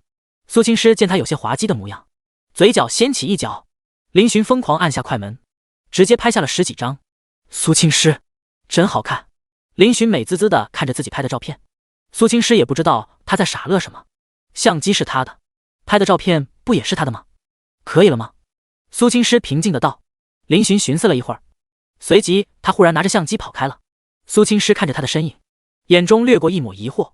只见林寻叫住了一个女孩，对方也是拿着一部相机，他跟他交流着什么，对方也是一脸懵，不过很快就变成理解的神色。然后林寻就带着那个女生过来了。苏青师黛眉微蹙，这小子勾搭人家妹子做什么？林寻兴冲冲的小跑过来，对他道：“学姐，我们两个合影一下吧。”苏青师一愣，哇，帅哥，她是你女朋友吗？好美。那女孩此时也已经走了过来，见到苏青师的那一刻，她眼睛顿时亮晶晶的。天哪，你是明星吗？这么美的女孩，而且这一看还是天生丽质，没有整容的痕迹，就算是明星恐怕也不及她啊。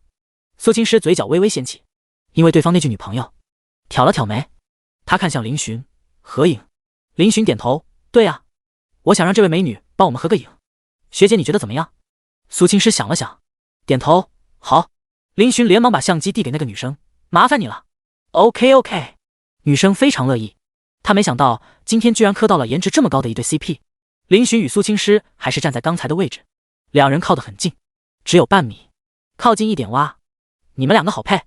对，帅哥，你可以对你女朋友做些亲密的动作哦。这样拍起来更加有氛围。女生一边调整，一边指挥道：“这次不像上次在服装店，两人都没有那么紧张，但是依然还是有些心跳加速，对女朋友做些亲密的动作。”林寻若有所思，他下意识看了一眼学姐粉嫩的红唇。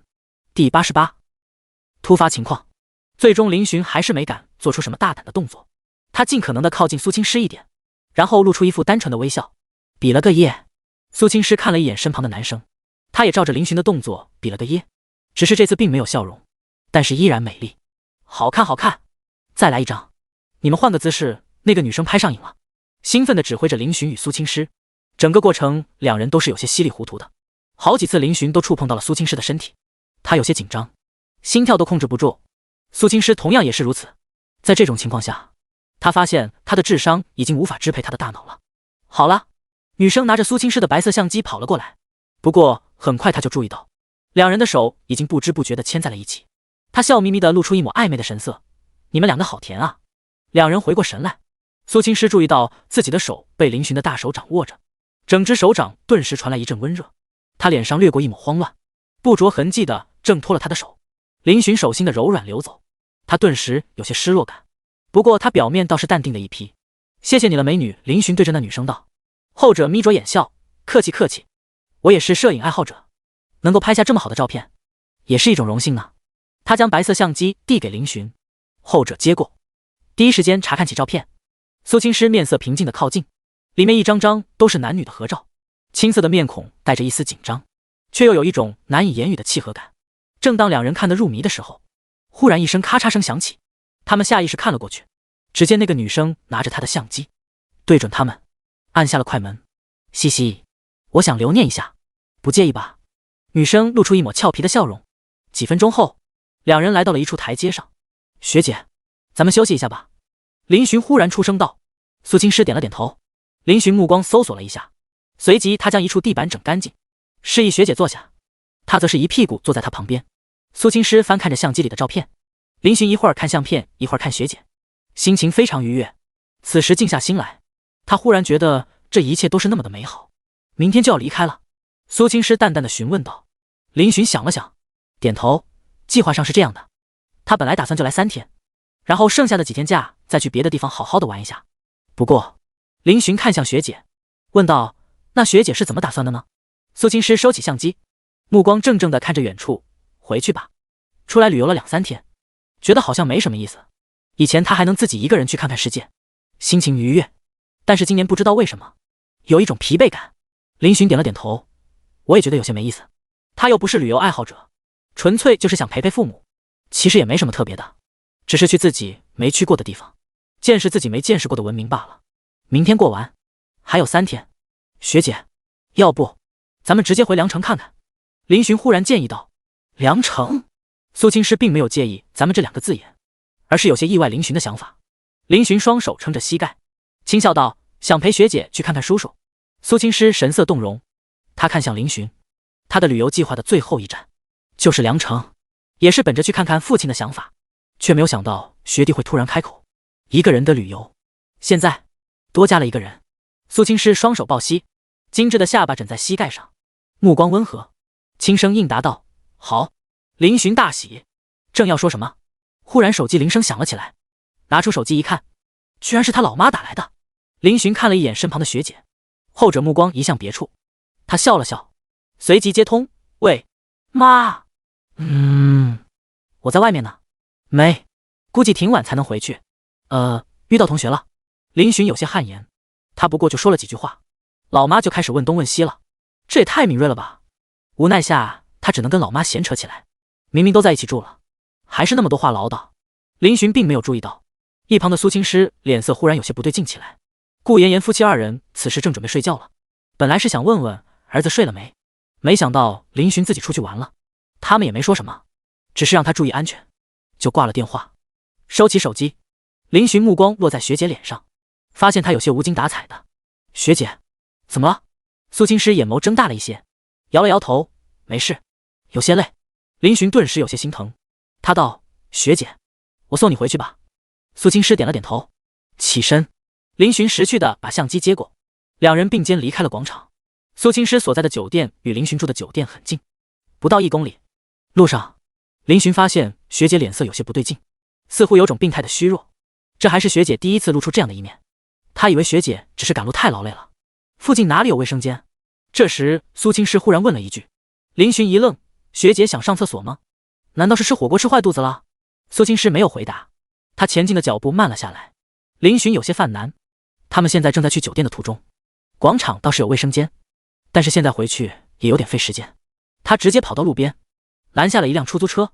小伙子，你女朋友看起来脸色不太好啊，生病了吗？司机是一位大叔，他看了一眼脸色有些苍白的苏青师，疑惑道。林寻看了一眼学姐，回答道，他有些不舒服。师傅，麻烦开快点。好嘞。苏青师闭着眼睛靠在车座上，手不自觉地捂着肚子，额头都出现了细细的汗珠。林寻见状急了，这吃个火锅能吃出这种情况吗？他伸出手碰在学姐光滑的额头上，有些凉，再抓住学姐的手，入手一阵冰凉。学姐，你这是怎么回事？怎么这么严重？林寻满脸担忧地看着学姐。苏青师眼睛缓缓睁开一条细缝，轻声道，提前了。林寻一愣，什么？生理期？一听这话，林寻顿时如临大敌。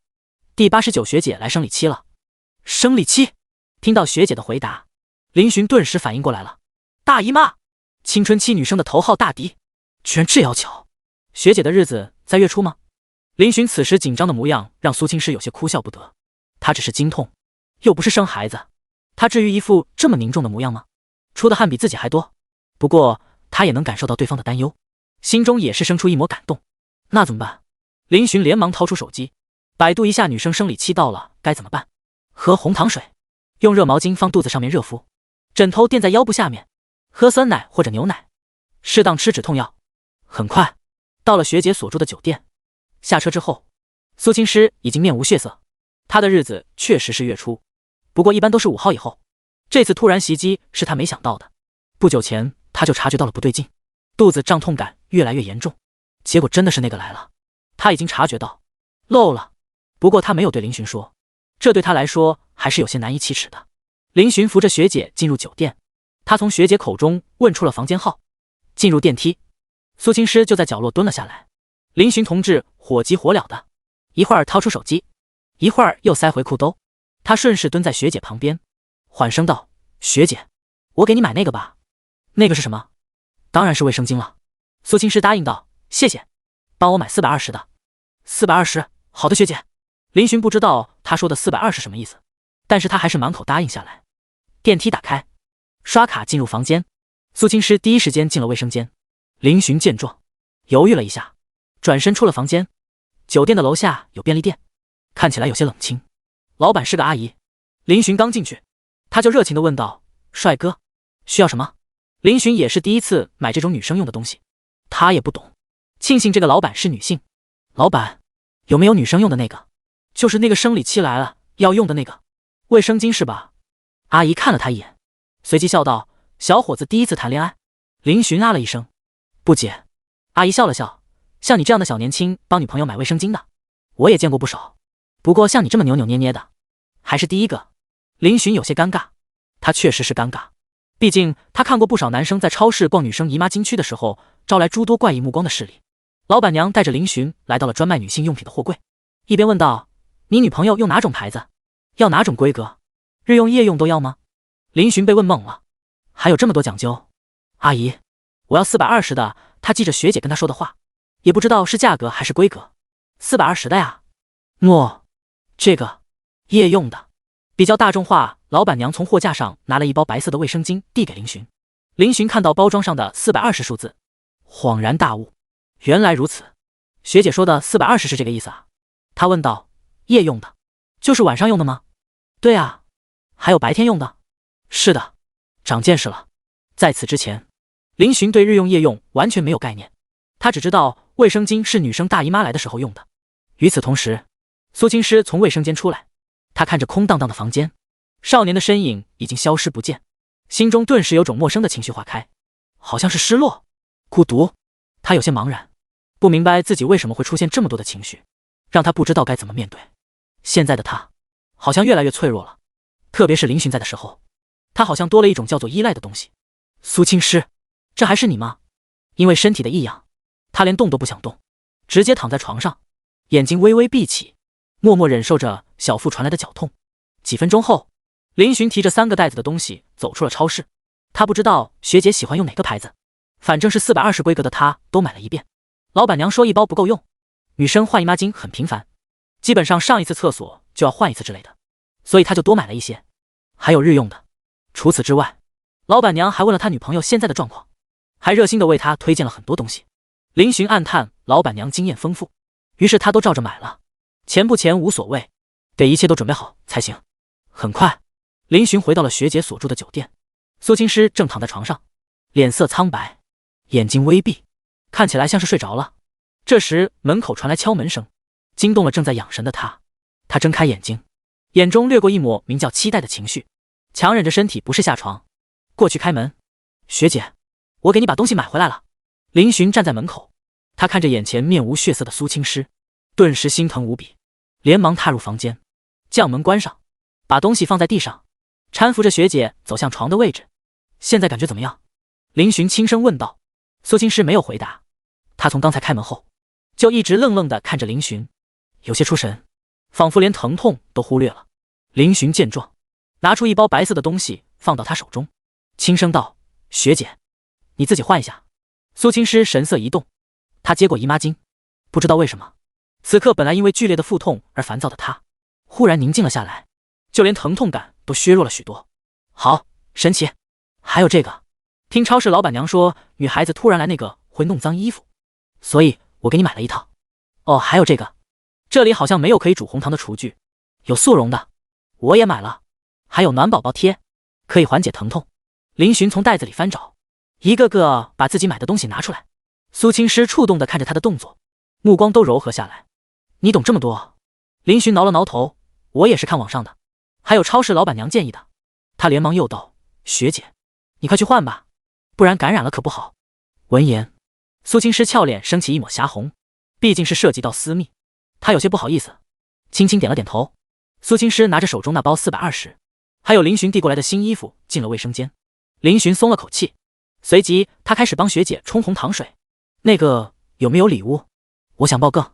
第90，给学姐暖脚。酒店房间里有热水壶，林寻把它清洗干净后，拿免费摆在那里的2瓶矿泉水倒入壶中，插入插座孔中，一边等着水开，一边拿出手机搜索女生来姨妈的常识。女生来姨妈期间情绪会很不稳定，不能让学姐不开心。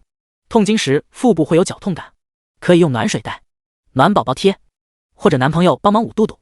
林寻目光顿了一下，随即继续往下滑。他忽然环视了一眼四周，酒店不是出租屋，这里只能居住，没有厨房，无法给学姐煮红糖水。网上说一般有条件的不要用速溶的，能现煮的就现煮。就在这时，苏青师从卫生间走了出来，他脸色比起之前要好上一些，但是还有几分痛苦，汗水将他额前的秀发都浸湿了。学姐，热水马上烧开了。林寻自觉地走过去，把苏青师扶着。苏青师平淡道：我没有那么娇弱的，他只是痛经，虽然今晚吃了顿火锅，让他火上浇油了些，但是还没到需要人扶着的地步。学弟有些关心则乱了。林寻一副无比认真的模样，不行，看到学姐你这么难受，我也难受。苏青师俏脸发烫，小学弟越来越会了。苏青师躺在床上，林寻帮他盖好被子，这里有暖宝宝贴，你先用着，可以缓解疼痛。林寻将一片暖宝宝贴的包装撕开，就要动手。你干嘛？苏青师瞪大眸子看着他，眼中有刹那的慌乱。林寻目光掠过不解。苏青师无奈的道：我自己来。哦。苏青师接过暖宝宝贴，贴在自己的腹部，顿时传来一阵温热，疼痛得到了缓解。怎么样？林寻期待的问道。苏青师看着他，明明他很想故作坚强，但是看到他满眼担忧的神情，他的心一下子又软了下来，脚有点冷。说这句话的时候，连他自己都没有察觉到，声音带着一丝撒娇，像极了受了委屈的小女孩。闻言，林寻神色凝重，学姐盖着被子，脚还这么冷，看来网上说的是真的。没有犹豫，他从下面掀开了被子的一角，一双精致的玉足映入眼帘。苏青师还没反应过来，就感觉脚下一凉，他瞳孔放大，刚想说什么，林寻的动作却比他要快。只见他一把抓住了他白嫩的小脚，一瞬间，苏青师仿佛被触电了一般，浑身站立了一下，整个大脑一片空白。林寻却没有别的心思，他入手的一瞬间就感觉到了冰凉，于是他坐到床上，将被子卷了一个小窝，把学姐的2只脚都放了进去。林寻则是抱着包裹着苏青师小脚的那团被子朝自己胸口靠近，企图捂热她，目光对上一脸茫然的学姐。林寻声音柔和：“好点了吗？”苏青师看着他，轻轻地嗯了一声。林寻一只手就能抱住那团被子，他拿出手机给老妈发了个消息，告诉她今晚可能晚点回去。罢了，他又打开某团，点了一份皮蛋瘦肉粥，备注多放点姜，要快。然后想了想，又点了一箱矿泉水。你做什么？苏青师清冷的声音传来。林寻低着头操作，一边回复道：“给你点一份皮蛋瘦肉粥，暖暖胃。”苏青师没说话了，他目光有些复杂。长这么大，他还是被除父母之外的人如此细心的照顾，而且长大后，连他妈妈都没有摸过他的脚，那是什么感觉？怎么说呢？他心跳跳得很快，如果林寻再靠近一点，他恐怕就能清晰地听见学弟的所有动作，他都看在眼里。他不像其他的男生，看到他只会沉迷于他的外表，对他露出那种令他讨厌的眼神。他所做的一切都很纯粹，纯粹到他都能辨认出他的喜欢。他的心有些乱，难道真的要尝试着跟他试试吗？可是他眼中的他的确还有些不足，毕竟2人的年龄差在那里。林寻在他眼中就像个弟弟一般懵懂，但是又让他心动。想着这些，腹部的疼痛几乎没有感觉到了，脚也被捂得暖暖的，一种温馨的感觉涌上心头。这就是被心动的男生关心的感觉吗？房间里忽然陷入了安静，唯有热水壶烧水发出的吱吱声音转。林寻脸色平静，实则内心慌的一批。天哪！他对自己所做的一切感到震惊，这已经超出了友谊的界限了吧？寻常朋友会做出这些事情吗？这明明就是男朋友关心女朋友的行为啊！学姐不会误会他吧？虽然他确实把学姐当成自己女朋友那样对待，只是要是学姐并不这么想呢？怎么办？林寻想着想着，身躯都有些紧张的颤抖了。你紧张？苏青师似笑非笑的看着他，苍白的俏脸上露出一抹揶揄。啊，没有，我紧张什么？林寻摇头否认。他紧张？嘿，怎么能在女神面前软了？苏青师淡淡道。那你怎么这么抖，还流了汗？林寻抬手擦掉额头的细汗，哈哈，有点热，有空调。林寻闻言一瞪他，你身体不舒服就别开空调了。苏青师翻了个白眼，你是不是不知道空调有制暖功能？林寻，谢谢你。林寻有些惊讶地看向苏青师，后者脸偏过一边，目光不敢看他，粉嫩的耳垂有点红。林寻笑了笑，学姐还会害羞呢。苏青师转头瞪了他一眼，眼神夹带着杀气。你刚刚说什么？林寻立马一副乖巧模样，我错了学姐，生理期的女生不能惹。苏青师哼了一声，随即他张了张嘴，顿时眉头一皱。怎么了学姐？不舒服吗？林寻疑惑地问道。苏青师沉默了一下，才开口，我想吃甜筒。他嗓子有些干，而且捂在被子里，好热，有些燥。林寻，学姐，你要不要听听你在说什么？不行。林寻摇头拒绝，语气坚定。苏青师清冷的视线看着他，林寻第一次直视他的目光，不甘示弱。为了学姐的身体，他硬气了。第91，敞开心扉。哼！苏青师轻哼一声，目光偏离，没有再与林寻对视。奇怪，他现在怎么连小学弟都有些不敢对视了？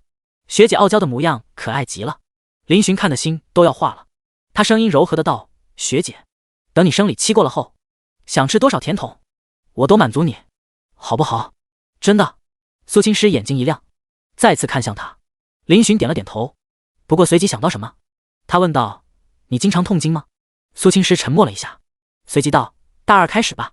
他自从当上学生会副会长后，事情就越来越多，人也越来越忙碌，加上大2功课实在是有点满，所以就算是作业都要做到很晚，也就导致了他经常作息错乱，身体也越来越差。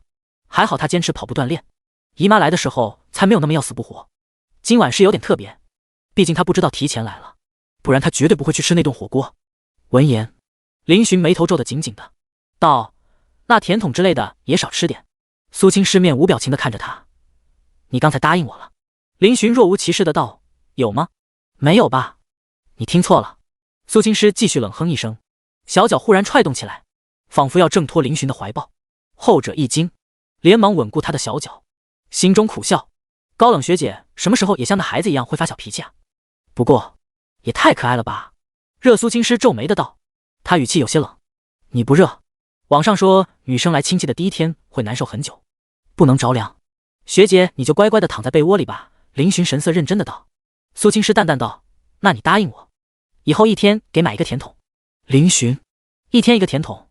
学姐这么喜欢吃甜筒，她之前怎么没看见她经常吃？苏青师当然不是爱吃，但是也经常吃。他此时只是想与林寻发发小情绪而已。林寻无奈下只好点头，好吧，学姐，我答应你了。哼！苏青师傲娇的冷哼一声，随即他身子忽然滑了下来，从坐靠变成躺着。林寻同志眼带笑意的看着学姐，他发现他更喜欢现在柔弱的学姐，因为高高在上的学姐仿佛不需要多余的人在他身边，而现在他需要人照顾，那个人刚好是他。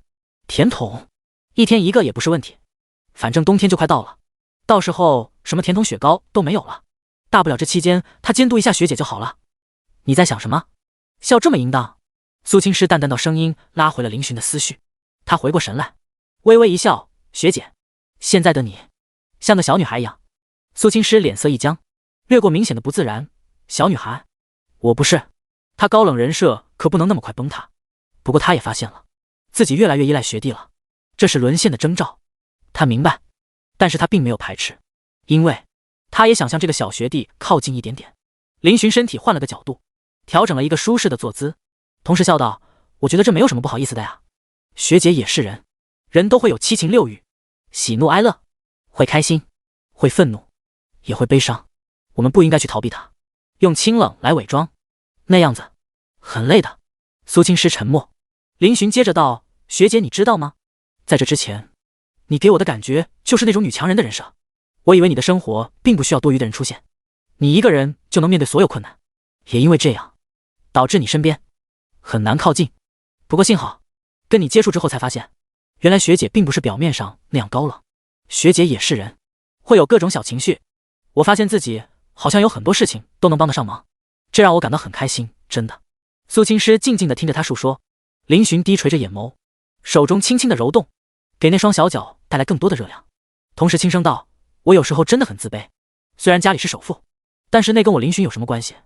我只是个普通的少年而已，但是就是这样普通的我，却有幸认识了这样优秀的你，站在你身边，我感觉压力很大，因为我发现自己好像离你很遥远，特别是在上大学后，这种感觉尤其明显。你是人人追捧的校花女神，我只是一众男生中的一个，但是学姐却是对我一个人有点特殊，这让我很惊喜，同时也很惶恐。那种感觉，学姐你知道吗？这一刻，林寻仿佛在述说着压抑了他这么长时间的枷锁。跟学姐相处以来，他其实并不像表面上那样无所谓，做一切都是小心翼翼的。这种感觉他觉得很不喜欢，因为那是他懦弱自卑的体现。林寻，我不知道你有那么多的困扰，抱歉。没事的学姐，我只是发发牢骚，说出来也没什么了。苏青师眼神复杂，他没想到这个比他年纪还小的学弟居然默默地藏住了那么多心事，而他却没有察觉到，原来他也是很在意他身上的光环的，原来他也是会自卑的。苏青师看着这个大男孩，他感觉对方好像在他心中的印象更加深刻了，怎么办？他眼睛缓缓闭了起来，几秒之后又再度睁开，直视着林寻，你知道为什么我唯独愿意靠近你吗？林寻一愣，随即心砰砰的开始加快跳动起来。苏青师脑袋歪向一边，透过阳台看向远方的夜空，轻声道，我朋友很少，整个大学期间就江江一个。你知道我为什么这么高冷，一直排斥与他人交往吗？拥有漂亮的脸蛋，人太优秀也不见得是什么好事。高中的时候原本是青春开始的地方，而我却被各种孤立，理由却恰好就是因为太漂亮。你认为这合理吗？可能价值观不同吧。经历过高中的尔虞我诈，我对这些友情也不再抱有希望。你跟江江是同一类人，你们心思单纯纯粹，相处起来确实让人很舒服，很放心。只有你们愿意把我当成正常人来看待。原本我在大学决定不交朋友的，但是江江她是一个很特别的女孩子，奇妙的缘分让我们相识。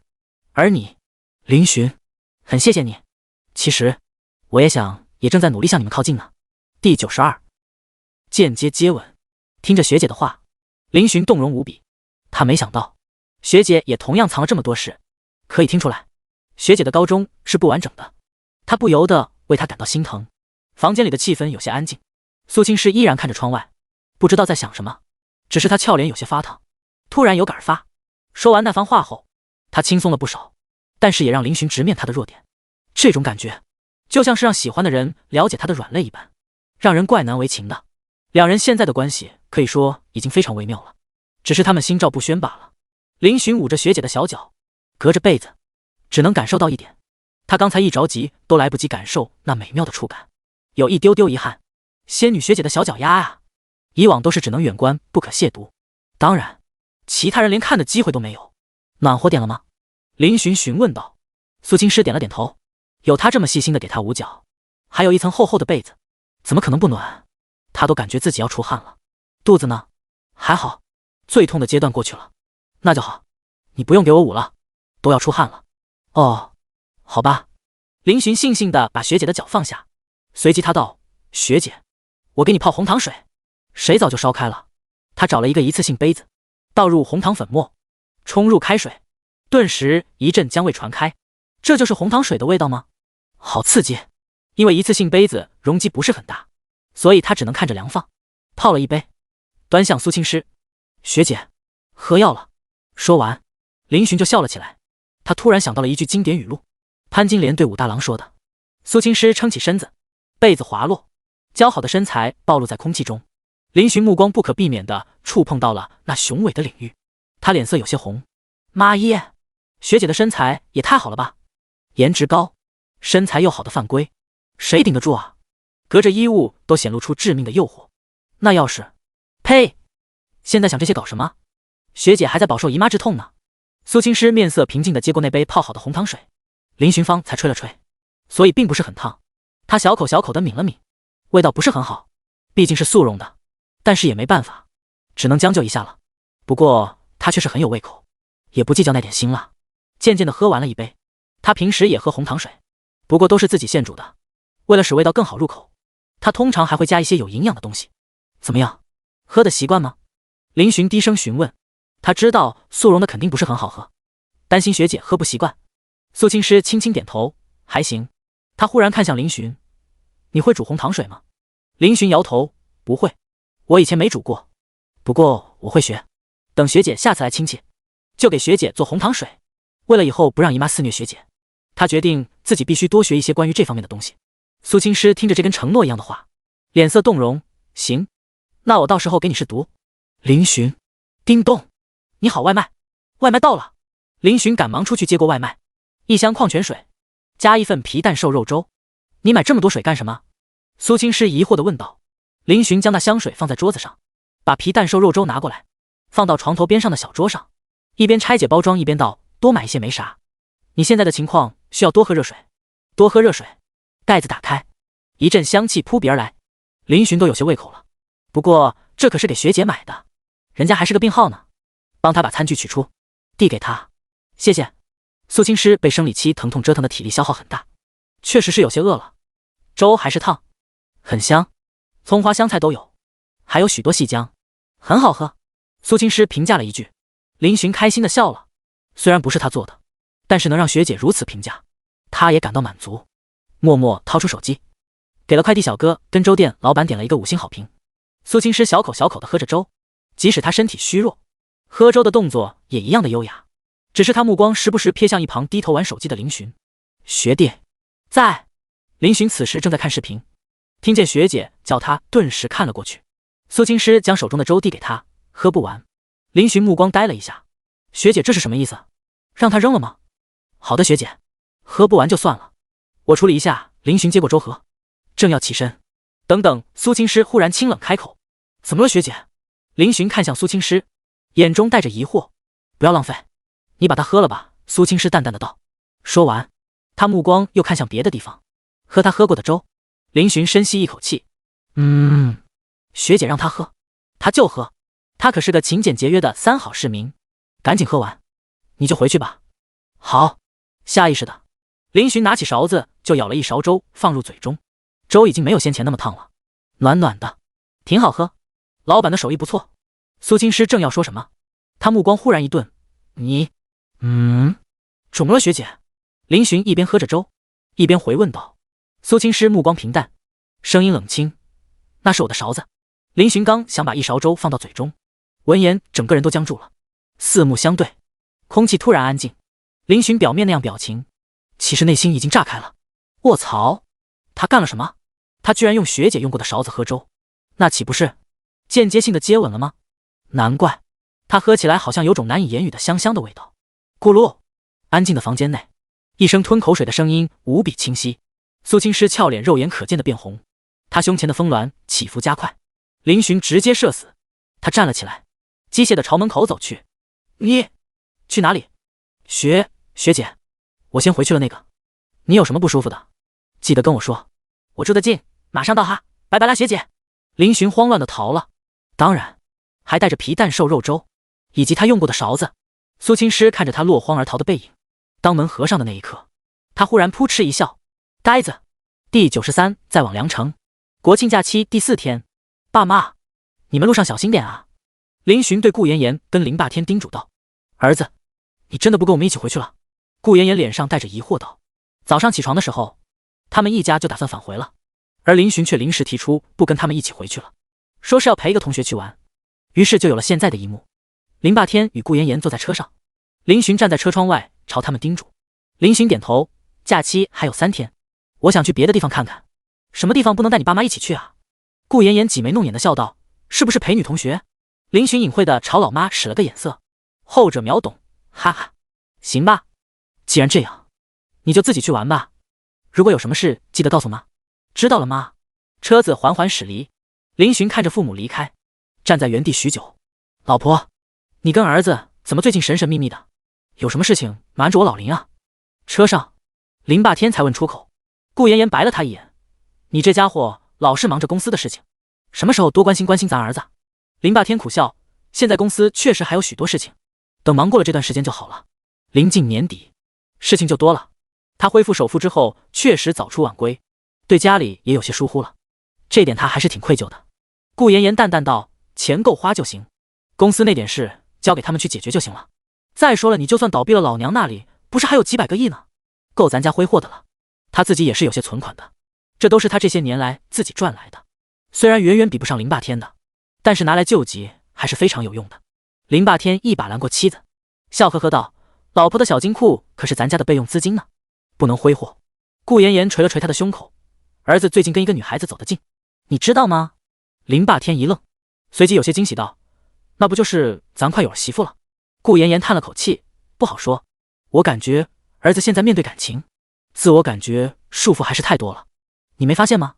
从高考结束后开始，儿子的性格就变了许多，没有以前那样开朗了。林霸天回想了一下，那小子是变成熟了，逐渐霸天化。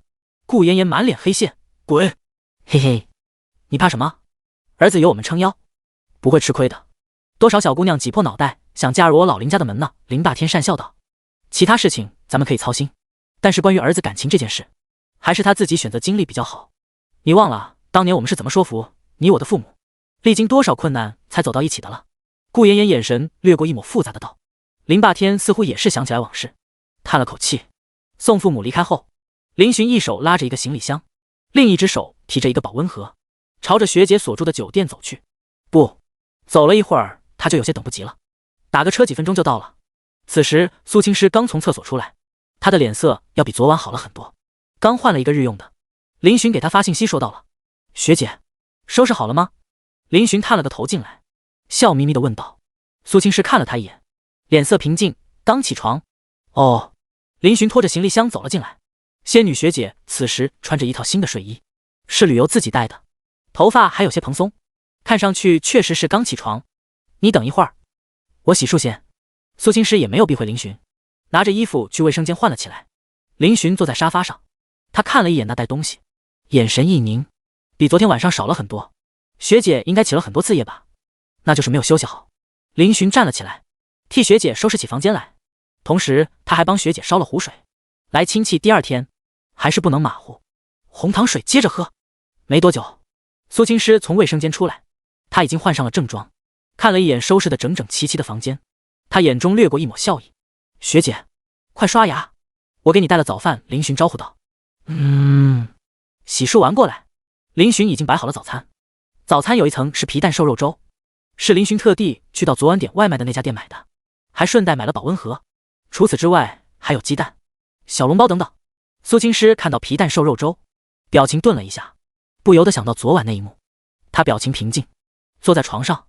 林寻端着皮蛋瘦肉粥，配一个勺子递给学姐，后者接过。他看着他，你吃了没？林寻点头，吃了。苏青师点头。苏青师在林寻的要求下，喝完粥又吃了2个小笼包。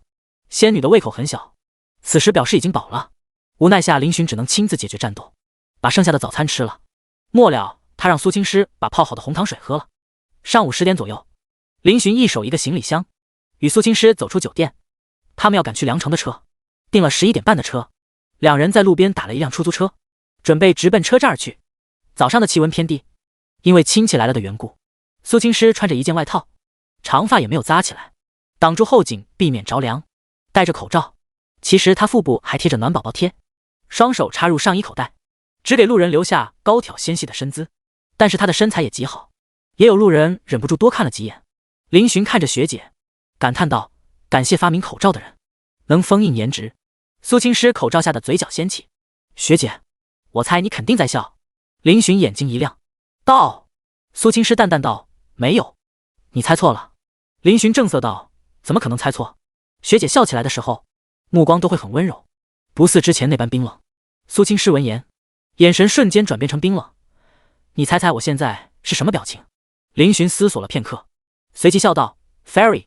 苏青师一愣，随即眼神有些闪躲。林寻学弟，咋了学姐？以前怎么没发现？你这么会撩女孩子，我只撩学姐一个人呢。第94，那一吻的风情。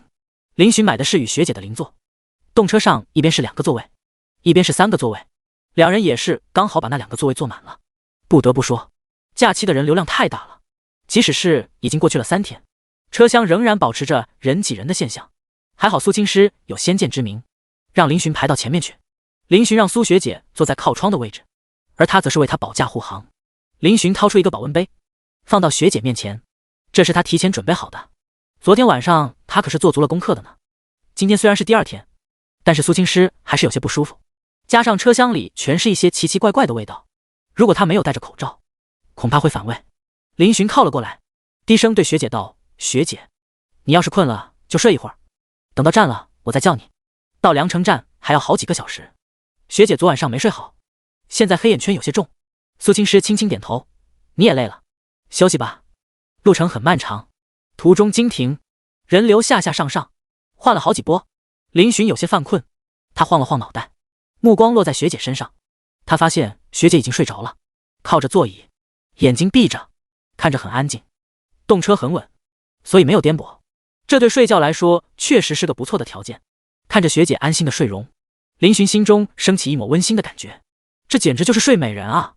这时下一站就要到了，车子忽然减速，整个车身都晃了一下，苏青师的身体顿时倾斜。林寻一惊，他连忙挪动身形，往学姐那边靠了一下，刚好苏青师的脑袋歪倒在他的肩膀上。兴许是学姐有些累，她睡得很深，这些动作并没有能惊醒她。学姐靠在他肩膀上，林寻顿时闻到了学姐头发传来的洗发水香气，他不敢呼吸太重，生怕惊醒睡着的女孩。穿过隧道的时候，林寻借助车窗看到了两人此时的情形，他有种想让这车一直开下去的冲动。没多久，林寻同志眼皮越来越重，他也睡着了，两人靠在一起，不知道的还以为他们是情侣。这温馨的一幕也被其他人看到，露出和善的笑意。他们当年也年轻过，只是岁月不饶人，如今各奔东西，为生活奔波，妻儿老小都无暇顾及。苏青师是被一阵腹痛疼醒的，他眼中掠过一抹茫然，随即察觉到自己枕在一个坚硬的东西上，目光落了过去。他什么时候靠着学弟睡着了？反应过来，苏青师俏脸肉眼可见的变红，不过他并没有急着躲开，因为他发现学弟也睡着了。他下巴枕在他肩膀上，目光落在他睡颜上，这小子的皮肤真好啊。他们现在还不是情侣关系，但是他们做的一系列动作都超出了寻常友谊。关键是他并不排斥，反而在对方的温柔下逐渐放下伪装，去接受他对他的好。好像也许是时候了呢。正在他看学弟看得出神的时候，睡着的林寻忽然睁开了眼睛，这就很暧昧了。因为苏青师是枕着林寻的肩膀，因此五官距离林寻还不到20公分。恰好林寻低头与学姐的目光对上，两人都是愣住了。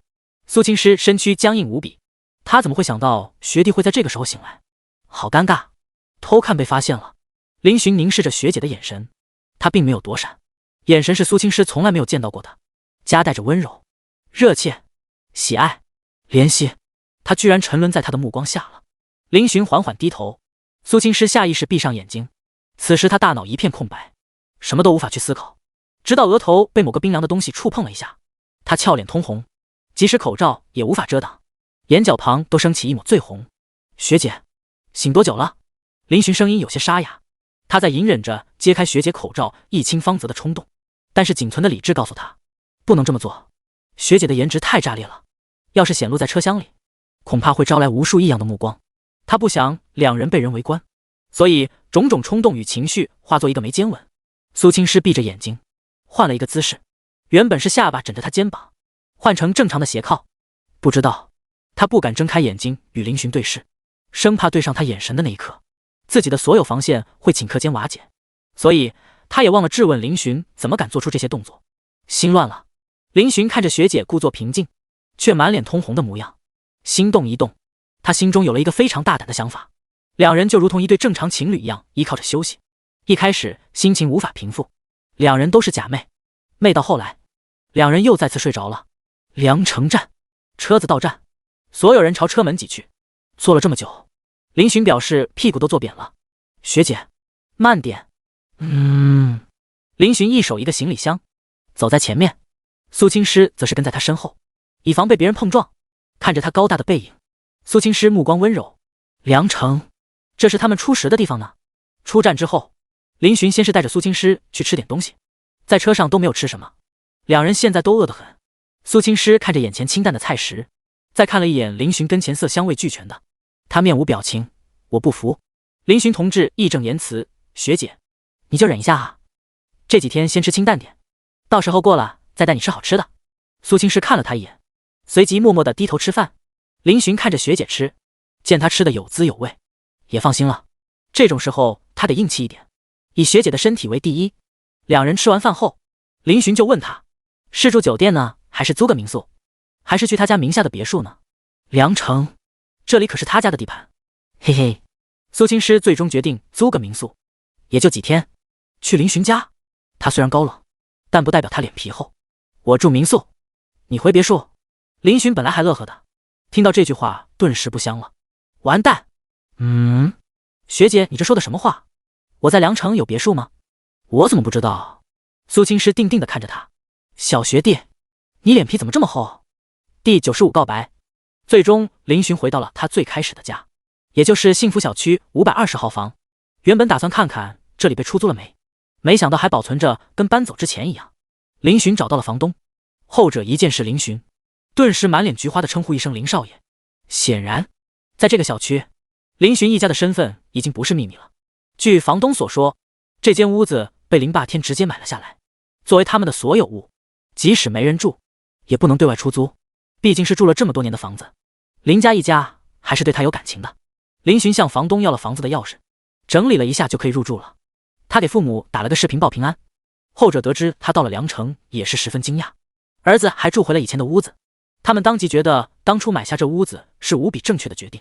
整理完后，林寻顺便洗了个澡。胖子在大学所在的城市并没有回凉城，所以找他叙旧是不可能的。在凉城，林寻好像就只有胖子一个朋友，其他人高中同学吗？他毕业之后就没有了联系，就连高中群里人人都是潜水大师。林寻还是放心不下学姐，他给对方发了个信息过去，后者很快就回了。苏青师租了一间民宿，不过据他所说，环境不是很好，被网上宣传的图片骗了，还挺贵。林寻哪里还坐得住，直接穿戴整齐就出门了。他纯粹是担心学姐住在那边不安全，并不是他想见学姐。民宿不同于酒店，就跟出租屋一样，各种基本的设施都有。林寻合计了一下，买点菜过去，老母鸡、炖鸡汤、排骨、鱼，各种有营养的食材他都买了。学姐生理期期间，营养这一块必须保障好。所以当苏青师看着林寻大包小袋提着东西进来后，他有些意外，学姐肯定没吃饱。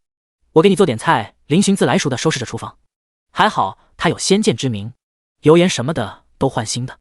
这里除了餐具外，其他都挺缺的。看着林寻同志忙碌的身形，苏青师突然有种被照顾的感觉。这种感觉之前就有了。他发现林寻在的时候，许多事情都不需要自己动手，林寻也不让他动手。学弟这点就很加分，就是不知道婚后能不能保持得住。呸，自己怎么想到那去了？真是人闲下来就会胡思乱想啊。林寻做的挺丰盛的，全是营养，那每个菜都放了学姐最爱的葱花香菜，香气四溢。苏青师光是闻着就口水分泌了。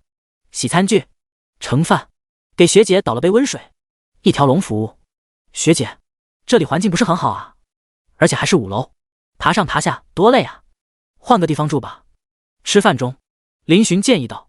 苏青师淡淡道，已经付钱了，将就着住吧。林寻当即拿出手机，一顿操作。餐桌上，苏青师的手机亮起，一条信息弹出，可是苏青师却是快速把手机抽走。不过林寻还是看见了，他瞪大眼睛看着学姐，学姐，那个壁纸，天哪，那不是他跟学姐的合照吗？就是上次跟学姐抓娃娃时候的合照，学姐居然跟他用同一张壁纸，惊喜！林寻太惊喜了。苏青师面无表情，你看错了。他假装若无其事的看信息，忽然一怔，你转钱给我干嘛？林寻给他转了1000块钱。林寻道，这房子算是我出钱了。我刚才上来的时候，发现楼道非常暗，不是很安全，咱换一个。除非他每次都能送学姐回来，但是他不敢保证，他不在的时候，学姐会不会遇到危险？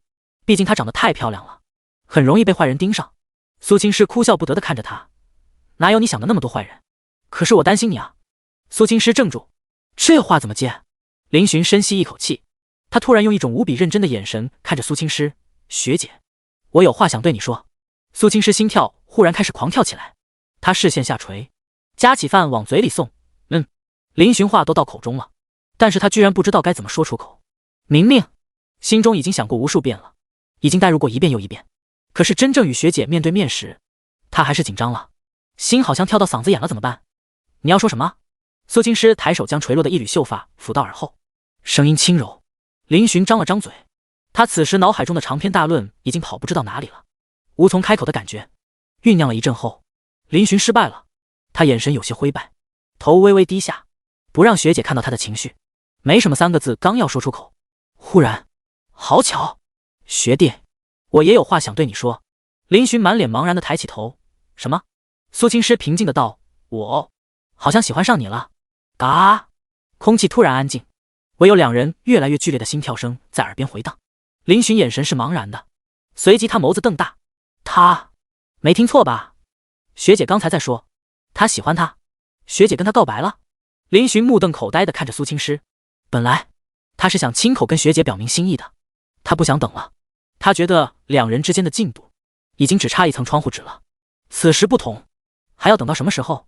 他这段时间一直在胡思乱想，想过表白后的无数可能，即使他被拒绝，他把自己心意说出来了，也没有遗憾了。可是学姐她居然先他一步跟他告白了。林寻灵魂仿佛要升入天堂一般，巨大的惊喜砸得他猝不及防。苏青师见林寻没反应，低头用吃饭来掩饰自己的心虚。在说出那句话时，他内心无比紧张与忐忑。他没有经历过感情，这是他第一次体会到什么叫喜欢。他想尝试着去面对这份喜欢，所以在这种情况下，他开口了，因为他怕现在再不开口，以后自己就没有勇气了。学弟会答应吗？他会不会因以为自己在开玩笑？自己该怎么把这事翻篇？苏青师脑子彻底乱了。我开玩笑？我当真了？学姐。苏青师突然抬头，怔怔地看着他。林寻无比认真地看着他，随即他笑了。学姐，我好开心，也很庆幸。庆幸我喜欢你的同时，你也恰巧喜欢我。第96。学弟，你太犯规了，被喜欢的人喜欢，那是什么感觉？林寻觉得没有比这个更加美好的事情了。他缓缓站了起来，一言不发地走向苏青师。苏青师不知道他要干什么，但是本能地感到一丝紧张。高冷女神人设今天完全失控，她现在仿佛只是恋爱中的小女孩罢了。会紧张，会羞涩。林寻拉过一张椅子，在学姐身边坐下，他凑近她，小声地问道：学姐，你真的也喜欢我吗？也。苏青师俏脸绯红，不敢看他，把头挪开，只发出一道浅浅的鼻音道：简简单单的N字，表明了他的心意。林寻眼中的光越来越亮，目光柔和，他伸出手抓住他的小手，后者身体一僵，不过并没有挣扎，而是默认了他的行为。学姐，好巧，我也喜欢你。男生低低的嗓音响起，苏青师目光也是从清冷变为柔和，他抬眼看向林寻，我知道。林寻惊讶道：你知道？他平淡道：你表现的还不够明显吗？学弟。最后学弟两字带着一丝鼻音，充满了诱惑。林寻想想也是，自己表现的确实明显，学姐又这么聪明，肯定猜到了。只是他并没有拆穿自己，也没有选择远离自己，而是依然与他相处。也就是说，学姐并不是不喜欢他。草率了。林寻暗暗骂自己醒悟太晚了，居然等到现在才表明心意。不对，好像是学姐主动的。他临阵退缩了。如果学姐没有说出这番话，那么今天他估计也没有勇气说出口。两人不知道什么时候才能捅破那层窗户纸。想到这里，林寻心中满是感动。学姐真的太好了。他紧紧握着她的手，小手冰冰的，软软的，轻轻的捏了捏，手感很舒服。林寻露出释怀又开心的笑容。好捏吗？苏青师面无表情的道，但是他脸上的嫣红还未褪去。林寻笑眯眯道：我终于可以光明正大的牵学姐的手了。学姐，哦不，女朋友大人。感受到林寻的开心，苏青师心情也是放松了下来，他轻轻地露出一抹笑容。是啊，两人终于在一起了，这就是所谓的双向奔赴吗？感觉好像还不错。林寻，我们试试吧。好，试试。我们能不能创造出一个美好的未来？从现在开始，他们就是情侣了。学姐，亲亲。苏青师俏脸已经红完，他们之前不是没有吻过，但是仅限于额头，而且还是氛围到了才发生的。但是现在，刚修成正果的他，好像还不能第一时间带入角色。他已经是有对象的人了，我还没适应。女神红着脸，平静地说出这句话，显得可爱爆了。林寻也反应过来自己有些唐突了，他刚才只是觉得这一切并不真实，想求证一下，何止是学姐，他也没有适应啊。现在两人都有些上头了。那我等你。林寻紧握着他的手。苏青师看了他一眼，随即目光有些闪躲。嗫嚅道：你凑近一些。啊？林寻疑惑，学姐是有什么话想对他说吗？他附耳过去，结果下一秒，林寻就感觉脸颊被一个冰凉的东西碰了一下，他一个机灵，浑身僵住的同时，鸡皮疙瘩都起来了，目光错愕地看向学姐，后者已经看向别处了。只是这一刻，他侧脸，耳垂都已经如同煮熟的虾一般。学姐亲他了。操！林寻难以用言语表达自己的心情，心里不断咆哮。这是学姐主动吻他啊，女神的吻，这也太幸福了吧。良久，林寻回过神来，他一本正经：学姐，你怎么能这样？苏青师一顿，随即惊讶地看向他。林寻正色道：学姐突然送了我这么贵重的礼物，我不回礼，好像有点说不过去吧。苏青师心中有种不妙的预感，忽然他就感到腰间多了只手，手中传来一阵力道，重心不稳，身形直接朝着林寻那边倒去。他刚想惊呼，下一秒，那俏嫩的红唇就被什么堵住了一般。苏青师眼眸突然瞪大，似乎是没想到学弟会如此大胆。唇被侵略，他仿佛失去了呼吸，大脑一片空白，身子一下子如面条一般软了下来，依靠着林寻，被迫仰着脑袋，眼睛半眯着迎合着他。两人都是第一次接吻，真正意义上的嘴亲嘴，动作生疏而僵硬，但是他们都不舍得离开彼此，共同去探索着。良久，在苏青师真的快要窒息的时候，林寻才松开了他。苏青师顺势将滚烫的脸蛋埋入林寻的怀抱里，脸上的温度连他都烧猛了。女神害羞了。天哪，他们发展的也太快了吧。林寻都觉得有些难以置信，一切都是脑子一热带来的下意识的动作，他自己都不知道自己在干什么。不过想到两人之间的相处方式，好像似乎也是自然正常的。两人相拥着，彼此是彼此的必修项，起伏的呼吸与剧烈的心跳彼此都能感受到，这就是恋爱的气息吗？几分钟后，林寻撑着下巴，傻傻地看着继续进食的学姐。他发现今天的学姐格外美艳动人，占据了他心房所有的面积。苏青诗吃着饭，一边还要承受着林寻目光的注视，俏脸根本没恢复正常过，一直都布着红润。看我干什么？吃饭。他声音恢复清冷，但是又不似那种冰冷，仿佛若无其事的呢喃。林寻嘿嘿傻笑，学姐，你好美。苏青诗瞪了他一眼，合着你之前的示弱都是装出来的？学弟居然化身大灰狼，进攻这么强烈，他都有些招架不住。林寻连忙摇头，没有啊学姐，我对学姐那是喜欢到了极点，才会情不自禁的。苏青诗淡淡道，有多喜欢？林寻认真道，学姐，我对你的喜欢，没有任何人可以替代。你已经占据了这里的全部位置，这余生，除你，再无法容下他人。他指了指心脏的位置，目光认真且情意绵绵。苏青诗微愣，心又砰砰跳了起来。学弟，你再这样可就犯规了呀。第97恋爱第一天，黄昏时分，两人漫步在公园的小径上，花草散发出淡淡的香气，风轻轻吹拂着他们的发梢，微弱的月光照亮了这片安静的公园。而林寻的内心此刻正波澜不已。这一天终究还是到来了，他曾经做梦梦到过一样的场景，牵着学姐的小手，饭后在公园里散步，画面无比温馨，令人艳羡。他突然停下脚步，轻轻握住她的手，目光温暖。累不累？苏青诗摇了摇头，好多了，吃饱喝足，保暖工作做得很到位。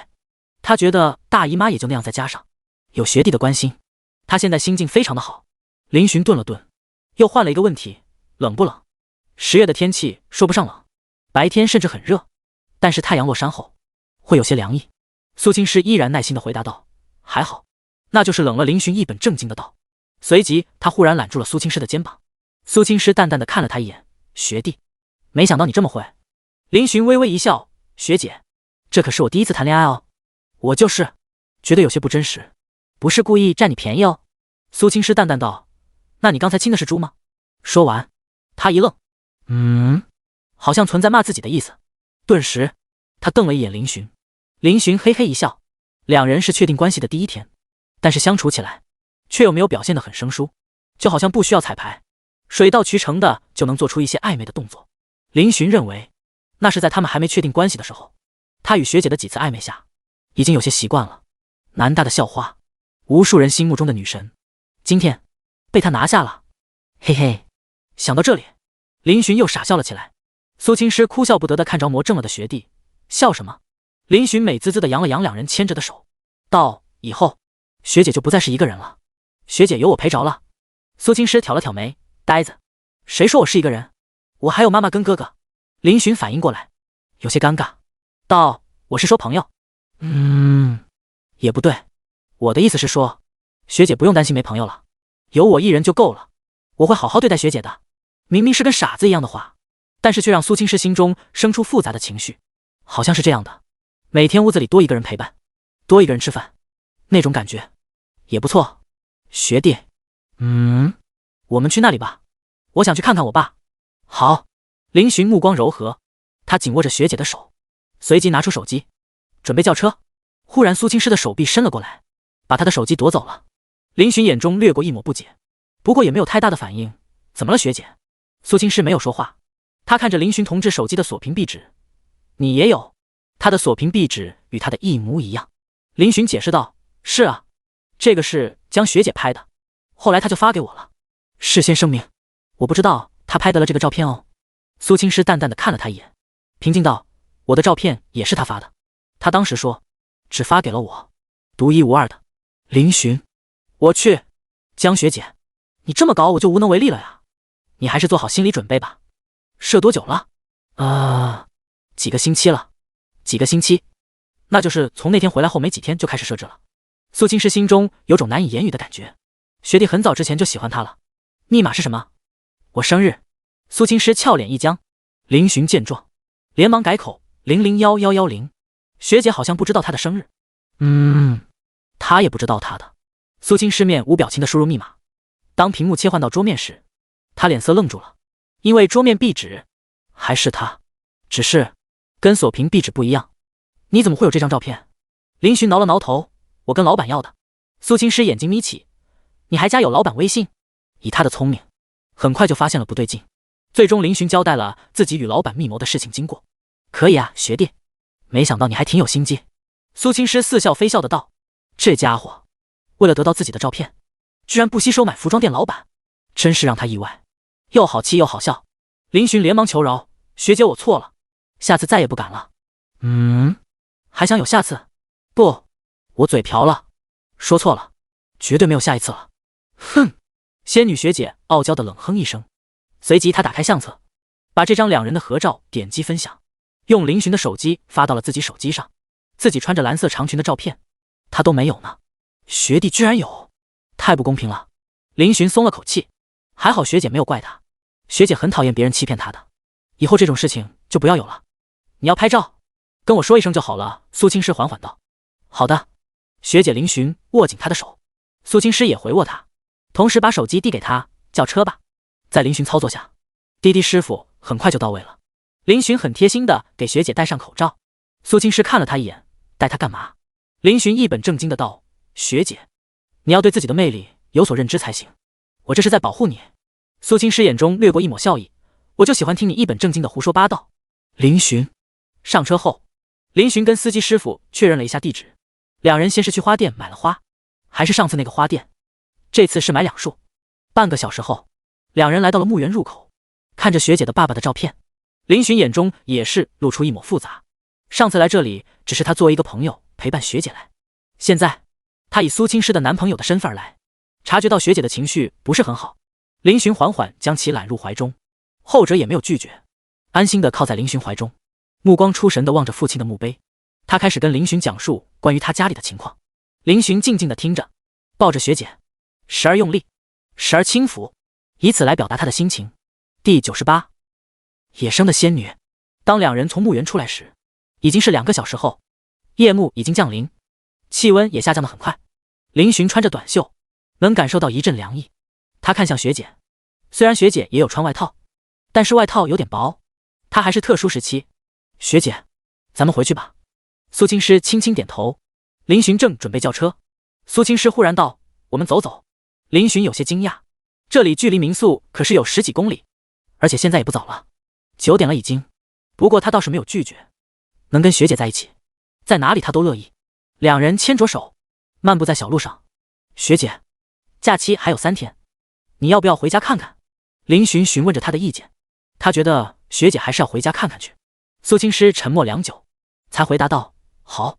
他并不是跟家里关系不好，相反，他们家也很和睦，只是每个人都有各自的事情在忙，彼此的关心并没有多少，但是让他们聚在一起，他们还是幸福的一家人。学姐的家并不在梁城，只是她爸爸以前的编制在梁城，当然他们也在梁城住过一段时间，只是自从苏生牺牲后，为了方便苏青师读大学，还有他哥哥工作，苏妈妈决定搬去南城，也就是南大所在的城市。林寻微微一笑，那我给学姐买票，学姐回家陪家人。林寻是支持的。苏青师看了他一眼，这么希望跟我分开，不知道为什么。林寻后背感受到了一阵凉意，他连忙求生欲爆棚，没有啊学姐，我就是单纯的想学姐开心，绝对没有那个意思哦。苏青师挑了挑眉，头微微偏移，不去看他，但是嘴角却有些颤抖，似乎在憋笑。林寻一瞪眼，好啊，学姐，你故意的。我没有，他平淡的否认，眼中掠过一抹狡黠。林寻眯着眼，他揽住学姐的腰肢，一把把她扯到怀里。苏青师猝不及防，还真被他得逞了，眼眸里附上一抹惊慌。你干什么？林寻另一只手摘下她的口罩，一张绝美无瑕的脸蛋映入眼帘。林寻看呆了，学姐，你好美。苏青师俏脸顿时通红，长长的睫毛颤动起来，被学弟这样霸道的揽在怀里，说着夸赞着他的话，一种喜悦感油然而生。女为悦己者容，她也是女孩，被喜欢的人夸也会开心，会骄傲，因为她拥有这些资本。林寻缓缓低头，她与学姐的身高差距不大，基本上一低头就能碰到她的脸蛋。学姐，我想亲你。林寻压抑的声音带着一丝磁性，诱惑十足。他只是单纯表达自己的想法，并没有征求学姐意见的意思。所以话刚出口，苏青师还没来得及说话，唇已经被封住。苏青师被动地闭上眼睛，去承受着学弟的攻略，双手不自觉地伸出，环住了他的脖子，声色地回应他的喜欢。什么高冷女神，现在的他已经坠落凡尘。学姐身上仿佛带有某种魔力，林寻一点抵抗力都没有，那种坠入仙境的感觉深深地吸引着他。良久，这对拥吻的男女才恋恋不舍地分开，两人脸色都涨红，剧烈地喘息着，特别是苏青诗，眼中带着一层水光，有种娇滴滴的柔弱，让人忍不住想去征服她。林寻深吸一口气，他转过身去，蹲了下来，平复心情。怎么了？苏青诗眼中带着疑惑。没事，学姐，我冷静一下。林寻嗡声道。天知道学姐的身材有多犯规，他连靠近她时都没有抵抗力，更别说跟学姐亲亲的时候，那种触感直接将他点燃，原始的欲望燃烧着他的心智。不行，他得克制一点，不然真的无法抵挡。可是他对学姐完全没有一点抵抗力啊！拥有仙女一样的女朋友是种什么体验？苏青诗也在调整自己的心情。学弟突然下嘴，他也是没有反应过来。蹲了好几分钟后，林寻才站了起来。他叹了口气，差点在学姐面前丢人了。转身看向学姐，发现学姐此时脸色严肃。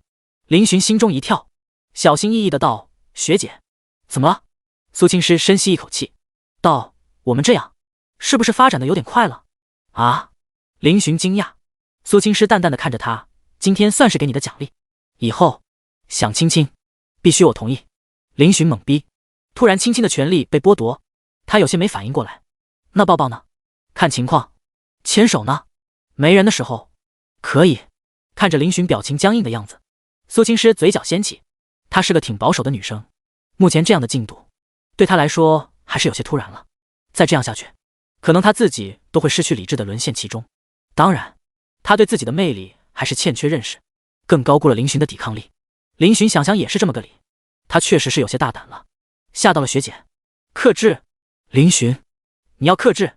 苏青诗看着他的样子，心中某处又有些软，主动牵起他的手。当然，我说的是，以后，今晚，你可以牵手，抱抱，亲亲呢，林寻每问一个，苏青诗的声音就越来越小，脸颊也越来越红。林寻心中的失落顿时一扫而空，他牵起学姐柔软的小手，笑眯眯道：“距离今天结束还有几个小时，那我可不放开了。”苏青诗头瞥向一边，不敢与他对视。哇，妈妈快看，野生的仙女！这时一对母子路过，小男孩惊讶地指着苏青诗，一副激动的模样。他妈妈也是惊讶林寻二人的颜值，不过还是阻止了儿子的无理行为，不能随便指着人哦。他朝两人露出歉意的笑容。林寻同样回以一笑。刚才他亲学姐的时候把口罩摘下来了，重新封印苏青诗的逆天颜值。林寻转身对小男孩认真的道：“这是哥哥的女朋友。”小男孩一脸天真：“哥哥你好厉害，能让仙女做你女朋友，长大我也要让仙女做我女朋友。”哈哈！看着母子离开的身影，林寻转头对苏青诗笑道：“走吧，女朋友大人。”苏青诗嘴角扬起一抹笑容，如沐春风。两人缓缓朝远处走去，路灯将他们的身影拉得很长。第99撞见。两人先是回到了学姐所住的民宿，林寻帮忙收拾东西，他无论如何都不能让学姐一个人住在这里了。苏青诗倒是也没有拒绝，既然小学弟这么坚持，那他就依他吧。他以为林寻要带他回林家的别墅，不过林寻却放心地说带他去的地方并不是别墅，这反而让苏青诗松了口气。他现在才刚与林寻确定关系，可还没有做好就这么上门的准备。两人打车来到了幸福小区520号。这就是你以前住的地方？苏青诗好奇地打量着房子，房子并不是很大，一家3口住在这里，反而有种温馨的感觉。苏青诗可以想象出那种画面。林寻点了点头，我都重新收拾过了。学姐，你住我以前睡过的房间吧？房子只有2个房间，一间是他的，一间是他父母的，让学姐住爸妈以前住过的房间。林寻觉得有些不妥，所以他开口让其直接住他房间。苏青诗没有拒绝。整理完东西后，已经是晚上10点多了。我要洗澡。苏青诗淡淡开口。林寻秒懂，他道：“学姐，你先把衣服准备一下，我给你烧热水。”他家里是有一个热水器的，只是用的时间有点久了，加热起来有点慢。两人洗完澡后，各自回了房间。林寻与苏青诗当然是分开房间住的。他虽然已经是学姐的男朋友了，但是还没到同床共枕的地步。躺在床上，林寻回想起今天发生的事情，整个人兴奋的睡不着觉。今天是10月4号，是他跟学姐确定关系的日子。还有，他今天与学姐牵手5次，抱抱3次，亲亲2次。想起与学姐的亲吻，那美妙无比的触感。林寻在被窝里露出了傻笑，他掏出手机，想要把这个好消息分享一下。江学姐，还是舍友，亦或者是父母？林寻犹豫了一下，随即还是没有跟他们透露他跟学姐的恋爱，打算偷偷的谈。太张扬的话，对他对学姐都不好。以学姐在南大的名气，要是知道她已经有男朋友了，那作为男朋友的他不得时时刻刻面对那群情敌。不行，咱要低调一点。他打开学姐的微信聊天界面，发了个信息过去。林寻，动画表情，仙女在吗？学姐此时应该也没有睡，很快就回信息了。仙女学姐还不睡觉？林寻，学姐，我现在好像睡不着怎么办？仙女学姐，想什么？林寻，想学姐，想学姐想得睡不着觉。隔壁房间内，苏青师身子埋在被子里，他高举着手机，看着里面学弟发来的信息，露出一抹笑容。何止林寻睡不着，他同样也是没有困意，整个大脑想的都是今天发生的一切，像个循环一样。他跟学弟终于走到一起了，他嘴角扬起一抹幸福的微笑，给他回复道：学弟睡觉了。林寻，好的学姐 OK。 奇怪，明明很兴奋，但是林寻结束聊天后却没多久就睡着了，一夜无话。第二天一早，林寻就起床了，另一个房间门紧闭着，想来是学姐还没有起床。林寻微微一笑，他花2分钟时间刷牙洗脸后就出门了。半个小时后，林寻回来了，他手中提着早餐，还有菜，菜当然是中午要做的。他还特意买了半只老母鸡，给学姐煲汤喝。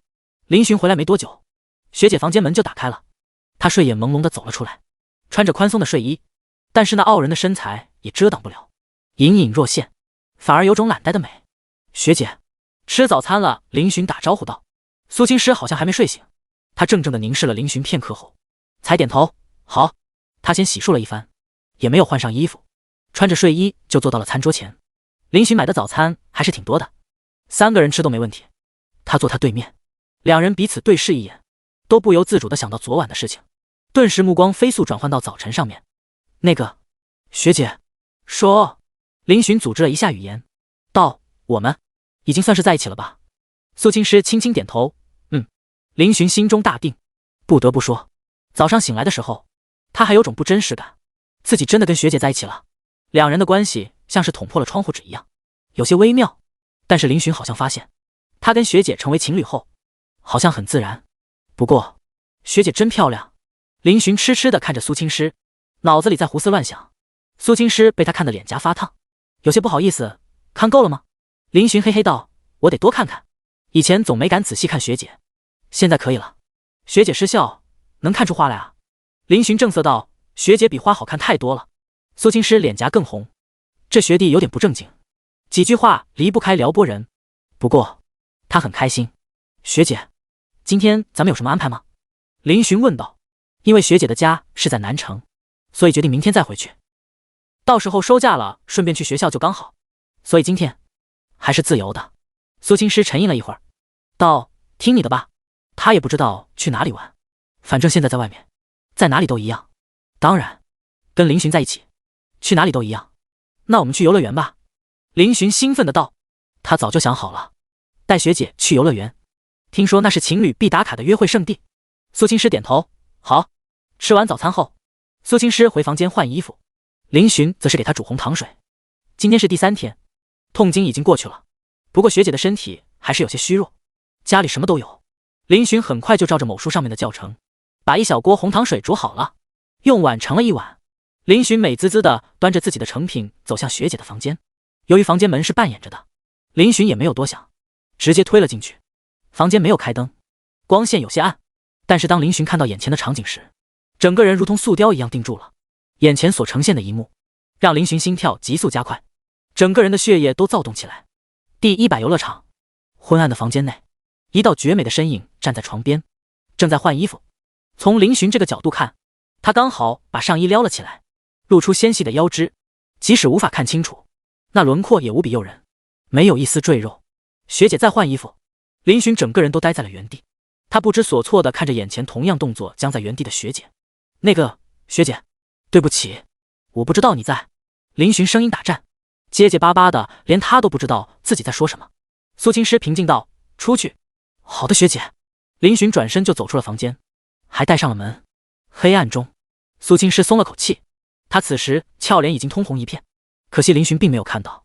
走到门口确认一遍门已经关上了，他才重新换衣服。回想起刚才被学弟撞见自己换衣服，虽然并没有露什么，但是那场面还是让他面红耳赤。哎，他轻叹一声。门外，林寻眼神还是呆滞的，脑海中浮现无数段那绝美的一幕。几分钟后，苏青师从房间内走了出来，两人目光对视一眼，又同时移开，脸颊微红。学姐，喝点红糖水。林寻将手中的那碗红糖水递给他，苏青师接过，乖巧的喝完了。中午的午饭，苏青师想要下厨，但是林寻不让，女朋友大姨妈来了，怎么能让她碰水呢？很快，一道道香气四溢的菜被林寻摆在桌子上。苏青师看着围着围裙的林寻，忽然觉得这种感觉也不错，有种小家的即视感。辛苦了。苏青师单手撑着下巴，浅笑嫣然地看着忙碌的他。林寻脸上还沾附着汗珠，却是异常满足。不辛苦，能给学姐做饭，是我的荣幸呢。他解了围裙，帮学姐盛好了饭，又盛了一碗鸡汤，然后坐在她对面，尝尝这个老母鸡汤，味道很鲜美哦。苏青师拿着勺子舀了一勺汤放入口中，入口的一瞬间，仿佛整个味蕾都打开了一般，香味十足，还不错。他淡淡的夸了一句，随便再次舀了一勺，光是动作就足以说明他对这些菜的满意度了。林寻嘿嘿一笑，对他来说，能够为心爱的学姐做一顿饭，他还觉得好吃，已经是莫大的幸福了。午饭后，两人就决定去游乐场，假期当然要好好放松一下。林寻买了两人的票，他询问着学姐要玩哪个，后者想了想，看向了在半空中飞舞的过山车。林寻顺着他的目光看去，忽然间脸色僵硬了。你恐高？苏青师显然也注意到了这一点，似笑非笑地看着他。林寻整理了一下表情，一本正经的道：怎么可能？就这，我怎么可能会怕？苏青师怀疑的看了他一眼，心中好笑。那就去做那个。哎，等等学姐，你肚子不疼了吗？林寻连忙拉住苏青师，认真的问他。后者摇头，不疼了呀，第3天了，已经好很多了，一个过山车而已。林寻欲哭无泪。完了，转移话题失败。不过看到学姐兴致很高的样子，他决定陪她做一把。他并不是恐高，但是却有些恐惧在空中穿梭的那种刺激。毕竟防护只是一个安全带，要是出点故障，这辈子怕是都完了。苏青师倒是没有什么恐惧，在过山车冲刺下，有种莫名的刺激感。不过他耳朵有点受不了，因为身旁的林寻此时正在闭着眼睛尖叫，那模样好像要死了一样。呵，胆小的弟弟！从过山车上下来，林寻同志没出息的腿软了，还是苏青师扶他下来的，宛如一滩烂泥般瘫软在地上。林寻刚想喘口气，忽然胃一阵翻腾，他连忙站起来冲到一边，开始狂吐模式。得，中午吃的加昨晚吃的都吐了一遍。喝点水。苏青师递了一瓶水给他，替他拍了拍后背，感觉怎么样？吐完后，林寻脸色都白了几个度。学姐，我以为我要死了。苏青师哭笑不得，哪有那么严重？林寻发誓，他再也不来坐过山车了。若干年后，当一个瓷娃娃般的女娃牵着林寻再次来到游乐场，指着过山车时，他沉默了。因为考虑到林寻的状态，苏青师只好扶着他坐到了一个长椅上休息。抱歉学姐，你没玩开心吧？林寻带着愧疚地看着苏青师。苏青师摇头，没必要说这些。他靠近林寻，头轻轻地靠在他肩膀上。我也不是很喜欢玩，单纯是陪你。林寻心中一暖，大为感动。林寻，咋啦学姐？我想吃雪糕。不行。苏青师娇哼一声，那我自己去买。林寻一把抱住了他纤细的娇躯，道：不给。苏青师整张脸蛋顿时通红，他嗔怪地瞪了一眼林寻，松开。林寻目光坚定，一脸正气，不，除非你答应我不买雪糕。抱着学姐好舒服，不想松开怎么办？苏青师缩在他怀里，虽然他戴着口罩，但是察觉到路人的目光，他还是有些害羞，只能轻声细语道：这么多人呢。林寻笑眯眯地靠近他，那是不是没人的时候就给我抱啊学姐？苏青师，学弟，你还是我认识的那个学弟吗？流氓！苏青师语气似嗔似羞，弄得林寻心痒痒的，连过山车带来的眩晕感都减轻了许多。学姐真是他的福星。学姐，咱们去其他的地方玩吧。那我要去鬼屋。林寻。苏青师看着林寻僵硬的脸色，眼中露出一抹笑意。他就是故意的。汗流浃背了吧学弟？林寻感受到自己再不硬气点就夫刚不振了。于是他一咬牙，好，去就去。鬼屋里面的鬼其实就是人扮演的，唯有营造的氛围让人有种紧张感。林寻一副淡然的表情，这里也太假了吧，不专业啊，也没什么好怕的嘛。苏青师淡淡的看了他一眼，你装这么平静，要不是你紧紧握着我的手，力道还不小，我差点就信了。第101电影院，从鬼屋出来后，林寻脸色平静，看起来并没有什么异常，但是被他牵着的苏青师脸蛋上却是布着2坨红晕，封印他颜值的口罩已经不翼而飞。他一双清冷的眸子盯着林寻，有些咬牙切齿的模样。林寻感受到一股寒意，连看都不敢看他。原来在鬼屋里面，苏青师偷偷吓了他好几次，林寻同志小心脏都差点被吓破。结果他二话不说，直接加法伺候，拉着苏青师到某个角落，直接硬气了一回。正当两人渐入佳境时，才发现他们身旁居然有个 NPC 躲着偷看。苏青师直接害羞得拉着林寻跑了出来。林寻想起刚才的刺激，他下意识摸了摸嘴唇，结果下一秒腰间就传来一阵疼痛。学姐轻点，哎呦！苏青师眼神冷淡地看着他，胆子变大了许多吗？林寻连忙求饶，好美的女孩子，天哪，这也太美了吧，跟个仙女似的，这么美的美女居然有男朋友了吗？好可惜，他们两个好配啊！哇，看起来像是姐弟恋啊！哦不，为什么他能拥有这么漂亮的女朋友，而我却单身20年？照照镜子，你就知道原因了。没了口罩之后，苏青师的颜值顿时解封，即使她没有化妆，颜值也是绝美无瑕。特别是她的皮肤非常好，感觉化不化妆都一个样，细腻光滑，美艳御姐，气质型美女，顿时引来路人的目光。他们纷纷惊叹地议论起来。一些男的要不是看到苏青师被林寻牵着，估计第一时间就过来加微信了。苏青师黛眉微蹙，被围观让他有些不自然的感觉，像是被人当猴看一样。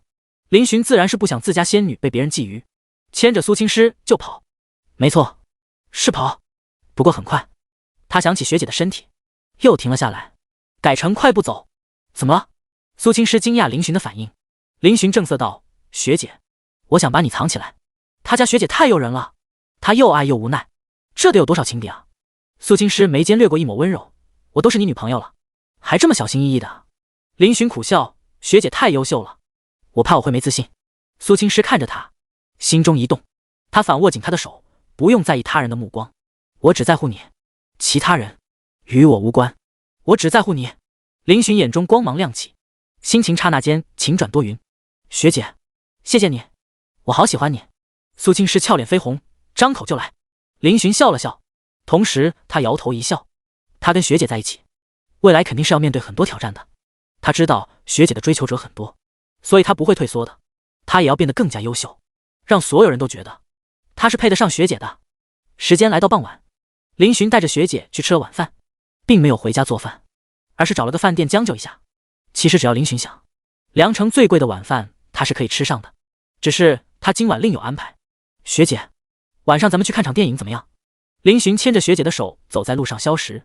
苏青师点头，干什么都无所谓，有林寻陪着就好。林寻买了靠后的票，太靠前看电影没氛围，又买了2桶爆米花，两人就进入了电影院。电影7点半开始，是一部新上映的爱情片。看介绍，好像有点悲伤。电影叫《你的婚礼》，影片讲述了男主与女主之间的一段跨越15年的纯真爱情故事，恰如其分地映射出了每个人心中那段遥远却又清晰的初恋记忆。林寻与苏青师挨在一起坐，他时不时看向学姐，发现学姐看得非常投入，于是他伸手从爆米花桶里面抓出爆米花送到她嘴边，后者看了他一眼，也没有拒绝，张开小嘴接受投喂。剧情来到高潮的时候，全场震动，不少观众纷纷落泪。林寻前面坐着一对情侣，女生扑在男友怀里，哭得梨花带雨，男生连忙掏出准备好的纸巾替她擦拭。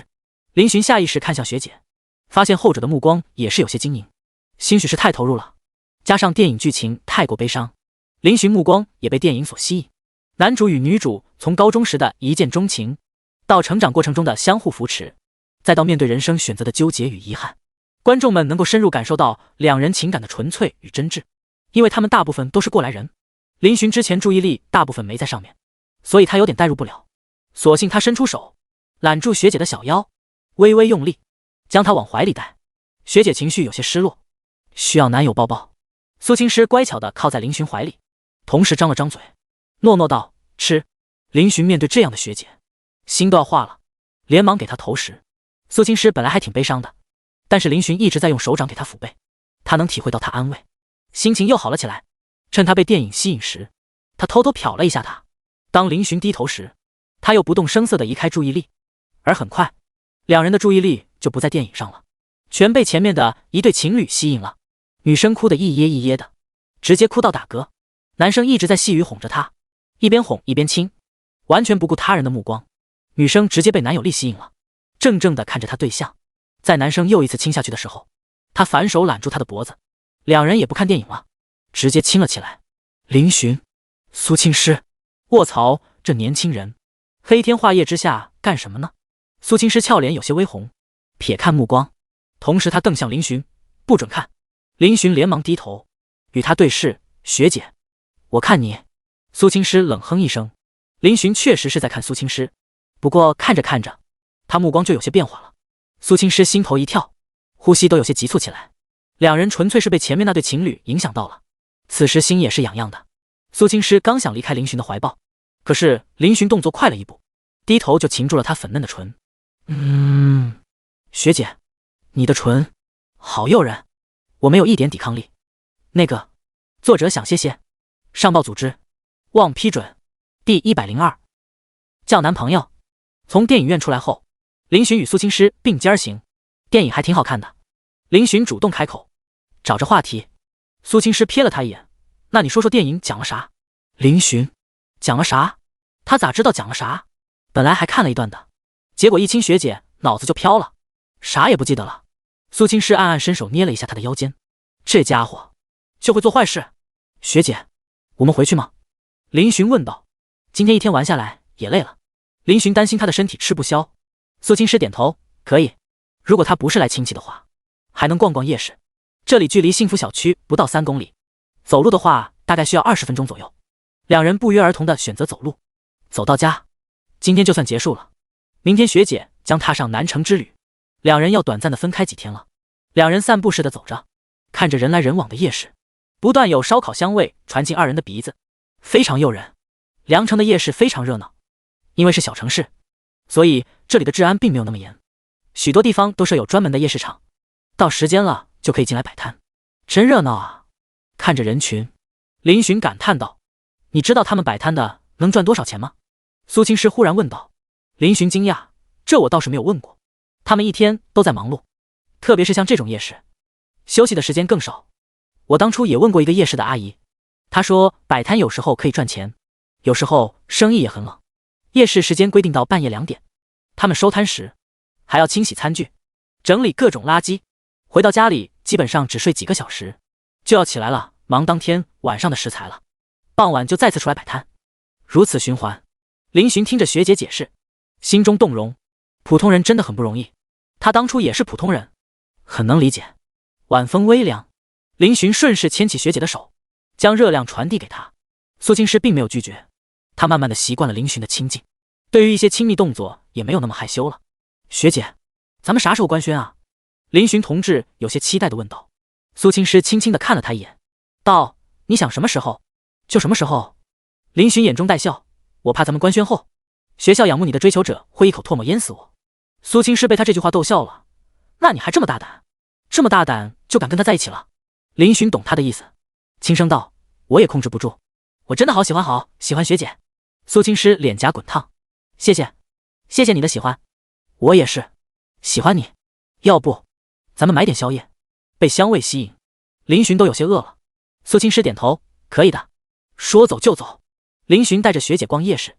由于她的颜值实在太高，在人群中非常惹眼，不少人纷纷将目光注视过来。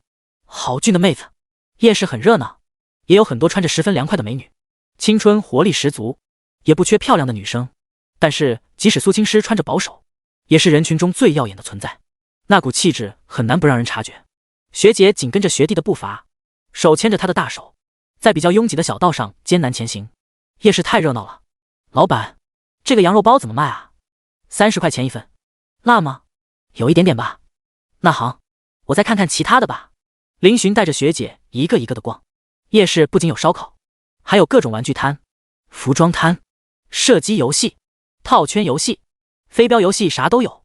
学姐，要不要玩射击？林寻看到射击，顿时想到上次，他对学姐问道。苏青师见到这个，也是回忆起来，那时候他们还没有确定关系，但是那次当中，两人可是没少暧昧啊。臭弟弟还擅作主张的抱着他美其名曰的教他射击，让他怪不好意思的。不过现在他们已经交往了，暧昧的动作也是可以接受了，只能说当初的暧昧让他们印象深刻吧。好，林寻询问了一下价格，买了2把，这里一把30发子弹，命中20发以上才有奖励，奖励依然是公仔。林寻试了一下，感觉这枪的威力还没有上次的强，很多枪打中了气球都没有爆，最后他只打中了16发，命中率一半。轮到苏青师了，他本来就吸引目光，当他端枪时，许多人开始拿出手机拍照，越来越多的人围观。苏青师果然没忘记林寻的真传，前10枪就中了8发。林寻帮他数数，打完后中了19发，虽然没有达到兑换条件，但是比林寻多了3发。啪啪啪，周围不由得响起鼓掌声，美女他们当然要捧场。走吧。没有得到公仔，两人也没在意，他们本来就是来玩的。学姐真厉害，一次就熟练了。林寻夸奖道，上次还是不及格的他，这次直接反超他了。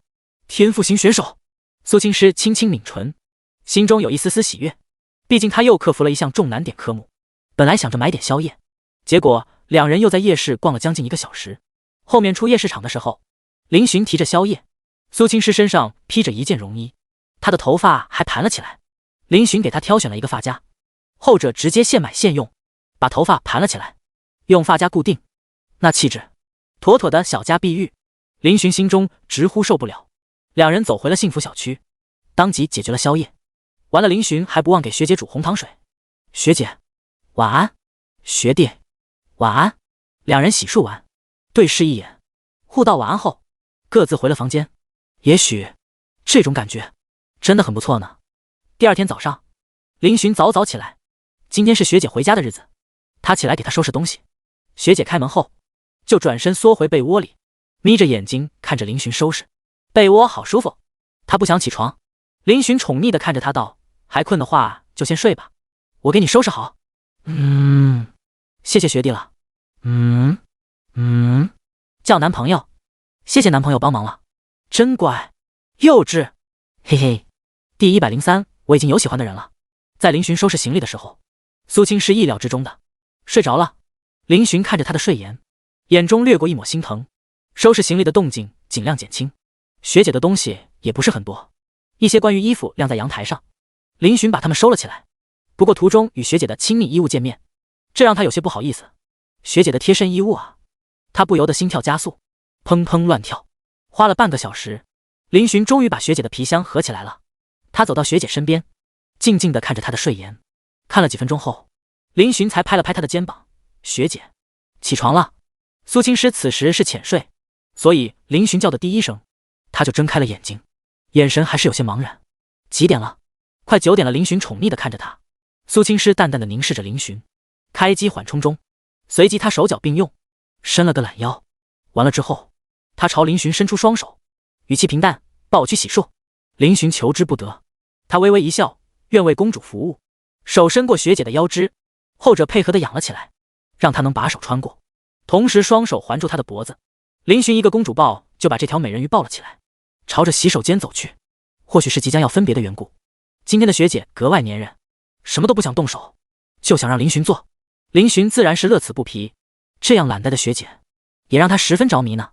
林寻早就买好了早餐，只要热一下就可以吃了。餐桌上，苏青师看向林寻，你要去哪？林寻回答道，在这边再待会儿后就回学校了，距离假期结束还有2天，他也玩够了。苏青师点头，吃完早餐后，就是送学姐去车站了。苏青师戴着白色口罩，穿着一条长裙，宛如温婉居家的气质仙女。她的头发盘了起来，用林寻给她买的发夹夹住，妥妥的大姐姐形象啊。车站入口，林寻眼中含带不舍地看着即将进站的学姐。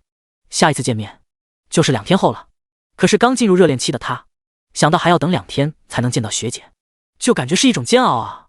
我进去了，你回去吧。苏青师拉着行李箱朝林寻挥了挥手，林寻同志点头，学姐一定要注意安全，有什么事情记得给我打电话。苏青师轻轻点头，我的相机记得给我保管好。临走前，他把白色相机交给了林寻，让他保管。林寻认真点头，放心吧学姐，他昨晚可是求了好久，学姐才答应把相机交给他的。他当然是要把里面的照片洗出来了，很多都是关于两人的合照呢。学姐进站了，林寻同志站在原地看了好久。这时手机传来一条信息，仙女学姐上车了。林寻立即回了一条信息回去，注意安全。他拿着苏青师的白色相机，转身离开了车站。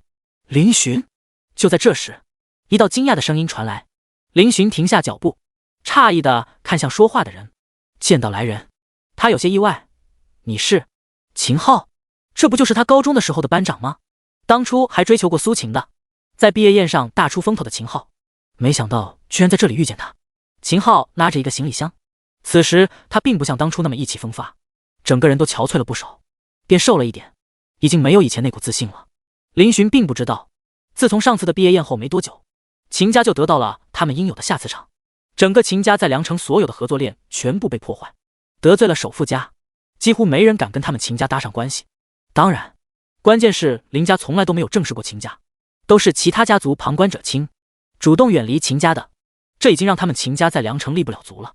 秦昊也没想到会在这里遇见林寻，他淡淡道：林少爷都已经是全国首富之子了，怎么会还在这小小的梁城？林寻皱眉，这小子怎么火药味有点重啊？索性他也收起了那抹同情，淡淡道：梁城应该不是你家的吧？我在这里有什么错吗？秦昊目光掠过一抹诧异，随即他眼眸垂下，也是，这里是你家的地盘。林寻也不想与他有什么纠缠，淡淡道：没什么事的话我就先走了，你随意。说完他正准备走，秦昊见状连忙道：等等。林寻挑眉看向他，那个，你有苏晴的消息吗？秦昊咬了咬牙，终于还是问道。林寻有些疑惑，你们不是已经分手了吗？问这个做什么？秦昊与苏晴为什么会分手他不知道，不过两人早就没有关系了。怎么，这秦昊还对苏晴有感情？秦昊脸上掠过淡淡的哀伤，是我对不起他，上次暴怒与苏晴分手后，他就再也没有见过他。后来高考成绩出来后，他去了江大，苏晴去了南大，跟林寻一个大学。说到底，他对苏晴还是念念不忘。怎么说呢，苏晴各方面条件都很不错，是他交过的女朋友当中最好的一个了。只是木已成舟，他家也已经沦落到破产的地步，再也不可能再去找那位姑娘了。此时见到林寻，他忍不住问起了他。林寻淡淡道：他人在南大，过得还可以，你放心。秦昊看着他，你还喜欢他吗？林寻摇头，你放心，我已经不喜欢他了。好久以前他就不喜欢苏晴了。秦昊深深地看了一眼林寻，他应该还喜欢你。林寻淡淡道：这就与我无关了，如果你是我，你会不会接受他？秦昊摇头，不会，他也不会接受一个背叛他的女人。林寻耸了耸肩，好好过日子吧。我说实话，你们两个也不是一个世界的，还是看清楚现实，别想那些有的没的。顿了顿，他看着秦昊，他只在乎自己是否过得好，不会去在乎你是什么感受。还有，我已经有喜欢的人了。说完，林寻绕过他，离开了车站。秦昊看着他的背影，目光复杂。第104相册。离开车站后，林寻找到了一家复印店，一顿操作之后，他把跟学姐的合照印了出来，不多，几十张。林寻看了一下相机里面的照片，有几百张，很多都是学姐以前拍下的照片，大多数是风景图。林寻跟老板沟通了一下，决定把这些照片全部打印出来，做成一个相册送给学姐。老板一听，这是财神爷临门了啊！几百张照片，算下来，他都能赚小几百。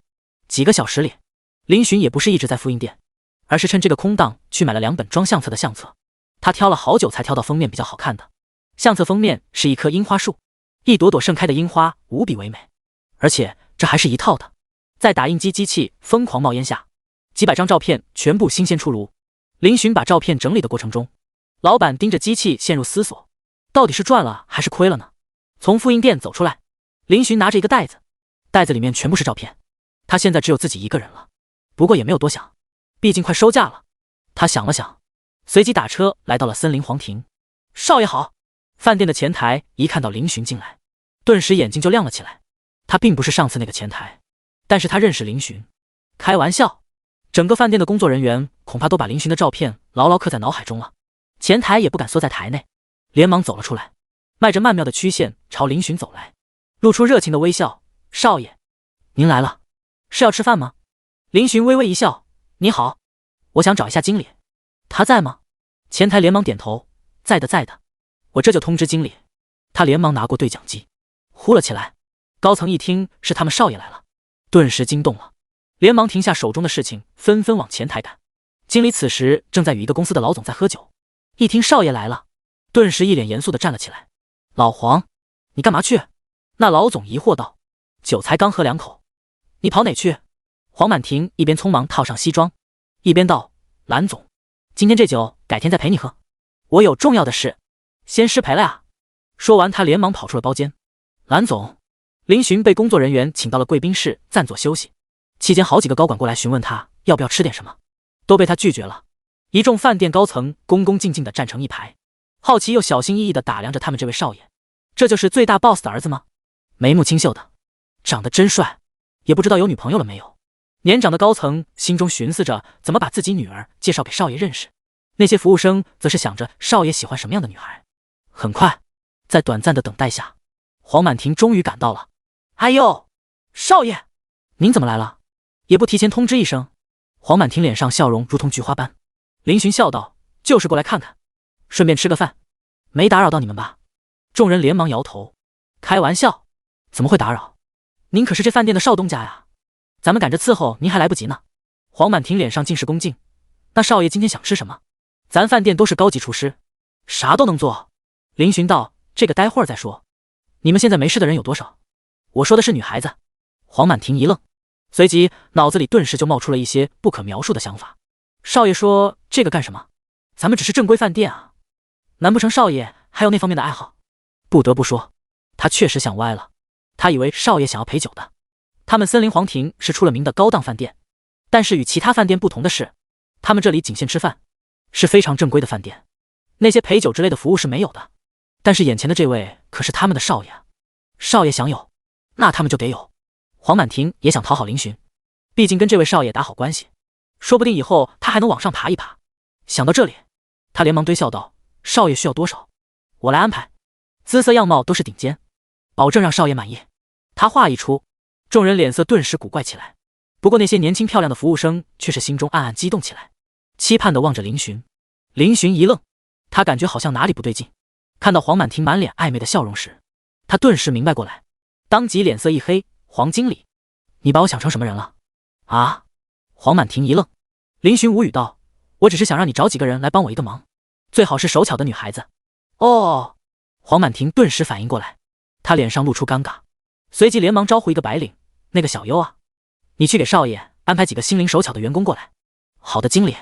当几个穿着制服的女员工站在林寻面前时，林寻咳了2声，清清嗓子道，那个，把你们叫来，想让你们帮个忙，这里有一本相册，还有很多照片，麻烦你们帮我把照片套进去，但是有一个要求，别弄坏了。此言一出，所有人脸上都是露出疑惑，不会吧，就这，少爷未免也太小题大做了吧？呸，他们怎么能这么想少爷？或许这就是有钱人的爱好吧。几个女员工也是有些意外，不过心中还是有些失落，还以为他们的机会来了呢。就这样，林寻把整理相册的任务交给了几个女员工，自己则是在黄满庭的带领下去干饭了。不得不说，这饭店的食物非常美味，上次因为一些插曲没吃成，没想到这么好吃。林寻暗暗决定，下次跟学姐约会，就带她来吃好吃的。他先前问过学姐要不要来他家旗下的产业逛逛吃东西，后者拒绝了，表示还没有做好准备，下次再说。林寻也没有强求，在黄满庭亲自介绍下，林寻吃得津津有味。不得不说，能当上经理，黄满庭还是有几把刷子的，每道菜都能倒背如流地说出花来，让林寻大开眼界。与此同时，在一间包间内，几个女员工正在把照片小心翼翼地塞进相册。忽然一个女员工拿起一张照片，眼睛突然瞪大，啊，怎么了怎么了？弄坏了照片了？完了完了，不会吧？其他几个女员工俏脸直接苍白，惊恐地望了过来。不是不是，你们快看，这个女孩子好漂亮。拿着照片的女员工一脸惊喜地指着照片上的女孩。第105家的温暖。当林寻吃完饭时，一个女员工拿着一本相册走了过来，恭敬地递给林寻。少爷，已经弄好了。林寻有些欣喜地接过来，谢谢。他打开看了看，照片确实是没什么损伤的，套进了相册。而且这些女员工很细心，他们会根据照片上的时间顺序整理，送给学姐，她应该很开心。行了，谢谢你们的招待，我先走了。黄满庭顿时率着一众手下目送少爷，少爷慢走。林寻点了点头，拿着东西就离开了。黄满庭看着林寻消失的身形，感叹道：少爷的性格真好啊。其他人也是纷纷表示同意，要是换做其他的富二代，怎么可能有闲心思与他们交谈，办事都是直接下命令的。经理，那个有个事我不知道该不该说。这时一名女员工忽然开口。哦。林寻返回了幸福小区，屋里还有菜，他顺便做了个饭。不得不说，学姐走了，吃饭都不香了。解决掉晚饭后，林寻就回了房间，刚躺下就收到了苏青师的微信信息，他已经到了南城，并且已经回到了家里，还发了一张照片。照片的背景是他家的附近，学姐的家也是在一个小区，不过倒是比幸福小区要豪华一些。林寻身子一翻，趴在床上就开始跟学姐聊天。他是明天早上的票，提前1天回学校。不过悲催的是，就算是提前1天，高铁票也没有了。游客们太多了，大部分人都想提前1天回来，毕竟是收假，旅游的人也陆陆续续回来了。没得办法，林寻只好通知了自己的老妈。顾妍妍二话不说，直接打电话到良城分公司，让他们派人派车送自家儿子回大学。儿子直接回学校吗？林寻点头，明天早上坐车，也要傍晚才能到学校，第2天基本上就收假了。顾妍妍看着视频里的儿子，眼中带着莫名的神色。这次在良城玩的怎么样？林寻不自觉地露出一抹笑容，挺好的。你不是跟你同学去玩吗？他人呢？顾妍妍有意无意问道。林寻回答道，他早上就回家了。回去了？不多玩1天，到时候明天跟你一起回去不就行了？顾妍妍一连串的疑惑，好像语气还带着一丝失望。林寻倒是没有想到老妈在想什么，他道：妈，人家出来旅游这么久，也是要回家的好不好？行行行。哎，儿子大了，居然有事瞒着妈妈。哎，顾妍妍露出一抹心痛的神色。林寻嘴角抽搐，怎么回事？他怎么感觉有些不对劲？老妈是不是发现了什么？所幸老妈也没有急着问下去，两人就结束了今天的视频。与此同时，天字轩1号楼内，顾妍妍刚挂断电话，就切换到了一个页面，点开了一张照片。如果林寻在这里，一定会惊呼，因为照片上的内容不就是他与学姐的合照吗？照片有点模糊，显然不是原图，是用另外的手机拍的。嘿嘿，这小兔崽子瞒着老娘偷偷约会去了。顾妍妍语气虽然有些吐槽，但是眉眼间的笑意却没有掩饰。哎呀呀，真般配啊，这姑娘真俊。儿子站在她身旁，好像有点傻。林寻，有这么埋汰儿子的吗？我谢谢你。这时管博端着一杯咖啡走了过来，放在顾妍妍面前。后者顺势道：管博，你看看这张照片怎么样？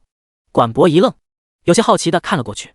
当看到照片上的2人时，他笑了，这不是少爷吗？还有一个女娃，他们好像是在布达拉宫。顾妍妍点头，是的，我都没想到那个女孩也来了，我儿子还骗我说是普通同学。管博脸上挂着慈祥的微笑，他们2个看着挺般配的。顾妍妍立刻眉开眼笑，是吧？我也这么觉得，就是没接触过他，不知道性格怎么样，改天一定让雪儿带回来见见。管博微微一笑，没有接话。他知道老爷夫人最近还挺关注少爷的婚姻大事的，不过看样子少爷也已经有喜欢上的女孩子了。哎，咱孙女士推销不出去了。南城桂华小区，苏青师许久没回家了。放暑假时，他在家里待过一段时间，不过那时候他母亲还在忙活，只有哥哥回来了。后来没几天，哥哥就收假去工作了，他一个人无聊，所以就跑到良城去了。从包包里掏出钥匙，开门进屋。让苏青师惊讶的是，屋里灯光还亮着。诗诗，你怎么回来了？一道惊讶的声音传来，只见一名穿着普通、身上围着围裙的慈祥妇人端着一盘菜走了出来。这是苏青师的母亲杨梅红。苏青师一愣，妈，你怎么回来了？连他自己都没有发现。说话时，他的声音有些颤，有些惊喜。在他的认知里，母亲一直都在忙碌，因为他的事业导致他的工作一直很多，在家的时间不多。杨梅红微微一笑，刚好休了2天假，回来住2天，明天就得去上班了。苏青师看了一眼屋里，哥没回来吗？杨梅红笑道：“你哥他工作忙，这几天去出差了，所以就您一个人吗？”苏青师没有问出来，他看着母亲脸颊上越来越多的皱纹，心中很不是滋味。他发现，自从长大后，他们与母亲的交流就少了许多。如果今天不是他回来，母亲就是自己一个人吃饭了，那是得有多孤独。这一刻，苏青师五味杂陈，他突然很感激学弟。如果不是他让自己回家，自己估计也没有想到母亲会在家里。妈，饭有多的吗？我饿了。这一刻，他卸下了自己在外的高冷形象，语气带着一丝撒娇。杨梅红对于女儿回来也是非常惊喜与激动的，只是过了大半生的人了，她把这份激动藏得很好，但是眼角还是有些湿润。哎，有，妈做的饭够，你先坐，妈点你盛饭去。杨梅红连忙小跑向厨房。苏青师看着母亲忙碌的背影，心中忽然生出一抹充实感。这时他眼角余光忽然看到不远处的凳子上放着一个公文包，公文包上有一张纸，纸上有南城第一人民医院的水印，那是医院的检查报告第106。对，两个都做掉。第二天一早，林寻起床洗漱，此时的他归心似箭，恨不得早点回学校。哦，不对，应该是恨不得假期赶紧结束，这样就能见到学姐了。9点04分，林寻将屋子的门锁上，拉着行李箱下了楼。刚出幸福小区，林寻就准备打电话问问老妈车子什么时候到。少爷，这时一名穿着制服的白领女子朝他走了过来。林寻打电话的动作顿住，他惊讶地看向那女子。你好。是。女子露出职业微笑。少爷您好，我叫白哥，是总裁夫人通知我过来接少爷回南城的。林寻明白过来，谢谢呀。等久了吧？他一出来对方就过来了，可见对方已经是提前来到了这里，正等他出门了。白哥礼貌笑道，不久，我也是刚到没多久。其实他早就来了，他们这边只是总部的分支，总裁夫人亲自打电话通知，那怎么能不重视？更何况还是接少爷。白哥在分支是分公司老总的秘书一般的角色，但是他还是亲自过来了，而且他昨晚还做了许多准备，不容此次出一点差错。他早早在小区外等候，已经等了快2个小时了，但是他也不敢打扰少爷的休息。白哥今年32岁，浑身透露着成熟干练的气质，一身白领西装，配上黑框眼镜，画着淡淡的妆容，颇有种雷厉风行的味道，是个85分以上的美丽女人，一举一动间都带着一丝成熟的韵味。林寻也没敢多看她，不是他心动，而是毕竟自己已经有女朋友了，还是得做一个守分的男朋友。那咱们走吧。少爷，我来给您拿行李。白哥欲要帮林寻接过行李箱，林寻连忙摆手，不用了，谢谢，我自己来就好。说完，他自顾自地拖着行李箱走向车子。白哥眼中掠过一抹惊讶，随即有些好笑。少爷貌似有些腼腆啊，不过还是个弟弟呢。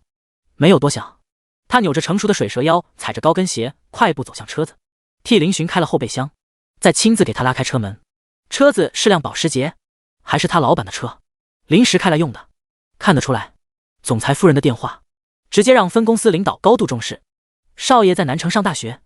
白哥坐在驾驶座上，高跟鞋已经换上了平底鞋，因为他开车。林寻坐在靠窗的位置，看着窗外的风景，闻言微微点头，这要求，我的弟弟也在南城工作，还是一名老师。白哥轻笑一声。林寻有些惊讶，他问道，那个白姐，你弟弟是老师？白姐。白哥有些惊讶林寻对他的称呼，不过他倒是听得有些舒服，笑道，是的，不过不是南大，而是一所本科院校，那也很不错了。林寻点了点头，能够当大学老师，说明能力也是非常不错的。白姐在凉城上班还是京都？少爷，您还是叫我白秘书吧。白哥有些苦笑，他听了听，感觉不太合适，同时回答道，我在凉城的分公司上班，目前是总经理的秘书。林寻点了点头，那这次辛苦你了，能为少爷服务是应该的。白哥微笑道，去南城要走高速，即便如此，到那边也要5-6个小时，所以林寻靠在车窗上睡着了。白哥安静地开着车，他通过后视镜看了一眼林寻，发现他睡着后，他贴心地为他调了空调度数，并且把播放器的声音调小了。这么一看，少爷还真是帅啊，长得跟林家弟弟一样，也不知道有女朋友了没有。她闺蜜正好喜欢这一款。不知道睡了多久，林寻醒了，他看着窗外不断倒退的风景，问道，还有多久？少爷，还有2个小时，咱们已经开了3个半小时了。白哥回答道。林寻点了点头，随即他看了一眼前方，最近有没有服务站？最近的还要20公里。那到那里停一下吧。你开车这么久，也肯定疲劳了。白鸽一愣，这少爷人还怪好的嘞。他接触过许多阔少，像少爷这样性格温和的还是第一个。听说少爷是被总裁穷养的，他以后生儿子也放去穷养一下。很快到了服务站，林寻与白鸽二人都是下了车。白鸽一身白领制服，浑身透露着成熟妩媚，一下子就吸引了许多目光。服务站遇见一个这么漂亮的女人，还真是少见啊。但是看归看，却没人敢去搭讪。开玩笑，人家开的车是咱们奋斗一辈子都买不起的呀，会看上咱这种屌丝吗？白鸽对这些目光熟视无睹，他在职场混了这么多年，人早就稳如老狗。林寻去上了个厕所，回来时还为白鸽带了一袋零食，也没其他的东西，吃点面包垫垫肚子吧。白鸽愣愣地看着手中的零食，有些懵，好奇怪，他感觉今天这次任务好像收获了一些东西。经过20分钟的休整，白鸽表示可以走了，车子再次发动。此时307宿舍群，铜锣湾扛把子，兄弟们，谁来救救我？铜锣湾扛把子图片，林寻正在与宿舍群里的儿子们聊天。苟胜利发来了一张照片，照片里是在公路边停着一辆自行车，车子轮胎爆了。林寻，咋回事啊，狗兄？当你的秀发抚过我的钢枪，哈哈，牛逼！谁让你开自行车回学校的？经典啊，狗兄！铜锣湾扛把子，谁想啊？谁知道收甲这么多人，我连票都没有抢到，无法无天。在宿舍的我表示被窝无比舒服。众人，铜锣湾扛把子刘刚刚子，你在哪呢？求救！刘刚秒回，发的是一张照片，是一男一女的手牵在一起的照片。刘刚，约会呢？没空。铜锣湾扛把子，逆子，逐出307。铜锣湾扛把子，表情包。铜锣湾扛把子，表情包。第一个表情包是某部电视剧里的一位想吃鱼的大佬，正闭上眼睛痛哭流涕，配上文字杀了他们。第二个还是他，配上文字，对，两个都做掉。第107，没有人能撼动他对学姐的信任，最终还是林寻出声询问自己这个乖儿子的位置。哎，谁让他这个老父亲父爱如山呢？此时苟胜利正坐在马路边上分，他身旁停着一辆自行车，他已经爆了，甚至还脱落了。这货倒是不怕这烈日，因为阳光反射，他整张脸都差点凑到手机上去了。就在这时，一辆保时捷停在他面前，苟胜利一惊，这是谁家的豪车啊？保时捷呀！他停下来干什么？难道是个热心肠司机大哥来帮助他的吗？就在这时，后座车窗缓缓摇了下来，露出了林寻慈祥的面孔。乖儿子，为父来晚了。苟胜利，哦，林兄，怎么是你？卧槽，居然是他室友到了，他还以为是某个好心人。林寻挑了挑眉，怎么？你好像很失望。那我走。别，来都来了吗？嘿嘿。苟胜利连忙伏在车窗上，一脸讨好。林寻笑眯眯道，那为父来救你，敢不敢动？苟胜利一愣，随即一本正经的道，铁子，我把你当兄弟，你却想当我义父。这……正说着，苟胜利目光忽然发现了白鸽的存在，他顿时双眼放光，连忙向林寻投过询问的目光。林寻却故意没有看他。苟胜利一咬牙，义父，您能来救我于水火之中，我太感动了。林寻这才满意，示意他上车。好嘞。苟胜利并没有行李，只带了一个书包，麻溜的上了车。你这自行车不要了？林寻看了一眼他的自行车，问道。苟胜利目光落在自行车上，叹了口气，这不争气的玩意儿，给路过的阿姨当废铁卖了吧。少爷，如果你不介意，我可以让人过来运去学校。这时白鸽开口道，这辆保时捷是他老板的，他也不敢乱磕乱碰，那怎么好意思呢？苟胜利顿时露出一抹笑容，但是白鸽却是礼貌一笑，没有回答他，而是等待林寻的意见。见状，苟胜利连忙捅了捅林寻的大腿，后者翻了个白眼，对白鸽道，那就麻烦你了。没关系的，少爷，小事情。白鸽礼貌一笑，随即开始摇人。苟胜利一副酸酸的看着林寻，林兄，没想到你这么有钱。林寻挑了挑眉，我不是说了吗？我家是龙国首富，而且上次放假那天不是见过一辆劳斯莱斯吗？比起那，这辆车还差了一点好吧。苟胜利朝着白鸽的方向努了努嘴，这位姐姐是？林寻介绍道，这是我家分公司的经理秘书。白鸽，秘书啊。苟胜利闻言脸上有些可惜，顿时失去了兴趣。这位姐姐长得太有味道了，可惜是个秘书。网上不是有句话吗？有事秘书干，没事干。很快，白哥联系好了，开始重新启动车辆，朝着南大的方向而去。1个小时后，车子来到了南大校门口。这辆保时捷虽然没有上次那辆劳斯莱斯耀眼，但是也是吸引了一众目光，毕竟是豪车。在大学，见得多的都是一些宝马、奔驰、奥迪什么的，像保时捷这种还是比较少见的。林寻与苟胜利从车子上下来，白哥当然也要下车帮林寻同志卸行李箱。他一出来，又是一大片惊呼声。美叶玉姐，这是大学没有的白领啊，而且这身材与样貌也是秒杀一大片大学女生啊！卧槽，成熟少妇，好正点的妹子。不，那是御姐，真正的御姐啊！看穿搭好像是某个公司白领，谁家的公司居然能拥有这样极品的女人，身材好好，这不比那些女生强？御姐 YYDS 啊！哼，她虽然漂亮，但是我苏大校花才是 YYDS， 我觉得这不能比吧。两人年龄段都不一样，要是校花到了这个年纪，估计会更加有味道。林寻也是察觉到不妙，这要是被拍下来，不得传出一片绯闻。他连忙对白哥道：“这次谢谢你啊，白秘书，你先回去吧，开车这么久也累了，找个酒店休息一下，明天再回去也没事。”白哥微微一笑：“少爷客气了，那没什么事，我就先离开了。”林寻连忙点头。最终在苟胜利不舍的目光下，白哥驾车离开了。不过他们的照片估计会传到贴吧上。喂，走了还看？林寻拍了拍苟胜利的肩膀，后者连忙点头：“好嘞。”嘿嘿，铁子，你家这么有钱，资源一定不少吧？林寻不解：“什么资源？我想找个高质量妹子。”正当两人准备踏入校门时，一道声音叫住了他：“林寻同学。”林寻听到声音停了下来，有些疑惑地转头。这么多人认识自己的大名了吗？只见一名长相帅气的高大男生走了过来。林寻有些意外，他认得此人是学生会的会长于承硕。他一出现，周围就多了许多女生。于承硕在南大也是非常出名的存在，不仅成绩优秀，而且还长得跟个男明星似的，深受颜控的喜爱。学长，有事吗？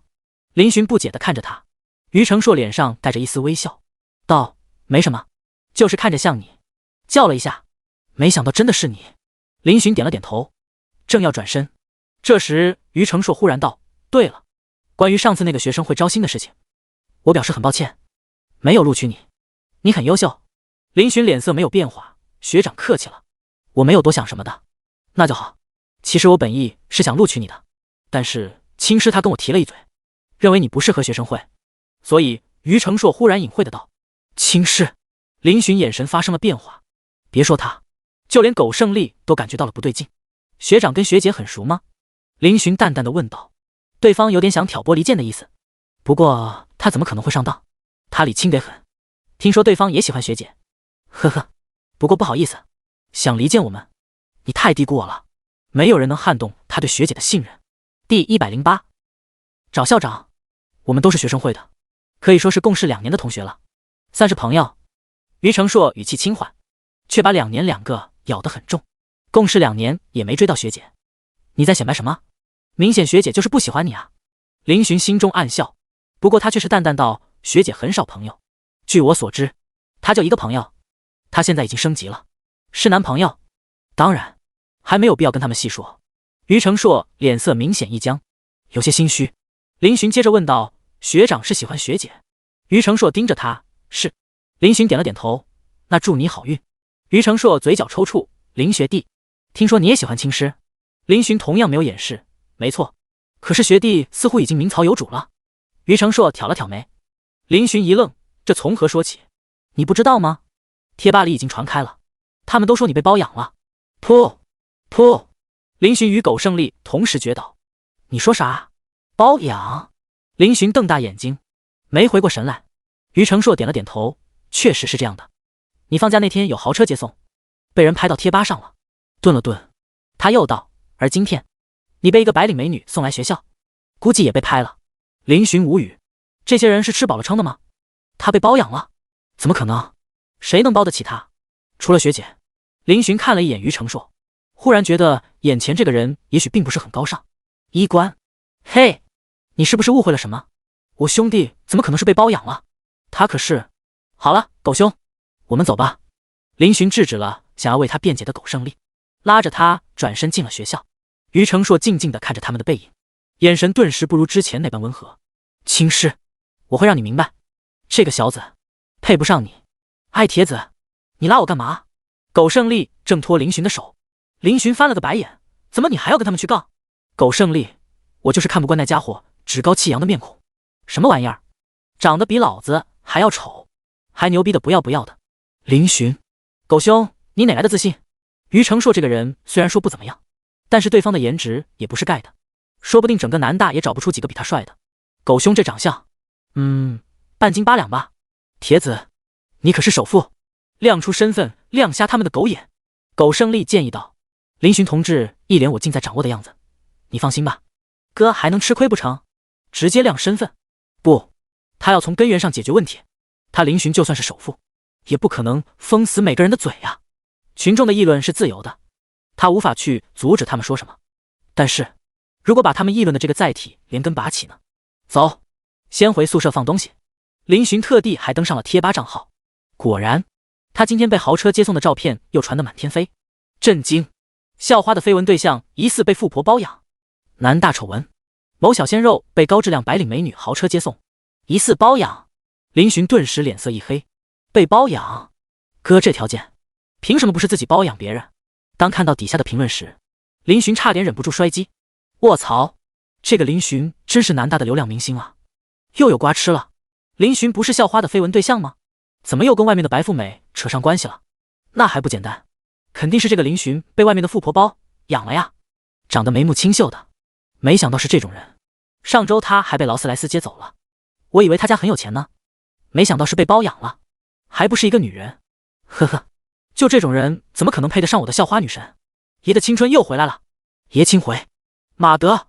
林寻越看越气，他收起手机，把手中的行李箱递给苟胜丽。苟兄，先帮我拿去宿舍，我去就回。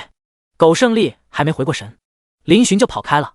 育才楼校长办公室，报告。进。林寻还是第一次来校长办公室，这里面空间比较宽敞，只有一张办公桌，一套沙发。校长是个50多岁的秃顶中年，戴着金丝眼镜，正在低头处理文件。校长好。林寻礼貌问好。校长杜海点头，下意识抬头看了一眼林寻，想问有事没有。忽然看清楚林寻的模样后，他一顿，随即单手把眼镜往下挪了挪，忽然哎呦一声。哎呦，这不是林少吗？校长夸张地站了起来，随即绕过办公桌，亲切地握住了林寻的手。林少，哦不，小林同学，你怎么来了呀？学习上有什么困难吗？林寻被校长的热情搞得有些懵，感情校长都认识我了呀？开玩笑，怎么可能不认识？这是给咱学校捐了几栋楼的恩人啊！校长虽然没有找过林寻，但是对这个年轻人还是非常关注的，特别是上次林总的夫人过来找过他一次，表示可以投资一下学校的建设，他顿时感激涕零。那个林寻刚要说话，忽然校长打断他，你先坐。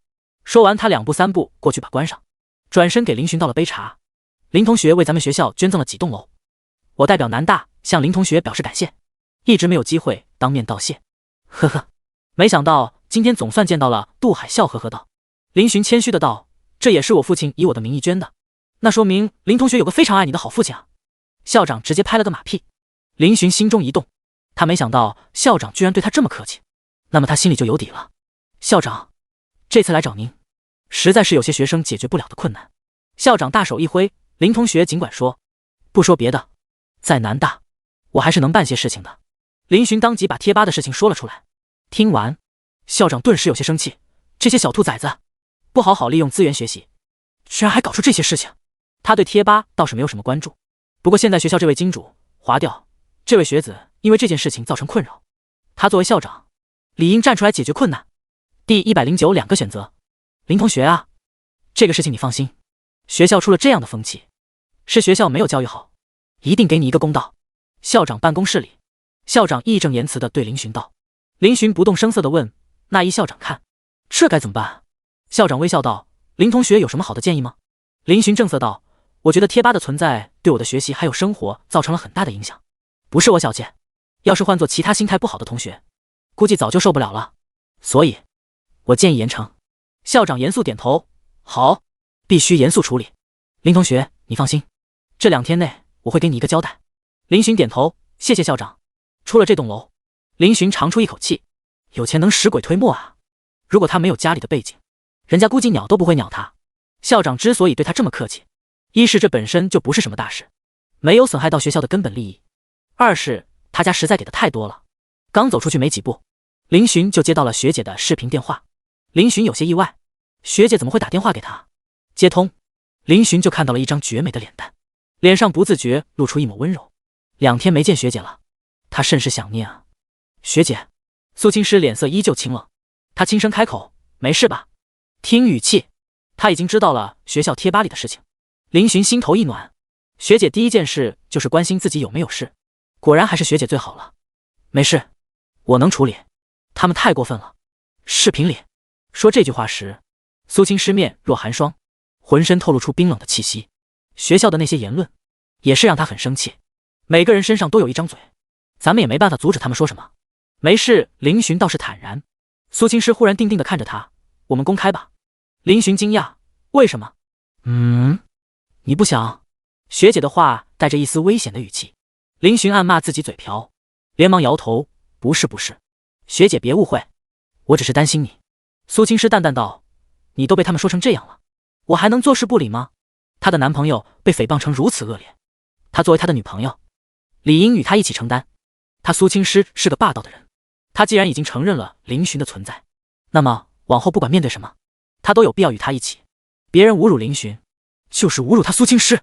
林寻心中涌现出感动的情绪，他能清晰感受到学姐对他的好。这样爱他的学姐，那什么会长凭什么追到手？林寻当即把自己找校长的事情说了一遍。苏青师沉默了良久，他才做出一个竖拇指的动作。牛，学姐你回学校了吗？林寻转移话题问道。他细心地发现学姐眉宇间明显隐含着一抹疲倦，她累了。顿时林寻有些心疼，这2天是不是没有好好休息？正常聊天。苏青师脸色不似之前那般冰冷，他缓缓道，没事，赶路有些累，我已经到南城了。林寻连忙道，我去找你。不用，你也才刚到学校，想必也累了，好好休息。苏青师拒绝道，可是我好想你。林寻露出一丝可怜巴巴的表情，所幸周围没有什么人，不然一定会对他投来异样的目光。听到宛如告白般的话，苏青师脸部线条都柔和下来。明天见。好。挂了视频电话，林寻转身往宿舍的方向走去。因为舆论带来的一丝不爽，也因为跟学姐这次通话烟消云散，学姐真能治愈他啊。而林寻刚转身离开，2道身影后脚就走进了育才楼，其中一个林寻还认识，正是于承硕。此时他满脸疑惑道，问向身旁的中年，院长，校长找我们什么事啊？院长。中年正是金融系的院长庞发年。院长也是一头雾水，我也不清楚，校长只是打电话给我，让我马上到他那里，顺便叫上你，其他的什么都没说。2人结伴进入了校长办公室。来了。校长此时已经恢复了一副严肃面孔，淡淡的看向庞发年，看你管的好学生。庞发年，他直接被干懵逼了。校长你在说什么？他都不知道自己干了什么让校长冒出这句话。于承硕心中一沉，校长好像来势汹汹，死，不会那件事吧？这时校长忽然将目光落在于承硕身上，小于呀，让你干学生会会长，是让你为学校发光发热。你知道最近出了什么事吗？于承硕微微低头，校长，是我管理不当，学生失职了。他已经确信贴吧上的事情已经闹到校长这里了。贴吧其实是学生会创造的，起初也是作为学校内部学生沟通交流的一个媒介，眼下出了事，当然要找学生会的了。失职？你应该早就知道了吧？校长冷哼一声，我看这舆论也不是1天2天了，而且还针对的是同一个人，这成何体统？传出去别人怎么看我南大？不知道的还以为我南大孤立一个学生呢。马德，他是真的气啊！你说舆论对象是其他人还好说一点，这直接撞到首富家里去了。不，就算是其他人也不行。校长也意识到了这其中的严重性。是，我会发布声明制止这类事情。于承硕认真道。一旁的庞发年也是连忙表态，校长你放心，这件事情我们会处理好的，因为学生会主席是他们院系的，所以学校的资源会优先向他们系靠拢。他作为院长当然要稳。校长沉吟了一下道，声明就不必了，现在我给你们2个选择，一是2天内把这些事情压下去，并且公开给群众一个解释，特别是受到牵连同学。21我看这个贴吧玩意儿就不要存在了。院长，于承硕，那个校长，贴吧体系现在已经初具规模，要是撤了，这学校怕是要闹炸了。于承硕脸色有些难看，所以你们只有一个选择。校长淡淡的喝了杯茶。于承硕与院长面面相觑。校长忽然开口，别以为我是开玩笑，你们知道这次舆论的对象是什么来头吗？ D110。学姐也太可爱了吧。儿子们，爸爸我回来了。林寻心情不错的走进307，还没进门，声音已经传了进去。可是几名室友正脸色担忧的看着他。咋了？这是？才几天不见，不认识爸爸了？林寻挑了挑眉。苟胜利与吴达对视一眼，前者摸着下巴点了点头道，还能傻乐？看来是没事。吴达点了点头。林寻脸色一黑，你们在说什么？苟胜利凑近，一把拦住他肩膀，咋样了？林寻云淡风轻的道，那不得轻松拿捏。林大神。苟胜利竖起拇指。刘刚没回来。林寻看了一眼宿舍，发现只有吴达跟苟胜利，他那家伙估计还在某个被窝快活呢。一提到刘刚，苟胜利就翻了个白眼，准备收假。林寻把自己的行李收拾了一番，几天没住，床桌子什么的都落灰了，他费了一番功夫才整理完毕。时间还早，林寻就躺在床上玩起手机。忽然他发现一个新朋友加他的验证，点开一看，备注是苏晴。又是他。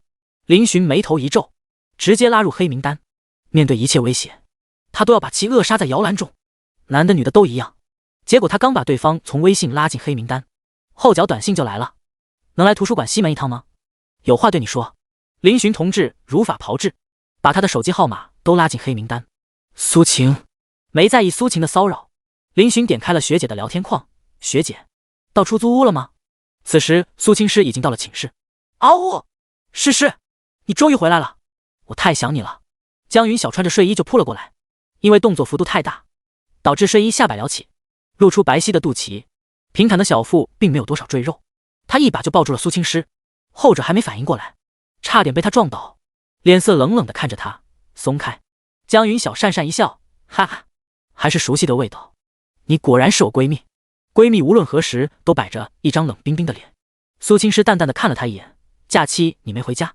江云晓郁闷地摇头，别提了，本来想回家的，结果你不知道，我妈她简直闲得没事，直接给我安排了相亲。哦，苏青师脸上露出一抹好奇，饶有兴趣的道，结果呢？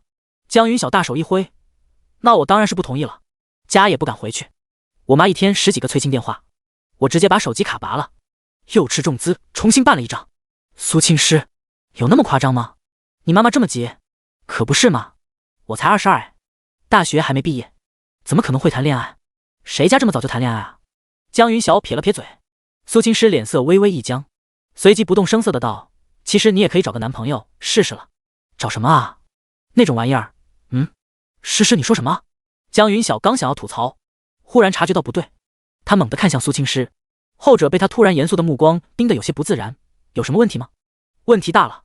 江云晓惊呼一声，居然会从你口中听到这种话，太罕见了好吧。苏青师转身走向自己的床，一边道，谈恋爱其实也还好，至少有个人陪着你说话，不会显得孤独。江云晓一脸狐疑的走到闺蜜面前，诗诗，老实交代，你是不是有什么事情瞒着我？苏青师淡淡道，没有，骗人，你之前可没有这么啰嗦的。江云晓一脸笃定的模样，人是会变的女神冷冷回答。江云晓摸了摸下巴，看着整理床铺的闺蜜，她发现自己闺蜜好像哪里不一样了，但是又好像还是原来的味道。你假期跟学弟出去玩了？因为手机卡拔了的缘故，江云晓基本上没有怎么看信息。苏青师身形一顿，没有说话。江云晓却瞪大了眼睛，那，你犹豫了，居然背着我偷偷约会去了。苏青师瞥了他一眼，什么叫背着你？你跟他什么关系？我们是朋友。对，朋友关系。江云晓犹犹豫豫的道，朋友应该管不了这么多吧。苏青师挑了挑眉，诗诗，你别转移话题，你们到底发展到什么程度了？江云晓好奇的凑了过来，想知道。苏青师双手环胸，那本来就壮观的一对兔子顿时被挤得更加活跃饱满。江云晓眼睛都要放光了。超想知道的好伐？不告诉你。苏青师嘴角微微扬起。江云晓脸色一僵，好像便秘了一般。苏青诗没有理会自己闺蜜，她感觉到口袋里的手机在震动，于是拿出一看，是学弟发来的。学弟，学姐，到出租屋了吗？学弟，怎么办？一闲下来就想你了。看到这条信息，苏青诗清冷的脸蛋如冰雪融化般绽放出一抹温柔的笑意。这一幕可看把江云晓看得目瞪口呆。闺蜜这表情，完了，是陷入爱情的征兆。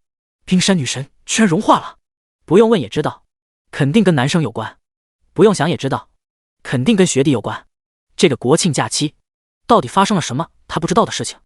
不行，回头得问问小学弟。小学弟可老实了，问了就会告诉他了。正在宿舍躺尸的林寻也收到了学姐的回复。仙女学姐，那就找点事情做。林寻不想，一忙起来就没时间想学姐了。仙女学姐动画表情，你小子。林寻，晚上一起吃饭吗？学姐删除，女朋友大人。仙女学姐，今晚不行。林寻，明晚。仙女学姐，补课。看到信息，林寻脸色一僵，突然想起来，国庆冲掉的课好像是要补课的啊！该死的补课！林寻表情哭。仙女学姐，乖，周末来出租屋给我做饭。乖。林寻脑海中不由得浮现仙女学姐亲口对他说出这个字安慰他的样子。哦，老夫的心脏！学姐也太可爱了吧！第111林寻同学真的是首富。儿子们，快出来迎接爸爸！熟悉的味道，熟悉的配方。众所周知，307有反骨之姿，每个人都想当父亲。不用问，刘刚回来了。其他三人斜眼瞟了一下他，随后就自顾自地做自己的事情了。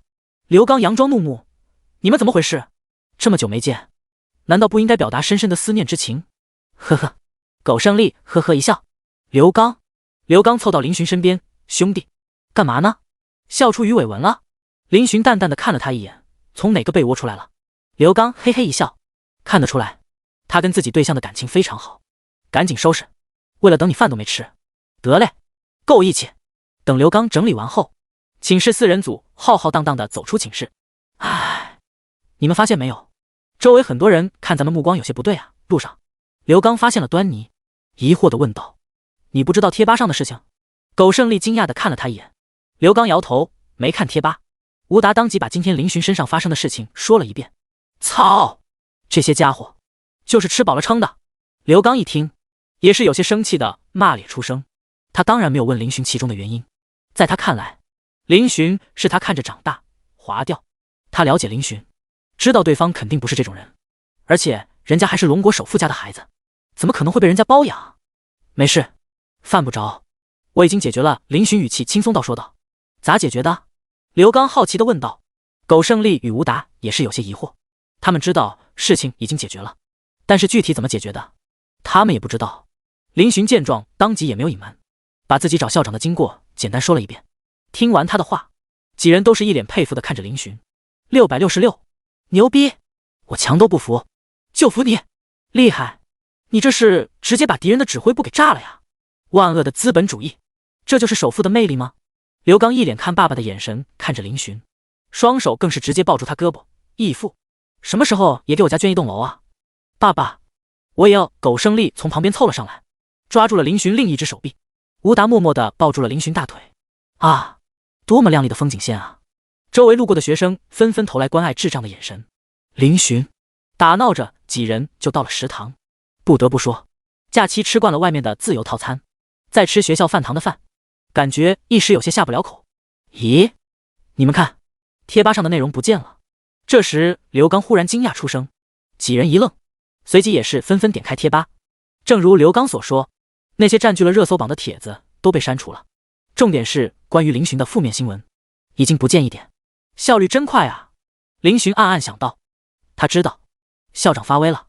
几人浏览了一会儿，发现在贴吧上的内容都是一些有益的，关于什么绯闻之类的都不见了，官方删除了。很快，一条帖子被置顶，是网站官方发布的，意思是要整顿贴吧不当言论，警示学生不要发布不良舆论之类的。许多人感到不解，纷纷在帖子下留下评论。官方大大，这是几个意思？不让八卦了？你们发现没有？最主要的，那关于校花跟林寻的新闻都不见了。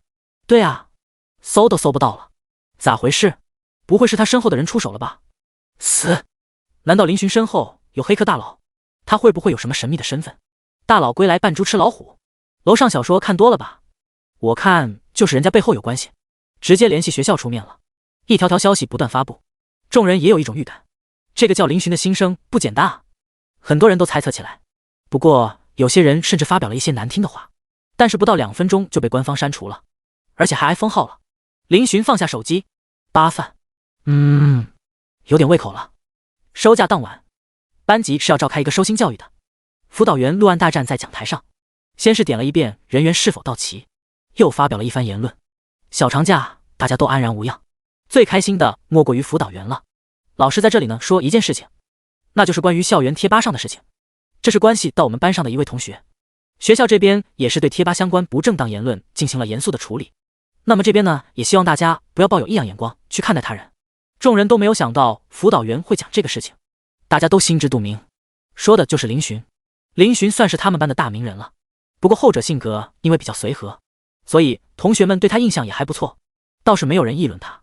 林寻也没想到老师说这些，不过他也没有多想，子虚乌有就有点过分了。但是问题是他跟学姐真的有猫腻啊。嘿嘿，随便你们讲好了，就让你们酸去吧。班会不到半个小时就结束了。林寻，贴吧上的事情是不是真的啊？一名女生凑过来，悄悄询问道。林寻惊讶地看了她一眼，你说哪个？女生激动道，就是你家里开豪车接你啊，几千万的车呢。后面不是有人说了吗？说林寻同学你被包养了，还是个白富美呢。另一名女生也是接过话题。林寻摇头，没有的事。众人惊讶，听到是一回事，从当事人口中听到，那就不是一回事了。那是什么情况？嗨，这你们就不懂了吧？我兄弟可是龙国首富苟胜利从一旁凑了上来。切，你礼貌吗？林寻才多大，还龙国首富？众人表示不信。兄弟，你摊牌吧。苟胜利一副爱莫能助的表情。林寻无语，摊牌？他压根没想玩这些低端局好吧？不过苟胜利都接他马甲了，他也不打算隐藏了，叹了口气，缓缓道，我并不是龙国首富，但是我爸是。嘎！这一刻，整个教室都安静下来。你开玩笑的吧？先前那个女生瞪大眼睛。龙国首富姓林，林寻同学如果没猜错，那应该是了。这时，班长出声了，全场一片死寂。第112签，班长已经是黄秋燕，是地地道道的京都人，对于京都的事情还是有所耳闻的，所以当林寻说出自己家是龙国首富时，他就醒悟一般，想起好像龙国首富真的姓林。如果真的是这样，那这也太巧了吧？首富的儿子居然在他们班，死！真都假都？林寻同学家里这么有钱，我去，隐藏的也太好了吧？我感觉他并没有那种富家子弟的气质啊！震惊！我班上同学居然是龙国首富，跟写小说一样呢！我马上去出本书，定大火！班上同学们都炸锅了，随即陷入一阵沉默，默默地看着林寻。此时的沉默震耳欲聋。最开始那个女生眼睛发亮地看着林寻，林同学，是真的吗？林寻点头，好像是这样的。哇！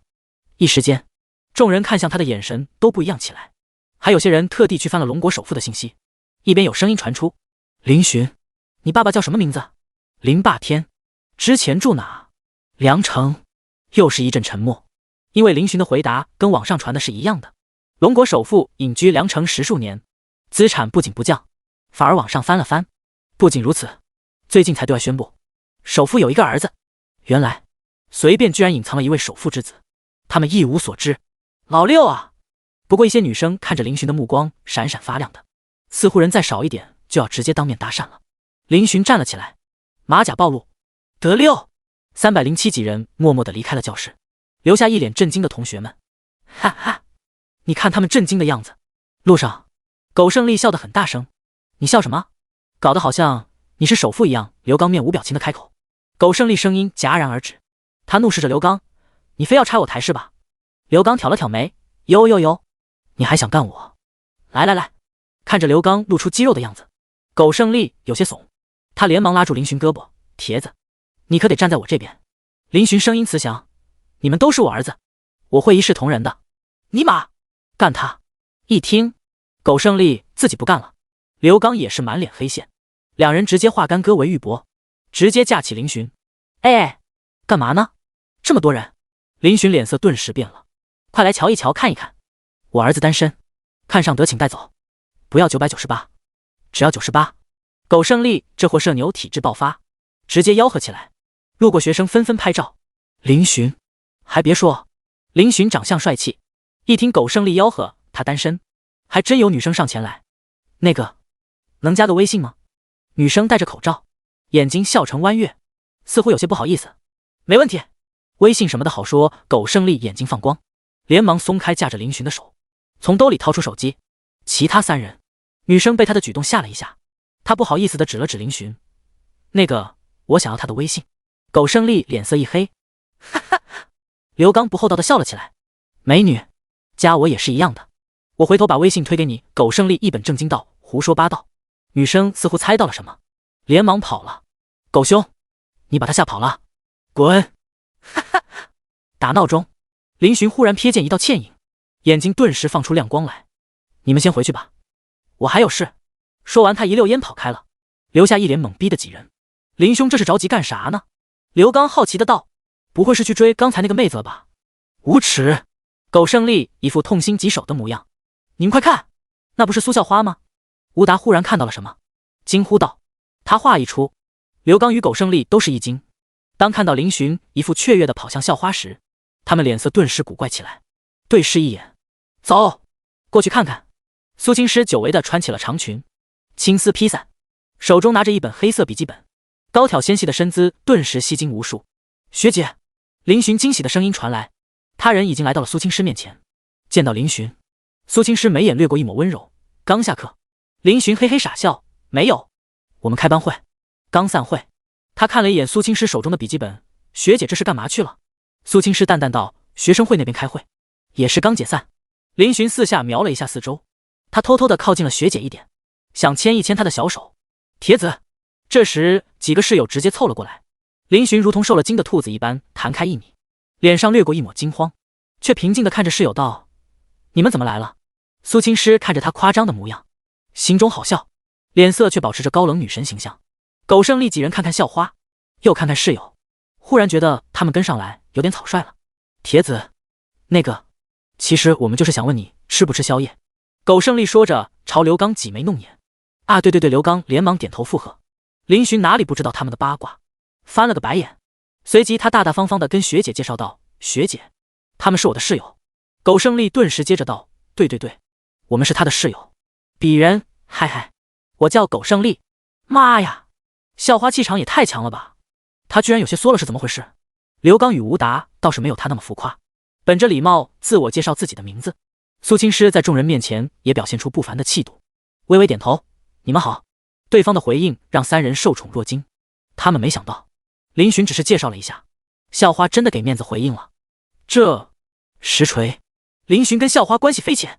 苏青诗忽然看向林寻，我们走走。林寻点头，他看了一眼室友，几人识趣找借口离开了。你室友挺活泼的。走在校园阴道上，苏青诗忽然开口。林寻微微一笑，他们是长得比较搞笑。室友？苏青诗淡淡一笑，随即他对着林寻张开手。怎么了学姐？林寻疑惑。学姐淡淡道，牵。林寻愣了一下，随即顿时心花怒放，笑意盈盈地牵住了学姐的小手。第113偶遇计算机系花。晚上，学生上课的上课，带宿舍的带宿舍，路上没什么人。林寻牵着学姐专往没人的地方走去。累不累？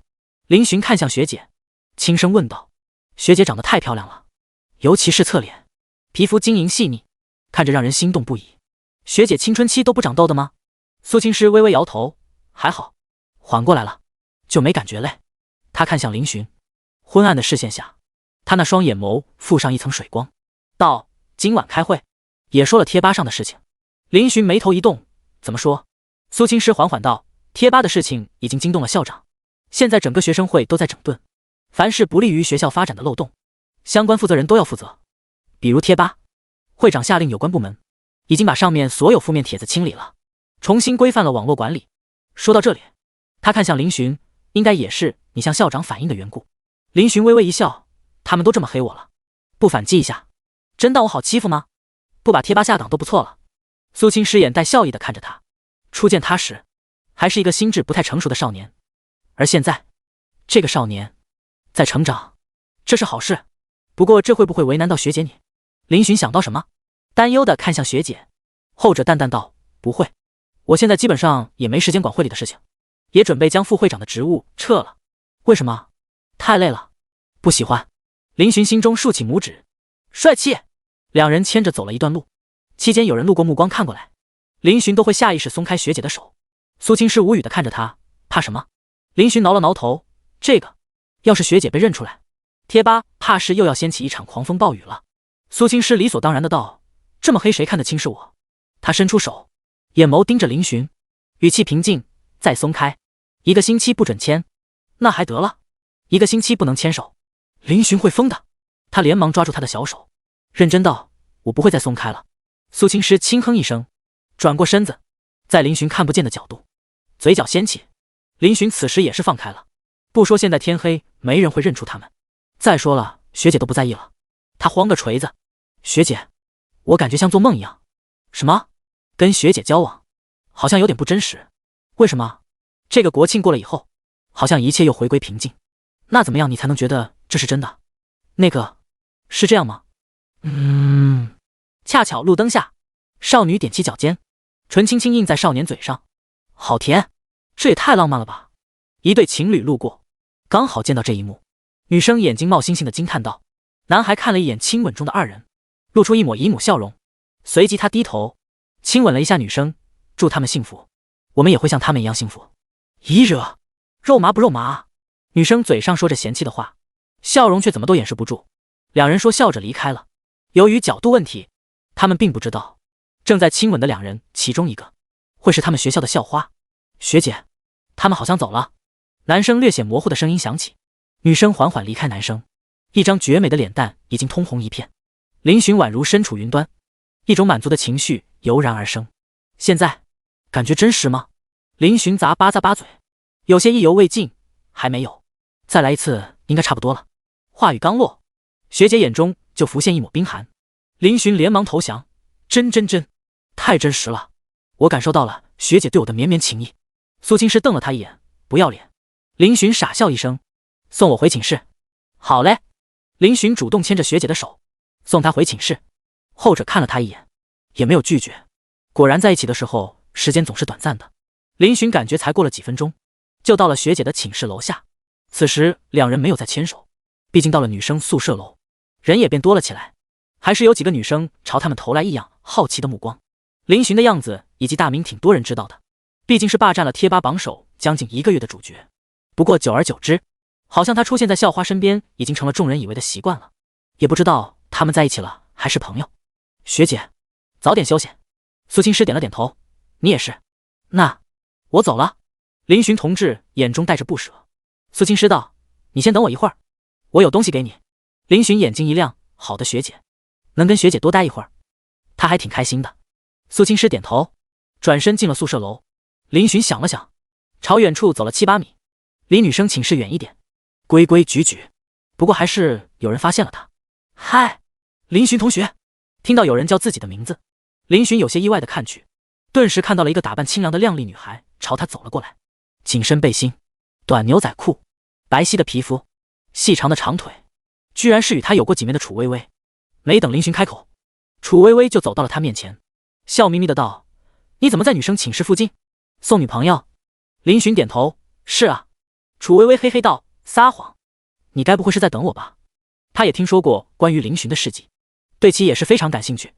能够把贴吧搞得鸡犬不宁的人物，居然让贴吧背后的组织给他擦屁股，背景看来不简单。听说他家开劳斯莱斯，楚微微心中一动，对方说是送女朋友，无非就是想搪塞他，因为他知道林寻跟校花走得近，应该是暗恋他，但是校花怎么可能这么好追？所以他在这里一定是别的事情。当然他刚才的话也是开玩笑。林寻不知道他自己脑补了这么多剧情，听到他的话脸色一黑。楚微微同学，我不知道你在这里住好吧？而且你不是计算机系的吗？楚微微眼睛一亮，你怎么知道？好家伙，呵，男人自己的魅力果然没有减弱，这家伙肯定偷偷记住自己了。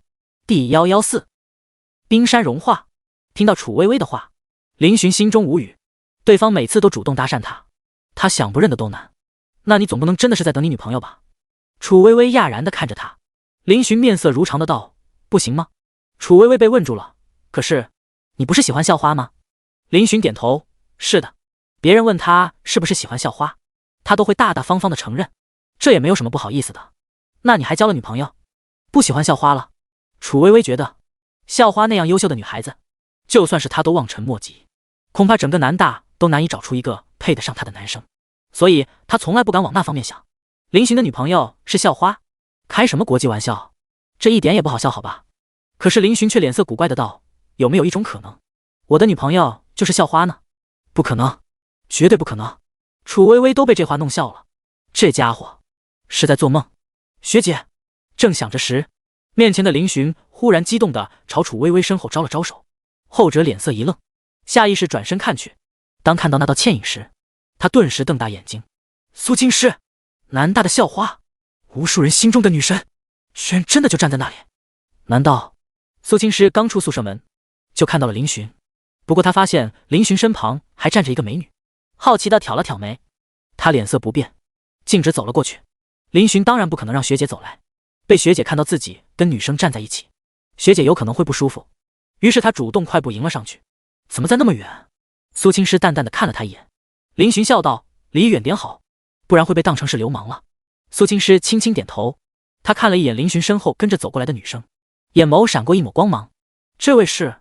林寻感受到了学姐忽然出现的气场，心中一惊，不好，学姐，她是计算机系的一个同学，刚刚路过时认出了我，不过我们之间并没有什么的。林寻同志眼睛纯洁无比的解释道。楚微微嘴角抽搐了一下，她看向苏青诗，还是第一次近距离看到这位南大的才女，有些惊叹，即使对方那样化妆，容貌也是无可挑剔的存在，自己与她确实没办法做比较。学姐你好，我叫楚微微，大一计算机系的，也住在这里。楚微微抿唇一笑，礼貌地向苏青诗伸出手，后者淡然地看了他一眼，也是回握金融系。苏青诗说完，伸手轻轻握了一下，他就把手收回了。好软的手，楚微微心中一动，不愧是女神啊。学姐，你跟林寻同学是什么关系？楚微微疑惑地问道。苏青诗反问，你跟他又是什么关系？林寻在一旁已经提心吊胆了，他感觉有点不对劲，又生怕这个楚微微乱说话。楚微微轻笑道，其实我们之间也没什么，就是军训的时候我跟林寻同学合唱过一首歌，后来在操场跑步的时候见过一面，不过我对他挺有意思的呢。林寻，好家伙，你要不要听听你在说什么？我人还在旁边呢。苏青诗眼中露出恍然，他说怎么看着眼前这个女生有点眼熟，原来是军训晚会上跟学弟合唱的那个呀，长得不错，对学弟有意思，看来学弟的魅力还是不浅哦。想法到这，苏青诗脸色没有变化，她清冷的开口，语气仿佛拒人于千里之外。那你可以终止你的兴趣了，他已经有女朋友了。楚微微一愣，她瞳孔放大，是谁？苏青诗淡淡道，我。嘎！楚微微脸色直接呆滞下来，亲耳听到校花承认两人之间的关系，她着实被雷得不轻。怎么可能？为什么会这样？林寻的女朋友真的是校花？不对，应该是校花真的有男朋友了。这要是传出去，他们会多么疯狂。苏青诗没有再管他，转身主动拉着还有些愣神的林寻走远了。林寻没想到学姐会如此大大方方地承认他们之间的恋情，确实让他感到惊喜。学姐也太可爱了吧，发什么呆？苏青诗见学弟出神，抬手在他脸前晃了晃，舍不得那个女生。林寻摇头如拨浪鼓，没有，怎么敢，我是学姐的。苏青诗满意一笑，算你识相，他对你应该有意思。虽然对方也承认了，但是苏青诗也还是看得出来，若人家现在还站在那边，不敢相信的时不时看过来，压根没有走的意思。林寻正色道，我心中只有学姐的位置，虽然有点不着边，但是苏青诗心情是愉悦的。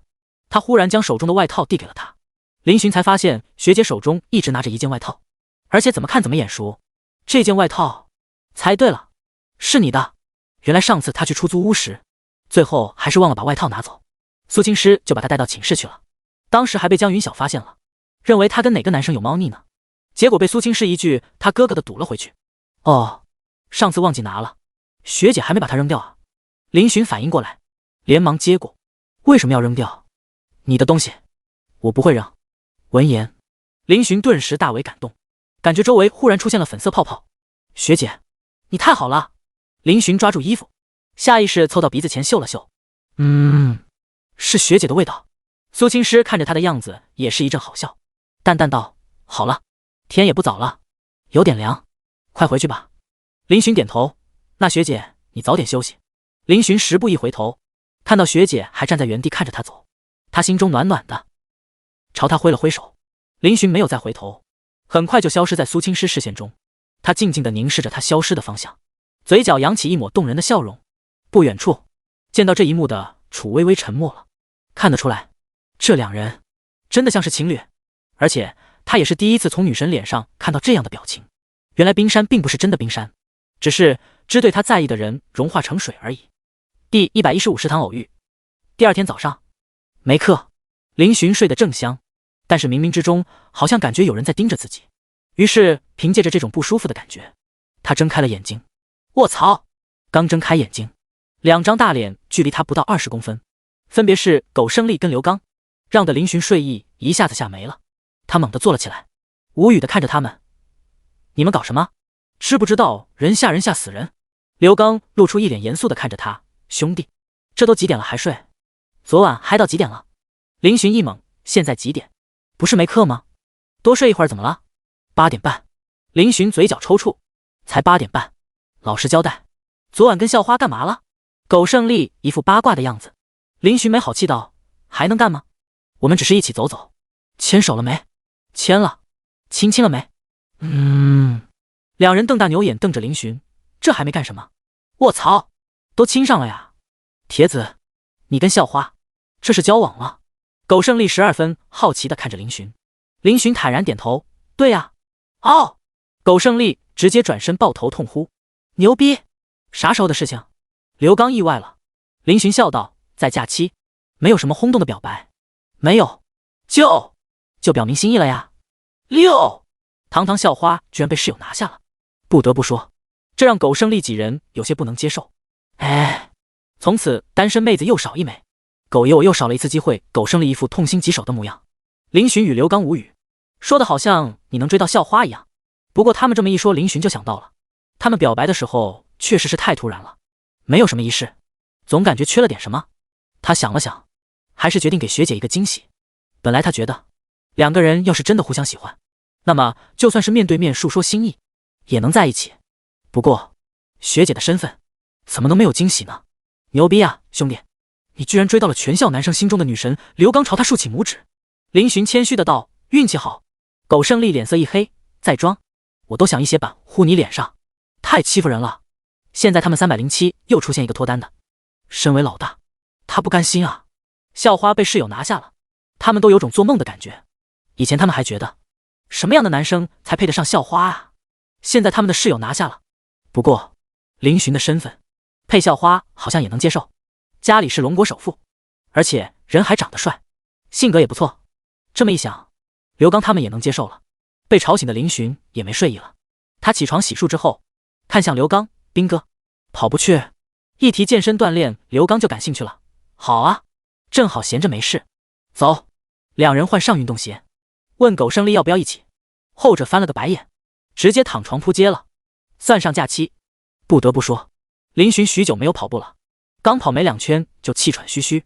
刘刚不知道也是这样的缘故，还是假期输出太多虚了，身上很快就被汗水打湿了。两人刚好碰到一个熟人，正是上次跟他们比100米的赵杰，他正在训练。见到林寻两人，他也是有些惊喜与意外。这要巧，你们也来锻炼？两人对他点了点头。要不再比一次？赵杰看着刘刚有些气喘的模样，挑了挑眉。后者满脸黑线：“你这是趁虚而入，你是撸多了？”赵杰好笑的看着刘刚：“滚！”赵杰看向林寻：“兄弟，你挺牛逼啊，都是学校的红人了，贴吧上的事情他也有所耳闻，特别是他比较关注对方跟校花走得近的事情，不由得羡慕。如果校花也对他这么好，他就算天天被人议论也愿意啊。”林寻笑了笑：“黑人吧，都被人黑成什么样了，还红人？”赵杰好奇地问道：“那你跟校花？”林寻答道：“朋友关系。”刘刚看了他一眼，也没拆穿。赵杰松了口气：“还是朋友，我就放心了。”林寻，你这家伙不是喜欢校花吗？怎么不见你去追她？刘刚疑惑地问赵杰。后者叹了口气，我之前也特地去图书馆等过校花。刘刚一惊，随即好奇道，然后呢？他没看我一眼。噗！几人边走边聊，后来恢复些力气后又开始跑。中午11点，两人跑了近40分钟，休息好了才往食堂走去。铜锣湾扛把子，有吃饭的吗？带一份。3两，一个煎蛋，一个炸鸡腿，一份豆芽。爱你，比心。寝室群发来狗胜利的求实信号，刚好在刷手机的林寻与刘刚二人对视一眼，一个默默地退出微信，一个默默地收起手机，没看见。两人也没有打包，直接在2食堂吃了。林寻总算是明白了，为什么明明1食堂距离宿舍近，多数人却往2食堂跑了。2食堂价格便宜，种类多，而且还好吃。林寻每天都要给学姐打卡，早安、晚安什么的，天天都要发。苏青师也不冷漠，会一一回应，就如同早上他发了个早，学姐10几分钟后就回了。林寻打好饭，就拍了个照片给学姐发了过去，配上文字刚跑完步，跟室友吃饭。只是发出去几10秒后，学姐并没有回复，林寻也没在意，跟刘刚大口大口干起饭来。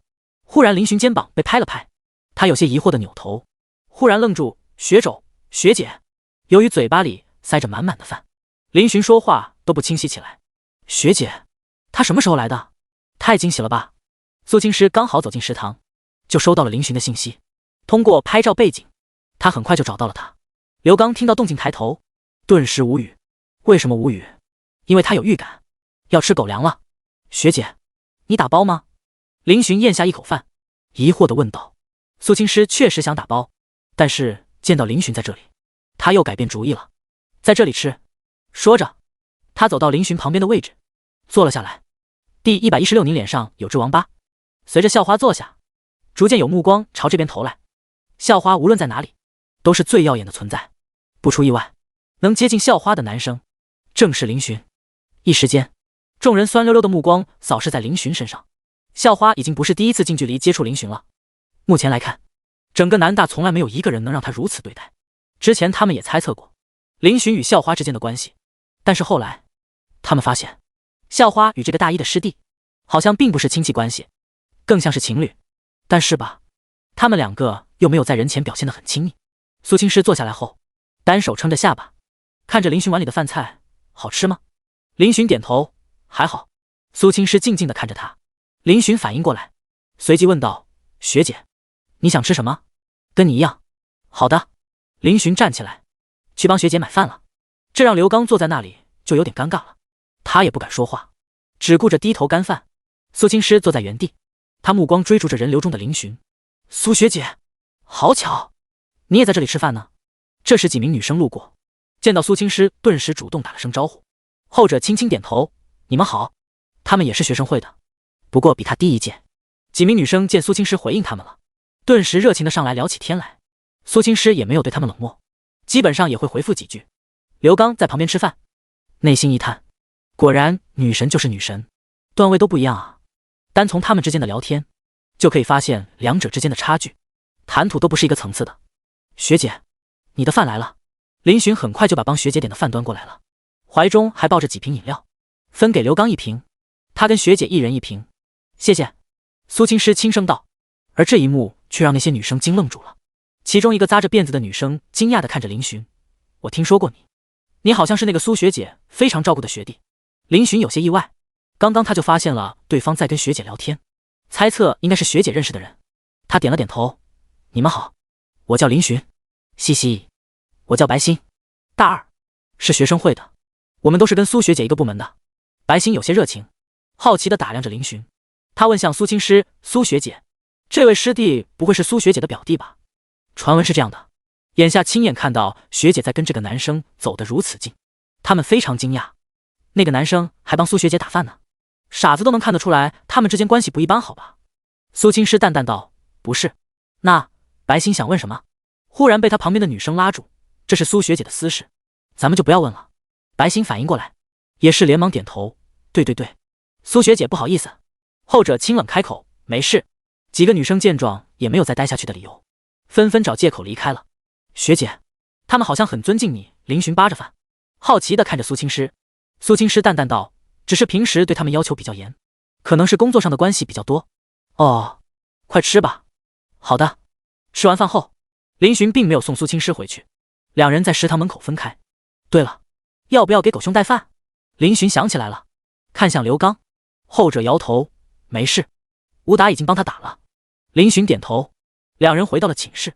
苟胜利一边飞快操作着键盘，一边骂咧出声，在他面前放着一份饭。操，又掉了，狗游戏，谢了。苟胜利一脸愤怒地咂了一下键盘，随即化悲愤为食欲，疯狂扒饭。哎，沉迷于网络无法自拔的孩子。刘刚正拿着湿毛巾擦拭着身体，见状顿时摇了摇头。苟兄，掉到啥段位了？林寻好奇地问道。苟胜利凉凉的视线扫了过来，目光有些灰败。林兄，救我，帮我上分。林寻默默地转过身，背对着他。开玩笑，他一个菜鸡帮你上分？我怕掉完了你把我摁厕所去。下午2点半，上大学英语307四人又是踩点进教室，成群结队的时候，行进速度确实一般慢。下午的课挺无聊的，林寻忍不住掏出手机刷起视频来。他英语基础很 good， 大学英语就是将一些基础知识，所以非常搜一系，都不用怎么听课，紧跟时事。林寻刷着最近大火的视频，忽然这时微信弹出一道信息，是寝室群里发来的。铜锣湾扛把子，兄弟们，你们看，老师今天出门是不是没照镜子？他脸上有一块黑印。闻言，307众人纷纷抬头看向英语老师，发现果然如此。那块黑印显然不是胎记，而更像是被人用笔画的。林寻看到苟胜利悄悄地竖起手机，一顿操作，没多久，群里发来一张图片。林寻点开一看，发现是一张偷拍照，照片上正是英语老师放大班的脸。不过苟胜利这次拍照技术不怎么样，把人家老师的鼻孔拍了个正着，画面滑稽的一批，他差点要笑出来了。而那个黑色印记全是一只乌龟，简称王八。林寻心中不由得想，乌龟是王八吗？不过还是非常好奇。老师一定是结婚生子了，怕是家里小孩淘气，偷偷画上去的。扑克嗨嗨。这时一道憋笑声非常突兀的响起，顿时整个教室的目光纷纷朝着声音来源看去，竟然是苟胜利这厮。同学们都是又好笑又疑惑。苟胜利在班上还是有些名气的，毕竟长得好笑，平时上课也非常活泼。这位 classmate， 你是对老师的讲课有什么 opinion 吗？英语老师看着苟胜利，一脸疑惑。没有啊，老师。苟胜利连忙一本正经的道。马德，自己居然被自己拍的照片逗笑了。他刚刚把拍老师的照片弄成了表情包，所以忍不住就笑了。英语老师狐疑的看着他，刚要说话，这时一名女生忽然提醒道：老师，您脸上有只王八。英语老师，众人人言否？第117运动会。哈哈，班级里的同学顿时纷纷笑了起来。英语老师还以为那个女生在开玩笑，顿时露出不满的神色。这个玩笑可不好笑，是真的。老师，好几个同学顿时开口。英语老师狐疑的看着他们，随即拿起手机，将信将疑的打开前置摄像头。当看到自己脸上画着的东西时，他脸色顿时僵硬了。老师，是您孩子画的吧？有同学笑着问。英语老师语气平静，8、9不离10了。众人顿时觉得那孩子逃不过一顿毒打了，心中默默心疼他。1秒。上课途中，英语老师还是去厕所把印记洗干净了才回来。好了，我们接着上课。4点整下课。刚走出教室没多久，班群就发来信息，晚上7点40到9点10要补课。顿时几个人骂骂咧咧起来。去干饭？太早了。我去打球。我去跑步。我跟刘兄一起。全寝室就苟胜利最闲，所以林寻几人纷纷把手上的东西塞到他手上，让他帮忙带回去。苟胜利。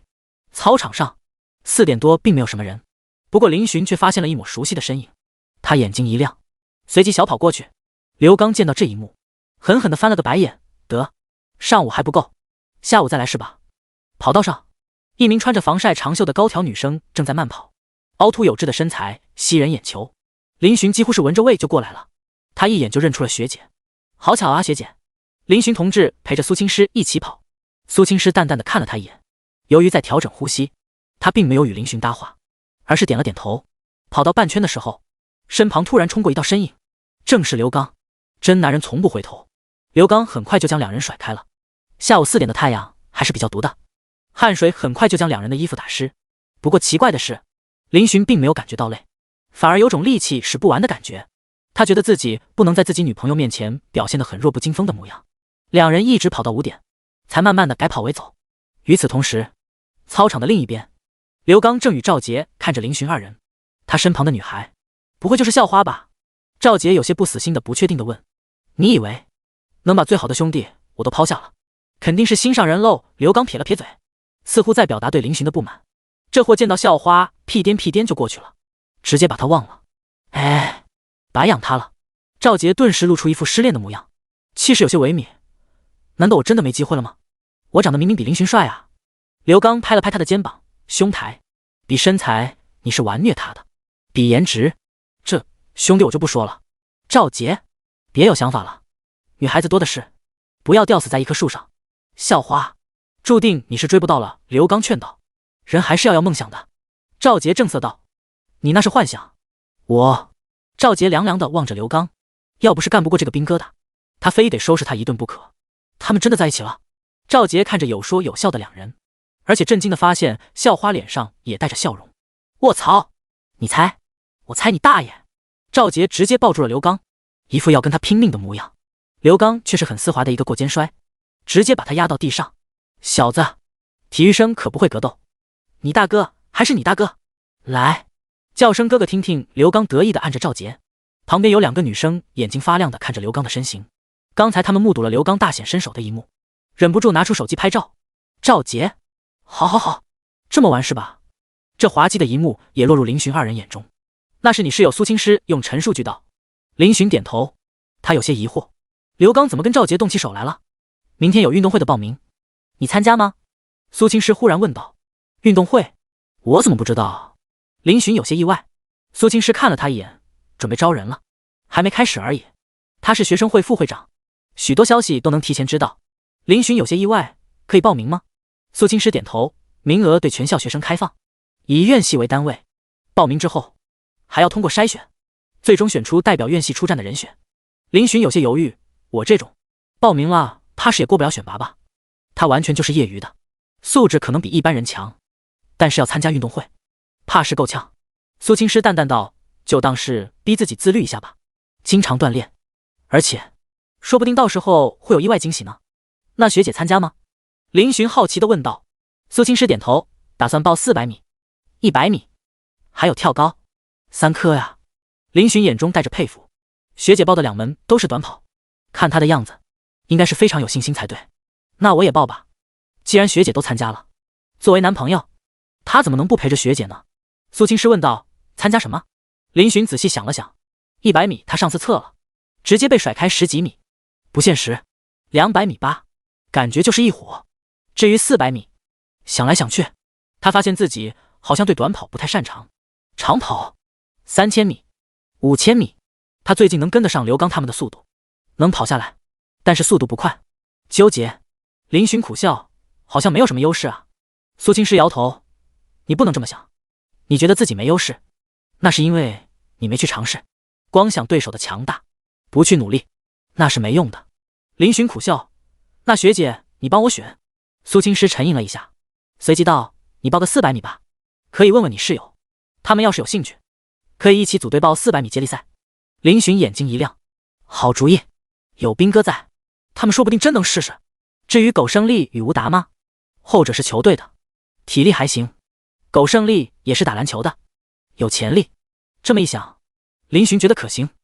第118来电显示，运动会？不可能，绝对不可能。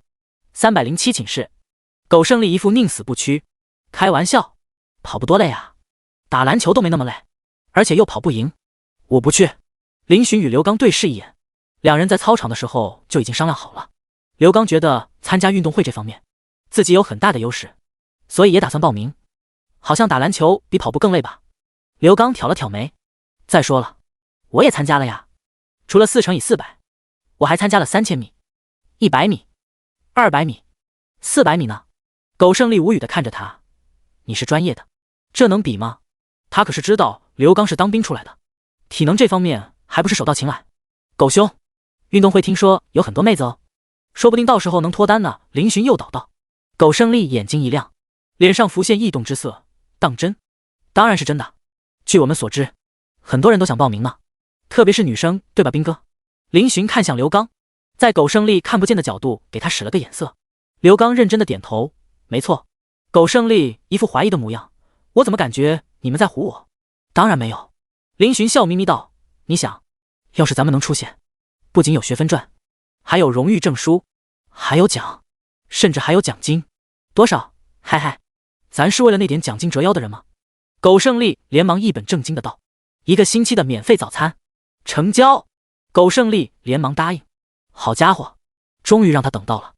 你早这么说，他还会嘴硬多久？刘刚无语的看着林寻，后者认同的点头。咱们307，还是不够纯洁啊。苟兄，你这个当寝室长的要正一正风气啊。滚犊子，老子才不是寝室长。再说，你们有没有同意？苟胜利斜眼瞪着二人。谁说的？谁敢不同意苟兄当寝室长？我第一个同意好吧。林寻一脸正气，对，我没意见，双手双脚赞成。刘刚表态。苟胜利这才露出一副满意的表情。很好，你们要时刻牢记，这个寝室我才是爸爸。过分了啊，阿的想造反。林寻与刘刚见对方居然有称父之意，顿时一左一右，3人直接扭打在一起。苟胜利当然不是2人的对手，很快就被刘刚爆了。好好，苟兄，夹这么紧干什么？我的绝招无处安放啊！放开！卧槽！逆子，敢辱为父！逐出307！哟呵，还不老实！牵连杀！看招！嗷呜！半个小时后，苟胜利如同一滩烂泥般躺在床上，捂着菊花，独自暗暗哭泣。啪！刘刚与林寻一副胜利的微笑，互相击了个掌。有苟兄的加入，接下来就剩下吴达了。他打球体能应该还行。没多久，吴达回来了。当听说寝室3人都报名了，他也没有再拒绝，也报名。相关的报名程序过2天就会发放。学姐说让我们把名单给他就行了。林寻宣布道。啧。几人猝不及防吃了一波狗粮，狠狠地翻了个白眼。林寻嘿嘿一笑，他看着刘刚道，兵哥，咱们中就你身体素质最好，而且还经历过系统的培训，那战术什么的就交给你了。总之就是把刘刚当教练了。后者点头，那我会制定一份训练计划，到时候咱们练练配合。既然要参加校运会，那就把实力拿出来。啊，一听就累啊。苟胜利奄奄的道，加油苟兄，咱们精神与你同在。苟胜利确定之后，几人就去吃饭了，聊着八卦。晚饭后又去上课了。收假的第1周课程比较满，基本上都在补课。林寻也很少见到学姐，只是在手机上回复几句。同时他把自己寝室的几人的姓名学号跟手机号都发给了学姐，让她帮忙报名。很快盗梦空间上就有相关的活动发出了，各班级信息群也有类似的信息通知。校运会即将开始，倡导同学们踊跃报名。啊，终于度过这噩梦的1周了。周五下午，随着下课铃声响起，同学们纷纷迈着愉快的步伐离开教学楼。补课周可把307的几条汉子累坏了，几乎天天早八，他们都没有一个人睡好过，脸上浮现出黑眼圈。明天周末，总不能补课了吧？班群里发通知了呀，明天不用补课。现在咱去哪？喝酒吃肉，走起！4人也是好久没有聚餐了，回宿舍洗过澡后，纷纷离开学校，来到了一家常来的烧烤摊。女生寝室，此时苏青师也正好忙完一份设计，她摘下办公用的眼镜，疲惫地揉了揉眉心。诗，还不洗澡？江云晓悠哉地敷着面膜躺在床上刷剧，见闺蜜忙完了，她忍不住道。苏青师淡淡道，马上。她看了一眼江云晓，你设计做完了？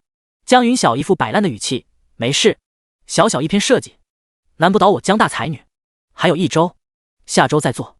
苏青师目光扫视了她一眼，道，到时候你就会发现临时抱佛脚有多么痛苦。这篇设计还是有点技术含量的，即使是他也花费了半天时间才理顺。江大才女这种估计要1个星期吧。不慌，反正我室友可是天骄才女，抱不了佛脚，我抱你的大长腿。江云晓吐了吐香舌。苏青师被他这话弄得有些无语，他在考虑以后让江云晓抄作业，要不要收费。哎，诗，你最近怎么不跟小学弟玩耍了呀？江云晓忽然问道。苏青师淡淡道，少八卦，多学习。江云晓正经道，作为你室友，我有义务拯救你的爱情之路。本小姐可是有着男大女诸葛的军师之称。自封的。江云晓已经知道了自己闺蜜谈恋爱的事情了，当然是她威逼利诱小学弟才套出来的。不得不说，那天知道这个消息，江云晓直接一天都处在懵逼的状态。显然，闺蜜谈恋爱这件事对她影响很大，在她看来，堪称载入史册事件。就在这时，苏青诗的手机忽然响了起来，她有些意外，因为知道她电话号码的人不多，平时打电话给她的人也几乎没有。拿过手机一看，来电显示上写着林寻2个大名，第119，跟学姐回家。呵，苟胜利这家伙精得很，别让他藏酒。刘刚一手拿着酒瓶，一手按住苟胜利肩膀，一副谁耍赖就干谁的节奏。苟胜利脸红得像猴屁股一样，眼睛迷迷瞪瞪的，说话跟舌头打结似的。藏酒？说什么屁话？都给我！他铜锣湾扛把子需要藏酒，他想饮酒还来不及。林寻同志一脸醉意，眼睛冒星星的看着两人，时不时露出一抹不知意味的笑容。他也不知道自己喝了多久，几人点了一大堆菜之后，就干到了8点。吃饱喝足后开始上酒，度数不高，也就是普通的燕京啤酒，一件喝完再上一件。期间几人也玩了不少游戏，什么牛牛、3公什么的，还玩起真心话大冒险。好巧不巧，他输了一轮，选择了大冒险，给女朋友打电话，当着酒友的面表白。林寻自己也不知道说了什么，反正他意识是有点模糊了的。后来还是学姐先挂了电话，最终在苟胜利举白旗中结束两人的战斗。刘刚提着酒来到了林寻旁边，林兄，到你了。他手中还拿着半副牌，给林寻发了一张，自己发了一张。你说话。林寻晃了晃脑袋，让自己清醒一点，张嘴就来，10以下喝。刘刚一笑，随即掀开了自己那张牌，运气好，刚好是常识。哈，看来你得挨了。林寻眼中露出一抹金芒，家师高进，吾乃赌神之徒。低喝一声，他2指夹住自己的那张牌，猛地一翻，哈哈，老 K。 刘刚挑了挑眉，这家伙运气挺好啊。不过他接着发第2张，6点。只见6刚第2张是张方块6，刚好是6点。林寻冷笑一声，区6点，我随便一张都比你大。他已经翻了牌，牌面赫然是一张8。呵，林寻激动地指着他。刘刚无奈地干了一杯，不对劲啊，刚才他还拿捏了苟胜利，怎么拿捏不了林寻了？下一局3公，林寻又赢了。再下一局牛牛，刘刚牛9，林寻却以牛牛翻盘。卧槽，你是不是出千了？刘刚灌了几杯，也有些上头了，牛眼瞪着林寻，逆子，敢忤逆你父亲我，牌你发的，跟我林某人有什么关系？林寻同样瞪着他。刘刚，铁子，咱一起喝趴他。苟胜利凑了过来，亲密地揽着林寻的肩膀。好好好，今天不是你们趴下，就是我哥。3人一顿乱喝，说话都不过脑子。吴达默默地吃着烧烤，他就喝了几杯，见到这一发不可收拾的一幕，顿时不敢喝了。哎，到最后还是得他肩负起领他们回家的重任。当父亲不容易啊，铁子，够义气。回头我把村里的村花介绍给你。苟胜利一脸醉醺醺地对林寻道。刘刚一瞪眼，啥玩意儿？你刚才不是说介绍给我吗？苟胜利一脸嫌弃，尔等匹夫，怎能配得上我村花？庶子，接着喝。林寻一脸嫌弃，什么村花最花的，都没我学姐漂亮。学姐？你什么时候有学姐了？苟胜利忽然瞪眼，不行，咱家翠花肯定不比你学姐差，你得跟俺回去当压寨夫君。不要，我要学姐。铁子，你不爱我了吗？没有爱过。噗！几个醉汉在那里胡言乱语，路过的老板娘都笑了。吴达默默地打开录像，录着这一幕，脸上露出一抹姨母笑。这个视频估计值几顿饭。就在这时，一阵香风吹过，吴达一愣，下意识偏头看去，顿时一愣，随即站了起来，露出吃惊的神色。苏学姐。他连忙站了起来。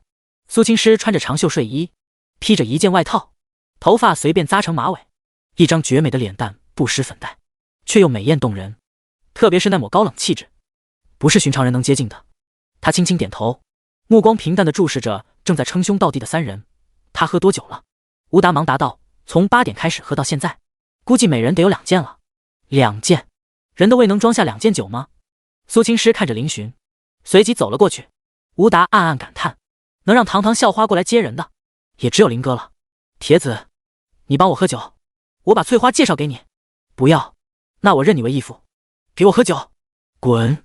我不就是你义父吗？义父，我把翠花家她闺蜜通通滴介绍给你。快，我喝不下了。闭嘴！你这逆子，是想害我呀？我有学姐了，不喜欢别人。林寻说话嘴都飘了。苏青师刚好站在他身后2米处，也刚好听到这句话，嘴角掀起一抹动人的笑容。你喜欢你家学姐？不知怎么回事，他想逗一逗喝醉的林寻。林寻即使醉了，听到有关学姐的字眼，还是潜意识的认真道：那当然，我家学姐人超好，超漂亮可爱，我超爱。噗！跟过来的吴达直接笑了，随即连忙拿出手机又开始录像。苏青师听着心里舒服，嘴角的弧度并没有下去，道：那学姐让你跟她回家，你答不答应？蹭！林寻忽然站了起来，干啥？回家？啥？跟学姐回家。苟胜利也是连忙站起来，我也要回学姐家。苏青师，吴达都不忍直视了。狗兄，你凑什么热闹？你这种还想跟苏学姐回家，还是跟翠花回铜锣湾吧？你不能跟学姐，我一个人的。林寻怒瞪着苟胜利，似乎想要大义灭亲。苟胜利一副懵逼，学姐这么多，凭啥？你霸占这么多学姐？学姐？整个南大学姐不是有上千号人吗？眼前这兄弟是谁？居然敢垄断学校的学姐？显然2个家伙不在一个频道上。刘刚酒劲缓了一些，他看到了苏青师，惊讶道：苏学姐，你来接林寻？苏青师点了点头，他喝的有点多，没关系。刘刚点了点头，随即看了一眼还在跟林寻犟的苟胜利，他无语的一把拉他坐下。来，不要学姐，我陪你。滚！老子不搞基。沃尼，第120醉酒的男朋友。这一顿本来是林寻请客的，结果这家伙比谁都醉，所以苏青师买单。刘刚与吴达想要阻止都没用，女神的气场太强。苏青师猜到林寻喝得烂醉，所以他直接把车开来了。现在已经是晚上11点多，把林寻扶进车里，他转身上了驾驶座。好臭，这里哪里？快放我出去，我要喝酒。车内的气味入鼻，林寻眉头就皱了起来，嚷嚷着要下车。苏青师淡定地把车门锁死。不，你不想喝酒？喝，我要喝。苏青师帮他系上安全带，启动车子，同时道：我给你准备了个桶，想吐随便吐，吐桶里。他跟林寻中间放着一个人脑袋般的小桶，这是他为林寻准备的。林寻这会儿又靠着座椅眯起了眼。苏青师有些满意，毕竟这家伙没有发酒疯。苍茫的天涯是我的爱。林寻突然诈尸般的唱了起来，不，贴切的形容应该是嚎叫，吓得苏青师一抖，险些方向盘都握不住了。他凉凉的视线扫在林寻身上，好吧，他跟个醉酒的家伙计较什么？刚刚还说自家男朋友没发酒疯，现在草绿了。在一个十字路口等红绿灯的时候，恰逢交警查酒驾，苏青师脸色平静，掏出自己的证件。很快2名交警朝他走了过来。美女你好，我们是星号交警大队的交警，请您配合查一下酒驾。一名中年交警礼貌地对着苏青师道。当看到苏青师的颜值时，2个交警都愣了一下。南城的女生质量都这么高了吗？难不成是某个明星？苏青师配合着点头。通过检测，他并没有喝酒，出示了相关证件，通通绿灯。此时副驾驶上的林寻吸引了交警的注意。那位同志喝醉了？交警询问道。苏青师点头，是的。美女你是代驾吗？不是，我是他女朋友，来接他。交警2人对视一眼，有些意外，这么漂亮的女孩子居然有对象了，这小伙子真有福气。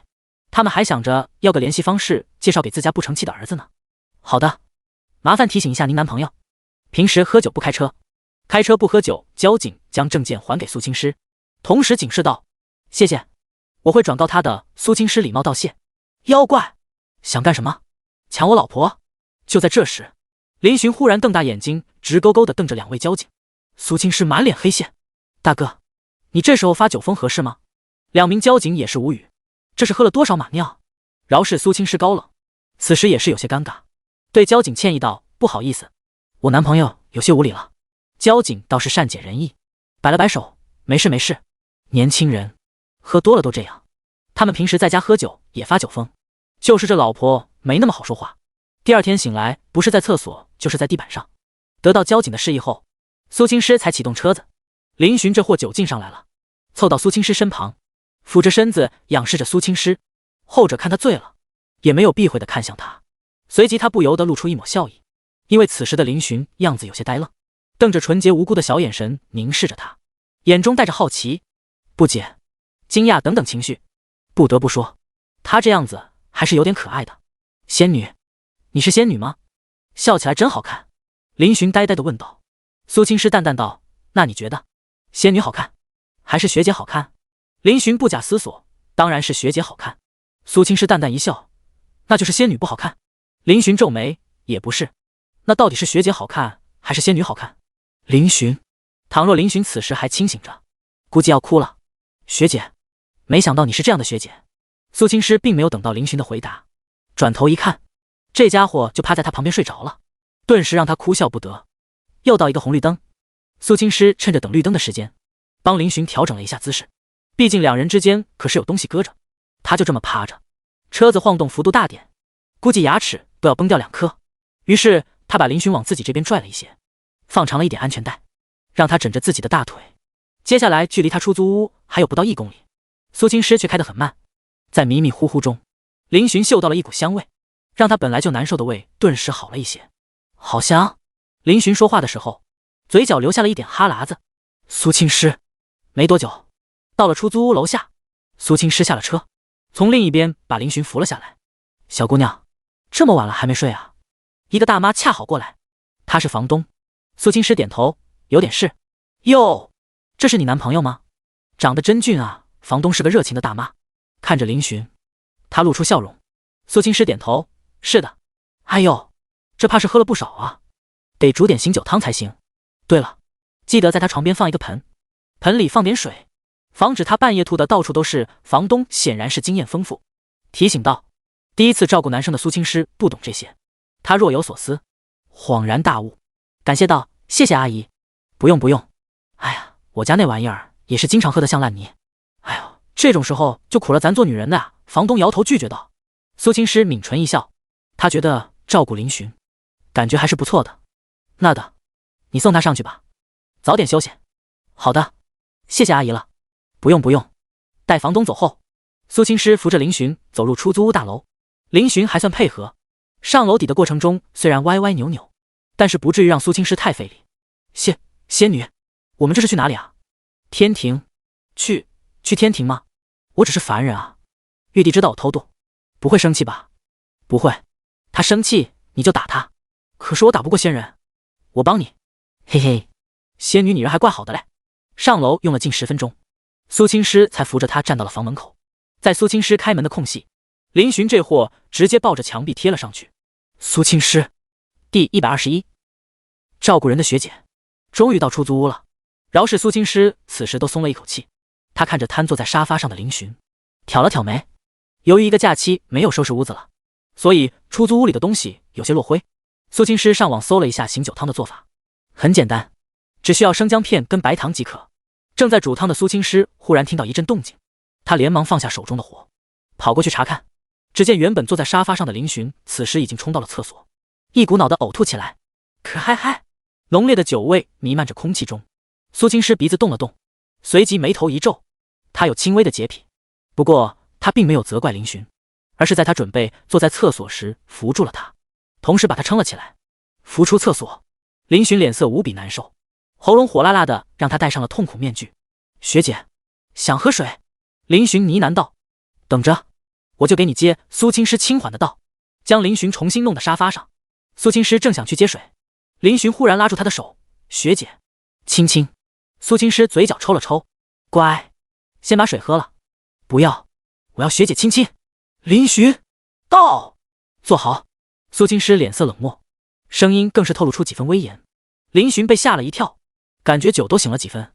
不知道为什么，学姐生气在他的潜意识里是非常恐怖的事情，所以他只能乖乖的作证，像个听话的小学生。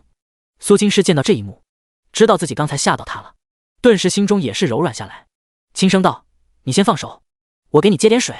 林寻听话的放手，只是他的神情有些落寞，像受伤的小羊。学姐好像凶他了，他让学姐不开心了。emo， 林寻同志此时内心已经在胡乱搅动了。苏青诗趁这个空隙，把厨房里的醒酒汤关掉火，用一个碗接了一大碗。他当然不可能立马送去给他喝，晾一会儿再拿去。用杯子接了一杯温水，走到林寻面前，喝水。林寻没有接，而是用可怜兮兮的目光看着他，学姐，对不起，我不是故意惹你生气的。苏青诗呆愣地看着他，怎么这么说？他其实没生气。林寻没有解释，而是低下头，我好没用，让学姐不开心了。苏青诗感觉自己的心脏一瞬间被捏住了一般，他目光落在他身上，流光溢彩。傻学弟，学姐没有生气。林寻猛地抬头，苏青诗淡淡道，仙女生气了，因为你不听仙女的话。林寻认真道，那我不要仙女了，我只要学姐。苏青诗，你听听你在说什么？苏青诗哭笑不得，行，那学姐让你干什么？你必须听话，好吗？堂堂苏大校花，女神级人物，现在居然在跟一个醉酒的青年讲道理，这要是传出去，恐怕会惊掉别人眼球。我听学姐的，只要学姐开心。林寻一副乖乖子的样子，仿佛学姐一句话，他就能把自己老爸都卖了。苏青诗趁着这个势头，将水递到他嘴边，张嘴。林寻听话的张嘴，为他喝了一杯水。苏青诗满意的起身，看来学弟还是听他的话的。空气中弥漫着一阵酒味。苏青诗反身回到厕所，把厕所冲了一遍。很快，给林寻喂下醒酒汤后，后者感觉胃暖暖的，于是脸色好了不少。苏青诗当即把他搀扶起来，往卧室走去。今天便宜你了，让你睡床。苏青诗淡淡的开口，像是自言自语，又像是说给醉酒中的林寻听。林寻配合的露出一抹傻笑。林寻洗过澡，他身上除了酒味外，还有一股淡淡的茉莉花香，那是沐浴露的味道。他很确定，这让他心放了几分。毕竟是洗过澡，那让人还能接受一点。让他轻轻的躺在床上，屁股以下搭落在床上。苏青诗出门，没一会儿端进来一盆热水，放到林寻脚边。随后他像个妻子一般伺候着林寻，帮他把鞋子袜子什么的都脱了。得亏林寻现在意识不清，不然要是知道学姐这么照顾他，估计又惊喜又心疼。苏青诗从小到大都没有这么伺候过人，即便是他最亲爱的父母，但是现在他却很平静地伺候着林寻洗脚。当然这一幕也只能发生在林寻身上，而且是没有意识的他。但凡他能有一点自主能力，他就让他自己动手了。苏青诗给林寻泡过脚，随即从边上拿过一条备用毛巾帮他擦拭。弄完这一切，他才将林寻的下半身挪到床上，给他盖了被子，而他自己则是端着洗脚水出去了。良久之后，苏青诗才进来，此时他也洗漱过了，就穿着来时那身睡衣，外套已经放到不知道哪里。他手中还端着一个盆，盆里装着1/3的清水，这是防止林寻半夜起来吐的到处都是。把盆放好了之后，苏青诗搬来一张电脑椅，坐到床头边，这才松了口气。照顾人的感觉太累了，比他做一个设计还要费神。看着林寻的面容，苏青诗眼神温和，这家伙是她的男朋友，她之前就已经认可他了，所以她也有义务去照顾他。相反，哪天他喝醉了，林寻也会照顾好自己，而且比自己更加细心和耐心。这一点他从来没有怀疑过。睡着了还是挺乖的嘛。苏青诗撑着下巴，静静地看着林寻的睡颜。先前这家伙发酒疯的模样，他有点后悔没有拿手机拍下来，想必也是一个不错的乐趣。想到这里，他轻轻一笑。这时林寻忽然翻了个身，随即又翻了回来，下一秒又踢掉被子。苏青诗见状，便打算帮他把被子里回去，手不可避免地触碰到了林寻。林寻不知道怎么的，忽然猛地抓住了苏青诗的手。苏青诗有些吃痛，想要挣脱，结果下一秒一股大力传来，他下意识地惊呼一声，就被林寻扯到了柔软的大床上。苏青诗心跳加速，如同小鹿乱撞一般，他想要起身，结果林寻沉重的身体就压了过来。苏青诗第122同床共枕。房间里气氛一时间陷入了寂静，苏青诗一动都不敢动，大气更是不敢喘，他心跳控制不住，好像快要冲破喉咙。此时林寻侧躺着，而他上半身被他搂在怀中，腰以下部位压着林寻，姿势有些古怪，因为林寻搂得有些用力，他某些地方都变形了。苏青脸上浮现一抹嫣红，还好林寻这是醉酒，不然他都想找个地方钻进去。静静地等待了几分钟，身后的林寻并没有下一步的动作，他身子都有些躺麻了。苏青诗轻轻地唤了几声学弟，林寻没有动静，于是他身子动了动，把下半身往床内挪，一阵轻松感传来。苏青诗松了口气，他尝试着挣开林寻的拥抱，但是奈何力气不够，这家伙喝醉了还抱那么死。他们虽然已经是情侣关系了，但是他对如此亲密的接触还是有些不适应，更何况还是林寻喝醉之后下意识的行为。他双手抓住他的手，慢慢的往两边张开。这时林寻忽然动了动身子，做出拱了拱的动作，换了一个舒服的姿势，又不动了。苏青师只能被迫躺着，他试过了，完全挣脱不开，他的某个部位被勒得有些疼。就算发育得很好，林寻这家伙却没有一点怜香惜玉。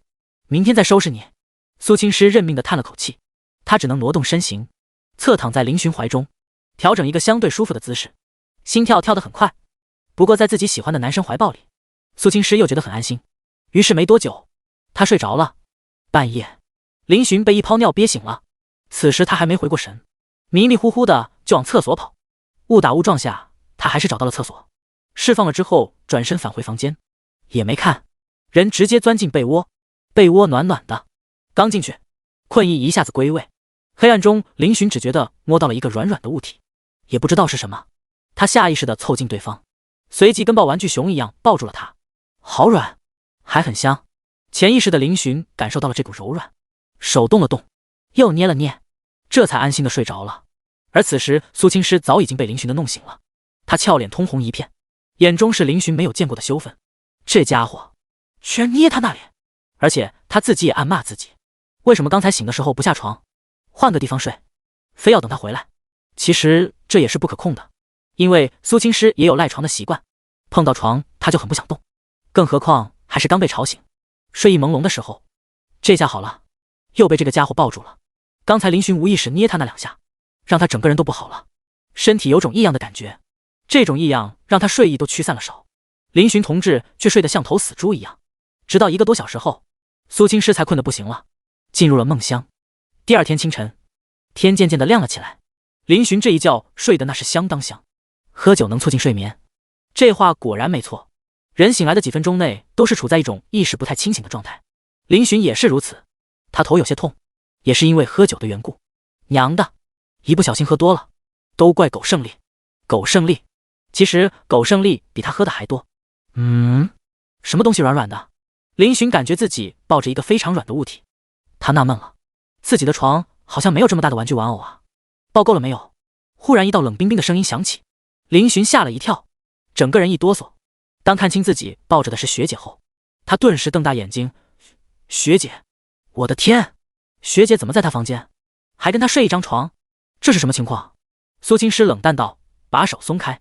林寻连忙收回手，结果发现自己的手有些麻了。他就这么抱着学姐睡了一晚上。苏青师也不好受啊，被林寻抱着一晚上，他都有些僵硬了，心中暗暗腹诽。谁说男生抱着女生睡很舒服的？而且关键部位还不是一般的疼。只是林寻清醒了，他也不好意思当着他的面处理。学姐，这是怎么回事？我们怎么会在这里？你怎么在我房间？林寻震惊的道。到现在他还以为这里是他房间。苏青师淡淡道，你看清楚，这是哪里？林寻闻言环顾了四周，发现这里居然是学姐的出租屋。你昨晚喝醉了，还记得什么吗？苏青师平静清冷的声音响起。林寻皱眉想了想，随即他摇头，不记得了。喝了好多酒，随即反应过来，他看着学姐，是学姐接我回来的。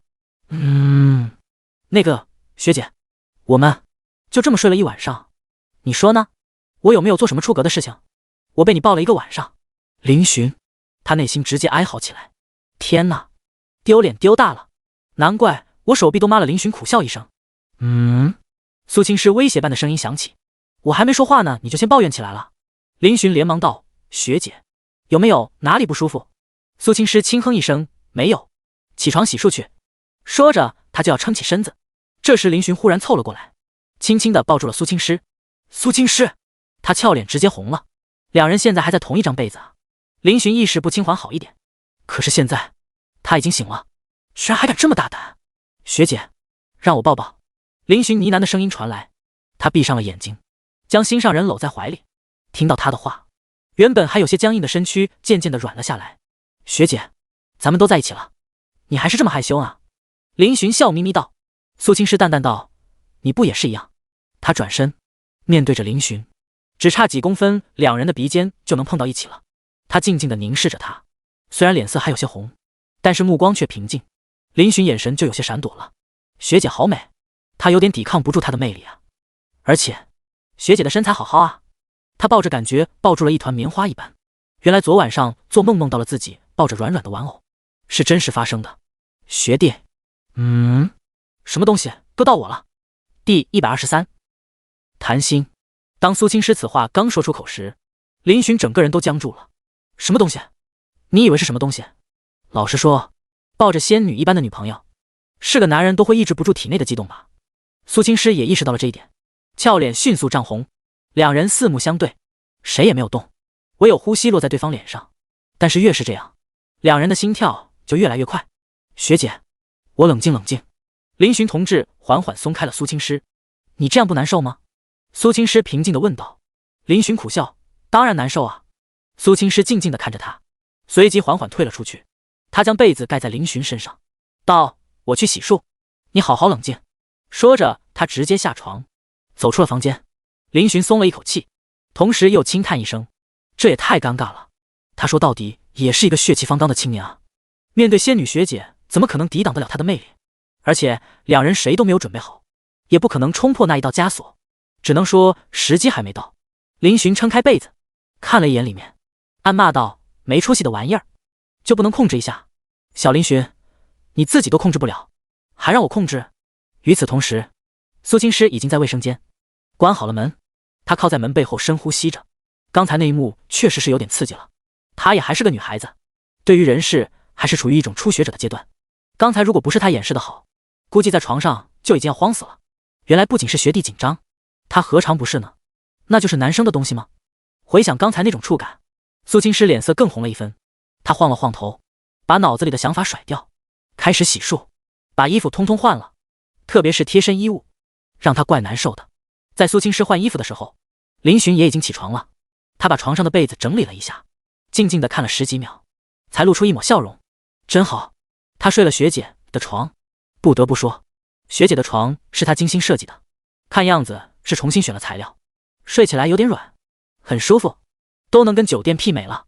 当然，重点不是这个，重点是他昨晚是抱着学姐睡着的。虽然是自己没有意识的状态下，但是学姐也没有反抗，不是吗？两人算是第一次同床共枕了。林寻心中激动不已，余光看到床边有盆水，林寻稍微一想就明白了是什么原因，一定是学姐放的。学姐太会照顾人了，将她端了出去倒掉。苏青诗刚好从卫生间出来，她抱着自己换下来的睡衣，两人目光对视，都有些尴尬。学姐，我给你洗衣服吧。林寻想从她手中接过衣服，苏青诗却反应有点大的后撤一步，道：不用，我自己来。学弟，有些事情你还是不知道的好。他脸皮此时也有点薄，怎么可能让学弟帮他洗？贴身衣物上可是还有些痕迹呢。林寻见学姐这么坚持，也没再说了。他道：那我给你做早餐。苏青诗淡淡道：家里没食材，一个假期基本上没回来，冰箱的电都没插上。好吧，那我们出去吃吧。林寻点头。苏青诗脸色缓和的道：你去洗漱吧。好的，学姐。苏青诗抱着衣服来到洗衣机旁边，将衣服丢了进去，贴身衣物则是放桶里。洗衣机旁有个通水的地方，在林寻洗漱的时候，苏青诗就把衣物洗了。洗衣机还有时间。苏青诗坐在沙发上，林寻也走了出来。他刚要坐到学姐面前，站着苏青诗忽然清冷开口。林寻一愣，随即乖乖站好。学姐，咋了？苏青诗淡淡的瞥了一下他。你知道昨晚你喝了多少酒吗？开始翻账了。苏青诗觉得不能让林寻每次都喝得烂醉，而且酗酒是对身体不好的。想到昨晚林寻吐酒的场景，苏青诗还是忍不住眉头皱了起来。林寻讪讪一笑：学姐，昨晚我都是被他们惯的，本来也没有打算喝很多。苏青诗定定地看着他，目光平静，看不出情绪。林寻见状，声音越来越小：这是为你好。苏青诗清冷的道。林寻发起酒疯来，在家里还好，要是在外边，指不定会犯什么事呢。明白了，学姐，下次我一定少喝点。林寻知道学姐在关心自己，他连忙答应道：学姐既然让他少喝点，那他就不会多喝一两。苏青诗满意的点头，随即他忽然似笑非笑的看着林寻：喜欢仙女还是喜欢学姐？啊！林寻同志一脸懵逼，不过他反应过来学姐的话后，当即脸色尴尬，得，自己形象无形之中又被射死了。过来坐。苏青诗拍了拍自己身边的位置，林寻屁颠屁颠的坐下。他刚坐下，苏青诗就顺势倒了下来，将脑袋枕在他的大腿上。林寻有些宠溺地看着学姐的绝美容颜。学姐，不吃早餐吗？不饿，现在已经是10点了，过了早餐这个饭点，林寻也没有多饿，肚子虽然空，但是没有进食的欲望，有点累。昨晚没睡好，苏青诗轻轻的声音传了出来。林寻有些心疼，都是我不好，学姐，让学姐忙活了一晚上。他伸出手按在苏青诗的太阳穴，学姐，我给你按摩放松一下吧。苏青诗配合的闭上眼睛，林寻轻柔的替学姐按摩，眼中的爱惜仿佛马上就要溢出。林寻，学姐你说，你们男生是不是经常会那个？哪个？苏青诗没有睁开眼睛，脸色却有些羞红，就是经常兴奋。林寻动作一僵，随即有点不知道怎么组织语言，这个吗？从生理的角度来看，这是合理的，不难受吗？有点。他睁开眼睛，看着林寻的俊脸，我是不是个不合格的女朋友？林寻连忙问，学姐你怎么这么说？苏青诗轻叹一口气，我无法帮你解决困难。林寻难受，他逃之夭夭。身为一个女朋友，他觉得自己有点不够主动了。第124双向奔赴。林寻哭笑不得地看着学姐，学姐，你怎么这么想？这种事情本来就没什么，总得慢慢适应的吗？苏青诗看着他，沉默了几秒后，才缓缓道，给我点时间。林寻看着这样的学姐，简直爱了。他俯身在她光洁的额头亲吻了一下，温声道，我们余生还很长，慢慢来。苏青诗眼眸附上一层水光，轻轻点头。在外人眼中，她是强势的冰山女神，但是在自己男朋友面前，她只想做一个普通女孩。林寻对她很好，她知道，所以她也要反过来对她好。还睡吗？苏青诗摇头，不困了。困境过去后，已经清醒了不少。我给学姐晾衣服，咱们就出去吃饭。苏青诗点头，随即她撑起身子，收腿抱膝，褪去清冷的大眼睛，灵动无比，盯着林寻眨呀眨。林寻心都软化了，他凑到学姐面前，快速的在她红唇亲了一下，然后退走。苏青诗有些懵，当他反应过来后，林寻已经离开了。他眨了眨眼，这么突然？林寻嘿嘿一笑，学姐，你太可爱了。苏青诗眼眸垂下，她轻声道，我只在你面前这样，那我很荣幸。林寻嘴角笑容不断扩大，起身走向洗衣机，此时已经脱水完毕。林寻帮学姐把睡衣晾起，贴身衣物学姐自己手洗了，所以只需要挂2件。两人收拾了一下，就离开了出租屋。周末时光是非常愉快的。林寻光明正大的牵着学姐的小手走在街道上，记得上一次在这边逛街，他还没有追到学姐，现在学姐已经是他名正言顺的女朋友了。苏青诗这次没戴口罩，他也不想去管别人的目光，自己对林寻还有对自己应该要负责一些，而这样的结果就是路过的路人不断将目光落在他身上，眼中不带掩饰的惊艳。学姐，你好受欢迎。林寻惊叹道。苏青诗对此已经习以为常，淡淡道，你也很优秀。林寻眼睛一亮，似乎很受用。真的吗？苏青诗看着他道，其实你不用那么拘束，我们在一起是我们自己的事情，只要我们心里彼此有对方，就不用怕别人说3道4，明白吗？林寻认真的点头，明白了。苏青诗轻声道，你也很优秀，其实你比我还优秀，我只是恰好长得比普通女孩好看一点。人就是这样，往往第一印象只会看外表，而你不一样，如果了解你的人会发现你真的很优秀。林寻家里不是一般的有钱，但是他从来没有富二代的架子，做事平易近人，有礼貌，长得也很帅，比那些优秀的人缺的只是一些生活的经验而已。现在只是大一，等再过2年，他会变得越来越优秀。事实也正如苏青诗所说，在不久后的将来，林寻一名将会在整个南大出名，被称为能与苏大校花比肩的男神级人物。做自己就好。苏青诗主动挽住他的胳膊，我们就是一对普通情侣，别有太大压力。林寻茅塞顿开，他笑着看着苏青诗，学姐，谢谢你，跟你相处这么久以来，一直是你帮我成长。他很感谢这个又美又心善的学姐，三生有幸，她是他的归宿。苏青诗微微一笑，他得帮助这个男孩长大，这样他们才能一起走得更远。你们好，打扰一下帅哥美女。这时几个年轻男女走了过来，他们中的一男一女穿着古装，其他人手中拿着相机等各种道具，像是在摄影。有事吗？林寻礼貌地问道。拿着相机的是一个比较年长的青年，戴着眼镜。他有些激动地对林寻问道，请问你们是情侣吗？是的，苏青诗点头。太好了，你们颜值都很高呢，看起来真般配。青年由衷的感叹，随即有些不好意思，那个，我们是做自媒体的，现在正在拍写真做宣传，我看两位气质不一般，能不能邀请你们拍一组情侣照？情侣照，听到这个名词，林寻眼睛一亮，他看向苏青诗，后者眼中也是露出一抹好奇以及兴趣。学姐，想拍吗？可以，太好了，那我们这里有一套情侣装，你们方便换吗？直接套上就行。青年兴奋的道。一旁有人连忙递上2个装着衣服的袋子，林寻2人也没拒绝。他们是一个团队，有男有女，在一处阴凉的树荫下，女生专门给苏青诗补妆，因为她并没有化妆，虽然也美得过分，但是缺点效果。天哪，妹妹你皮肤也太好了吧，一看就是纯天然的吧。给苏青诗补妆的是一名女生，年纪大概也是大学毕业出头的样子。苏青诗轻声道，谢谢，你是在读大学吗？真羡慕你们，我只是读完了高中就出来打拼了，还没体验过大学生活呢。苏青诗倒是有些意外，怎么不读大学呢？女生苦笑，当时太年轻了，总觉得读书太枯燥，想出来自己打拼，结果才发现社会远远比学校复杂，被毒打了一次又一次。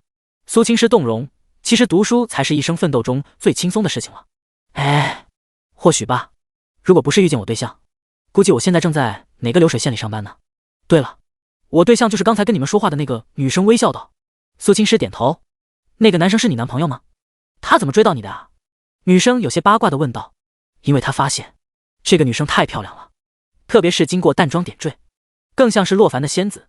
为什么说是他追的我呢？苏青诗好奇的问道。女生嘿嘿一笑，因为我觉得你太完美了，而且性格可能有点不喜欢主动，不像是会主动表达情感的女生。我这么说你不介意吧？谢谢。不过有一点你猜错了。苏青诗淡淡一笑。女生有些惊讶，什么？苏青诗眼眸中的冰冷渐渐的融化，化作一抹温柔。我们算2个双向奔赴吧，而且是我先向她表白的。这下轮到女生愣住了。第125，情侣写真。兄弟，能找到这么漂亮的女朋友，你可以啊。林寻这边给他化妆的青年正是那女生的对象，他也是很惊讶林寻能找到这么漂亮的女朋友。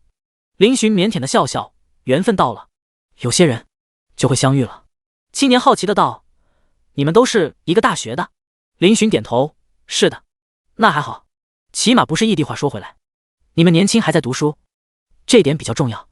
要我说，在大学里面就该好好学习，2个人好好规划一下未来，毕竟出了社会是一条比较艰难的路。青年感叹的道。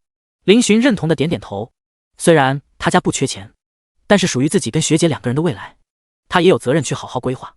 很快众人准备完毕，虽然化妆花了点时间，但是整体效果还是不错，尤其是苏青诗那张魅惑众生的绝色脸蛋，众人都是纷纷感叹，太美了。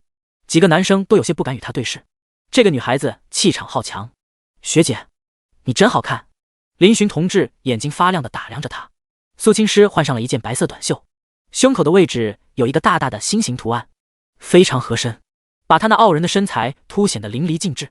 不仅如此，她本来穿的是一件牛仔裤，此时将上衣下摆塞入裤子里面，高挑纤细的身段一下子让人眼前一亮，完美的比例堪比模特一般。画上淡妆，一张精致的俏脸如同粉雕刻一样，乌黑长发披散而下，头上戴着一个黑色的帽子，彰显出青春活力的气息。不得不说，造型师眼光好之外，还得学姐颜值逆天，可以轻松驾驭。苏青诗看着林寻，嘴角掀起一抹淡淡的弧度，你也很帅。林寻的衣服跟他差不多，一样的心口的地方印有一个心形图案，下半身穿着一条宽松的9分休闲裤，露出脚踝，多了几分潮流。他本来就长得白净，军训过后已经养回原来的肤色，看起来就是一个妥妥的大帅哥啊。一男一女还没站在一起，就已经是绝配了。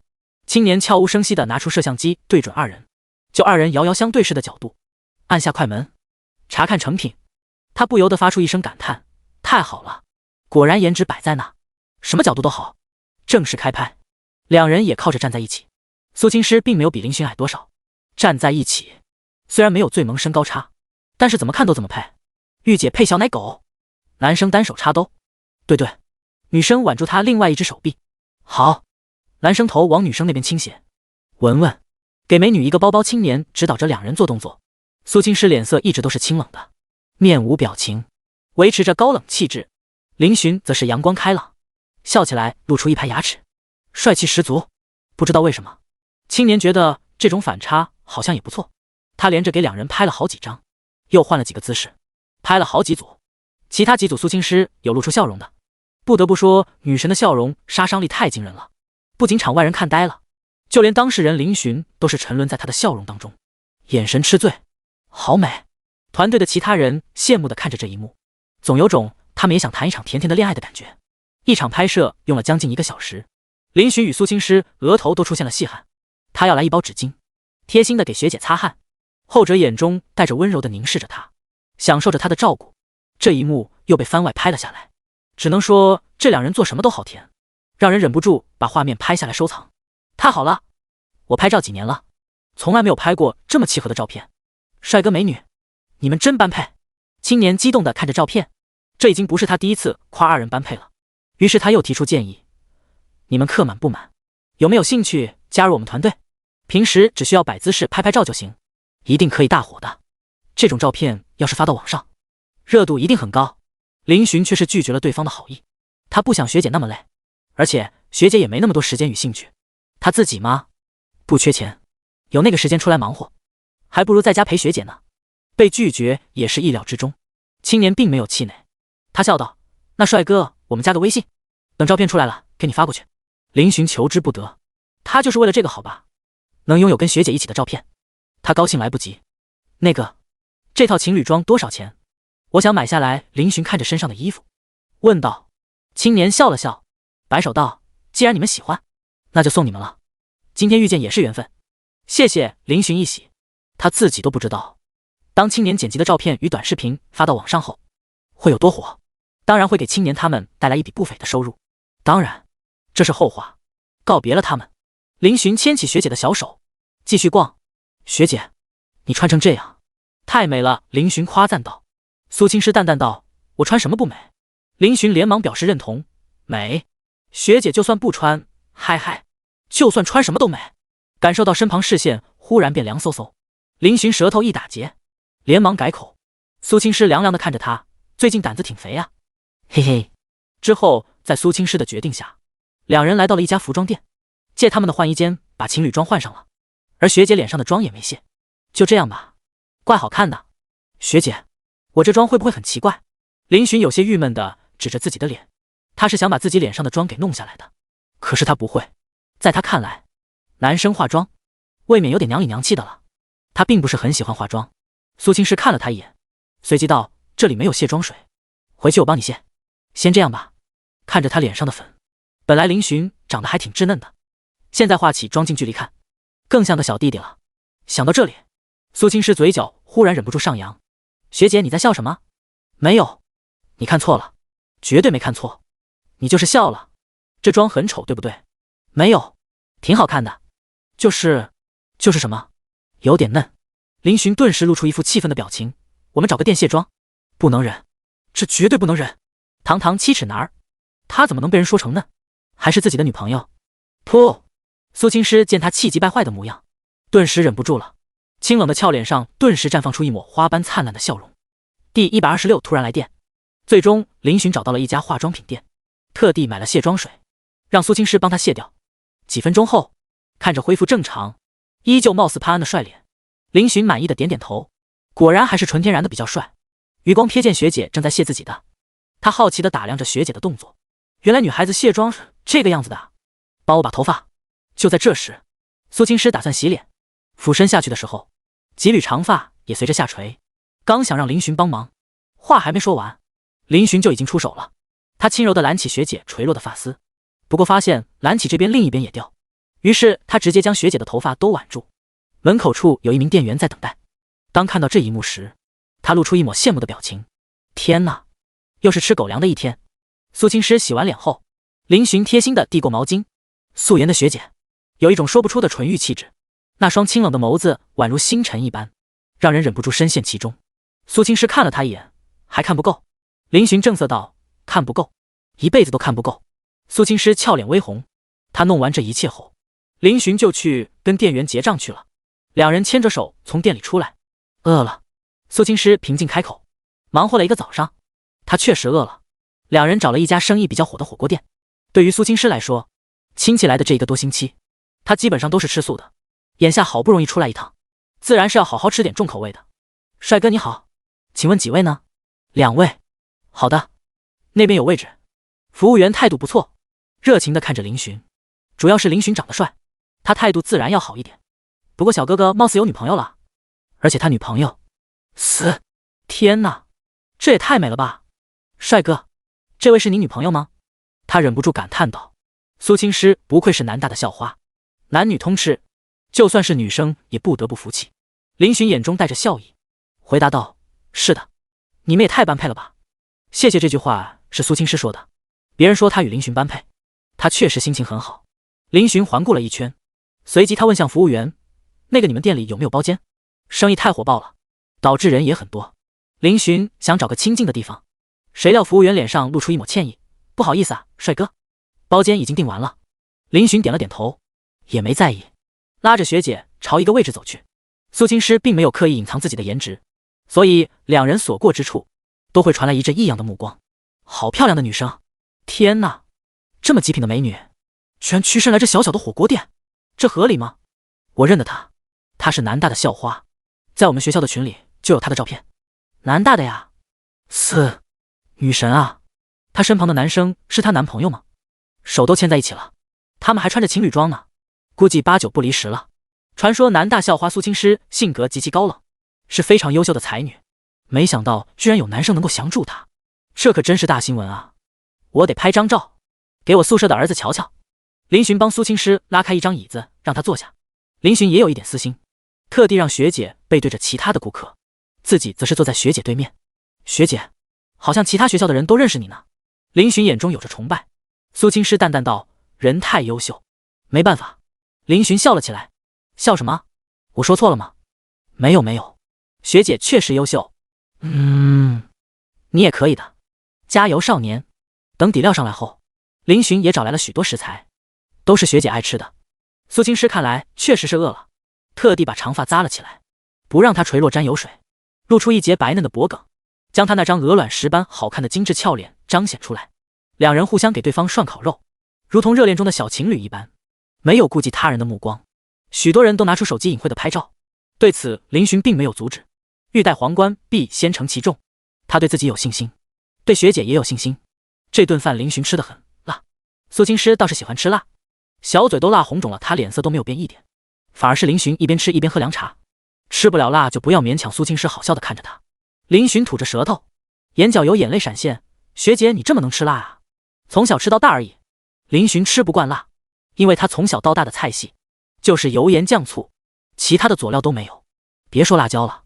苏青师没有说话，他把不辣的加到林寻碗里，特地在清汤锅搅了一下，基本上没有什么辣椒油。这顿火锅两人吃了近2个小时，好撑。树荫小道上，苏青师扶着肚肚，语气平淡，他的动作确实不符合他的性格。高冷气质的学姐做出这个动作，那得有多可爱。林寻牵着她，自己也是有些撑。两人来到了一处树荫下，相互靠着坐了下来。学姐，你说咱们这种状态像不像结婚后的老夫老妻？林寻突发感想。苏青师一顿，随即似笑非笑：小屁孩才几岁，就想着过退休生活了。林寻脸色一黑：我都18了，再过不久就19了，好吧。他的生日也就那么个把月就到了，过了这个生日他就19了。苏青师微微一愣，他好像现在才意识到这个问题，那就是学弟才18岁，他居然喜欢上了一个虚岁比自己小3岁的学弟，好神奇。你生日哪天？11月10号。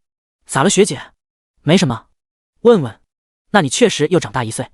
苏青师挑了挑眉。11月10号也快了，他得为小学弟准备一下生日礼物了。午后的阳光还是格外毒辣，好在两人在巨大的树荫下，不仅可以躲太阳，还有一阵阵微风吹过，非常凉爽。苏青师靠在林寻肩膀上，眯着眼闭目养神。林寻困意也上来了。就在这时，一道铃声打破了这份安宁。苏青师睁开眼眸，他取出手机，铃声是从他手机传来的。当看到来电显示是他妈妈时，苏青师有种不好的预感。第127，学姐的妈妈住院，兰城第一人民医院。林寻与苏青师并肩走进了医院大口，两人速度有些快，不，应该是学姐速度有些快。林寻跟着他的步伐，整个过程林寻没说话。他第一次从学姐脸上看到着急的神色，他只能默默地陪伴在她身边。你好，请问杨梅红住哪个病房？苏青师语气带着一丝急促，却又无比清冷。前台看了一下登记表，随即他对苏青师道：哦，是昨晚来的病人，现在在住院楼305病房住院。谢谢。进入电梯，苏青师靠在墙角，眉头紧锁，像是有什么心事。下一秒，一道劲力将他送入了一个温暖的怀抱。林寻低沉的嗓音响起：学姐，有我在呢，不要担心。苏青师身躯顿了顿，他往林寻怀里蹭了蹭，感受着他给他带来的安全感。我妈得了急性肾炎，上次国庆假期回去后，我无意中看到的检查报告。苏青师轻轻的声音响起，似乎在向林寻解释着，肾炎这种病怎么说呢，不算是致命的疾病，只要治疗及时，调理得当，就可以恢复。当然如果情况恶劣，极有可能会往坏处发展。肾炎的发生和日常过度疲劳是离不开关系的，身体长期过度疲劳是引起肾炎的一个重要的诱因。苏青师对母亲的工作也是有些了解的，他就是个出了名的工作狂人，跟他爸爸一个性子，也因为如此，他才如此担心他母亲的固执。他接到他母亲同事的电话，称他母亲在昨天下午加班的时候晕倒了，于是就送到了医院。虽然人在昏迷，但是太累了的缘故，还好没有什么危险，正在医院疗养。听到学姐的解释，林寻也明白了，阿姨是过度劳累导致昏迷，心中也是替她松了一口气。还好，一切还来得及。林寻安抚了一下学姐，随即他轻笑地刮了刮她的穷鼻：傻学姐，电梯楼层都没按，这得有多紧张啊。他知道学姐紧张，但是他不想让她那么紧张。果然苏青师被林寻这话吸引了注意力，他愣愣地看了一眼电梯楼层按键，发现果然没有按，气氛有些沉默。苏青师淡淡地看着林寻：你刚才说谁傻？林寻嘴角抽搐：我刚才有说话吗？你有。我傻？是我傻。按电梯这种小事，当然不能让学姐亲自动手。林寻连忙按了一下3楼的按钮。苏青师冷哼一声，脸上露出算你识相的神色。这个家当然他说了算。很快3楼就到了，苏青师与林寻走到305，林寻忽然停了下来。怎么了？苏青师不解地看着他。林寻有些犹豫，他指了指两人身上穿的衣服，道：学姐，咱们就这样进去，不太好吧？阿姨不会说什么吧？天哪，路上气氛太紧张了，搞得他都忘了买点水果过来探望了。这么空手过来，阿姨不会对他印象减分吧？而且他跟学姐还是穿着情侣装啊。苏青师戏谑地打量着他，我觉得这样挺好啊。啊？可是我空手进去，不太好吧？林寻苦笑道。苏青师摇了摇头，又不是上门做客。学弟，你不用给自己太大压力。林寻挠了挠头，进不进？苏青师挑了挑眉。林寻连忙道：进。苏青师轻轻地推开了病房门，林寻也第一时间看清楚了病房内的情景。一名中年妇女穿着病号服躺在床上，手腕处插着针，在打点滴。在床边是一个中年男子，一身西装革履，气度不凡。见到苏青师二人进来，中年男子立刻起身迎了上去：小苏来了。甘叔叔苏青师显然是认识对方的，礼貌的点头打招呼，随即问道：我妈怎么样了？他看向自己母亲，后者还没醒，不过气色有点苍白。甘玉明道：他没事，你不用太担心，昨晚他加班太累昏倒在岗位上，还好我也没走，送过来的及时，已经脱离了危险。医生说他长期的疲劳工作已经让他的肾脏内处于缺血缺氧的状态。甘玉明是杨梅红的同事，同时也是离异人士，曾对杨梅红表示过好感，不过被后者拒绝了。他也没有放弃，更没有纠缠，两人也是好朋友关系，没有逾越什么。甘玉明在工作上对杨梅红颇为照顾，后者甚至还多次请他做客，算是知己一样的朋友。苏青师见过2次，对这位叔叔的印象还算可以，他看得出来对方对他母亲有好感。苏青师也没有掺和，长辈的事情让他们自己解决比较好，麻烦您了。苏青师道谢道。甘玉明摆了摆手，笑道：我跟你妈妈是朋友，算不上麻烦。他看了一眼还在昏睡的杨梅红，眼中露出一抹心疼，他太拼了，怎么劝都劝不动。哎，苏青师沉默，这一点他也不知道该怎么去劝他母亲。咦，这位小兄弟是？这时甘玉明忽然将目光落在林寻身上，当看清楚两人穿的衣服相似时，他露出惊讶的神色。林寻连忙礼貌问好：甘叔叔好，我叫林寻，是跟学姐一个学校的。苏青诗看了他一眼，随即向甘玉明介绍道：“这是我男朋友，林寻，这是我妈的同事，叫甘叔叔就好。”甘玉明有些意外，原来是小苏的男朋友。小伙子长得不错，高大英俊啊。哪里，跟叔叔一比，小子不算什么。林寻谦虚道：“哈哈，这点你说的有道理。我年轻的时候确实长得帅。”甘玉明爽朗一笑，看得出来林寻笑呵呵道：“确实看得出来，这位叔叔长得高大，而且即便到中年也很帅，是帅大叔类型。出门怕是要吸引许多大妈啊。我以为以小苏的性子，将来她的男朋友会是更加强势的。现在倒是有些出乎意料。不过你能把小苏追到手，看来身上一定有什么闪光点。”甘玉明打量着林寻，露出微笑。林寻笑了笑，他都很意外。苏青诗看了一眼林寻，闪光点，确实，他看上的男孩，闪光点，却也正是他喜欢的。第128处见丈母娘。在病房等待时，林寻陪在学姐身旁，甘玉明此时不在病房内。苏青诗看着病床上的母亲，那苍白的面孔让人揪心，感受到学姐的情绪低落。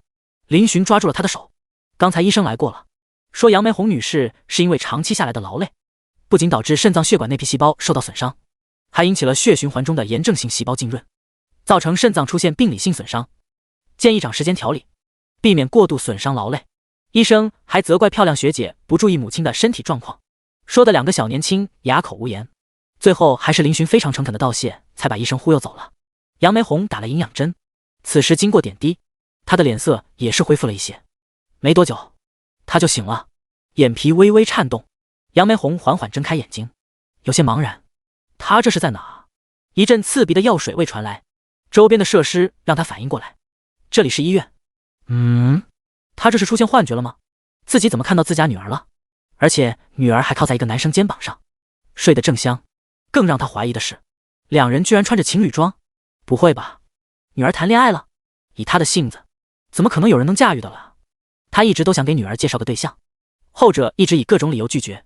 有时候她真的以为自己女儿不喜欢男人呢。眼前这一幕让她眼睛一亮。这小伙子好像长得还不赖，挺年轻的。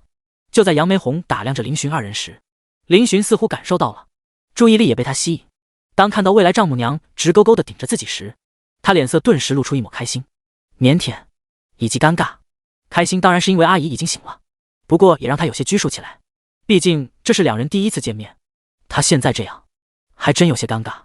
林寻欣喜过后，他轻轻地拍了拍学姐：“学姐，醒醒，阿姨醒了。”学姐，看来他们两个是同一个学校的，而且女儿还比他大。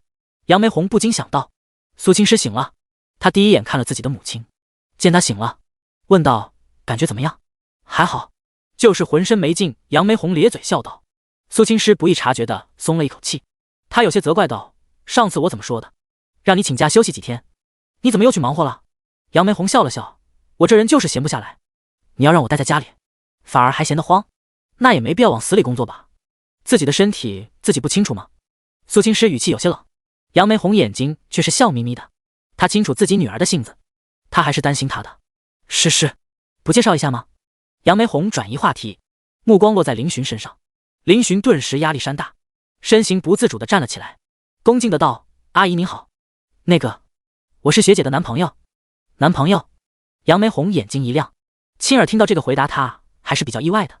没想到女儿真的谈对象了，她的女儿终于有人要了吗？谢天谢地！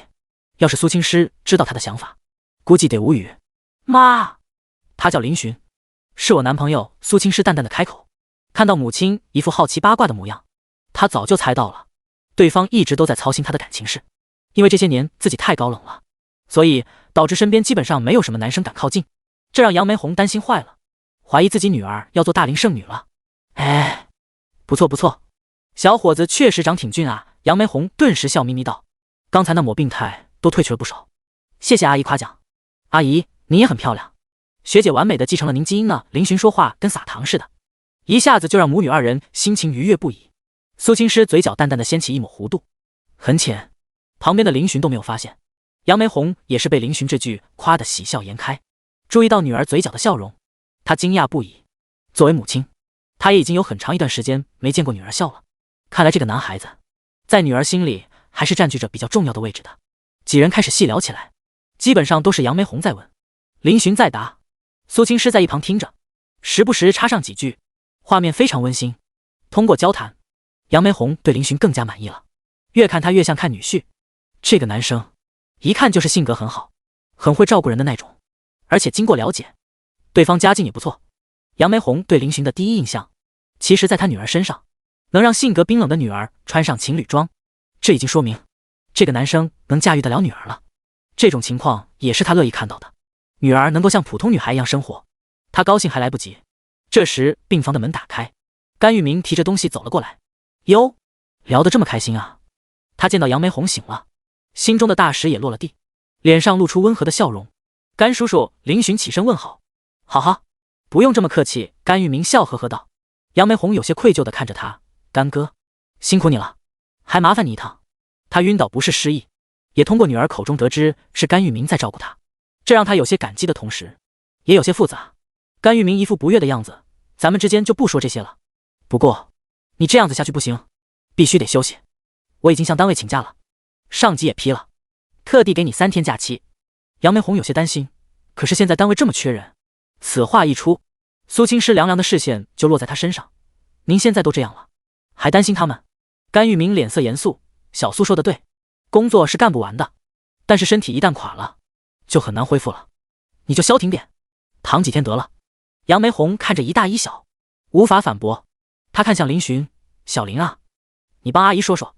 林寻苦笑道，阿姨，我觉得学姐跟甘叔叔说的对，您啊就好好休息，赚钱啥时候都能赚，当然阿姨责任心强是令人佩服，不过我支持学姐。话说完，腰间的一只小手松开了他的肉。苏青诗脸色平淡道，好了，3比1，反对无效。杨梅红，完了，怎么感觉他的地位不行了？第129，关于孩子这件事，最终在苏青诗强势要求下，杨梅红只好乖乖的答应休息几天。没办法，女儿一旦较真起来，他都得乖乖听话。哥他不来？苏青诗询问道。杨梅红笑道，你哥他工作忙，就不要通知他了，来了有啥用？也不是什么大病，反而增加他的工作难度。说着，他叹道，我本来也不想让你知道的。他幽怨地看向正在削水果的甘玉明，后者感受到他的目光，苦笑一声，总得让家里人知道不是？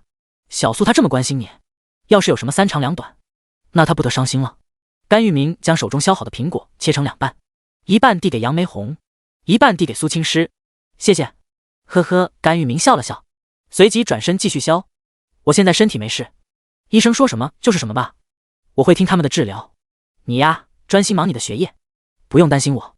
小林也是，你们2个好好照顾自己就行。杨梅红看着女儿与林寻，缓缓道。林寻当即表态，阿姨您放心，学姐这边我会照顾好的，阿姨也要多多注意身体。哎，知道了，改天让诗诗带你回家吃个饭。杨梅红笑着道。林寻脸色带笑，好的，那到时候就叨扰了。小苏，你们先回去吧，你妈妈这边我会看着的。甘玉明脸色温和的对苏青诗道。后者看了他一眼，道，甘叔叔您也有工作，不能耽误你，我妈我来照顾就行了。照顾自己母亲是他的本分。甘玉明虽然跟他母亲关系好，但是说到底也不是一家人，总不能麻烦人家。甘玉明脸色有些尴尬，正要说什么，杨梅红顺势说道，是啊，甘哥，你先回去工作吧，谢谢你给我请假，改天请你吃饭。主人都这么说了，甘玉明心中叹了口气，看来自己也急不得呀。其实他对杨梅红非常有好感，这是一个非常有魅力的女人，总能吸引他，只是他也尊重对方。他把削好的水果递给林寻，抽出纸巾擦了擦手，那行，我就不过多打扰了，如果有什么事我会通知你的，当然你们有什么需要随时可以找我。好的，杨梅红笑着道谢。甘玉明离开了。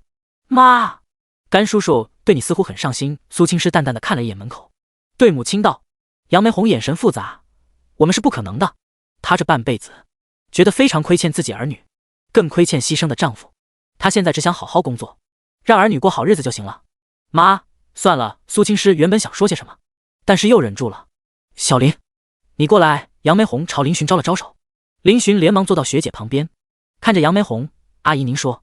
杨梅红目光带着慈祥道，我女儿的性子我知道，她这个孩子性格倔强，在感情中也不善于表达，还需要你多多担待一下。林寻认真道：“阿姨您放心好了，学姐她很好，也懂得体贴人，我们之间相处得很愉快。”说着，他目光落在学姐精致的侧脸，能找到学姐这样的女朋友，是我的荣幸。苏青诗动容，她看向林寻，两人四目相对，似乎所有的话都在眼中。杨梅红见到这一幕，也是欢喜的，真难得，我还以为我家宝贝女儿没人要了呢。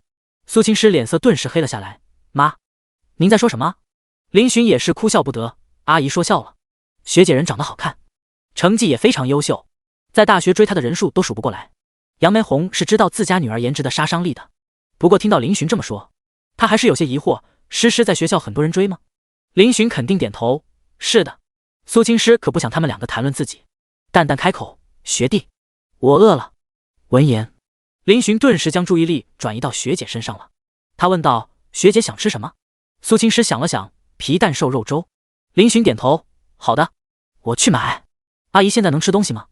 杨梅红现在的状态还是比较好的，只是身体有些虚弱，跟我一样的吧。我妈吃点清淡的就行。苏青诗替母亲说道。对对，那麻烦小林跑一趟了。杨梅红有些歉意的看着林寻。林寻连忙道，不用的阿姨，这是应该的。随即林寻离开了病房，去买晚餐去了。病房内，杨梅红有些好奇的看着自己女儿，没想到你居然这么快就谈上了。苏青诗淡淡道，遇见对的人，自然就在一起了。杨梅红眼中带着欣慰，小林人挺不错的，你也不要老是欺负人家，好好过日子。苏青诗无语，自己是老妈亲生的吗？我没有欺负她，顶多有时候让学弟睡沙发而已，这不算欺负吧？相反，这小学弟有时候跟个大灰狼似的，经常欺负他呢。想到什么场景，苏青诗俏脸升起一抹嫣红。杨梅红惊讶地看着这一幕，怪了，这才多久没见，自己女儿跟换了个人一样。嘿，小丫头还会脸红了？她不由得想歪了，于是严肃的道，你们两个还在读书，一定要做好措施，孩子什么的，等毕业再要也不迟。似乎每个父母都会这么说，而苏青诗何其聪明，一下子就 get 到了母亲说话的重点。她瞪大眼睛，脸色直接通红，您在胡说什么？什么措施？我们什么也没发生好吗？我懂。杨梅红露出一副我都懂得表情。苏青诗有些抓狂，她很少出现这种情绪，可是面对自己的老妈，她没有办法。小林人挺好，你们两个要是有孩子，一定也会是个颜值很不错的娃娃。杨梅红又道了句。苏青诗不说话了，她生怕再说下去，自己老妈连孩子的名字都给定了。本来他们就没发生什么。没多久，大概20分钟左右，林寻回来了，他提着打包好的粥走到学姐身旁，由苏青诗喂杨梅红吃，后者吃完后，林寻喂学姐吃，苏青诗又喂林寻吃，这可把杨梅红看得都露出了一抹笑。一顿粥结束，杨梅红困意上来了，就休息了。两人也是出了病房门。第130，这就是拉丝吗？两人在医院的走廊找了个位置坐下。林寻发现学姐一直在偷看自己，他看着她，学姐，我脸上有花吗？苏青诗收回目光，淡淡道，我看我家男朋友不行吗？林寻一愣，随即嘿嘿一笑，行啊，当然行。说完，他忽然凑近学姐，在她脸上亲了一口。苏青诗反应还挺大，她瞪大眼睛，呆呆地看着他，突然亲我干什么？林寻笑嘻嘻道，我亲我女朋友怎么了？苏青诗眼睛眯起，露出一丝危险。林寻心中暗道不妙，完蛋，又作死了。可是好刺激怎么办？林寻，学姐生气的时候喜欢叫学弟的名字。在的学姐林寻凑了过来，贴着他，露出一副无辜的表情。苏青诗冰冷的道，别以为装无辜就能蒙混过关。林寻脸色一垮，我错了学姐。苏青诗挑了挑眉，错哪了？林寻正色道，不该没有经过学姐的同意偷亲学姐，下次必须经过学姐同意。苏青诗脸色微红，油嘴滑舌，学姐干嘛？苏青诗淡淡的看着他。林寻嘿嘿一笑，想亲亲学姐。苏青诗脸色一僵，噗！这时一旁忽然传来一道窃笑声，两人一惊，下意识顺着声音看了过去，只见在距离他们几个座位的椅子上，一名大概30岁左右的年轻女人正好笑的看着他们，她怀中还抱着一个婴儿，婴儿朝他们露出天真的笑容，没有牙齿的笑容。苏青诗脸色顿时尴尬起来，她凉凉的视线扫在林寻脸上，却发现林寻此时的表情比她还要想哭，顿时心情愉悦起来，嘴角掀起一抹笑容。林寻欲哭无泪，丢人丢到外面来了。学姐，咱们走吧。去哪？出去透透气，这里不好吗？求你了，学姐。哼，流氓！走出医院的大门，林寻深吸一口气，新鲜的空气入鼻，顿时一阵神清气爽，还是外面的空气好吸啊！他不禁感叹。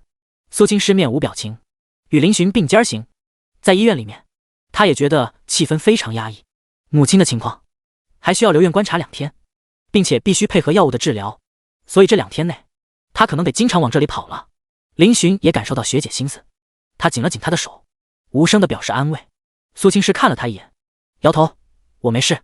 林寻是能理解学姐的，毕竟学姐没有了爸爸，妈妈对他来说可能是坚如磐石的存在，稍有点松动就能让他不知所措。高冷学姐在人前高冷，在妈妈面前只是个小女孩而已啊。2人在外面闲逛了一圈，就返回了病房里。此时杨梅红正睡得正香，林寻轻轻地凑到学姐耳边，学姐，我给你订张床，咱们今晚在这里守着吗？苏青师想了想，道，可以，不过你就不要跟我一起了，回出租屋睡吧。林寻一愣，为什么？苏青师轻声道，我一个人留下来就够了。不得，学姐在哪我就在哪。林寻坚决拒绝道。苏青师黛眉微蹙，看向他，听话。学姐听话。林寻摸了摸学姐的秀发，用哄诱的语气说道。苏青师清冷的小脸顿时呆呆的，学弟突然间的温柔直接击中他的心田深处。完蛋，他要被攻略了。学弟，不要！闹子还没开口，林寻就精准的让他闭上了嘴。至于用什么方式让他闭嘴，这就显而易见了。苏青师瞪大眼睛，猝不及防，带着一丝难以置信。学弟，你反悔也太快了吧，他还没同意呢，你怎么能突然亲过来？事实证明，在这一点上，他已经不能相信林寻的鬼话了。不过苏青师并没有抗拒林寻，半推半就的闭上眼睛，配合他扬起俏脸，任君采摘。可惜这一幕，还在睡觉的杨梅红并不能看到。几分钟后，林寻缓缓离开了学姐的唇，带走一丝晶莹，连着2人的唇，藕断丝连。这就是拉丝吗？林寻深情地看着他的学姐，苏青师俏脸已经通红一片，他眼中那层水光，加上茫然、羞涩各种情绪，让他看起来十分诱人。林寻心中一股莫名的欲火焚起，是要将他灼烧。学姐也太诱人了，明明每次想克制，都无法控制自己，看见学姐就想亲她。学姐，我能留下来了吗？林寻笑意盈盈地看着他，眼中带着一丝意犹未尽。苏青师脸色一变，仿佛他回答否，这个霸道的学弟就要再次亲过来一样。流氓学弟！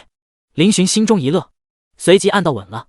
他发现学姐比起当初变化太多了，她的脸上不再是单一的清冷以及面无表情，开始生动起来。学姐越来越小女孩化了，不，这应该就是她深藏在她内心的真实人设。她还需要努力，把学姐好好改变，让她每一天脸上都充满笑容。2人决定在这里过夜，林寻就去额外订了2张床。有钱什么都好说，这里的病房不是很舒服，但是好歹能睡人。期间杨梅红醒了一次，她要去上厕所，苏青师扶着她去的。前者发现他们2个小年轻就睡在自己旁边时，脸色复杂，他突然也有点后悔了。生病了不但自己受苦，还累着自己的孩子们。杨梅红连忙对林寻表达了谢意，同时他对林寻的印象也越来越好。第2天周末，2人都没有课。经过1天的休息，杨梅红已经好多了，在他的要求下打算出院。这一切当然还是要苏青师的同意。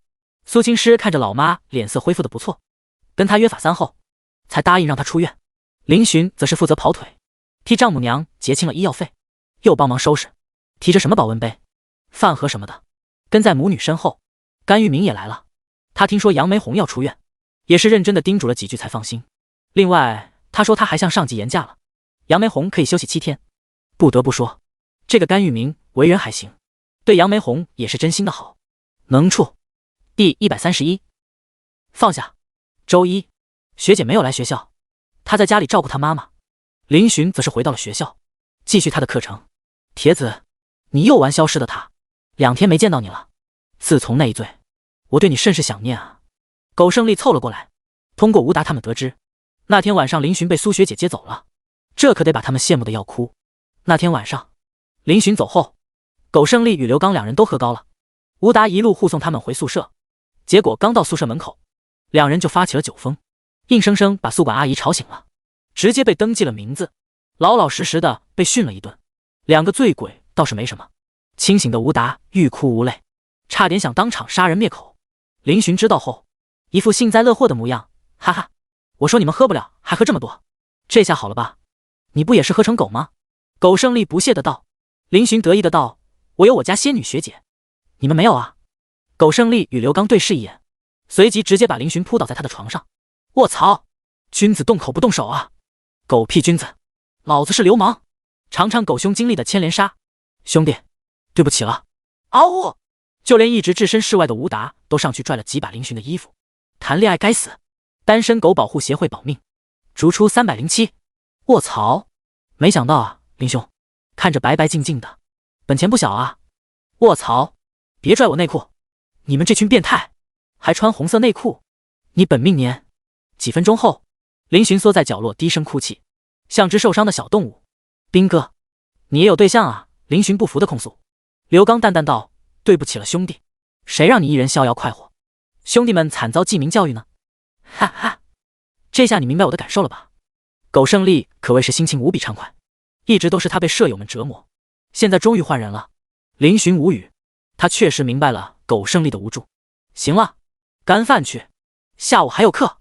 刘刚一副没事人一样，招呼着众人，几人屁颠屁颠的跟了上去。吃过午饭后，几人开始睡午觉。周一是补充元气的时候，众人都是无比疲惫。对了，林兄，咱们报名运动会已经成功了，名单已经下来了。刘刚忽然说道。林寻有些意外，这么快？刘刚点头，只是院级的名单，这次报名的人数还是比较多的，所以学院这边决定周五进行一次摸底。周五啊，还有5天，所以下午咱们下课之后就去操场锻炼。可以。苟胜利从被窝里面探出一颗狗头，我们是不是只有一场4×400？你们是的，我还有一项400米。林寻嗡声道。啧，那就是要冲2趟，心疼你1秒。苟胜利同情的看着他，这有什么？我还有好几项呢。刘刚笑了笑，说实话，要不是比赛有冲突，他所有项目都想报一遍。行，那咱们好好练，赢了拿奖，贴在宿舍门口，光宗耀祖。苟胜利期待的道。下午的课很快，4点就结束了。307 4人来到了操场，将行李统一放在一起。咱们先慢跑几圈热身。刘刚穿着一件黑色背心，露出健壮的肌肉，男友力十足。林寻3人都是露出羡慕之色。兵哥这肌肉，一拳能打爆2个狗兄了吧？擦，为什么要用我做比喻？哈哈！刘刚得意的屈臂，肱二头肌跟个柚子似的。只要你们自律一点，天天锻炼，还是有希望拥有像我一样的身材的。特别是狗兄你身上的瓢有点多，剪下来很容易见到腹肌，到时候妹子还不是大把。苟胜利眼睛一亮，有些异动，不过很快他就撇了撇嘴，算了吧，减肥多累啊，我还是做微胖男神吧。刘刚无语。林寻也想拥有一身肌肉，但是他不可能天天锻炼，要他自律也很难。当然，让他天天爱学姐，他觉得很容易，嘿嘿。林兄你笑什么这么淫荡？没有啊。原地热身之后，4人成一束开始慢跑起来，由林寻在第一个，后面是吴达、苟胜利，刘刚在最后面。现在只有4点半多一点，但是操场上已经有许多人在热身了，还有好几个女生穿着紧身运动背心，露出一双修长的大长腿，姣好的身材显露无遗，吸引了许多男生的注意。更有几个体育生脱了上衣，露出6块腹肌，挥洒汗水，同样也吸引女生的目光。没有人不喜欢看身材。晴晴，你看，那不是林寻吗？跑道上，一名女生指着慢跑中的林寻，她身旁是许久未见的苏晴，女生是苏晴的室友，叫张平，跟她关系不错。苏晴闻言也是看了过去，果然看到了林寻，她眼中有抹惊喜一闪而过，不过想到什么，这抹惊喜就被苦涩替代。曾几何时，她与林寻之间已经陌生的连朋友都算不上了。她好几次约林寻出来，后者都一一拒绝了，就连她的生日她都没有来。那个曾经满眼是她的男孩，现在已经放下她了。苏晴摇了摇头，她现在也想通了，既然已经过去了，不是她的，那么怎么争取都不会有结果。她该放手了。她现在的目标只有一个，那就是变得越来越优秀。他们好像也参加了运动会，我在名单上看到他的名字了。张平好奇的道。是吗？苏晴没有多想，他也参加了项目，分别是跳高跟100米短跑。他高中时也参加过，身体素质还算不错。这次参加运动会算是为了学分，就算没拿到名次也能混个参与分。当然，他听说校花苏青师也报名了，这个消息让他战意十足。他想证明自己，证明他并不比校花差。走吧，我们也热身去。苏晴对着张平道。两人开始上道，刚好遇见跑完一圈的林寻几人。林寻看了一眼苏晴，后者也看向他。林寻面色平静，对他轻轻点头，算是打招呼。苏晴嘴角淡淡的勾起一抹笑容。林寻，我也决定放下你了。第132亲密的昵称，狗剩兄，你还行不？慢跑了5圈下来后，307人的体能排名也不自觉地显露出来。刘刚面色平静，一点事都没有，额头轻微出汗。林寻与吴达都是有些微喘，不过也没有太大的幅度。而苟胜利大概也是许久没打篮球了，出了许多虚汗，还有些岔气。苟胜利摆了摆手，没事，小问题，岔气是正常的。开玩笑，他怎么可能承认自己不行？必须行啊！得，那咱们拉伸2分钟活动一下，准备冲圈。刘刚说到冲圈时，语气有些兴奋。林寻3人面无表情，他们能够从刘刚的表情中看到一丝如恶魔般的邪恶。这好像哪里不对，到底是哪里不对啊？上道！2分钟后，刘刚一声喝下，他率先站到了起点，林寻几人跟着他走，也站在起跑线。刘刚抬起手，拨弄着他的运动手环，道：第一圈，争取在1分钟10秒以内回来。普通人跑400米，1分10秒也是一道分水岭了，很难突破。没有点运动细胞，怕是进不了。果然，林寻几人都是露出一副凝重的神色。准备走！喝声落下，刘刚等林寻3人冲出去后，才露出一抹笑容，跟了上去。第一圈，几人都是用出吃奶的劲拼了命的狂奔，速度都很快。但是过了第2个弯道时，他们的速度明显的降了下来。也就在这时，刘刚突然加速，直接将3人反超，随即拉开了10几米的距离。林寻此时也是难受无比，但是他还是坚持着一股劲，潜意识告诉自己一直加速，只是腿越来越软，渐渐的使不上劲。刘刚毋庸置疑的第一个冲过终点，他还抽空抬起手看了一眼时间，58秒，还行，虽然比他在部队里慢一些。他深呼吸，调节着自己的节奏，回身望向几个室友，林寻在第2，吴达在第3，苟胜利在第4。不过他距离吴达很近，而且他还在这时突然加速，没几秒就把吴达超了。林寻第2个迈过终点，1分11秒，1分15秒，1分17秒。刘刚给他们报了成绩，3人此时已经累成狗了，不断往外吐着口水，仿佛下一秒就会肺炸而亡。刘刚笑眯眯道：不错不错，跑这么快也有点出乎我意料，他们的素质跟里面的第2年兵大部分差不多。林寻眼中带着呆滞，太累了，我感觉这一趟跑得很难受，是怎么回事？之前他也跑过400米，但是没有现在这么难受啊。刘刚笑道：因为这次有计时，你们会紧张，我不行了，我退出。苟胜利如同饥渴的恶狗一般吐着舌头，双目无神的哀嚎，这才哪到哪啊？刘刚无语到了句，见兄弟们都累了，他道：咱们休息一下，再来几趟，晚上请兄弟们喝水。此言一出，几人顿时来劲了，能嫖到基友的饮料，不嫖白不嫖。哼，算你上道，不然为父早就跑路了。苟胜利眼中勉强有些亮光，抱怨道：不测不知道，一测吓一跳啊，原来运动怎么累，他还是喜欢躺在被窝里玩枪。林寻与吴达就是太累了，不过很快就休息好了。他们3人都没有放弃，苟胜利当然是舍命陪君子了。第2趟刘刚没有跑，而是成了教练般的人物，站在终点指点江山。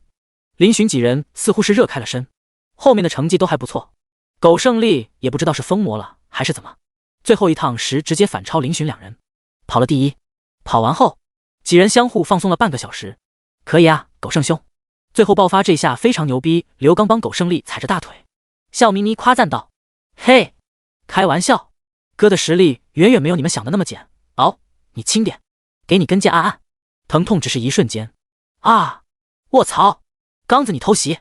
林寻趴在草坪上，享受着武打给他放松，他则是拿着手机给学姐发信息：亲爱的男朋友，学姐在干嘛？苏青师刚从卫生间出来，就收到了林寻的信息。他看着那亲密的昵称，挑了挑眉。亲爱的男朋友，这个昵称当然不是他换的，是林寻求了好久，最后亲自动手，并且强硬威胁他不能更改，这才保留下来。当然他也不会因为一个昵称而计较，毕竟2人是真的情侣关系，用亲密的昵称也正常。想了想，他回复：亲爱的女朋友，在想你。林寻当即笑了起来，学姐还挺会，所以他给学姐的昵称为什么是亲爱的女朋友呢？很简单，因为学姐给他的昵称是亲爱的男朋友，所以他就把学姐的昵称改成是亲爱的女朋友了。嘿嘿，我真是个小机灵鬼。亲爱的男朋友，我也想你的学姐。亲爱的女朋友，我记得你下午没课。亲爱的男朋友，在锻炼。我们宿舍参加了4×400米接力，正在训练呢。亲爱的女朋友，注意安全。亲爱的男朋友，好的学姐。对了，阿姨身体怎么样？苏青师回复挺好的。林寻一边打字，嘴角还抑制不住笑容。一旁的苟胜丽直接看不下去了，凑了过来，干什么呢？这么开心？林寻淡淡道：当然是跟学姐聊天啊。苟胜丽无语，无语。你们隔着屏幕还能撒狗粮？谈恋爱真的这么狗吗？怎么能这么说呢？等你找到女朋友，你就明白了。林寻一副高深莫测的表情。滚！谈恋爱？我是那种把青春浪费在谈恋爱上的男人吗？谈恋爱还没摸枪好玩。苟胜丽不屑的道：经常摸枪伤身体啊。狗兄林寻劝他三思。我的身体倍儿棒，死不了。一旁的吴达脸色有些古怪，不知道的人还以为他们在开车呢。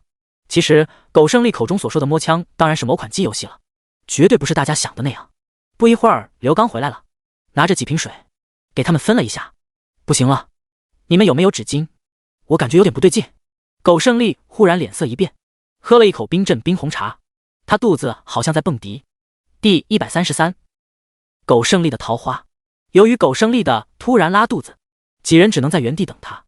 苟胜兄这肠胃不行啊，看来适合吃软饭了。以苟兄的颜值，这软饭不好吃啊。没多久，苟胜丽就回来了，不过他脸上带着一抹愤怒。咋了这是？林寻好奇地问道。别提了，遇到个女流氓。苟胜丽脸色黑黑的道。闻言，其他三人顿时八卦心起来了，好奇地看向他，怎么个事？苟胜丽无语道：刚才我不是去上厕所吗？马德居然迎面撞上一个女生，好家伙，当时直接给我干懵逼了。他是从男厕走出来的啊。然后呢？他该不会是人妖吧？林寻几人眼睛一亮。苟胜丽摸了摸鼻子，应该不是，那里那么疯。嗨嗨，我怎么知道？他脑子简直有病。我寻思着跟他道歉，结果他二话不说甩我一巴掌，吼了句流氓就跑了，老子直接风中凌乱。天哪，还能这样玩？明明是他走错厕所，他先撞我的，还先下手为强，说我是流氓。你们看我长得像流氓吗？苟胜丽越说越激动，他质问地看着几个室友，几个室友默契的沉默。苟胜丽此时的沉默让他震耳欲聋，所以总结的说：你被一个女生打了。刘刚总结了一下，脸色古怪的道。苟胜丽脸色黑了一下，你是会总结的，下次不要总结了。有没有记清楚对方的样子？林寻问道。闻言，苟胜丽沉默良久一下，随即他露出思索的神色。样子好像挺漂亮的，高高瘦瘦的，但是某个地方不瘦，就只有这些，不多。见他的模样，林寻翻了个白眼，吃闷亏吧。切，等我再遇到他，肯定会认出来。行了，过去就过去吧，就当是撞墙上了。操，刚子你这话怎么能这么说呢？墙哪有这么软？哦，这么软。干饭干饭。走。一行人收拾东西就朝食堂走去。另一边，苗苗，你怎么了？一个穿着 JK 制服的女生好奇地看着自己闺蜜。女孩长相甜美，颜值能秒杀大部分的女生，一双弯月般的明眸仿佛会说话一般。不过此时她脸色却是非常难看。别提了，遇到个变态。林苗苗鼓着小脸，愤愤的道。一听闺蜜遇到变态， JK 女生顿时脸色凝重，怎么回事？跟我说说。林苗苗当即把事情的经过说了一遍。所以你去的是男厕？ JK 女生有些古怪的看着她。林苗苗一瞪眼，老杜，这是重点吗？重点不应该是那家伙他抓了我。说到这里，她连忙闭嘴，小心翼翼的看了一眼四周，确定没人后才撇了撇嘴。那家伙太过分了。杜灵儿苦笑一声，其实好像应该他也不是故意的吧，撞到一起难免会有身体接触，无法避免啊。而且你不是打了人家一巴掌吗？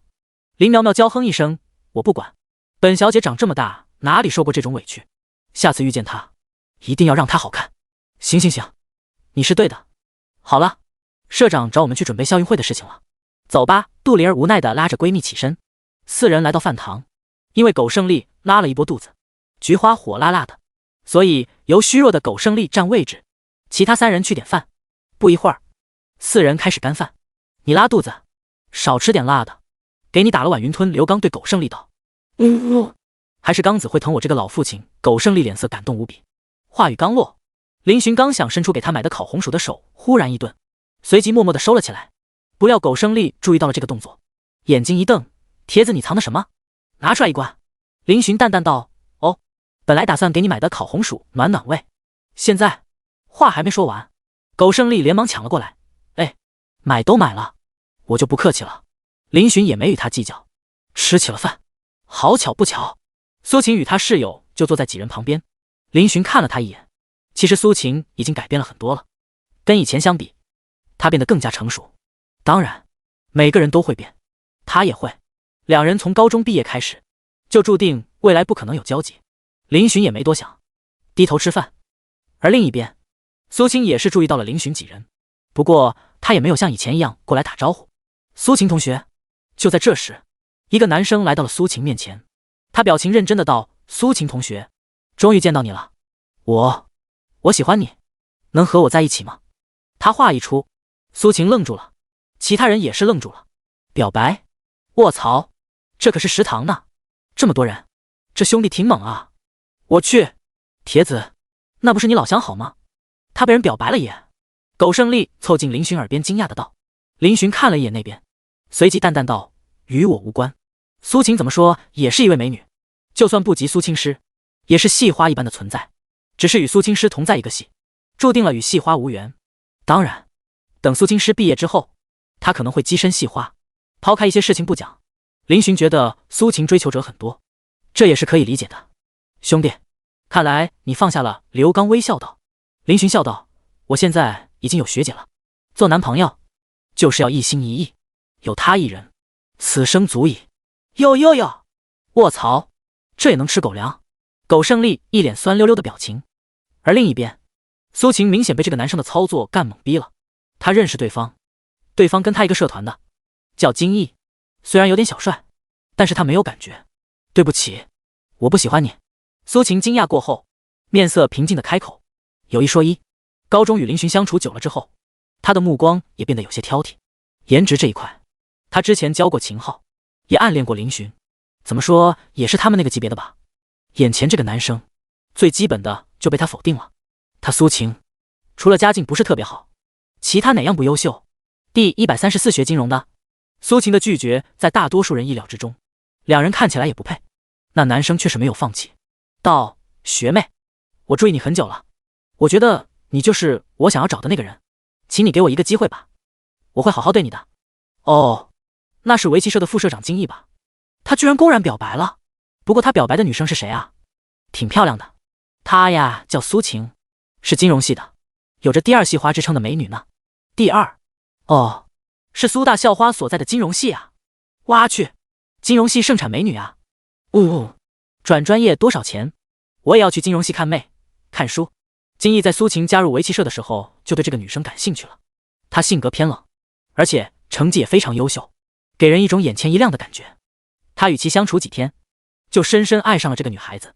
他觉得自己的爱情来了，他自己能够当上副社长，本人也很优秀，许多女生对他表达心意，都没有遇到合适的。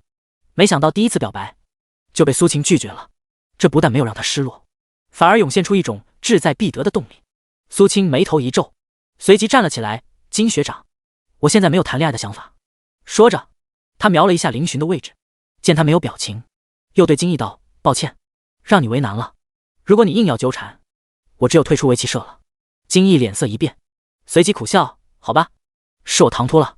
苏晴没有再看他，端起还没吃完的饭就走了。他室友看了一眼金毅，又看了一眼林寻，也跟着苏晴走了。金毅看着苏晴的背影，眼中有些失望，没想到这女生还有这样的一面啊。跟铁子面对面的时候，完全是两个人。苟胜利摸着下巴思索道：这难道就是三角恋吗？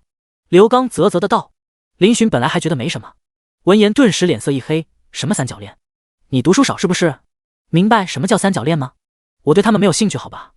哈哈，说得对，毕竟铁子拥有整个南大最漂亮的女朋友，怎么可能对那些庸脂俗粉感兴趣？苟胜利哈哈一笑，好巧不巧，这话被路过的几个女生听到，顿时招来一阵鄙夷的目光。林寻与刘刚三人默默地挪到另一边，远离了苟胜利，仿佛不认识他一般。反了你们！苟胜利怒目而视。吃完饭后，几人回到了宿舍，轮流洗漱。由于2个卫生间都有淋浴洒，2人同时洗没有问题。吴达与苟胜利先进去洗了，刘刚因为运动量没达标，自己举着哑铃加练。林寻则是坐在电脑桌前，他双手撑着下巴，手机在他面前竖靠着，正在打视频。视频那边，他老妈正在敷面膜，趴在沙发上，老爸林霸天正跨坐在老妈背上，帮他按摩推背。那副狗腿子的模样，很难想象他就是龙国首富，传说中的狠人大帝林霸天。你小子这是什么眼神？林霸天抽空看了一眼林寻，发现这小子居然在戏谑地看着他，顿时笑脸一收，瞪着虎目。林寻连忙正色道：没有啊，我这是在夸赞老爸这么爱老妈。哼，那还用你说，谁不知道我林霸天最疼老婆？林霸天傲娇的道：得了得了，跟儿子吹嘘什么？也不嫌害臊。顾妍妍翻了个白眼，林霸天悻悻地缩了缩脖子，连忙全方位服务。老婆这里力道合适吗？还行。对了，儿子，在学校怎么样了？林寻笑道：还好，刚收假没多久，都是正常上课，没有什么其他的事情。那就行。咦，怎么感觉你变黑了许多？顾妍妍瞪着卡姿兰大眼睛，好奇的道：他哪里黑了？这小子还不是白白嫩嫩的。林霸天挑了挑眉，谁料下一秒就被顾妍妍踹了一脚。林寻也是觉得自己有些黑了点，可能是因为这段时间天天户外跑步，在暑假的时候他闭关健身，整个人白了不少，所以现在父母看起来可能有点差别。他解释道：哦，是这样的，我最近一直在跑步，太阳也挺大的，所以就晒黑了点。哎呦，天气这么热还跑什么步啊？直接去健身房就行了啊，办张包年超级会员卡，万一中暑了怎么办？顾妍妍一脸心疼。林寻与林霸天同时眼角抽了抽。林霸天，老婆，你以前不是这么说的。林寻，我啥时候这么娇贵了？记得以前读高中的时候，为了自己不生病，老妈周末就赶他们父子去公园跑步，现在不装了摊牌了，就把他往娇贵的养。林寻淡淡道：妈你放心吧，我好报名了学校的校运会呢，这周5要测试。校运会？顾妍妍眼睛一瞪，你闲的没事干吗？万一受伤怎么办？校运会参加那玩意儿，还不如好好陪陪我儿媳妇呢。林霸天眼睛一亮，校运会啊，很多年没有参加了呢。当年他作为最后一排出战，为班级斩获多项金牌，班主任还经常表扬他呢。林寻有些意外，老妈，你是不是知道了什么？顾妍妍不屑一笑，你还想瞒着我？你跟那个女孩子在一起了吧？林寻沉默，本来还想瞒着父母一段时间，没想到老妈消息这么灵通，应该是森林皇庭告密，错付了。什么在一起了？什么儿媳妇？我怎么不知道你们母子俩在说什么？林霸天一头雾水，顾妍妍并没有告诉他，哼道：就你这情商，知道已经晚了。林霸天在顾妍妍的逼问下，林寻才坦白了。顾妍妍让林寻有时间一定要带着女朋友回家吃个饭，后者也答应了。倒是林霸天听到儿媳妇是金融专业时，眼珠子转得很欢快，一看就知道在憋什么坏主意。挂掉电话后，林寻刚准备洗澡，一个视频邀请出现在屏幕，一看是亲爱的女朋友。林寻连忙接通：学姐，晚上好呀。晚上好，学弟。第135。又见林苗苗。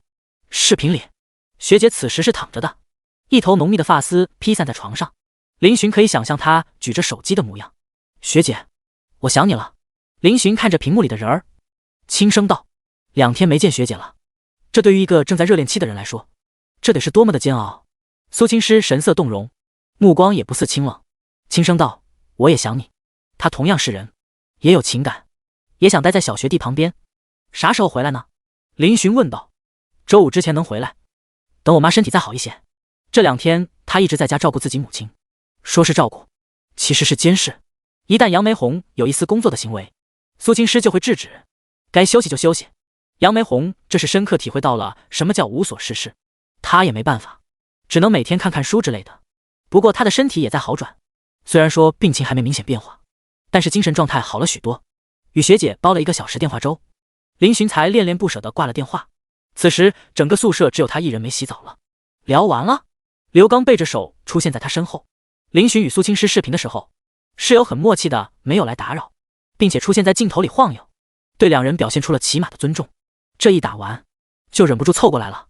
林寻还以为他有事，问道：“咋了，兵哥？”刘刚啧啧叹道：“说实话，连我这个有女朋友的人都羡慕你。”林寻脸上露出笑容，热恋期就是这样，比较黏对方。听说苏学姐也参加校运会？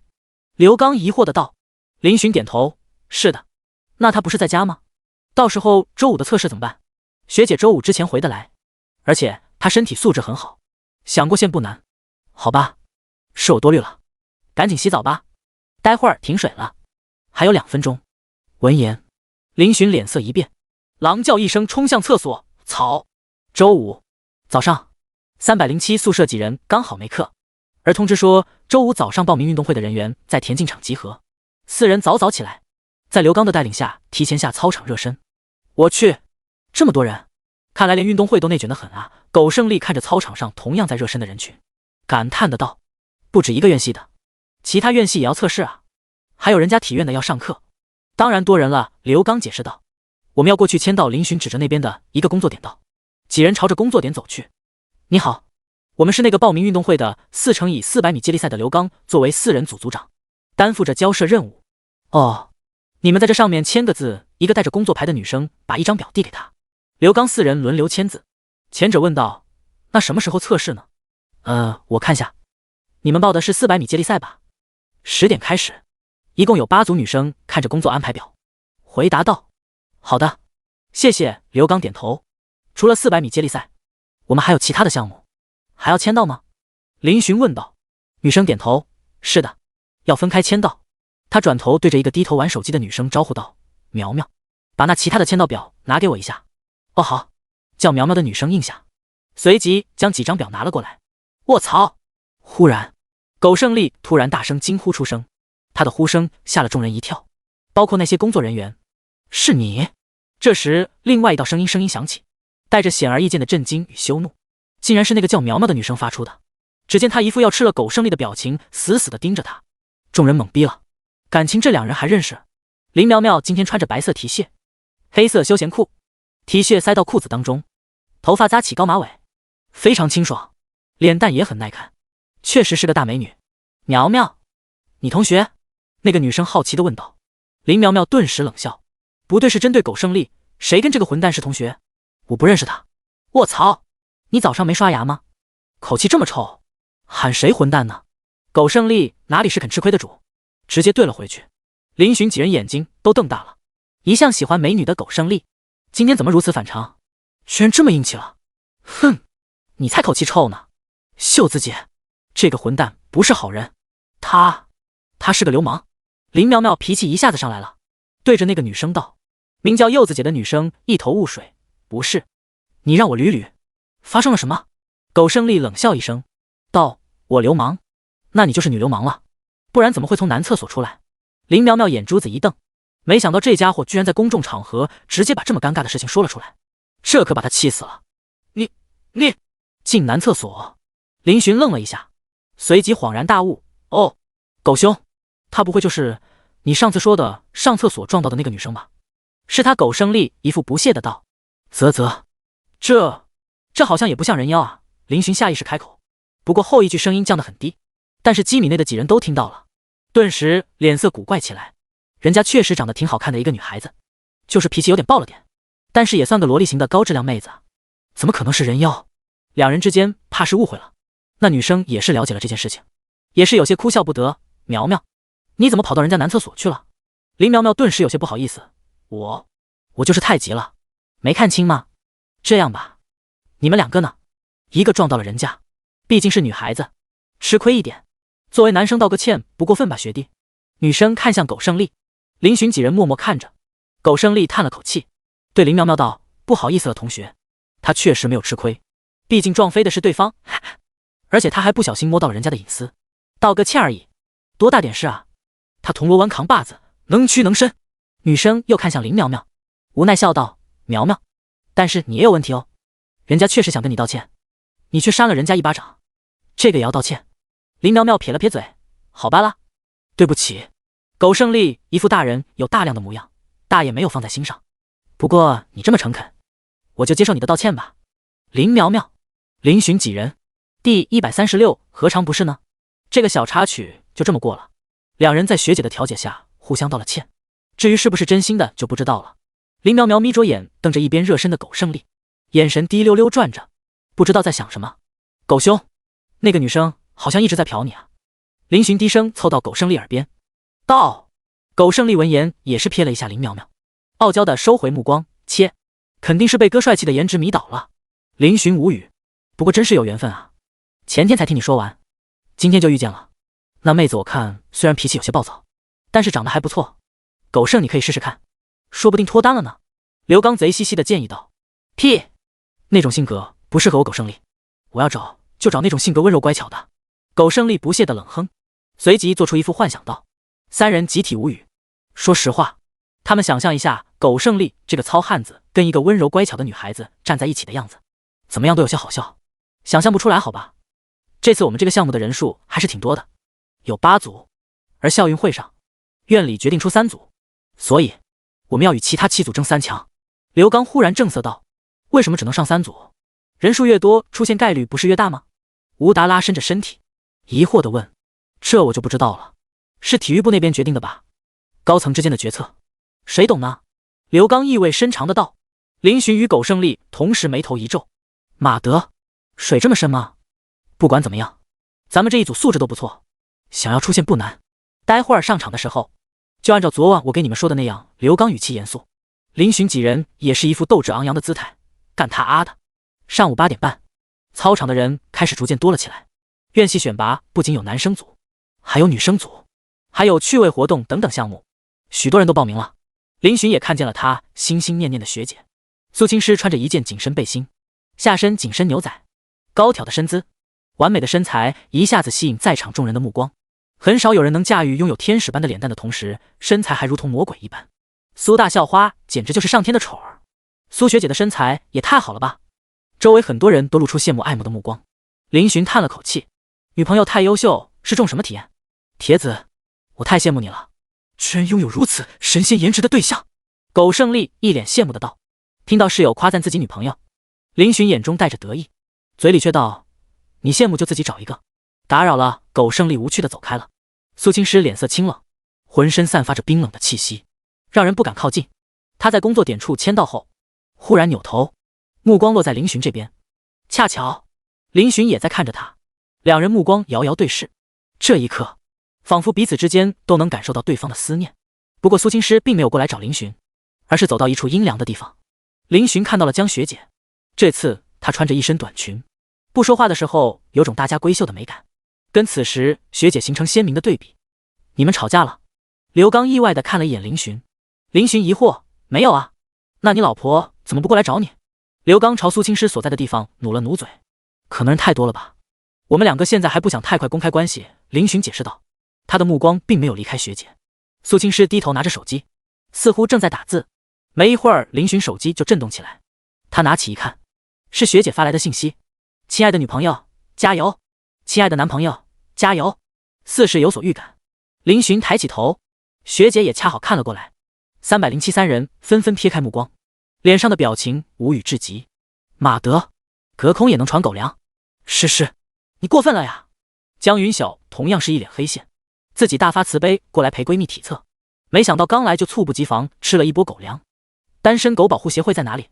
苏青师收回目光，淡淡的瞥了他一眼，你也找一个。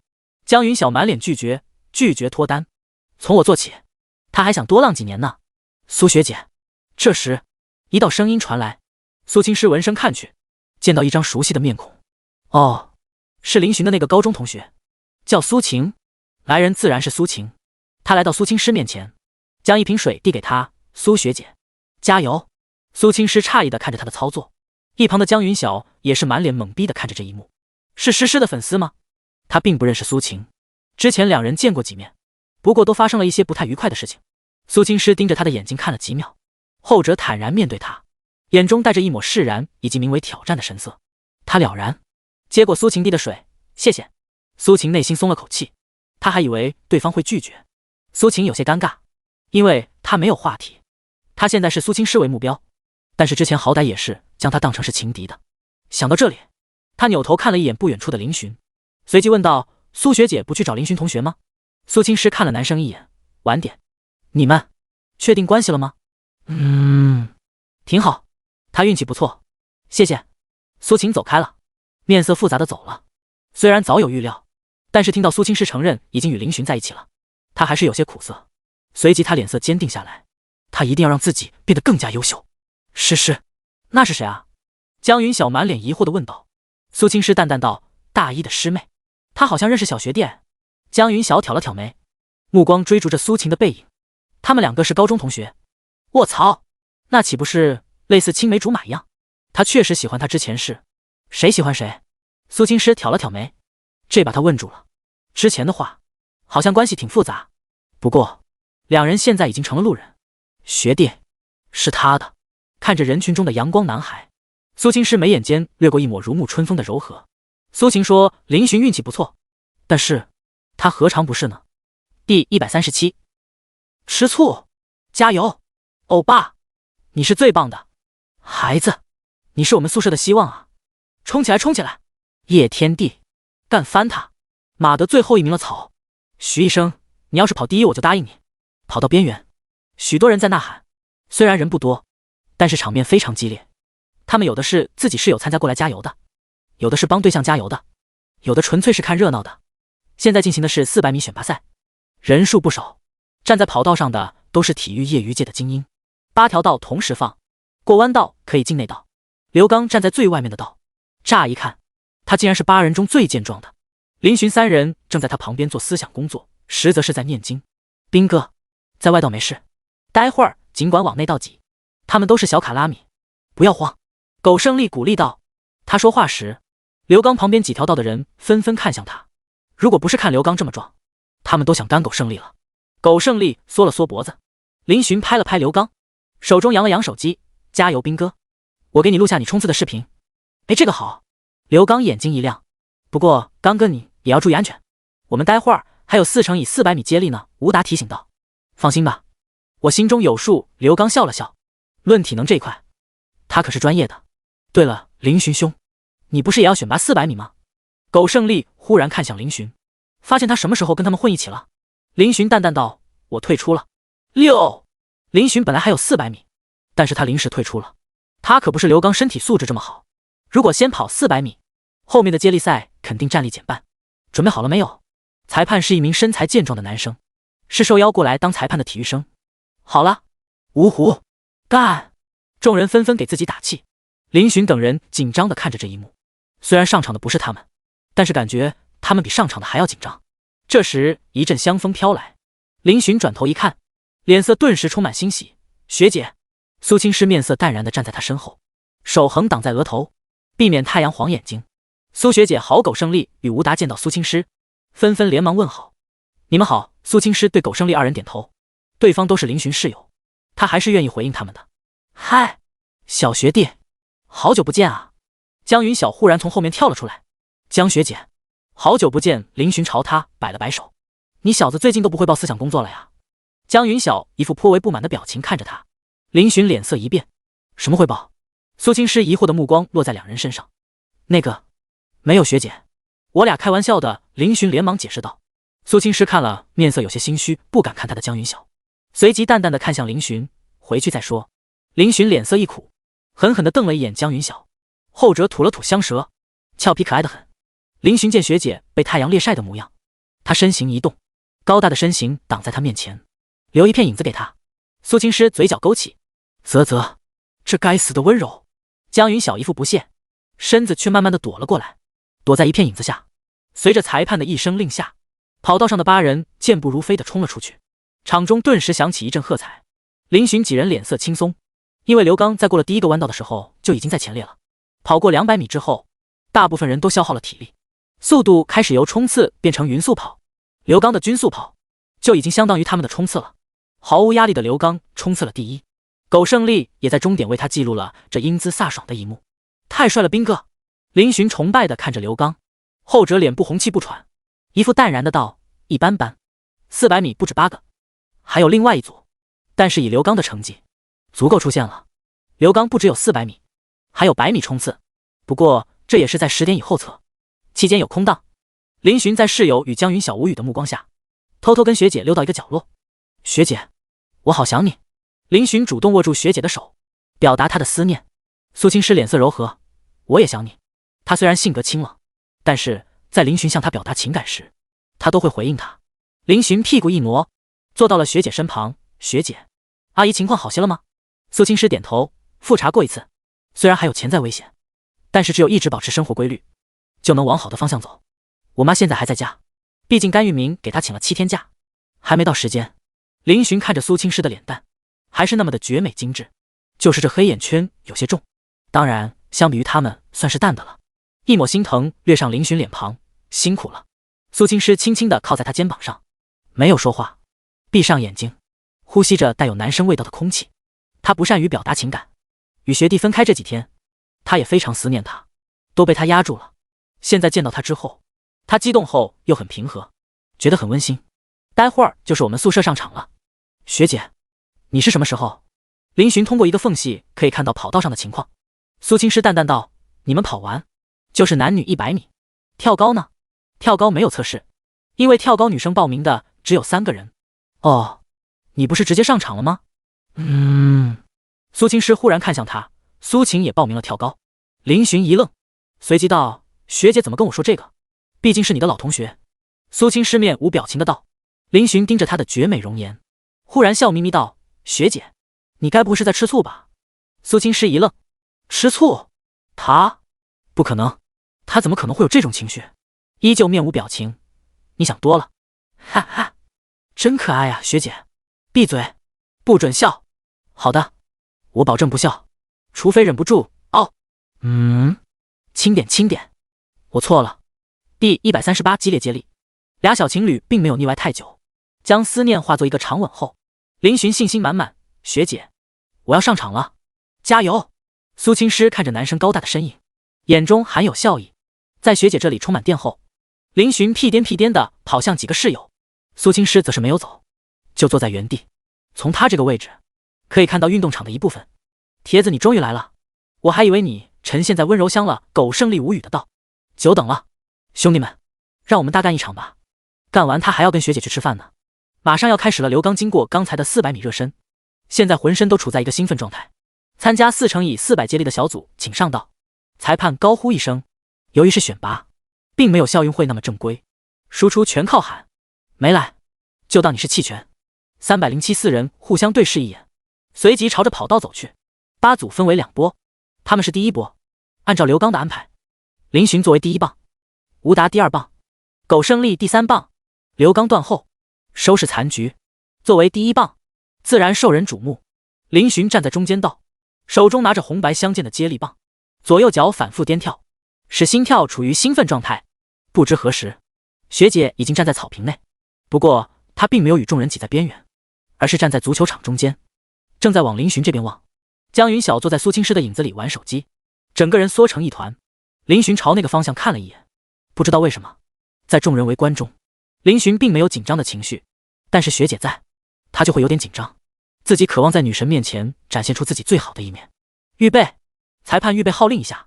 肩负第1棒的4人神色顿时凝重起来。这么多妹子在场，这是他们的荣誉一战，每个人都展现出最帅的一面，自认为跑。随着裁判一声令下，林寻4人同时起步，狂奔出去。由于提前热过身，4人在前面200米时都不相上下。苏青诗脸色清冷，眼神却温柔地追逐着场上拼命冲刺的林寻。就连一旁的江云晓此时都站了起来，望着林寻那边大喊几声加油，好像他才是林寻女朋友一样。400米仿佛不变的横率，冲过200米左右的时候，速度都明显慢了下来。林寻的素质算是比较好的，可能也是第1棒的实力并不强，他目前还在第2的位置，超出第3名10几米，距离第1名5、6米左右。对方还在加速。林寻喉咙火辣辣的痛，感觉喉咙一阵血腥味，不过他眼神死死地盯着第1名。刘刚说过，如果落后时不要紧张，咬紧前一个对手，找寻机会反超。他跟着第1名的步伐，很快来到了最后的直道。最后的冲刺，林寻闭起眼睛大喊了一声，速度开始提升，但是他的对手也不弱，在林寻准备超过他的时候，忽然也开始加速。2人几乎是肩并肩跑，边跑边看向对手。场外许多人为他们欢呼。没办法，林寻的颜值这一块拿捏的死死的，吸引了一部分妹子的欢呼。第二棒已经在内道准备好了，吴达此时也是额头冒汗，同样紧张。林寻与另外一名男生几乎是同时到达终点，将棒交接出去。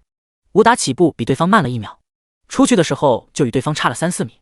林寻剧烈喘着粗气，他感觉自己腿软小脑麻，脸色有些发白的朝草坪走去。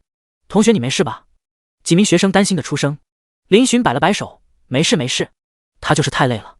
真正到了比试的时候，最后100米腿软的不行，他现在只想躺平，脑子乱糟糟的。学弟，一道清淡的声音响起，苏青师已经在他面前蹲了下来。林寻抬起头，一张纸巾就盖在他额头。苏青师正轻轻地替他擦拭着冒出的汗水。学姐，我尽力了，很棒，嘿嘿。这一幕直接震惊了吃瓜群众，校花居然主动为一个男生擦汗，疯了吧？是不是起猛了，出现幻觉了？不过有些人认出那个男生，知道他是校花的绯闻对象，并没有太多的惊讶。一些人不认识他们的都震惊3观了。校花的一个举动，就让他们忘却了正在赛道上展现自己的运动员们。林寻也缓过神了，他接过学姐的第2张纸巾，道了声谢谢。他看到四周不断有视线扫在2人身上，没有在意，挣扎地站了起来，看向跑道上。吴达已经开始最后的100米冲刺了，苏青师与江云晓也是在林寻身旁没有离开，两人目光也是放在赛道上。苏青师看了一眼跑道，就把目光落在林寻身上。这家伙这么累了，还有心思看室友比赛。吴达，加油，快啊，老铁！林寻与苟胜利都在呼喊。吴达距离第1名只有4、5米，从一开始就没有反超，但是也没有落后太多。操！苟胜利接过棒的时候，低吼一声就拼命般的冲了出去。此时他距离第1名有10米，这波其实就看这2组的较量了。获得第1，那么就进2强；获得第2，可能会被踢出3强。所以想晋级，必须赢。干得好！接下来交给他们就行了。林寻扶着吴达，后者喘息喘着气，暂时说不出话来。他死死地盯着赛道上的苟胜利。苟胜利为了这波算是拼命了，他全程都在加速，面部已经狰狞无比，与第1名的距离也越来越短。哇，经典反超，那兄弟牛逼啊！怕是能反超第1名。人群惊叹出声。第3棒能够出现这样的反超，已经让人震惊了。那家伙还挺帅的嘛，工作点处。林苗苗也是关注着这一幕，见到正在跑的人是苟胜利时，他惊讶的道，在最后50多米的时候，苟胜利实现反超，速度还越来越快的朝第4棒冲去。好！林寻几人兴奋的欢呼起来。就在众人以为苟胜利即将传棒时，他人忽然一个踉跄，直接往前扑去，人群顿时惊呼出声。第139，奖励！啪！苟胜利摔倒了，距离第4棒只有7、8米。他因为冲得太快，导致惯性太大，刹不住身子。在众人反应过来时，苟胜利整个人扑到塑胶跑道上的同时，又翻滚了好几圈。而这个空隙，他被第2名反超。刚子！接着，苟胜利见到这一幕，脸色顿时狰狞起来，怒吼出声，连滚带爬将棒直接对向了刘刚。后者精准的接过，也是怒喝一声：“等我！”他直接冲了出去，依旧朝第1名追了上去。苟兄，你没事吧？林寻与吴达纷纷来到苟胜利面前。死！疼死老子了！铁子，快救我！苟胜利一脸痛苦，捂着自己的膝盖，他这一跤摔得比较惨，全身多处破皮，手掌、膝盖等地方都出了血。林寻与吴达连忙将他拉到场外。怎么了？他没事吧？几名女生连忙凑了过来，他们是金融系后勤部的，而林苗苗也在里面。天哪，出了这么多血，先去医务室吧。林苗苗皱眉的道。去个得儿！喂，麻烦别挡到我看比赛。苟胜利没好气的横了他一眼，道：你活该啊你！林苗苗俏脸一怒，伸脚踢了踢他。咋样了铁子？刚子追上了没？苟胜利紧张的问向林寻。后者盯着场中，点头，严肃的道：相信兵哥，我们赢定了。场中，刘刚在300米后就把第1名反超了，这种变故直接把第1名的团队看懵逼了。卧槽，这都是什么牛马？怎么全都会反超？刘刚超越对手时，他还回头看了对方一眼，眼神冷漠而轻蔑。下一秒，他直接将速度提示起来，几秒就与对方拉开了7、8米的差距，胜负一目了然。当刘刚冲过终点时，众人纷纷欢呼起来。爷，老子没白摔！苟胜利一脸激动，他的伤口出血已经结痂，大幅度动作让他吃痛的轻呼一声：“活该！”瞎叫唤什么？林苗苗冷哼出声，不过他却是俯身蹲下来，掏出纸巾替苟胜利擦掉淤血。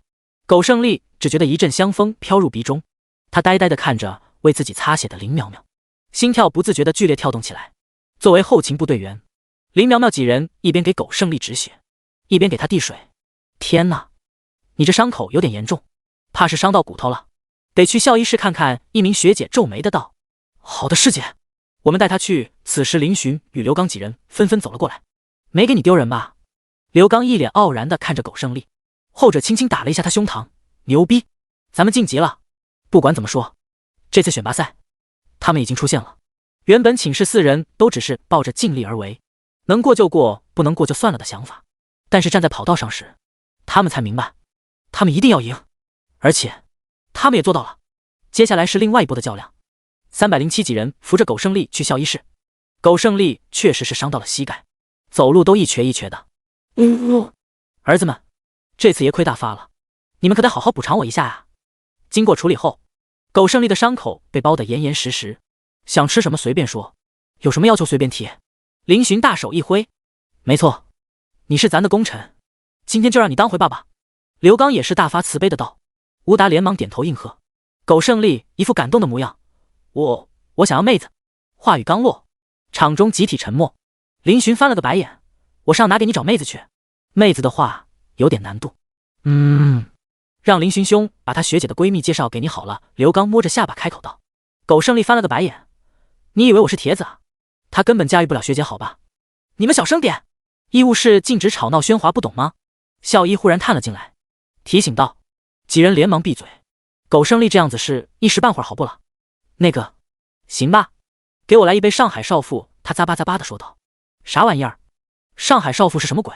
就是最近挺火的那个什么奶茶啊，叫上海少妇。林寻与刘刚、吴达对视一眼，随即几人一脸懵逼。有这奶茶吗？笨蛋，那叫沪上阿姨，懂不懂啊？忽然一道鄙夷的声音响起，只见一名女生走了进来。是你？你来干什么？苟胜利惊讶地看着他。林苗苗撇了撇嘴：“学姐让我来看看你需要什么帮助，他们后勤部可真有责任心。”谢谢。林寻与刘刚对视一眼，前者道：“那个，学姐的选拔赛要开始了，我要去给她加油，先走了哈。”刘刚道：“我也有100米选拔，去热一下身。苟胜兄，你在这里休息一下。”他拍了拍吴达，后者连忙道：“我去给你买上海少妇。”苟胜利等3个室友各自找借口离开时，剩下的苟胜利与林苗苗都懵逼了，两人大眼瞪小眼，哈哈，看来老天都要把桃花往苟兄身上种啊。林寻笑道。刘刚也是道：“那女生我感觉能成，当然前提是苟胜兄能开窍。”两人朝田径场方向走去，吴达则是去给苟胜利买奶茶去了。还没到田径场，林寻就发现了苏青师正站在不远处，好像在等待什么。林寻眼睛顿时亮了起来。刘刚见状，面无表情的道：“我先去热身了，你们随意。”说完他独自走开了。林寻快步走到学姐面前，欣喜的笑道：“学姐，在等谁呢？”苏青师见到他，面色顿时柔和下来：“等你。”林寻心中一软：“你室友没事吧？”他轻声问道。林寻笑了笑：“都没事，擦破了点皮，撞到了骨头，不过还好没大碍，休息几天就好了。”苏青师点头，随即他打量着林寻：“做得不错。”林寻知道他在说他们比赛的事情，顿时也是心情大好。他靠近学姐，笑道：“学姐，既然男朋友做得不错的份上，那有没有什么奖励啊？”奖励。闻言，苏青师脸色顿时升起一抹嫣红。第140选美小组奖励。苏青师何等了解林寻，在他说出这句话的时候，就知道这个家伙在打什么主意。不用想，脑子里肯定是色色的内容。他俏脸含羞，瞪了他一眼，光天化日之下，不害臊。林寻一听，顿时不乐意了，认真的道：“我对我女朋友做亲密举动怎么了？”他嘿嘿一笑：“而且学姐，你刚才也不是没有顾及别人的目光给我擦汗吗？”苏青师淡淡的看了他一眼：“这能一样吗？”他当时看到林寻累的脸色苍白的时候，心疼乱了分寸，才火急火燎的跑了过来，根本没想其他。这小学弟居然借题发挥，我不管，我这么辛苦，你必须给点奖励。林寻使出耍赖技能，将脸凑了过来。苏青师白了他一眼，随即也没有拒绝他，四下瞄了一眼有没有人后，他快速点起脚尖，在林寻脸上印了一下，如同蜻蜓点水。林寻顿时满意了，他看向苏青狮，后者忽然后退几步，一副警惕的模样看着他。林寻苦笑：“学姐，我又不是怪物，你这是什么表情？”苏青狮冷哼一声：“你不是怪物，你是流氓。”每次这种情况，他都没来得及反应，就被林寻偷袭成功了，这让他有了防范之心。他娇嗔的模样让林寻心痒痒的。高冷学姐跟他在一起后，身上那种冰冷越来越少了。好了好了，我不做坏事行了吧？回家再做。林寻，苏青狮眯着眼睛，周末买个榴莲过来。啊！林寻愣住，买榴莲干嘛？苏青狮没有解释，转身朝着运动场走去。林寻连忙跟上，轻轻地牵住了苏青狮的小手，后者身躯明显僵硬了一下，随即也没有挣脱，任由他去了。嘿嘿，林寻心里美滋滋的，这还是他在白天的校园里第一次光明正大的牵苏青狮的手。不远处几个学生正坐在一起聊天，忽然看到了这幅画面。卧槽，那个是不是校花？是我出现幻觉了吗？校花跟一个异性牵手，我丢，真的是，天哪，校花谈恋爱了？那个男生是谁？我要他的全部信息。他你都不认识？他是苏青狮的绯闻对象，两人关系一直不清不楚，而且前段时间贴吧上的事情闹得沸沸扬扬。是啊，这个林寻背后应该有大佬，居然让学校把贴吧整顿了一遍。马德，爷的青春难道就这么结束了吗？告诉老莫，我想吃鱼了。到人多的地方，林寻就松开了学姐的手，但是并没有远离她，而是与她肩并肩的走着。这一幕也让路人投来羡慕嫉妒的目光。凭什么啊？大家都是一个脑袋两颗卵，你却能与校花有说有笑。放开那女孩，让我来。学姐，准备到你了哦。林寻看了一下情况，对苏青狮道，后者面色平静的点点头。他这几天因为在家里并没有锻炼，但是他依旧有自信。是，你跑哪去了？下一场就是你了哎。江云晓跑了过来，目光落在林寻身上，顿时无语。我说呢，原来是小学弟在啊。苏青狮看了他一眼，你刚干嘛去了？看帅？哎，这好像应该我问你吧。江云晓下意识想回答，但是回过神来，顿时怒目圆睁。苏青狮淡笑了笑，哦，原来是看帅哥了呀。江学姐打算交男朋友了吗？林寻也是好奇道。江云晓翻了个白眼，大人的事情小孩子少管。林寻一听，顿时怒目圆睁，你似乎意见很大。大龄剩女同志。苏青狮挑了挑眉，看着江云晓，闺蜜跟男朋友闹别扭了咋整？学弟年纪小，帮学弟。江云晓顿时怀疑人生的哀嚎啊！诗你变了，你以前不是这样的。大龄剩女，之前你也是好伐？当然是开玩笑的哈，20几岁正值青春呢。苏青狮没有理会他，对林寻道：“我去准备了。”他把手机递给林寻，让他帮忙保管。加油，学姐。下一场是苏青狮上场，而除了他之外，还有苏晴以及另外几个女生。不得不说，仅仅是苏青狮与苏晴二人，就吸引了一大波目光。两人都是美女中的极品，特别是苏青狮，那可是男大的女神啊！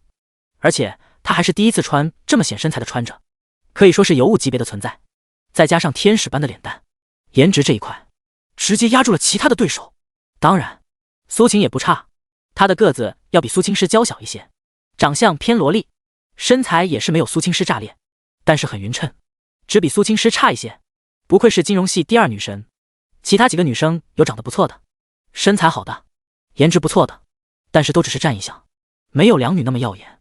不过这一组真是赏心悦目啊，让人以为这是选美来了，哪里是运动会啊？草，那是金融系女子组的选手吗？好美，金融系美女多呀。苏大校花太好看了，比我们季花漂亮多了呀。校花加油，美女加油。场面一时间有些热闹。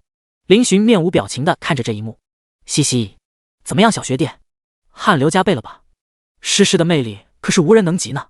江云晓得意地看着林寻，后者认同的点头，江学姐说的没错，能追到学姐做女朋友是我的荣幸。江云晓一愣，随即转念一想，对哦，自己闺蜜已经被小学弟拿下了，那个女生是不是你青梅竹马啊？江云晓忽然指着苏晴问向林寻，后者一怔，顺着他指着的方向看向苏晴。苏晴，她只是我高中同学，不是青梅竹马。啧，这妹子身材也是不错呢，只比我差那么一点点。左边第二个也不错，腰挺细的。第4个那大长腿，好像有1.1米了吧？林寻在一边都听得汗流浃背了。江学姐，您要不要这么彪悍？怎么比苟胜丽还要好女色啊？苟胜丽，第141。你们在交往吗？因为这一组女子100米选拔都是清一色的美女，更有苏青诗这样的角色，所以备受瞩目，而这也让他们紧张起来。即便是苏晴，此时也感受到了压力。全场唯有苏青诗脸色平静，淡定自若。她参加过校级、市级、国家级的比赛，对于这种场面早就免疫了。裁判在一旁等候，他要等工作人员确定好名单之后，才能宣布比赛的开始。不过他内心也是痒痒的，这美女是真的多啊，要是交到其中一个为女朋友，那岂不是没死？当然，这种想法只能在心中想想。他面上带着裁判应有的铁面无私。各就各位，预备毕。哨音落下，8个女生顿时冲了出去。林寻与江云晓兴奋的一旁喊着加油。此时苏青诗正是跑在第1个，她的步伐很标准，速度也拥有爆发性，加上面色冰冷，简直帅爆了。苏晴也是拥有着不错的身体素质，她也在第1梯队，排在第3。100米，短暂的10几秒，却让全场都沸腾了。我的个姥姥，这也太激烈了吧！苏学姐不愧是校花，样样都如此优秀啊！你们发现没有，他们的排名好像按着颜值来的。卧槽，你这么一说，好像真的是。金融系的女生并没有体育生，所以苏青诗凭借着优势毫无悬念地斩获第1名。苏晴第3，一个大长腿女生第2。苏青诗跑过终点后，为了防止腿抽筋，还在快频率小步走地活动着。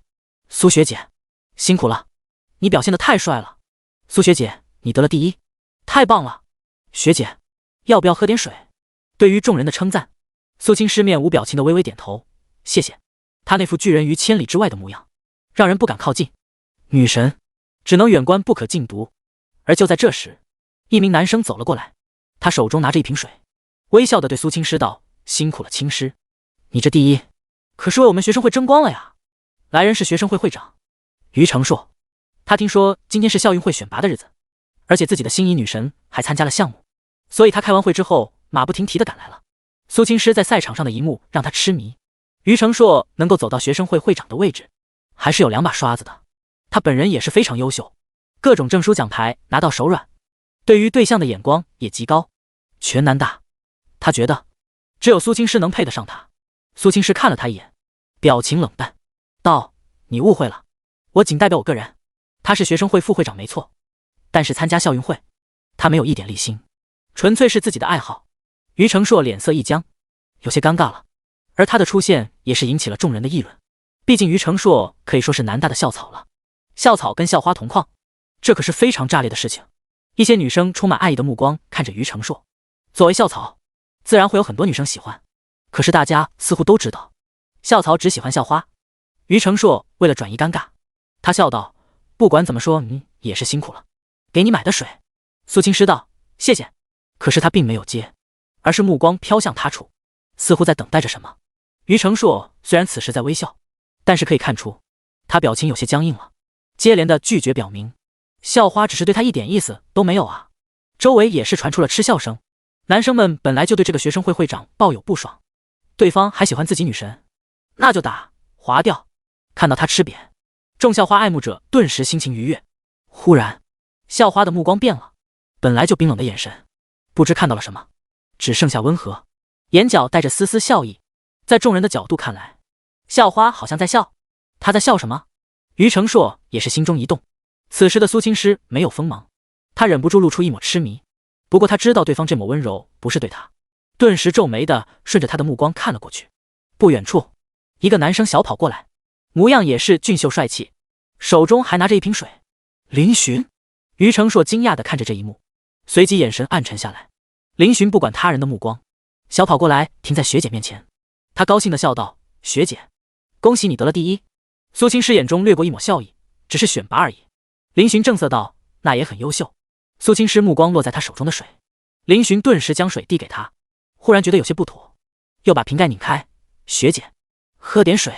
谁只是普通的矿泉水，是冰的，瓶身还有露珠。众人都是露出看好戏的表情，等着校花拒绝他的一幕。这家伙是谁啊？不知道人家校花刚拒绝了校草兼学生会长吗？你又拿着一瓶矿泉水过来献殷勤。于承硕脸色平静，站在一旁。其实牙槽已经暗暗咬紧了，他有种直觉，这种直觉让他觉得自己会成小丑。苏青师看着学弟，他额头上还冒着汗水，显然是他比赛结束后才匆匆跑去买水的，心中一软，对学弟更喜欢了一分呢。虽然他在林寻比赛完后也给他递水擦汗，但是两者不一样。他被学弟这么对待的时候，也觉得感动。谢谢。在众目睽睽的目光下，苏青师接过了矿泉水，喝了一口，咔嚓，众人感觉心碎了一地。卧槽，什么情况？不会吧，校花不会真的跟那个小子在交往吧？他何德何能啊？我40米的大刀呢，都别拦我，我要跟他单挑啊！为什么？我明明比他帅啊！你长得这么好笑，怎么好意思开口的？众人顿时爆发一阵热议。于承硕拳头握紧，手臂青筋都起来了，只是他表情掩饰的极好，露出一抹牵强的笑容。那个青师，你们两个在交往吗？他问出了众人都想知道的问题。顿时所有人安静下来，竖起耳朵，生怕听不见。苏青师瞥了一下对方，挑了挑眉，你猜？众人一副吃了屎的表情。于承硕也是风中凌乱。第142狗胜利与林苗苗结束了选拔后，值得一说的是，苏青师与刘刚后面都入选了，代表院系参加最后的校运会。校运会在11月底12月初举行，时间还很充足。登记完之后，林寻、刘刚和苏青师、江云晓4人就离开了。校医室，苟胜利躺在床上，这货脸上并没有什么难过痛苦什么的，而是一脸激动以及得意。而他身旁是坐着的林苗苗，还有一旁打游戏的吴达。林苗苗正在跟苟胜利聊天，也不知道两人聊了什么，居然有说有笑。明明之前两人还是大眼瞪小眼的冤家，看来苟胜利泡妞这一块划掉，搞笑这一块可不是盖的呀。林寻几人进来后，就是看到了这样的一幕，顿时有些震惊了。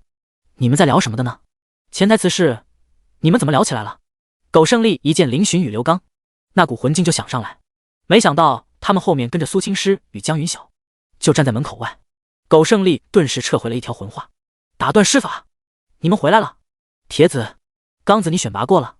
苟胜利询问道。刘刚点头，那不是有腿就行吗？他随之又道，走，干饭去。苟胜利点了点头。这时一旁的林苗苗忽然站了起来，他犹豫了一下道，既然你朋友来了，我就先走了。就走了？那个故事我还有后续呢，要不加个微信先？苟胜利挤眉弄眼的道。这么多人看着，被苟胜利当面要微信，林苗苗俏脸迅速升温，低着头就走开了。林寻与刘刚二人对视一眼，皆是惊诧的看着这一幕。什么情况？你俩啥时候这么熟了？明明之前见面还恨不得撕了对方。苟胜利得意吹了吹刘海，你们这就不懂了，这就是情商高的效果。几人？吴达哭笑不得的道。苟胜哥原本坐在这里闲得无聊，就硬拉着人家妹子聊天，人家本来也有点不情愿的，后来就被他带偏了，又是黄段子又是惊吓的，就聊起来了。他就看着这一幕发生，拥有发言权。666，林寻与刘刚竖起拇指，哼，还用说，拿捏得死死的。苟胜利一副得意的模样。这时江云晓探了进来，你们去吃饭不？要下课喽。学校每次12点，食堂都会爆满。学姐好。苟胜利连忙问好。江云晓笑眯眯的道，你好，表现得很不错哦。苟胜利羞涩的低下头，谢谢师姐的夸奖。林寻几人都没眼看，这货居然还有扭捏的一面，也不知道为什么，面对其他学姐还好一点，可是一见到苏青师跟江云晓，苟胜利就蔫了，不敢造次。别说他，刘刚与吴达都有些拘束，不过大家认识都是从陌生人开始的，不是吗？吴达扶着苟胜利走在前面，刘刚在帮他拿东西，林寻与学姐在后面。江云晓无语的看着恨不得粘在一起的两人，他是不是需要回避一下？不过这顿能白嫖一下，他就忍住了。一行人来到食堂，食堂的人已经渐渐的多了起来。见到校花身旁跟着几个男生，路过的学生都是惊愣住了，似乎最近校花与那个大一新生同框的画面开始越来越频繁了起来。他们到底是什么关系？几人找了位置坐下，林寻与刘刚几人就去打饭了。江云晓蹭了林寻一顿饭，脸上都是笑眯眯的表情。这是林寻答应他的，而且他觉得江学姐在他攻略学姐的道路上帮了不少忙，请他吃几顿饭还是可以的。打了学姐喜欢的饭菜，林寻还贴心的给他盛了一碗葱花香菜排骨汤。谢谢。苏青师看着为自己忙前忙后的少年，轻声道。林寻对他笑了笑，今天消耗了太多体力，吃多点哦，学姐。你也是。江云晓忽然扁了扁嘴，小学弟，你偏心，我怎么没有汤？林寻脸色黑线直冒，江学姐，你想喝汤就去盛啊，就在你身后6、7米的地方。开玩笑，江学姐明显是想作妖，她要是上当了，学姐不得吃醋吃得飞起，最后受累的还是她。江云晓眼中狡黠之色不加掩饰，正要说什么，忽然一道冰凉凉的视线投了过来，自己没手，没手就找个男朋友伺候你。苏青诗冷淡道。江云晓缩了缩脖子，羞愧的低下头，好吗？江学姐，我帮你盛。要喝什么汤？苟胜利就坐在对面，见状站了起来。林寻一口饭差点喷出来，又憋住，剧烈咳嗽起来。江云晓汗颜的道：别，你一个伤病号干嘛呢？我开玩笑的。12点铃声在校园里响起，宣示着已经结束了早上的课程。几分钟后，越来越多的学生涌进食堂。几个男生进来后，正要从林寻几人之间的过道走过，结果刚好看见苏青诗的绝美容颜，顿时他们吓得一顿，连忙转移了方向。卧槽，校花怎么在这里吃饭？苏青诗面色平静，若无其事地吃着饭，对众人的反应一点波动都没有。江云小心大得很，她是那种非常开朗的姑娘，别人不招惹她是不会去管闲事的。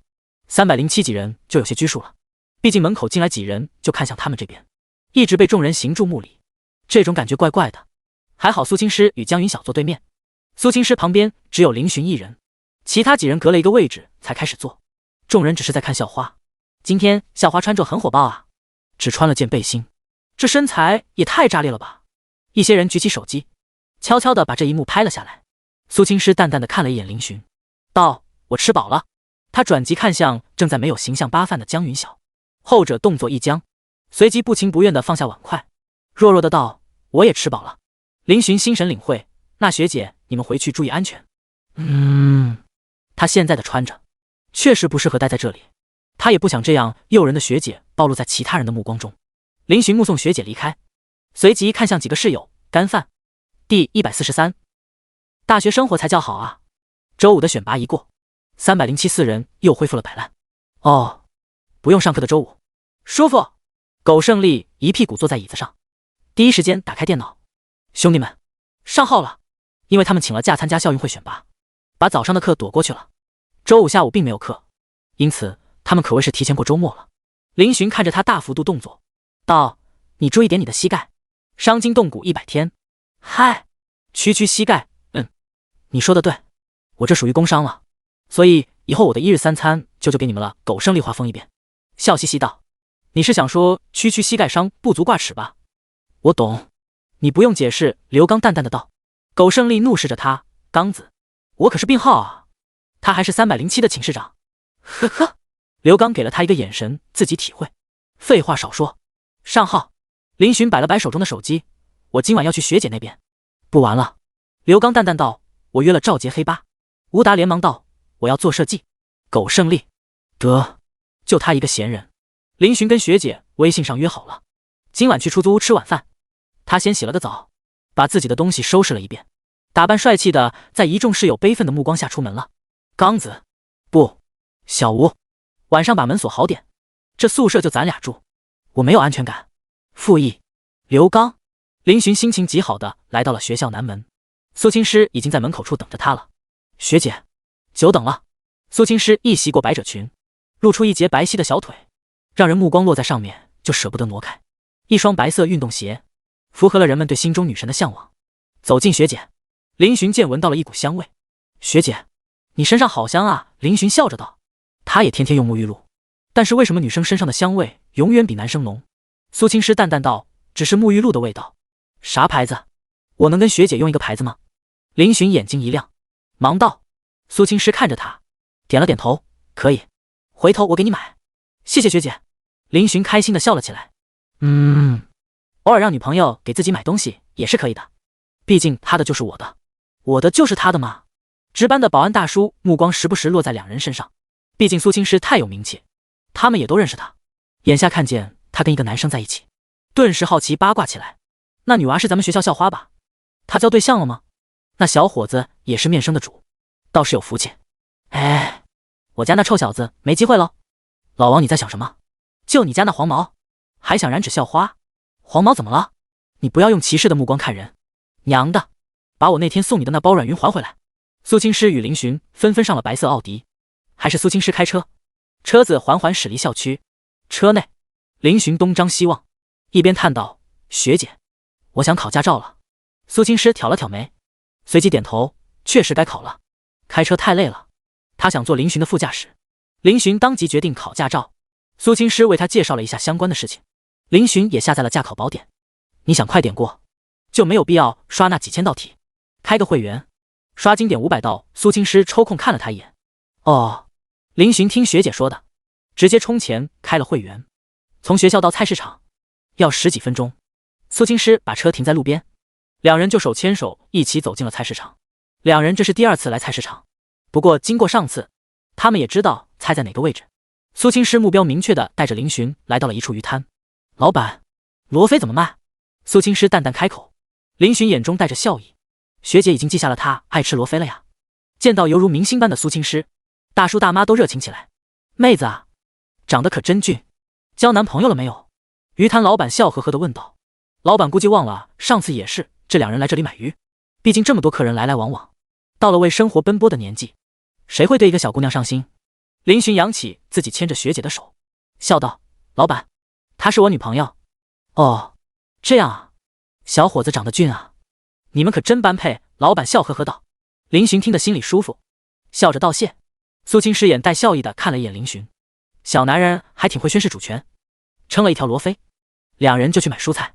两人的颜值就跟明星进村似的，到哪里都能成为焦点，引来众人的议论。学姐，咱俩到哪里好像都会吸引眼球。林寻提着菜，有些感叹的道。苏青师淡淡道：那有什么办法？他确实没办法呀，就算戴着口罩，也只是降低了一丝魅力，若隐若现才是最致命的诱惑。戴着口罩更加让人想要知道口罩下是什么颜值。以后我一个人出来买菜就好了。学姐，你就待在家里。林寻忽然严肃的道。苏青师挑了挑眉，两个人不好吗？林寻盯着他那张祸国殃民的绝美容颜，我真想把你藏在家里，不让别人看到一丝一毫。